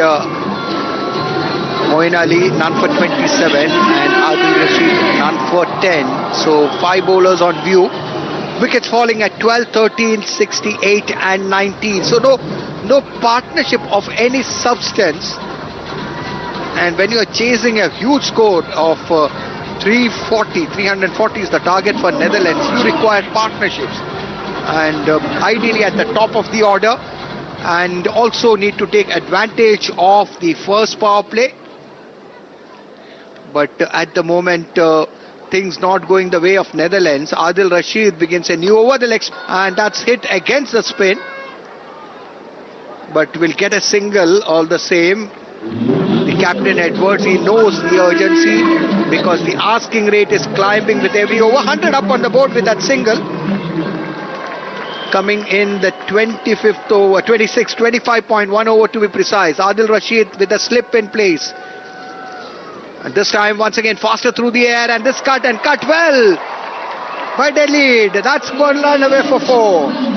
Bit of width outside the off stump and latching onto that was Dawid as he square cuts with elan. Gets 4 runs and that stroke will give him a lot of confidence. Leg spinners never very easy to get away. And Adil Rashid who is present media end, the end where the commentary boxes are also positioned, the end from where we are bringing you this live and exclusive broadcast on Akashvani. As Adil Rashid bowls it and he's bowled him. Going for a similar shot, but this time the ball was within the stumps and it was fraught with danger. Completely playing over that one, and that's the half the side dismissed as far as Netherlands are concerned. 104 for 5. Now sliding down a slippery slope here, the Netherlands team. In fact, he had played it on. There was a bit of bat and a bit of pad before it went on to dislodge the stumps. But whatever be it, the fact of the matter is Bairstow lead will have to return to the pavilion. Out for 10, bowled by Rashid. His first wicket, Adil Rashid, and Netherlands are 104 for 5. Wickets have fallen at regular intervals for Netherlands, and especially when you're chasing a stiff target, a target as stiff as 340, that's not what you want your team for what needs to be happen to your team. Nidamanuru comes in.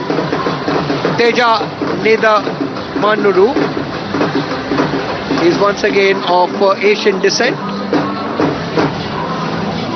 and will Teja be able to give ample support to the captain Scott Edwards? He's out there in the middle, he's unbeaten on 14 and he's looked confident, but he needs someone to hang in with him, try to make a fight of this one. They will have to take it over by over, almost like what Australia did against Afghanistan yesterday. One cannot really tire of talking about that match. One of the best matches ever witnessed in ODI World Cup history. That match between Afghanistan and Australia. Afghanistan had the match within their pocket with the score not even reaching the 3-figure mark. Australia had lost 7 wickets as the next ball from Adil Rashid to the new batter, and that's played very well by Teja, and looked very confident as he squared drove it for 4. So opening his account with a boundary there. That ball from Rashid, the wrong one. So in a way he played it against the spin but was in control, got behind and he sliced that square drive for 4 runs. Adil Rashid this time, this is going down the leg side and helped along towards deep backward square leg for yet another, for a single. Quickly on to 5 is Teja, and having come in at the fall of Leede, who played on trying to essay a square cut. Here's Adil Rashid. This time goes big. Will it clear? Yes, it clears mid wicket. What a shot that was from the skipper. 6 runs. Where did that come from? Just out of the blue. And he was to the pitch of that one, Scott Edwards. And what a magnificent hit that was. The ball was given air. Scott Edwards was up to the task. And almost a flat 6, I thought, over wide mid wicket. So what a way to end that over. That was runs coming, a wicket falling, all drama there. At the end of 26 overs, Netherlands are 115 for 5. 115 run 5 wicket पर, 1 wicket और गंवा दिया है Netherlands की team ने, और तेजा निदामनुरू मैदान पर है, मैदान संभाला है, और यही खिलाड़ी जिसने ब्लेंडर किया था और वेस्ट इंडीज की टीम दुर्भाग्यवश क्वालिफाई नहीं कर पाई थी जब जिम्बाब्वे में क्वालिफायर वर्ल्ड कप खेला गया था जिम्बाब्वे में जून में 2023 में। तो वेस्ट इंडीज के खिलाफ यही नीदरलैंड की टीम जिन्होंने के मैच को टाई किया था, 374 रन बनाए थे वेस्ट इंडीज की टीम ने, और इसी टीम ने 374 रन बनाकर उस मैच को टाई किया था, और सुपर ओवर में भी 30 रन बनाए थे नीदरलैंड ने और उस मुकाबले को जीता था। 111 रन की तेजा निदामनुरू ने पारी खेली थी, उसमें 1 रन दौड़ते हुए दोनों ही बल्लेबाज यहाँ पर, और इधर दूसरा रन ओवर थ्रो हुआ था, वहां पर मौका ताड़ा, 1 रन और दौड़ लिए, 2 रन बनाए, 116 रनों पर स्कोर पहुंचा दिया नीदरलैंड की टीम ने। दोनों ही बल्लेबाजों ने बढ़िया दौड़ते हुए विकेट के बीचों बीच में 111 रनों की पारी खेली थी तेजा निदामनुरू ने और 374 रन पर वेस्ट इंडीज को हैरत में अचंभे में डाल दिया था और वो मैच वेस्ट इंडीज हारी थी, लेकिन सुपर 6 में जरूर पहुंची थी वेस्ट इंडीज की टीम। लेकिन फिर बी ग्रुप में स्कॉटलैंड ने वेस्ट इंडीज को हराया था और उनके 4 पॉइंट रहे थे, जिससे नीदरलैंड की टीम क्वालिफाई कर गई थी 2 स्पॉट के लिए, जो इस 2023 विश्व कप के लिए श्रीलंका की टीम और नीदरलैंड की 2 टीमें क्वालिफाई करके आई थी। और ये और दुर्भाग्यवश वो वेस्ट इंडीज की टीम पहली बार इतिहास में इस 2023 विश्व कप में नहीं खेल रही है। इस बार हवा में जा रहा है कैच और ये कैच ड्रॉप हुआ। एक बढ़िया कैच था, पीछे की ओर दौड़ना पड़ा, मुश्किल कैच था, लेकिन उसको बनाने की कोशिश कर रहे थे, पूरी सब कुछ झोंक दिया उसमें, लेकिन आखिरकार किस्मत वाले थे वहां पर बल्लेबाज, वो बच गए और उनके हाथ से वो कैच ड्रॉप हो गया और एक निराशा लगी और निश्चित तौर पर उनको बहुत अफसोस हो। देखिए उनके हाथ में गेंद आई थी, लेकिन उसके बाद में वो अपने शरीर को संभाल नहीं पाए, संतुलन नहीं बना पाए, आखिरकार गेंद उनके हाथ से निकल गई और ड्रॉप हो गया कैच। इस बार अंदर आती हुई अच्छी गेंद थी एटकिंसन की, जिसको ऑफ साइड की दिशा में ढकेला। 118 रन 5 विकेट के नुकसान पर 339 रन के जवाब में स्कॉट एडवर्ड्स 20 रन बनाकर खेल रहे हैं कप्तान। 19 गेंदों को उन्होंने सामना किया है और निदामनुरू जो कि एक बेहतरीन बल्लेबाज हैं, स्ट्रोक प्लेयर हैं और विस्फोटक बल्लेबाजी करते हैं। देखना है कि आज एमसीए स्टेडियम पुणे पर कितनी विस्फोटक बल्लेबाजी उनकी होती है। इस बार इस गेंद को निकाल दिया है, लेकिन बहुत ही शानदार फील्डिंग, सब कुछ झोंकते हुए बाउंड्री लाइन के करीब में, backward square leg deep boundary पर खड़े हुए प्लेयर, वहां पर लोड पोट लगाते हुए उन्होंने गुलाटी खाते हुए और शानदार फील्डिंग करते हुए गेंद को थ्रो कर दिया।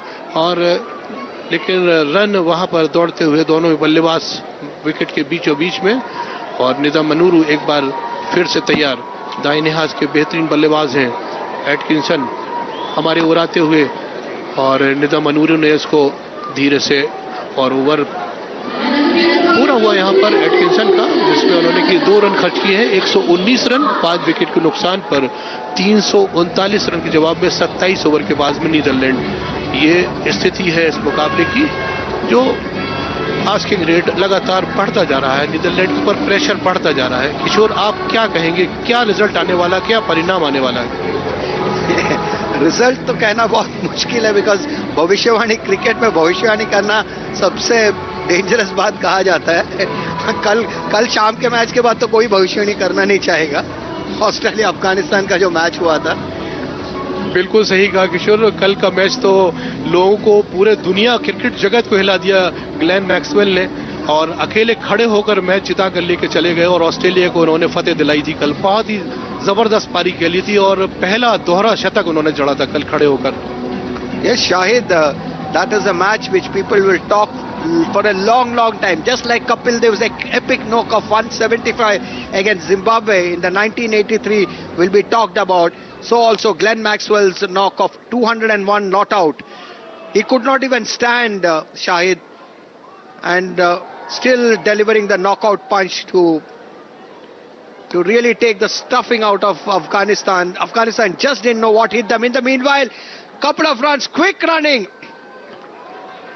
That was running between the wickets at his very best. It was Edwards, Adil Rashid, the first ball, and taking him on the wrong one towards wide mid wicket, and running the first run so quickly that they were able to come back for the second. And Edwards this time down the ground will be content with a single. Edwards now showing an emergency, the urgency, beg your pardon, and really getting a move on here. The Netherlands skipper Scott Edwards, and he's got Nidamanuru for company. Nidamanuru on 6, and Netherlands 122 for 5. Adil Rashid, right time, this time flighting it, this is gone skywards. There is a fielder trying to get under, but he won't be able to reach it, and it's one bounce. Or is it a 6? Yes, it's a 6. For a moment I felt it fell within, but that was not to be. Nidamanuru showing ever since he came in, he opened his account with a 4, and Adil Rashid generously flighting that one. Nidamanuru equal to the task and sends it over wide long on for a 6. So leg spinners also like a challenge. Adil Rashid, he was hit for a boundary earlier on by Dawid and then got back and bowled him.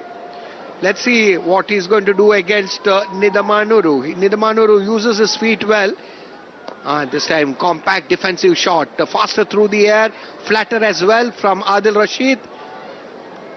Just the lone slip man there within the 30-yard cordon, a short third man. Cover, sweeper and a long off. That's the field on the offside as the next ball. This one I think was the wrong one again. Not played very confidently, but at the same time no damage done. Adil Rashid, who picked up a wicket in his last over, but the batters are going after him as well, and this time Nidamanuru, this time opening the face of the bat, man at short third man does well, moves to his left and cuts off what would have been a boundary. And a very interesting over of Adil Rashid comes to an end, the 28th over of the innings, at the end of which Netherlands are 129 for 5, chasing 340.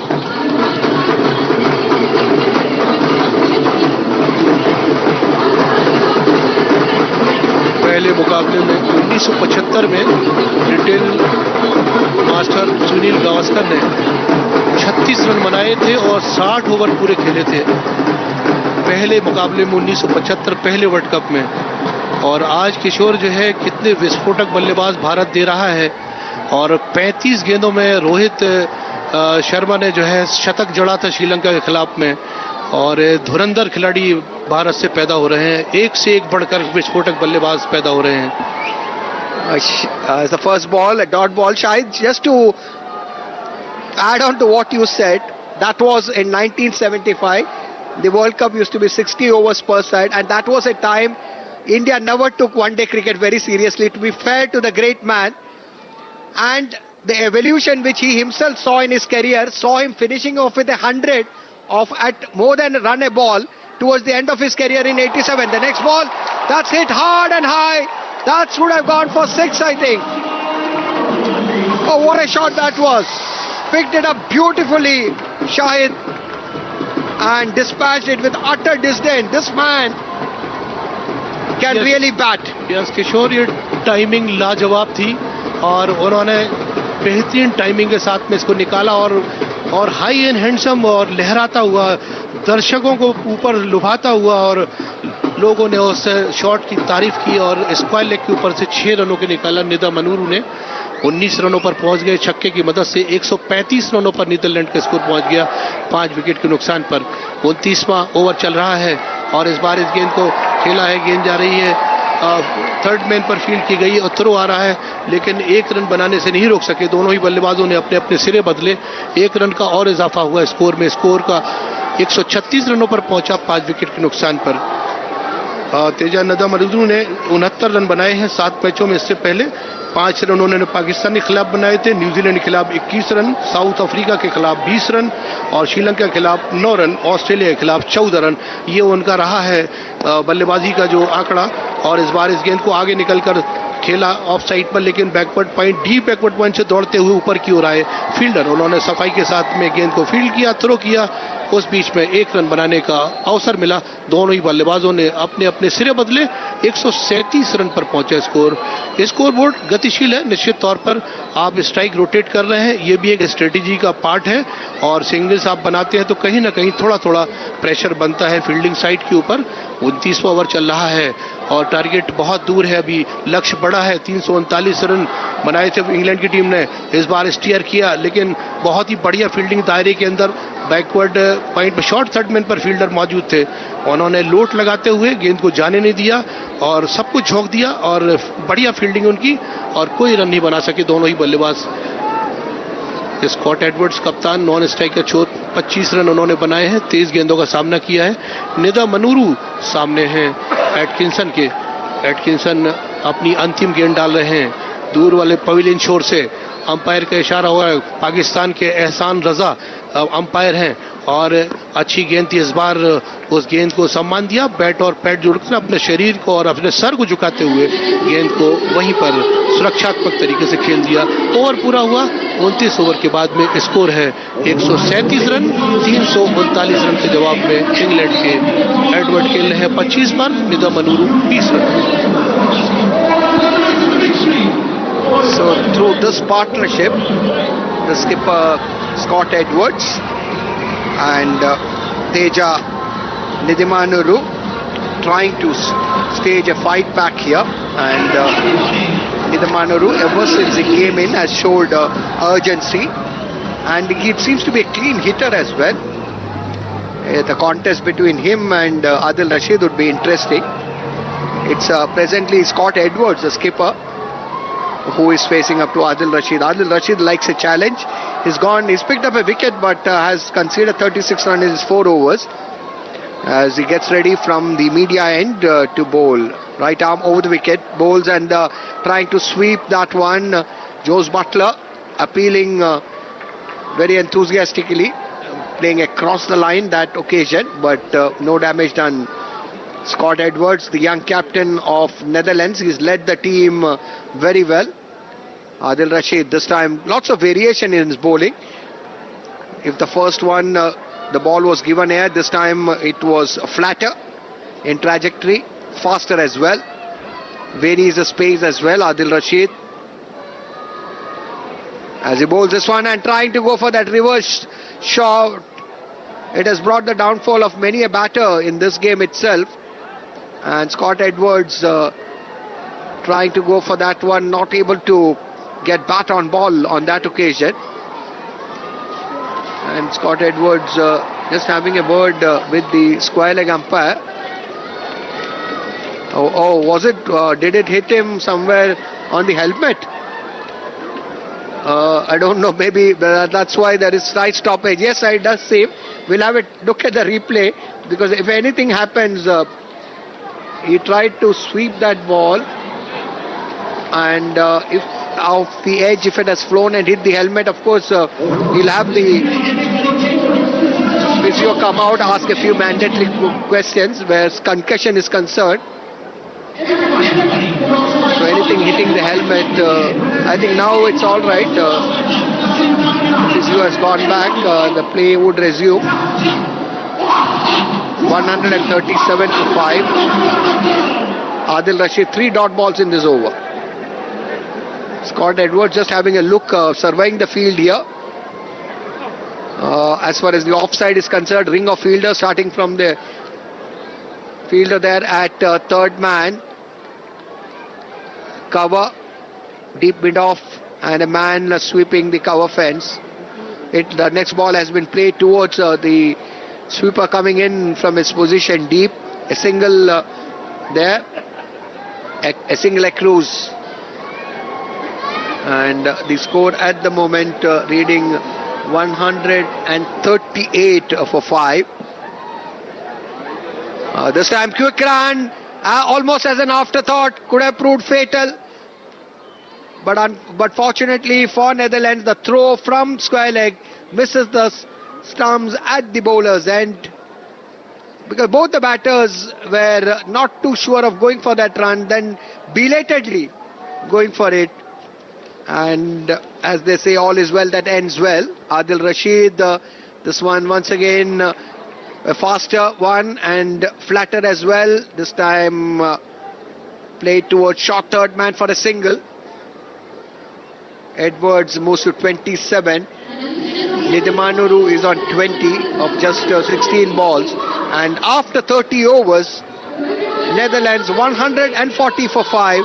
The target is a long way off, which is 340.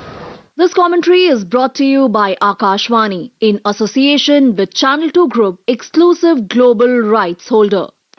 जनता से संसद तक एक बार फिर चल पड़ी है चुनावी rail. 18 वर्ष से ऊपर हर यात्री से अनुरोध है, अपनी दुविधाओं और समस्याओं का पिटारा लेकर आ जाएं। मतदाता जंक्शन सीजन 2 पर। निर्वाचन आयोग और आकाशवाणी कर रहे हैं आपका इंतजार। तो आइए मिलते हैं मतदाता जंक्शन सीजन 2 पर। और आप आंखों देखा हाल सुन रहे हैं आकाशवाणी जन जन का माध्यम, आपके मोबाइल सेट्स पर, ट्रांजिस्टर्स पर, रेडियो सेट्स पर। ये कमेंट्री यहाँ एमसीए स्टेडियम पुणे से पहुँच रही है और ये आकाशवाणी के माध्यम से संभव हो पा रहा है।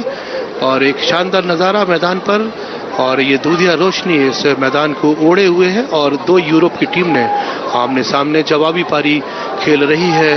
यहाँ पर नीदरलैंड की डच 11 की टीम ऑरेंज है और देखना है कि कहां तक ले जाते हैं अपने इस पारी को। लगातार आस्किंग रेट बढ़ रहा है।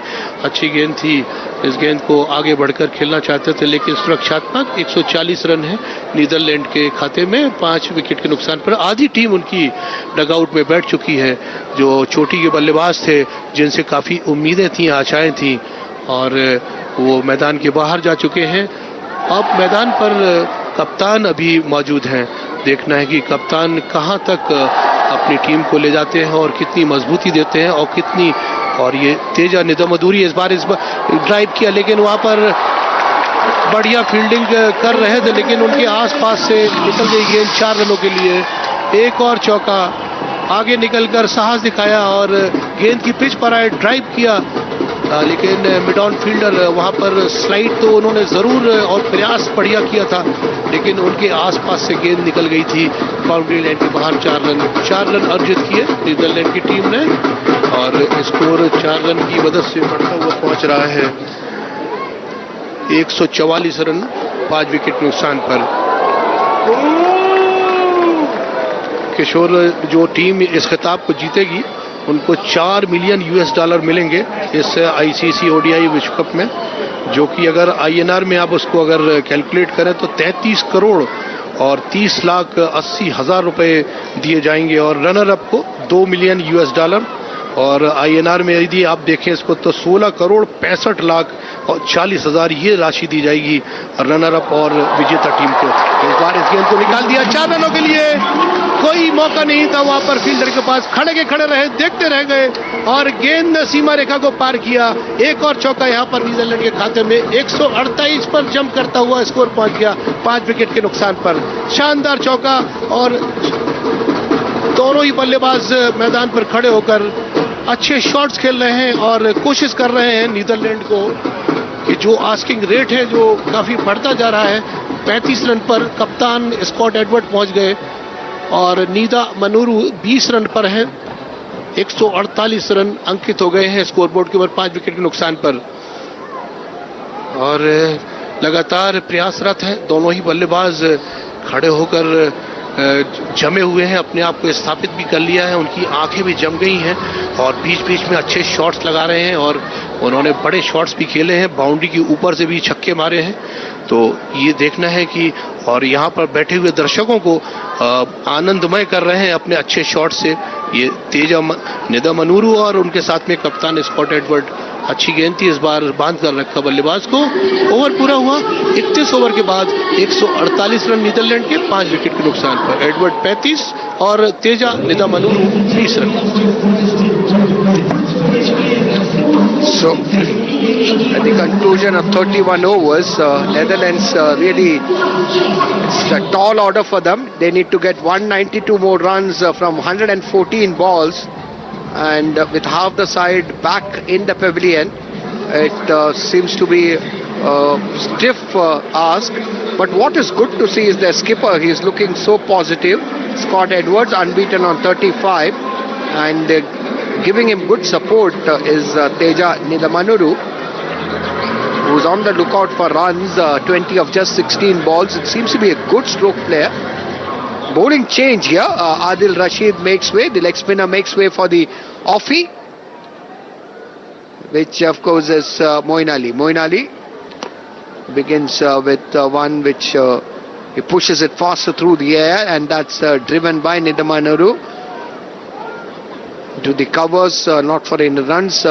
Man at short cover. Man there at deep mid-off as well, more towards deep extra cover on the offside. This time it's played on the onside. There's a short mid-wicket in place.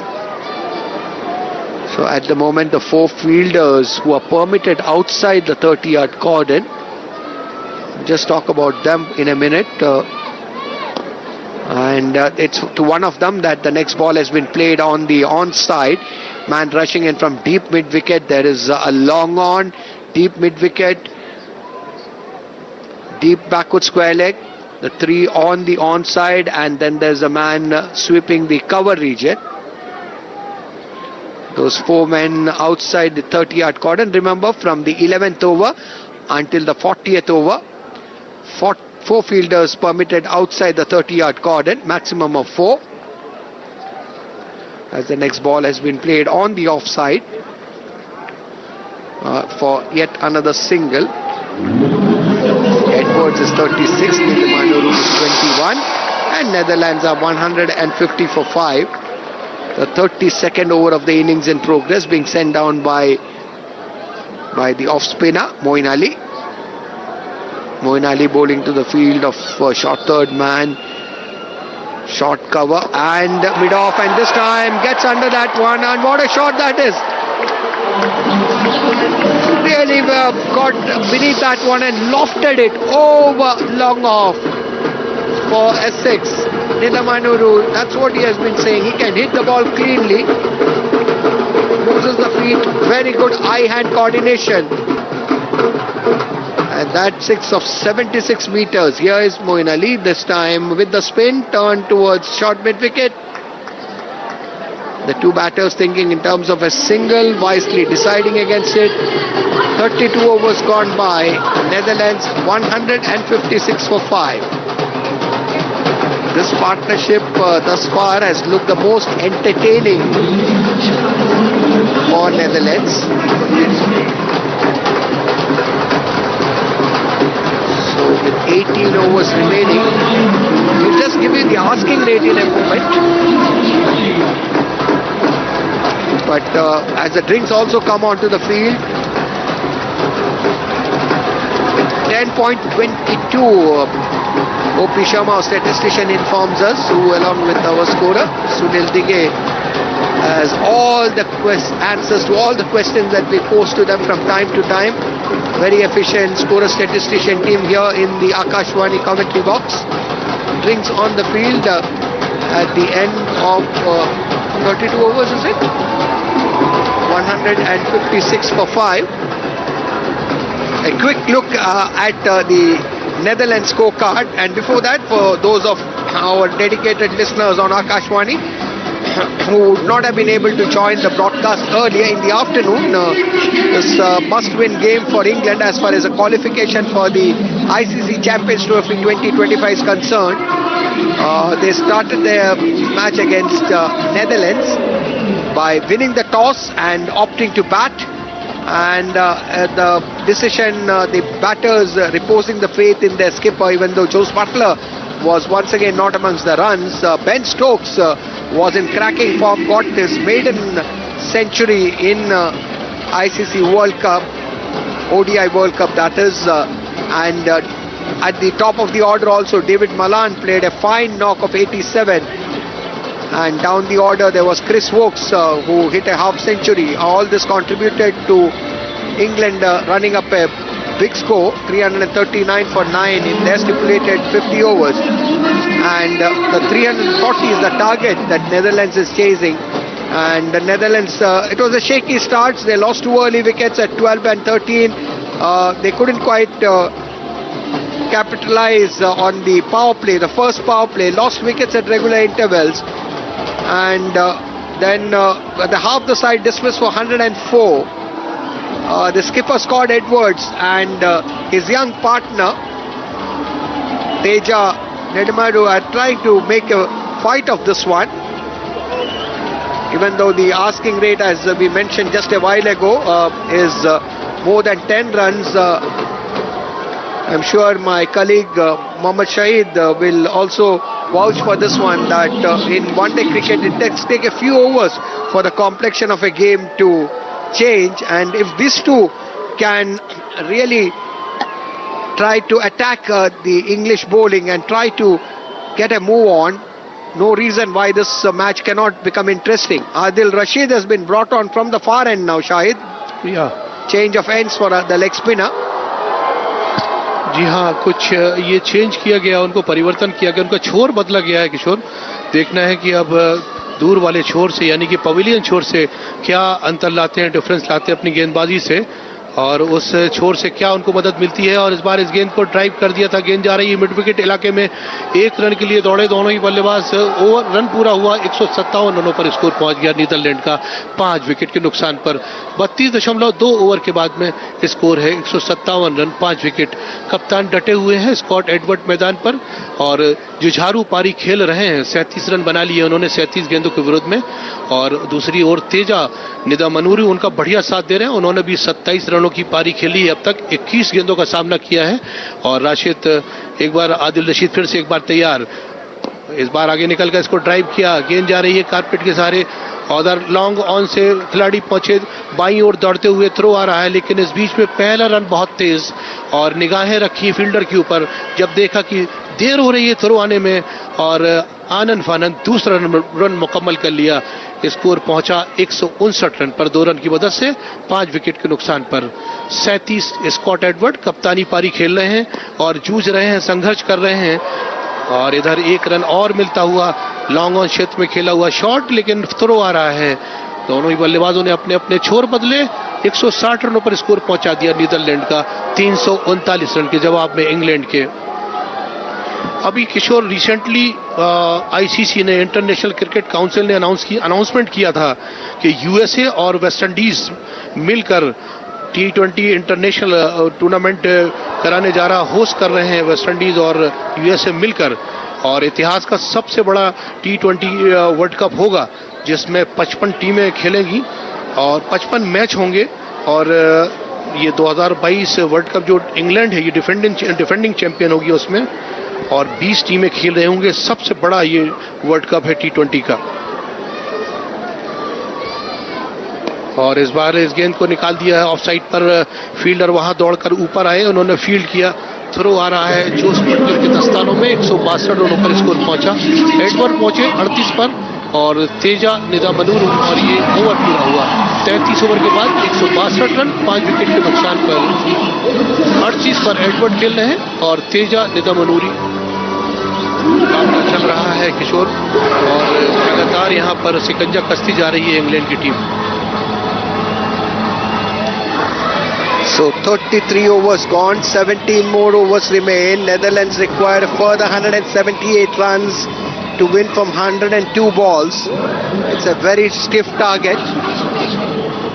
But as long as the skipper Scott Edwards is there and he has this young Teja Nidamanuru for company, at least the faithfuls present at the MCA Stadium in Pune and those who will be joining this broadcast, who are following this broadcast on Akashwani, that we won't be short of entertainment, because both these batters are capable of for some big hits. We saw that from Scott Edwards right through this 2023 edition of the ICC Men's ODI World Cup, and Teja Nidamanuru, we haven't seen much of him. One has been impressed. Oh, this is Moin Ali bowling one. And Scott Edwards, not only Scott Edwards, I would also like to have the view of my colleague Shahid here. Many a batter right through the England innings as well as Netherlands has tried to play this reverse shot, reverse sweep, and haven't been able to connect. Maybe the nature of the pitch or whatever. Now this time also thinking in terms of going for a DRS call, but to decide against it. Somehow none of the batters have been able to connect. We saw that happening with the England batsmen as well. These days, batters always go for innovative shots, try to improvise. Here is Moin Ali. This ball with the spin played towards mid-on. Dot ball, and the score stays put on 163 for 5. And Moeen Ali once again able to keep the captain quiet. Scott Edwards, he's on 38. Not long before, I'm sure these two will start opening out because there's no other option now. Here's Moeen Ali, and that's it. This time, not able to time it. Scott Edwards, and he has holed out towards deep mid-off, wanting to take on the spinner.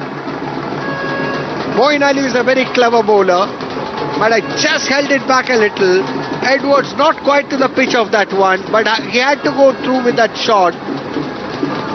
The bat turning in his hand, with the result that ball not getting the distance it was intended, and the catch well taken. So the captain has to depart. Scott Edwards, can't really blame him, Shahid, because he needed to get a move on. Out for 38 of 42 balls.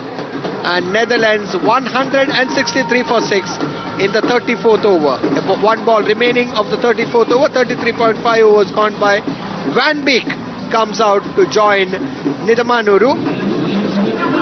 And just a sidelight, Shahid, what one has seen over the last couple of days, maybe nothing to do with that unfortunate incident of Angelo Matthews being timed out, but what one is seeing, there's a out of the world urgency for batters to reach the crease when a earlier batter is dismissed.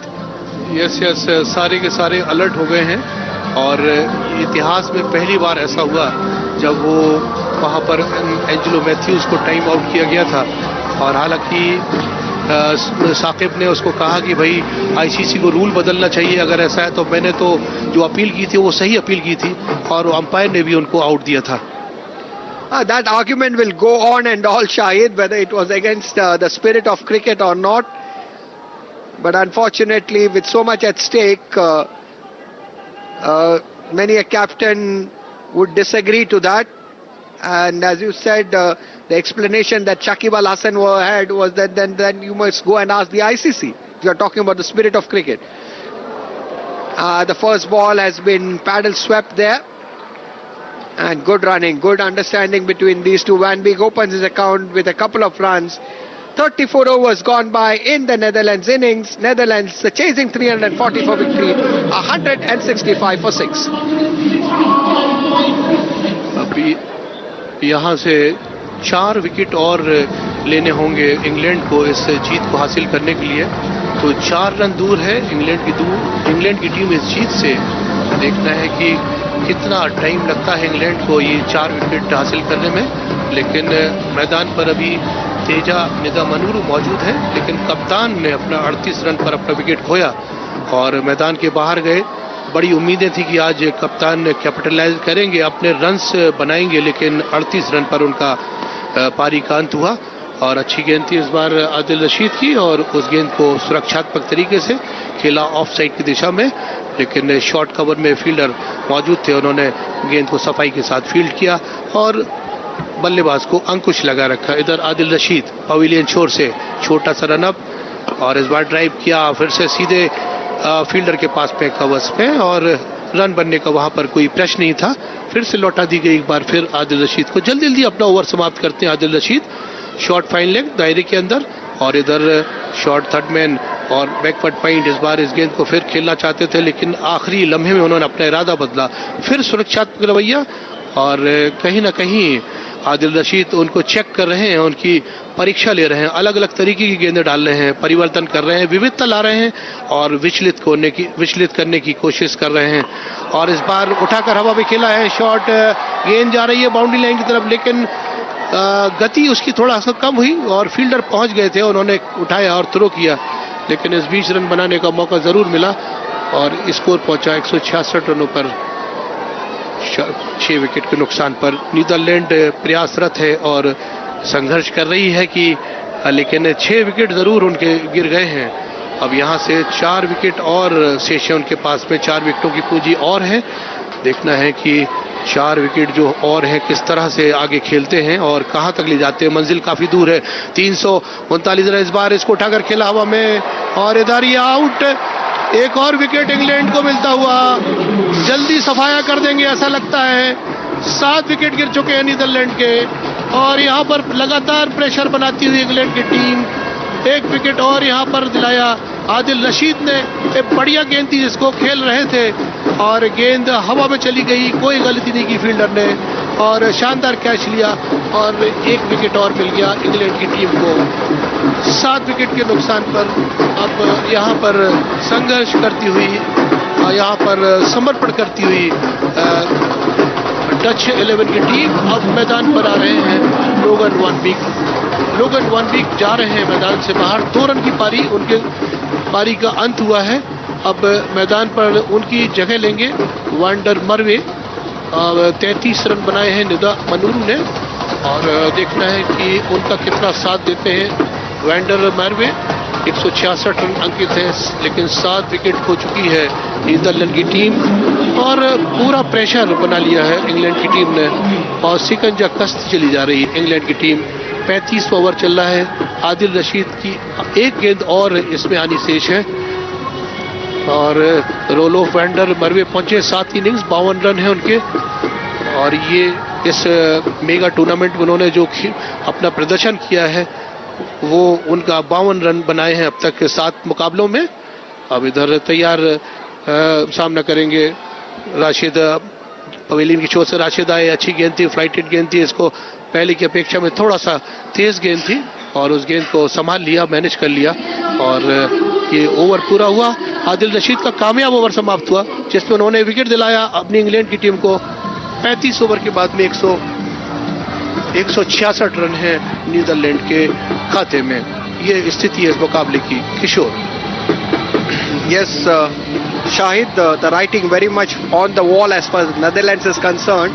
They have lost 7 wickets and once the asking rate climbed to over 10 runs per over, it was always going to be difficult even though they had 2 batters in the form of Scott Edwards and Teja. Nidamanuru is still out there in the middle on 33 but it was stiff and they had to go for the shots. Cannot blame the captain. The first ball of a new over from Moeen Ali has been driven to mid-wicket. The fielder at deep coming in, a single easily there for the asking.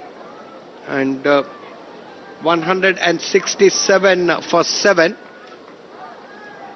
Netherlands, once they were chasing a score of 340, never easy for a team which is, of course, they have given a very good account of themselves in this 2023 edition of the ICC Men's ODI World Cup. Netherlands, I'm talking about. The next ball has been played out well by Van der Merwe.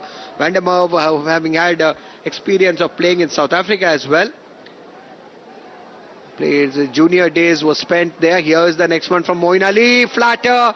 And he knew that the batter, Van der Merwe, is trying to take him on. Pushed it in faster and Van der Merwe playing across the line, beaten there, no damage done though. He's yet to open his account. Nidamanuru is looked very fluent in his 34. This time getting the reverse sweep straight to the fielder. This is what I said. Many a batter today had tried to play the reverse sweep but without success. This is the end of Van der Merwe. Doesn't trouble the scorers. Out without opening his account. And Netherlands lose their 8th wicket with the score reading 167. And as my colleague Mohammad Shahid also mentioned, the end seems to be near now.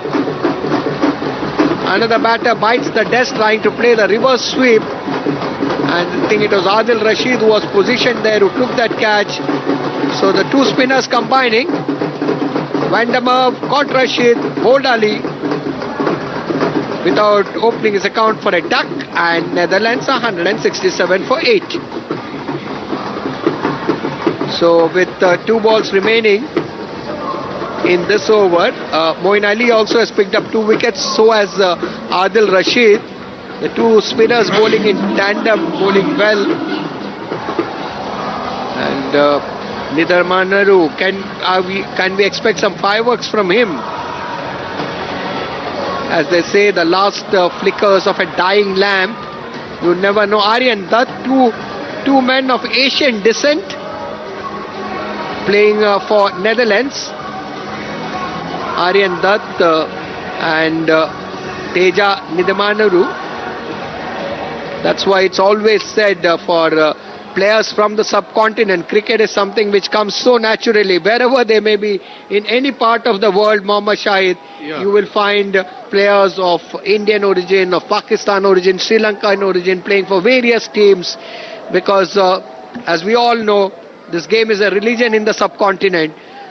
And most of the children who are initiated into sports, you'll find them playing the game of cricket. As the next ball from Moin Ali is played, stroked into the cover region for a single. Aryan Dutt opens his account. Aryan Dutt, who bowls off spin, had a fair amount of success, picked up 2 wickets today. He's opened his account, brings Nidamanuru, Teja Nidamanuru on strike, and one has really been impressed by this young batter, Teja Nidamanuru. Short ball, and gets an opportunity to play the ball towards deep mid-wicket, gets a single, and that will end over number 36. Netherlands 169 for 8, looking down the barrel, chasing 340. Kishore 2 wicket और दूर है England की team, और 2 wicket यदि हासिल कर लेते हैं तो आज इस मुकाबले में विजेता बन जाएंगे यहाँ पर एमसीए स्टेडियम पुणे में इंग्लैंड की टीम। और बड़ी सूझबूझ के साथ में आज गेंदबाजी की है इंग्लैंड के गेंदबाजों ने, और बिल्कुल विड्थ नहीं दिए और बीच बीच में विकेटें हासिल करते रहे, और आखिर में तो पतझड़ की तरह उनके विकेट गिरते गए और उस स्थिति में आ गए हैं कि अब उनके पास में विकेटों की पूंजी बिल्कुल भी नहीं है। 2 विकेट और यहाँ पर अगर गिरते हैं तो यहाँ पर संघर्ष करती हुई टीम इस बार इसको ताकत के साथ में ड्राइव किया, कोई मौका नहीं वहां पर, फील्डर पूरा इलाका खाली, कोई प्रोटेक्शन नहीं उस एरिया में, गेंद गई बाउंड्री लाइन के बाहर 4 रनों के लिए। 173 रनों पर स्कोर पहुंच गया, ताबड़तोड़ जम करता हुआ 8 विकेट के नुकसान पर नीदरलैंड का। मंजिल काफी दूर है अभी भी, 339 रन आज जड़े एमसीए स्टेडियम पुणे में इंग्लैंड की टीम ने पहले बल्लेबाजी की, और सभी बल्लेबाजों ने शानदार बल्लेबाजी, 108 रन बनाए, उनकी आज एक शतक लगा इंग्लैंड की ओर से और अपनी टीम को मजबूती दी। इस बार एक इंतजार किया, बैकफुट पर गए, इसको खेल लिया, गेंद जा रही है लॉन्ग ऑन क्षेत्र में फील्ड की जा रही है, और इससे पहले कि थ्रो आवे 1 रन बनाने का दोनों ही बल्लेबाजों को मौका मिला। दत्त के पास पे स्ट्राइक, आर्यन दत्त के पास, और आर्यन दत्त इससे पहले पाकिस्तान के खिलाफ जब खेले थे तो 1 रन बनाया था, न्यूजीलैंड के खिलाफ 11 रन, साउथ अफ्रीका के खिलाफ में 23 रन और श्रीलंका के खिलाफ में 9 रन, ऑस्ट्रेलिया के खिलाफ में 1 रन और बांग्लादेश के खिलाफ में 9 रन बनाए थे, और अफगानिस्तान के विरुद्ध में उन्होंने 10 रन की पारी खेली थी। उनके नाम पर 64 रन हैं, 7 मुकाबले उन्होंने जो पिछले खेले हैं इस टूर्नामेंट में। और इधर आदिल रशीद तैयार हो रहे हैं आर्यन दत्त के लिए, युवा बल्लेबाज हैं नीदरलैंड के। 1 रन उन्होंने अभी खाता खोला है अपना, 2 गेंदों का सामना किया है, और आदिल रशीद जो कि एक कामयाब बॉलर हैं, आज के उन्होंने विकेट दिलाया इंग्लैंड को, और इस ओवर में लगातार कसी हुई गेंदबाजी कर रहे हैं, अच्छी गेंदी, और यहाँ पर विकेट गिरता हुआ और स्टंप्स बिखेर दिए आदिल रशीद ने। एक शानदार डिलीवरी, जो धोखेबाज डिलीवरी, उनके स्टंप्स को बिखेरती हुई गोल्डन डिलीवरी आदिल रशीद की, और एक विकेट यहाँ पर और हासिल कर लिया इंग्लैंड ने। और वही मैं कह रहा था, यहाँ ताश के पत्तों की तरह बिखर गई नीदरलैंड की टीम, और लगातार उनकी विकेटें गिरती चली जा रही हैं। कोई खिलाड़ी ऐसा नहीं है जो खड़े होकर खेले और आक्रमण का सामना करे इंग्लैंड की गेंदबाजी का। और यहाँ पर आर्यन दत्त मैदान के बाहर जा रहे हैं, जिन्होंने कि 1 रन बनाया, 3 गेंदों का सामना किया, उनका विकेट गिरा। अब यहाँ पर इंग्लैंड की टीम केवल 1 विकेट दूर है इस जीत से, और आज यहाँ पर विजेता बन जाएगी। मैं आपको बता रहा था, पहला अंतर्राष्ट्रीय मैच मुकाबला जो खेला गया था एमसीए स्टेडियम पुणे पर, वो भारत और इंग्लैंड के दरमियान में खेला गया था, और आज इंग्लैंड की टीम यहाँ पर खेल रही है, और निश्चित तौर पर एक तोहफा उनको मिलने वाला है एमसीए स्टेडियम पुणे के द्वारा। यहाँ पर आज दूसरा मुकाबला अपना जीतेंगे इस टूर्नामेंट में। ये 8वां मुकाबला खेल रही है इंग्लैंड की टीम, और 40वां मुकाबला है आईसीसी ओडीआई विश्व कप का 2023 का।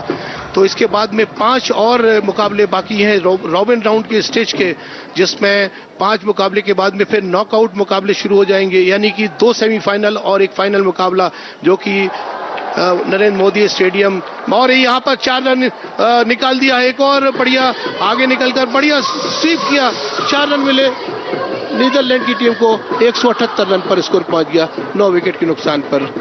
और कहीं ना कहीं जो मार्जिन है हार का, उसको कम करने की कोशिश कर रहे हैं बल्लेबाज।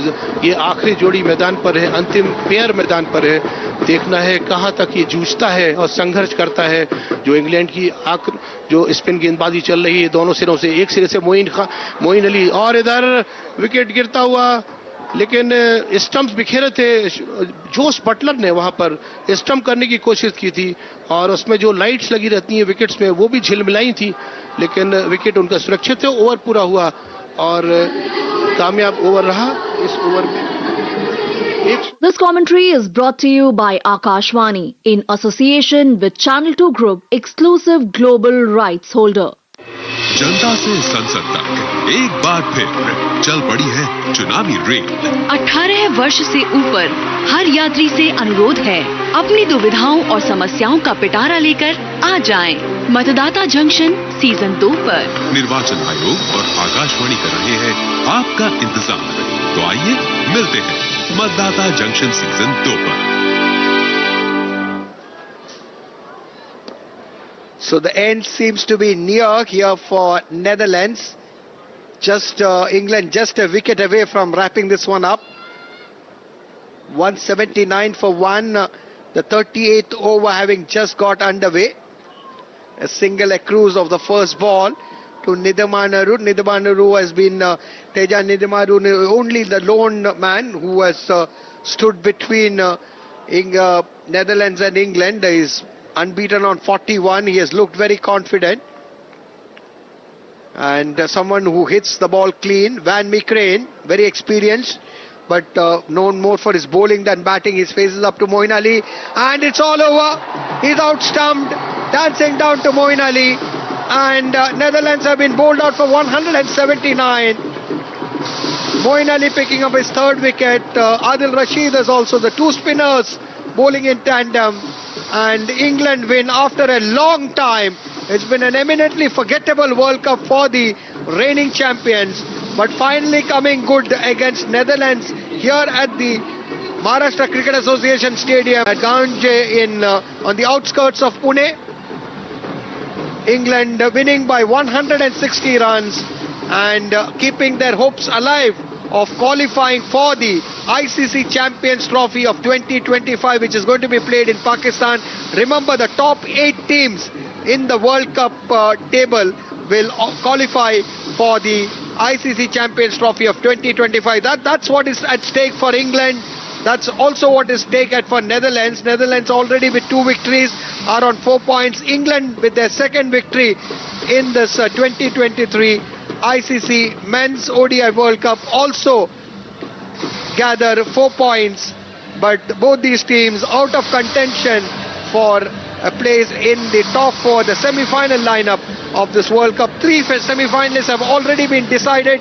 India right on top, followed by South Africa, Australia, and the fourth semi-finalist would be a fight between New Zealand, Pakistan. Those are the two. Pakistan will have to really play out of their skin against this very England side. Their last match would be at Kolkata for having any outside chance of being the fourth semi-finalist. But the news from the Maharashtra Cricket Association Stadium in Pune is that England have registered a convincing 160-run victory over Netherlands. Just to quickly go through the Netherlands scorecard, they lost wickets at regular intervals, and starting with the 2 openers out there in the middle, of course, ODowd was the first to go for 5. Barresi gave a good fight before he fell for 37. Colin Ackermann didn't trouble the scorers. As far as Engelbrecht went, he hung in there for a while, but he also was out, caught by Vaux of Willie for 33. The skipper, Scott Edwards, tried to make a match of it with an innings of 38, but with the asking right climbing over 10, it was getting too much for him as well. He fell trying to force the scoring, caught by Malan of Moeen Ali for 38. Then Delhi didn't last long, reached double figures. He was out for 10. Van Beek quickly departed. So did Vandermeer, Aryan Dutt and Van Meekeren all fell in a heap. Teja, Nidamanuru really kept one end going, batted very well, 41 of 34 balls, was a fine knock from him. But Netherlands bowled out for 179 in 37.2 overs. A quick look at the bowling figures. And the pick of the bowlers for England were the two spinners. Moeen Ali, 8.2 overs, no maidens, 41 runs, 3 wickets. Adil Rashid, 8 overs, no maiden, 55 runs, 3 wickets. 2 wickets to David Willey, who bowled well at the top, 7 overs, 2 maiden, 19 runs, 2 wickets. And a wicket to Chris Hawkes, 7 overs, no maiden, 19 runs, 1 wicket. So that's the news from here. We will have a very interesting program coming up from the Akashwani studios in Delhi, which would be player of the match. So it's time for me, yours truly, S. Kishore, along with my colleague here, Mohammad Shahid, and our very efficient scorer statistician team of Sunil Dige and Om Prakash Sharma, along with the very efficient, very cooperative Akashwani team, consisting of the head of programming as far as this match is concerned, program executive Muzammil Patel, transmission executive Dheeraj Kedari, assistant engineer who is the head of the technical team Manoj Kumar Saha, and his very efficient colleague senior technician Lakshmikant Balerao, and as I said, our transmission executive as well, Dheeraj Kedari, bidding goodbye from the MCA Stadium here in Pune. Be tuned in for that very interesting program from the studios of Akashwani, player of the match. Good night. Player of the match. IPL cricket here. Was it your typical Pune pitch? Yeah, it was actually. You know, it was obviously a nice wicket to bat on, but the only thing was just that back of the length just sort of had a little bit of tennis ball bounce. So, you know, just trying to take it as deep as I possibly could and then catching at the end. And it looked like a typical Ben Stokes innings. Because of the wickets you lost, you had to soak it up for a while and then put your foot down when Chris Woakes got in. Yeah, I think me and Wiz just rebuilt a partnership there, and you know, I'd use the scoreboard a lot as my friend and just keep on sort of whenever I feel there's a bit of pressure building up, or if there is any, just look up to the scoreboard and realise actually I've got a lot more time than what I think. So it's amazing how quickly you can catch up. You know, I think in the last 14 overs, I think we scored a 10 an over or something like that. So yeah, using the scoreboard really helps me there. And a word on Chris, he's a good partner to have in that sort of situation. Yeah, he's good. You know, he's a very, very, very experienced cricketer. He's, you know, a genuine all-rounder for us. You know, having him down the order with the skill that he has with the bat, and then obviously seeing him tonight operate with that new ball was very special. You know, he's been a great cricketer for England over the last 2 to 3 years, and tonight he showed why. You know, he's one of the best all-rounders around. A bit of debate when you were knocked out of the World Cup in the last game that you should have gone home and got your body and your operations sorted. Did you see it like that, or were you never going to leave this team behind? No, don't leave anyone hanging. Well played today. Thanks, mate. Cheers. Hello and very warm welcome to player of the match. मैं हूं साक्षी मांडवाल। और दोस्तों, आज का मुकाबला जो हुआ England और उसके साथ ही साथ नेदरलैंड्स के बीच में, उसको इंग्लैंड ने बहुत ही कन्विंसिंगली 160 रनों के ह्यूज मार्जिन से अपने नाम कर लिया, because they were able to wrap up the entire Netherland squad on just 179 in 37.2 overs. मेरे साथ आज स्टूडियो में दो बहुत खास मेहमान मौजूद हैं। I would like to welcome them, former India international cricketer Surendra Khanna. Good evening Surendra. Good evening Sakshi. And उनके साथ senior sports journalist Uttara Ganeshan. Good evening, Uttara.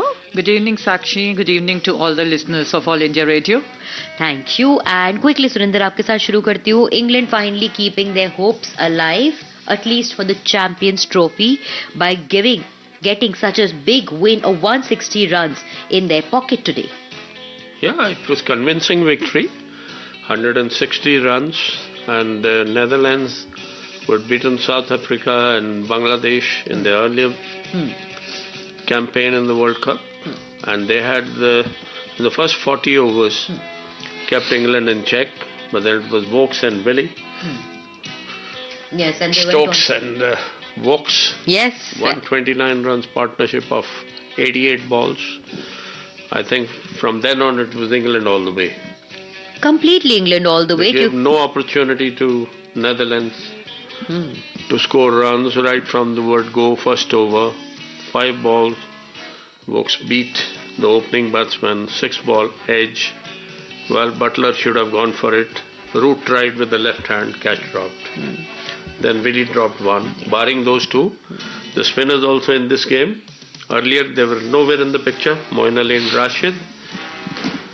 We always say bowlers, hunt in pairs. Spinners or pacers. Like in batting, you have a partnership.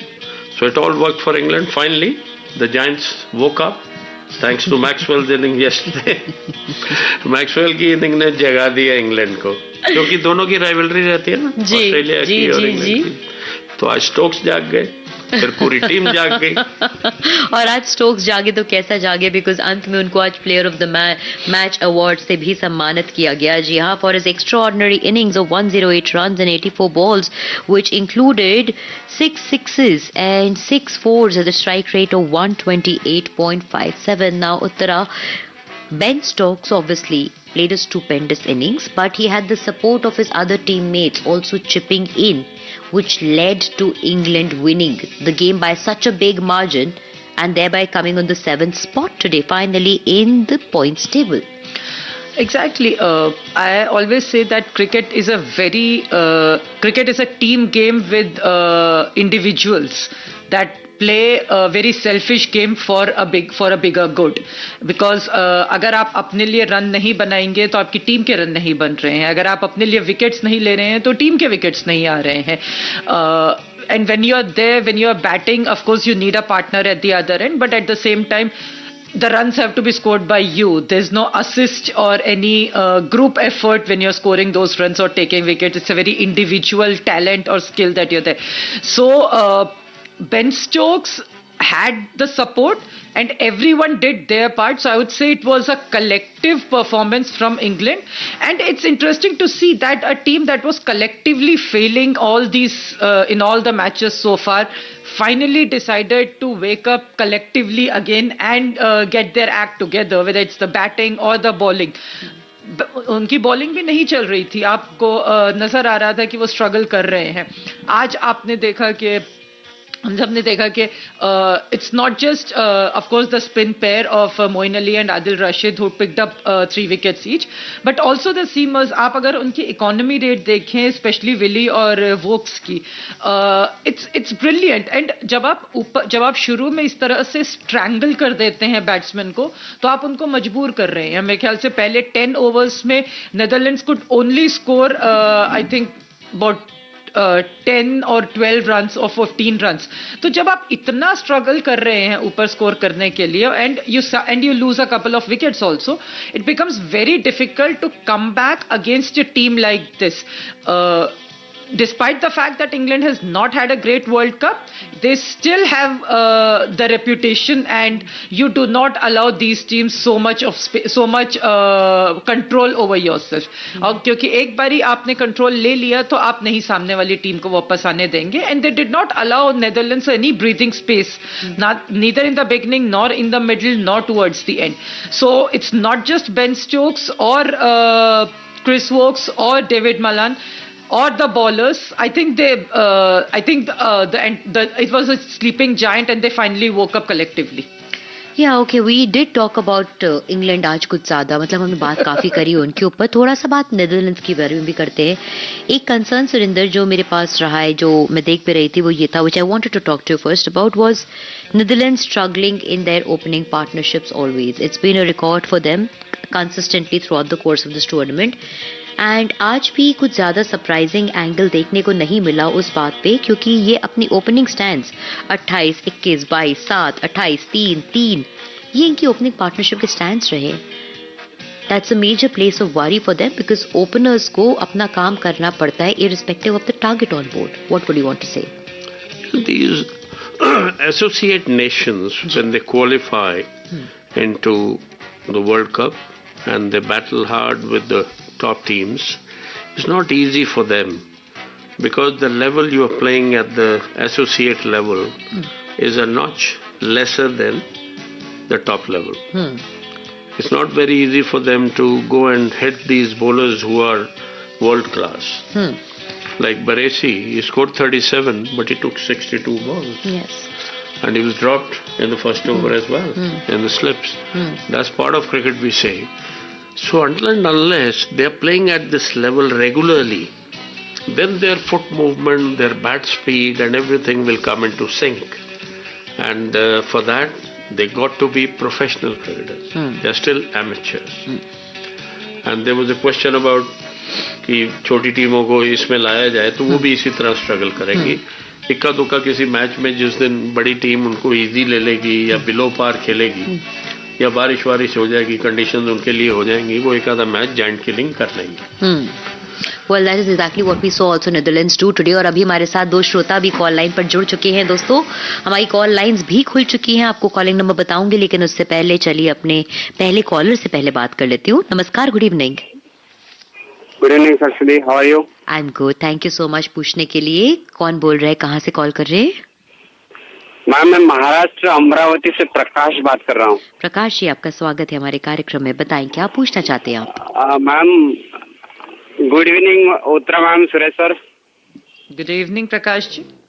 Good evening, good evening. Ma'am, ये तो but सभी जानते कि Netherlands 1 fight होना ही था, but मेरा question of Suresh sir से कि नीदरलैंड के स्क्वाड में सर जो उनके या फिर जजेस है या फिर उनके जो क्या बोलते हो असिस्टेंट कोच है, वो उनको एक शारीरिक भाषा जो है जो टिक कर खेलना जैसे विराट सर खेलते हैं इंडियन टीम में ना, तो आप सुन पा रहे हो मैम मुझे? जी जी जी, हम आपको सुन रहे हैं. हाँ जी, हाँ जी. जैसे उनका कोचेस का काम जैसे अनुभव देना, ये मेरा क्वेश्चन था और कुछ. जी, ओके.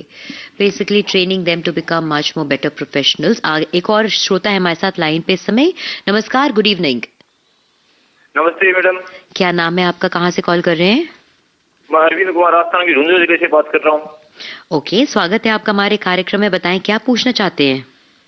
मैं कहना चाहता हूँ, आज इंग्लैंड काफी समय बाद मैच जीता है, तो उनकी बल्लेबाजी और गेंदबाजी आज अच्छी रही और उनकी चैंपियंस ट्रॉफी में भी उम्मीद कायम है, तो उन्होंने अच्छा खेल दिखाया.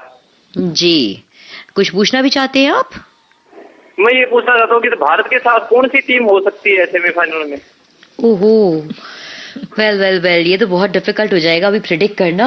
सुरेंद्र हमेशा कहते हैं कि मैं एक ज्योतिष नहीं हूँ, तो ये प्रेडिक्ट करना बहुत मुश्किल होता है. आई टेक दैट क्वेश्चन, लेकिन उससे पहले स्पेसिफिकली सुरेंद्र आपकी तरफ एक क्वेश्चन डायरेक्ट था प्रकाश जी का कि नीदरलैंड्स के जो कोच एंड असिस्टेंट कोच हैं या जो प्लेयर्स को इतनी बड़ी टीम सराउंड करती है, why do they not teach them to play cricket up to the level like the men और द बिगर कंट्रीज प्ले? उस तरह का क्वालिटी क्रिकेट बॉडी लैंग्वेज में, एग्जीक्यूशन में क्यों नहीं देखने को मिल पाता है? देखो, जब टीम हारती है तो ये सवाल खड़े हो जाते हैं, और जब टीम जीतती है, नीदरलैंड ने जब दक्षिण अफ्रीका को हराया तो उनकी बॉडी लैंग्वेज बढ़िया थी, बांग्लादेश को हराया तो बॉडी लैंग्वेज बढ़िया थी, आज इंग्लैंड ने उन्हें कन्विंसिंगली हरा दिया तो बॉडी लैंग्वेज और ये सवाल आ जाते हैं.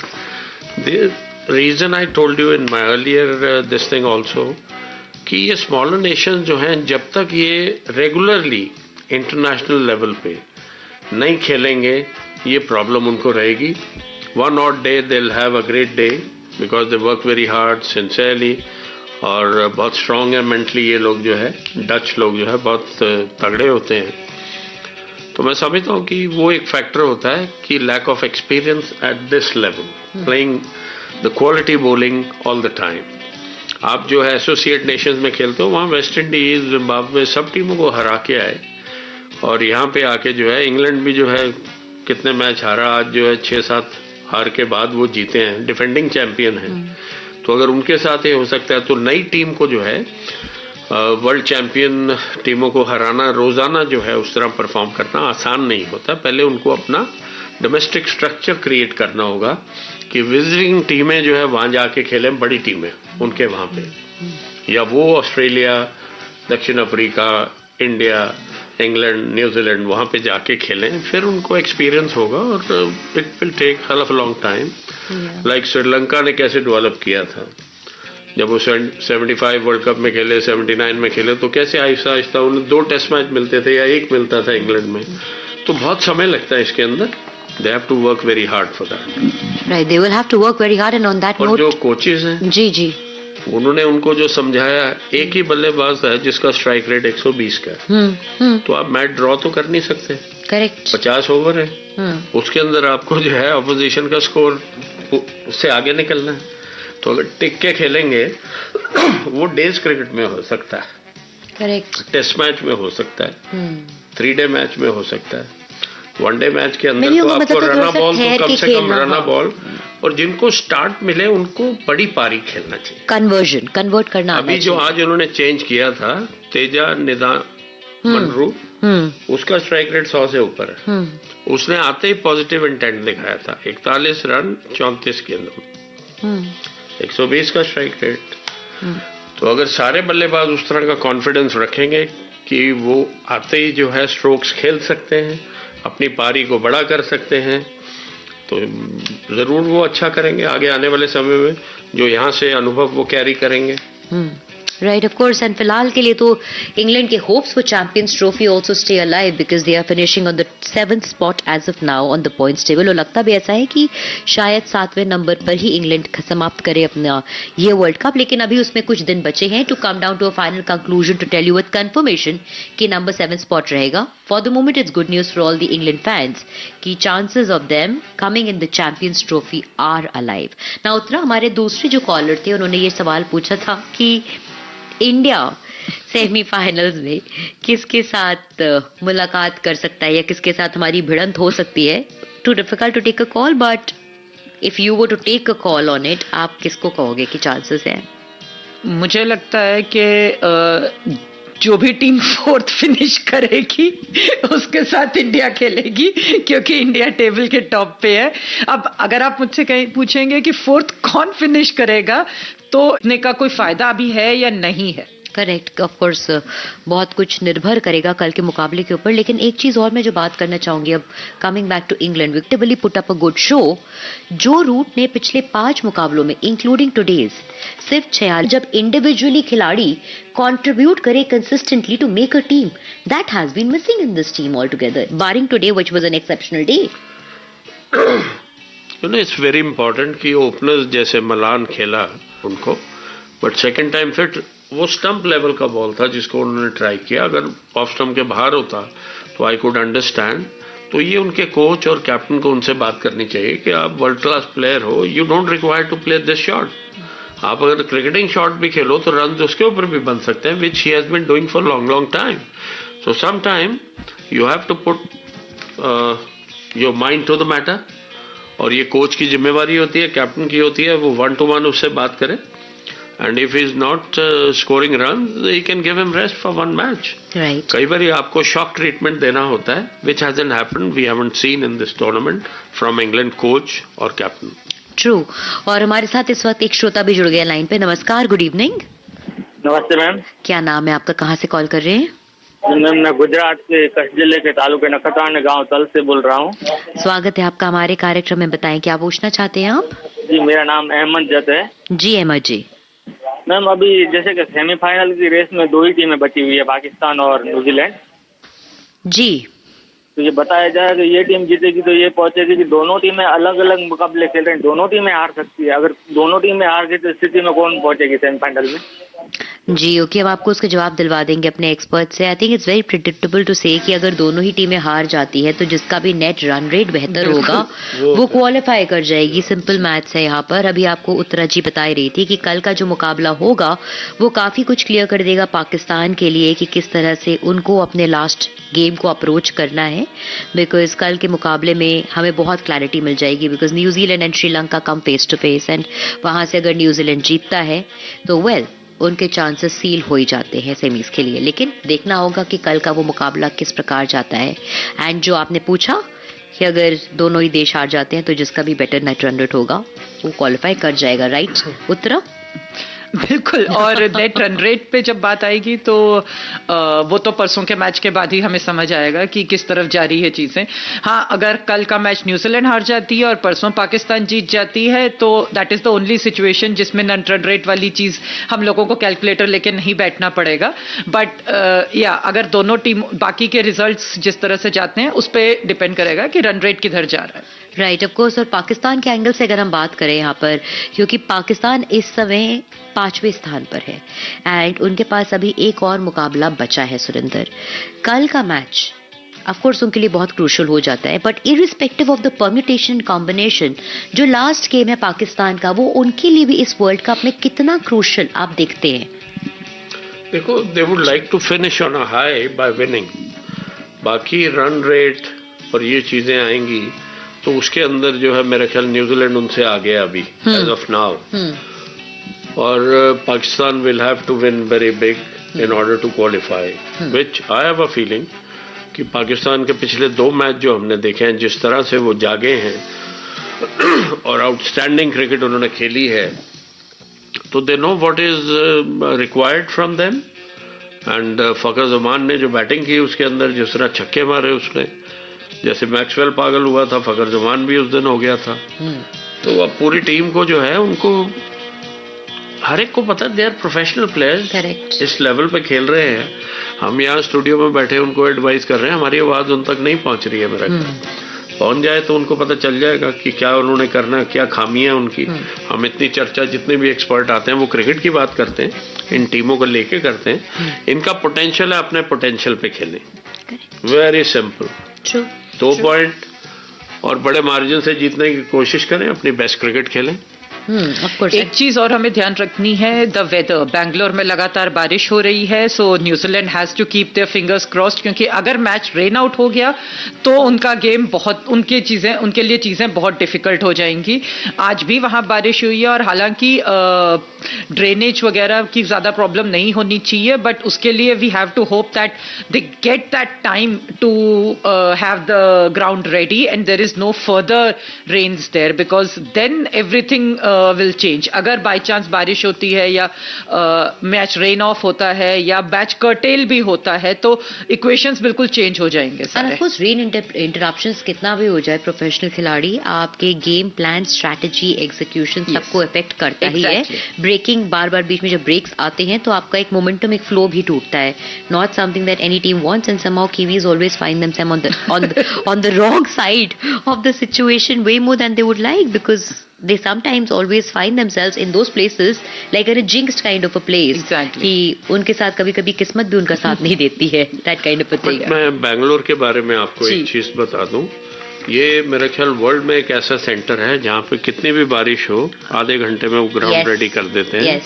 ब्रिजेश पटेल हमारे जो है सीनियर, मेरे मित्र, मेरे भाई, वहाँ पे 25-30 सालों से एडमिनिस्ट्रेशन कर रहे हैं। एक सिस्टम उन्होंने डेवलप किया है और वो टेक्नोलॉजी उन्होंने हर सेंटर को ऑफर की है। I don't know how many are using that, but Bangalore में ये चीज़ है कि आपको कोई चिंता दोनों टीमों को नहीं करनी चाहिए और अपने 2 पॉइंट लेने की तरफ चलें और अफगानिस्तान को रूल आउट ना करो, क्योंकि रन रेट वगैरह इसके अंदर जिस तरह वो और पाकिस्तान खेल रहे हैं तो ये अभी भी रेस 3 टीमों के बीच में मुझे लगती है 2 की बजाय। ओके, बट अफगानिस्तान की अगर हम बात करते हैं तो एक नजर उनके आने वाले मुकाबलों पे देख लें। एक ही मुकाबला उनका बचा है और वो होगा साउथ अफ्रीका के खिलाफ। Again this match could go either which way side. ये 2 ऐसी टीम्स हैं जो ये कहना बहुत मुश्किल है कि किस टीम का पलड़ा पहले से ही दूसरे के ऊपर भारी है। They are 2 equally competitive, equally almost equally placed teams together. अगर हम कंपटीशन के नजरिए से देखें तो यस, अगर ये मुकाबला अफगानिस्तान जीत जाए तो क्या सिचुएशन बदल जाएगी पॉइंट्स टेबल के ऊपर सुरेंद्र? पहले तो 8 पॉइंट पे अफगानिस्तान भी है, जीतती है तो 10 पे आ जाएगी। तो 10 पॉइंट पे कितनी टीम है? 10 पॉइंट पे तो अभी कोई भी टीम नहीं है, फिलहाल कोई नहीं है। बाद में ये जरूर हो सकता है कि न्यूजीलैंड हो जाए, आ सकती है, हम उसे रूल आउट नहीं कर सकते। Yes, very important. और कल जो है it was the share brilliance of Maxwell, जो वो 2 पॉइंट उनसे चले गए, नहीं तो जो आउटस्टैंडिंग क्रिकेट उन्होंने खेली थी, you can't take that away from them. और खासकर जिस तरह से वो एक कंफर्ट में आए हैं, अब वो जो है उस तरह के शॉट्स नहीं खेल के आउट हो जाते, इम्पेचुअस जिसे कहते हैं। I think Ajay Jadeja's presence in their dressing room as a mentor is doing a lot of good to them. Yeah, we saw that. और वो जिस तरह से क्रिकेट खेल रहे हैं पिछले 3-4 मैचों में, जो वो चेज करते हैं या पहले बैटिंग करते हैं, उनके बल्लेबाज जो है पहला अपने देश के लिए शतक लगाया, नहीं तो वो क्या है कि 40 इतने आउटस्टैंडिंग 50 रन बनाते थे, सडनली एक इस तरह से खराब शॉट खेल देते थे। अब वो चीज कामनेस नजर आ रही है वहां की। 300 गेंदें हैं, अब आराम से खेलो, बॉल गिन के खेलो, जल्दी किस बात की है। जैसे आज स्टोक्स ने दिखाया कि 50 पे थे जब लास्ट के 5 ओवर शुरू हुए, and I was telling you 100 run बना देंगे, तो उसने पहले ही ओवर में जो है 4 छक्के। तो ये बड़े प्लेयर जो है यही चीजें बताते हैं, हम भी यही बताते हैं, इसीलिए हम जो है थोड़ा बहुत आपके पास बैठे क्रिकेट का ज्ञान बांटते हैं, वो बातें करते हैं जो आमतौर पे दूसरे एक्सपर्ट नहीं आके करते। मैं इतना भी कह सकता हूँ, अहंकार से नहीं कह रहा हूँ, क्योंकि हमने ये किया हुआ day in and day out 40 साल। और आप खेले भी हुए हैं, आपने भारत को अंतर्राष्ट्रीय स्तर पर भी खेले, भारत को जिताया भी पहला Asia cup. The more reason that your insight and knowledge becomes of high relevance to every listener जो यहाँ पर होगा। हम सीखते भी रहते हैं, आप बड़ी अच्छी बातें बहुत अपनी स्टडी करके आप आती हो साक्षी जी। उत्तरा जो है बहुत एक्सपीरियंस सीनियर जर्नलिस्ट हैं, और हमारे शाहनवाज साहब एक एक चीज और रन रेट कैसे कैलकुलेट, मेरे को अनिल चौधरी जी को अंपायर को फोन करना पड़ा जी कि मैं कहा शाहनवाज जी हमें रन रेट बता रहे हैं, ठीक है कि नहीं, अंपायर को पूछ ले। हम अपने श्रोताओं को भी बता दें कि शाहनवाज जी वो पर्सन है, वो शख्स है जो आजकल हमारे शो सारे यहाँ पर मैनेज करते हैं। इस शो का पीछे से चेहरा जो है, लेकिन इस पूरे शो को संचालित करने वाले वो एक शख्स है शाहनवाज जी, जिनकी हम यहाँ भी वार्तालाप कर रहे थे। क्विकली बोथ ऑफ यू मैं आपसे पूछूंगी, एक तो मुकाबला जो रहेगा वो है इंडिया वर्सेस नीदरलैंड्स, बिकॉज भारतीय एंगल से सारे ही श्रोताओं का उसमें इंटरेस्ट रहता है। उत्तरा बहुत क्विकली संक्षेप में आप बताएं कि किस रुख ये मुकाबला आप जाते हुए देखते हो। जिस तरह से अभी तक हुआ है, ऑब्वियसली इंडिया जीतती लग रही है। Holland is a fighting team, they give their best, but honestly there's a huge gap between the two teams at the moment, not just in terms of the skill level or the players or their standards, but also in terms of the form that the teams are. India is like an unstoppable train at the moment, and it's not because they are hosts. आपकी batting चल रही है, आपके openers चल रहे हैं, आपका middle order चल रहा है, आपका लोअर ऑर्डर चल रहा है, आपके स्पिनर्स चल रहे हैं, आपकी सीम अटैक के सामने तो कोई और टीम टिक नहीं पा रही है। तो everything is coming together. I can't pinpoint exactly anything जिसमें आप उंगली रख के बोल सकें कि ये इंडियन टीम की इस वक्त वीकनेस है जिसको एक्सप्लॉइट किया जा सकता है। If they have a collective bad day where everyone goes off, then that's a different issue. But I see only one result possible in that match. Okay, pretty much. I'll fill up the words if I may on your behalf. That is, it might just go India's way that day. Okay, and quickly Surendra आपसे मैं पूछूंगी, England versus Pakistan ये भी एक बहुत अहम मुकाबला है। पाकिस्तान के नजरिए से हमने अफगानिस्तान की भी बात कर ली, हमने इनफैक्ट न्यूजीलैंड की भी बात करी, तो पाकिस्तान के नजरिए से ये मुकाबला उनके लिए भी बहुत अहम बनता है, जो होगा 11 नवंबर शनिवार को दोपहर 2 बजे। देखो, इंग्लैंड को अपना चैंपियंस ट्रॉफी के लिए हम बात कर रहे थे, उसके लिए जीतना बहुत जरूरी है, और आज जिस तरह परफॉर्मेंस दी है उनकी टीम ने, तो they are coming back into their elements. It won't be very easy for Pakistan, but we all know Pakistan एक दिन खेलती है बहुत ही साधारण, और जब उन्हें जरूरत होती है तो फिर वो ऐसा आउटस्टैंडिंग खेलते हैं, जैसे 225 रन 25 ओवर में उस दिन उन्होंने किए। तो अनप्रेडिक्टेबिलिटी यहाँ नहीं चलेगी। they will have to be at their best if they want to qualify, or they'll have to play out of skin to beat England to qualify for the semi-final, जो मुझे उम्मीद है। उस दिन फ्राइडे है क्या जब वो खेलेंगे?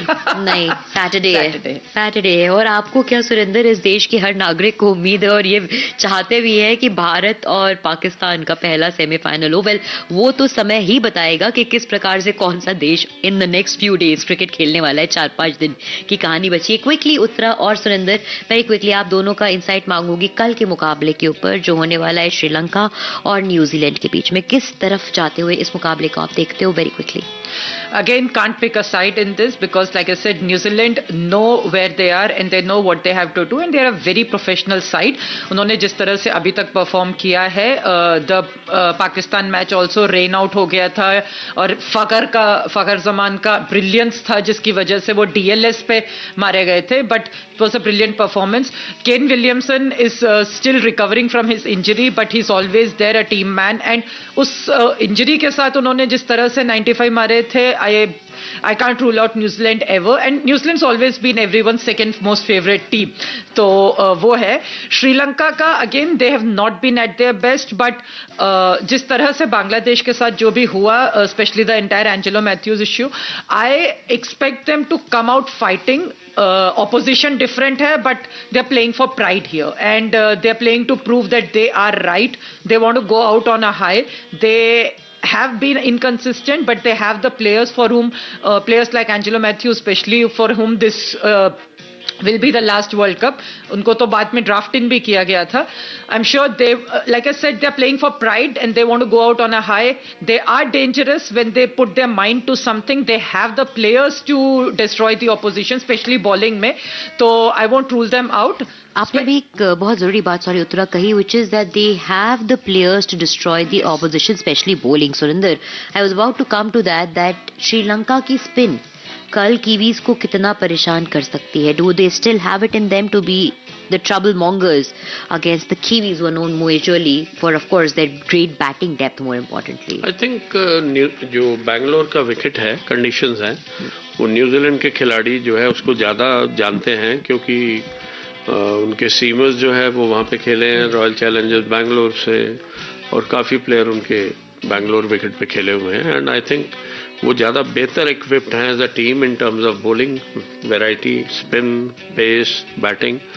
एंड न्यूजीलैंड को एडवांटेज रहेगा कि श्रीलंका उनका हसरंगा लेग स्पिनर नहीं आया, उसके बगैर उनकी बॉलिंग बहुत फीकी है. Okay, so we'll have to wait and watch कि कल का ये मुकाबला कैसे जाता है. लेकिन फिलहाल के लिए उत्तरा और सुरेंद्र, आप दोनों का बहुत बहुत शुक्रिया हमारे साथ यहाँ जुड़ने के लिए. Thank you very much and happy Diwali in advance to all our listeners of All India Radio. जी हाँ, आप and all our team members here. Surendra just being kind and gracious over there because well, next show पे सुरेंद्र से आप लोगों की मुलाकात कब होगी ये तो समय बताएगा. लेकिन फिलहाल के लिए आप हम सबको दीजिए इजाजत. अभी के लिए शुभ रात्रि. आपसे कल दोपहर 2 बजे फिर से करेंगे मुलाकात. For the moment, good night and good bye.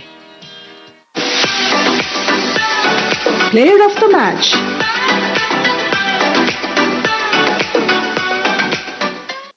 अभी आप Maharashtra cricket association stadium Pune में आईसीसी विश्व कप क्रिकेट मैच में इंग्लैंड और नीदरलैंड के बीच खेले गए मैच पर विशेष कार्यक्रम प्लेयर ऑफ द मैच सुन रहे थे. हम अपने सुनने वालों को बता दें कि एम चिन्नास्वामी स्टेडियम बेंगलुरु में न्यूजीलैंड और श्रीलंका के बीच खेले जाने वाले आईसीसी विश्व कप क्रिकेट मैच का आंखों देखा हाल 9 नवंबर को दोपहर 1:30 से LRS, DRM और DTH मीटरों पर प्रसारित किया जाएगा.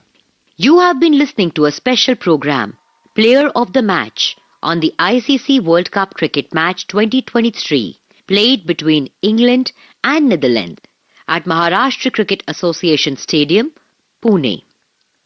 May we remind our listeners that the ball-by-ball commentary of ICC World Cup Cricket Match 2023 to be played between New Zealand and Sri Lanka at M. Chinnaswamy Stadium, Bengaluru will be broadcast on the 9th of November from 1:30 p.m. onwards on LRS, DRM and DTH. This broadcast came to you from the Delhi station of Akashvani.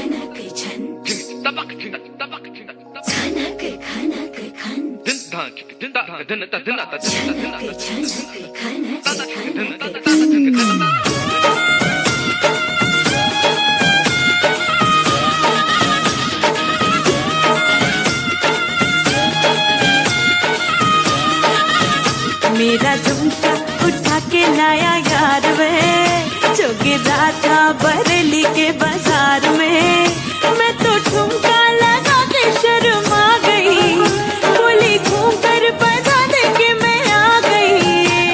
आप सुन रहे हैं techno with friends FM, आपका दोस्त हमेशा आपके साथ। अभी आप सुन रहे हैं आजाद नस्लें मूवी से सुनिधि चौहान।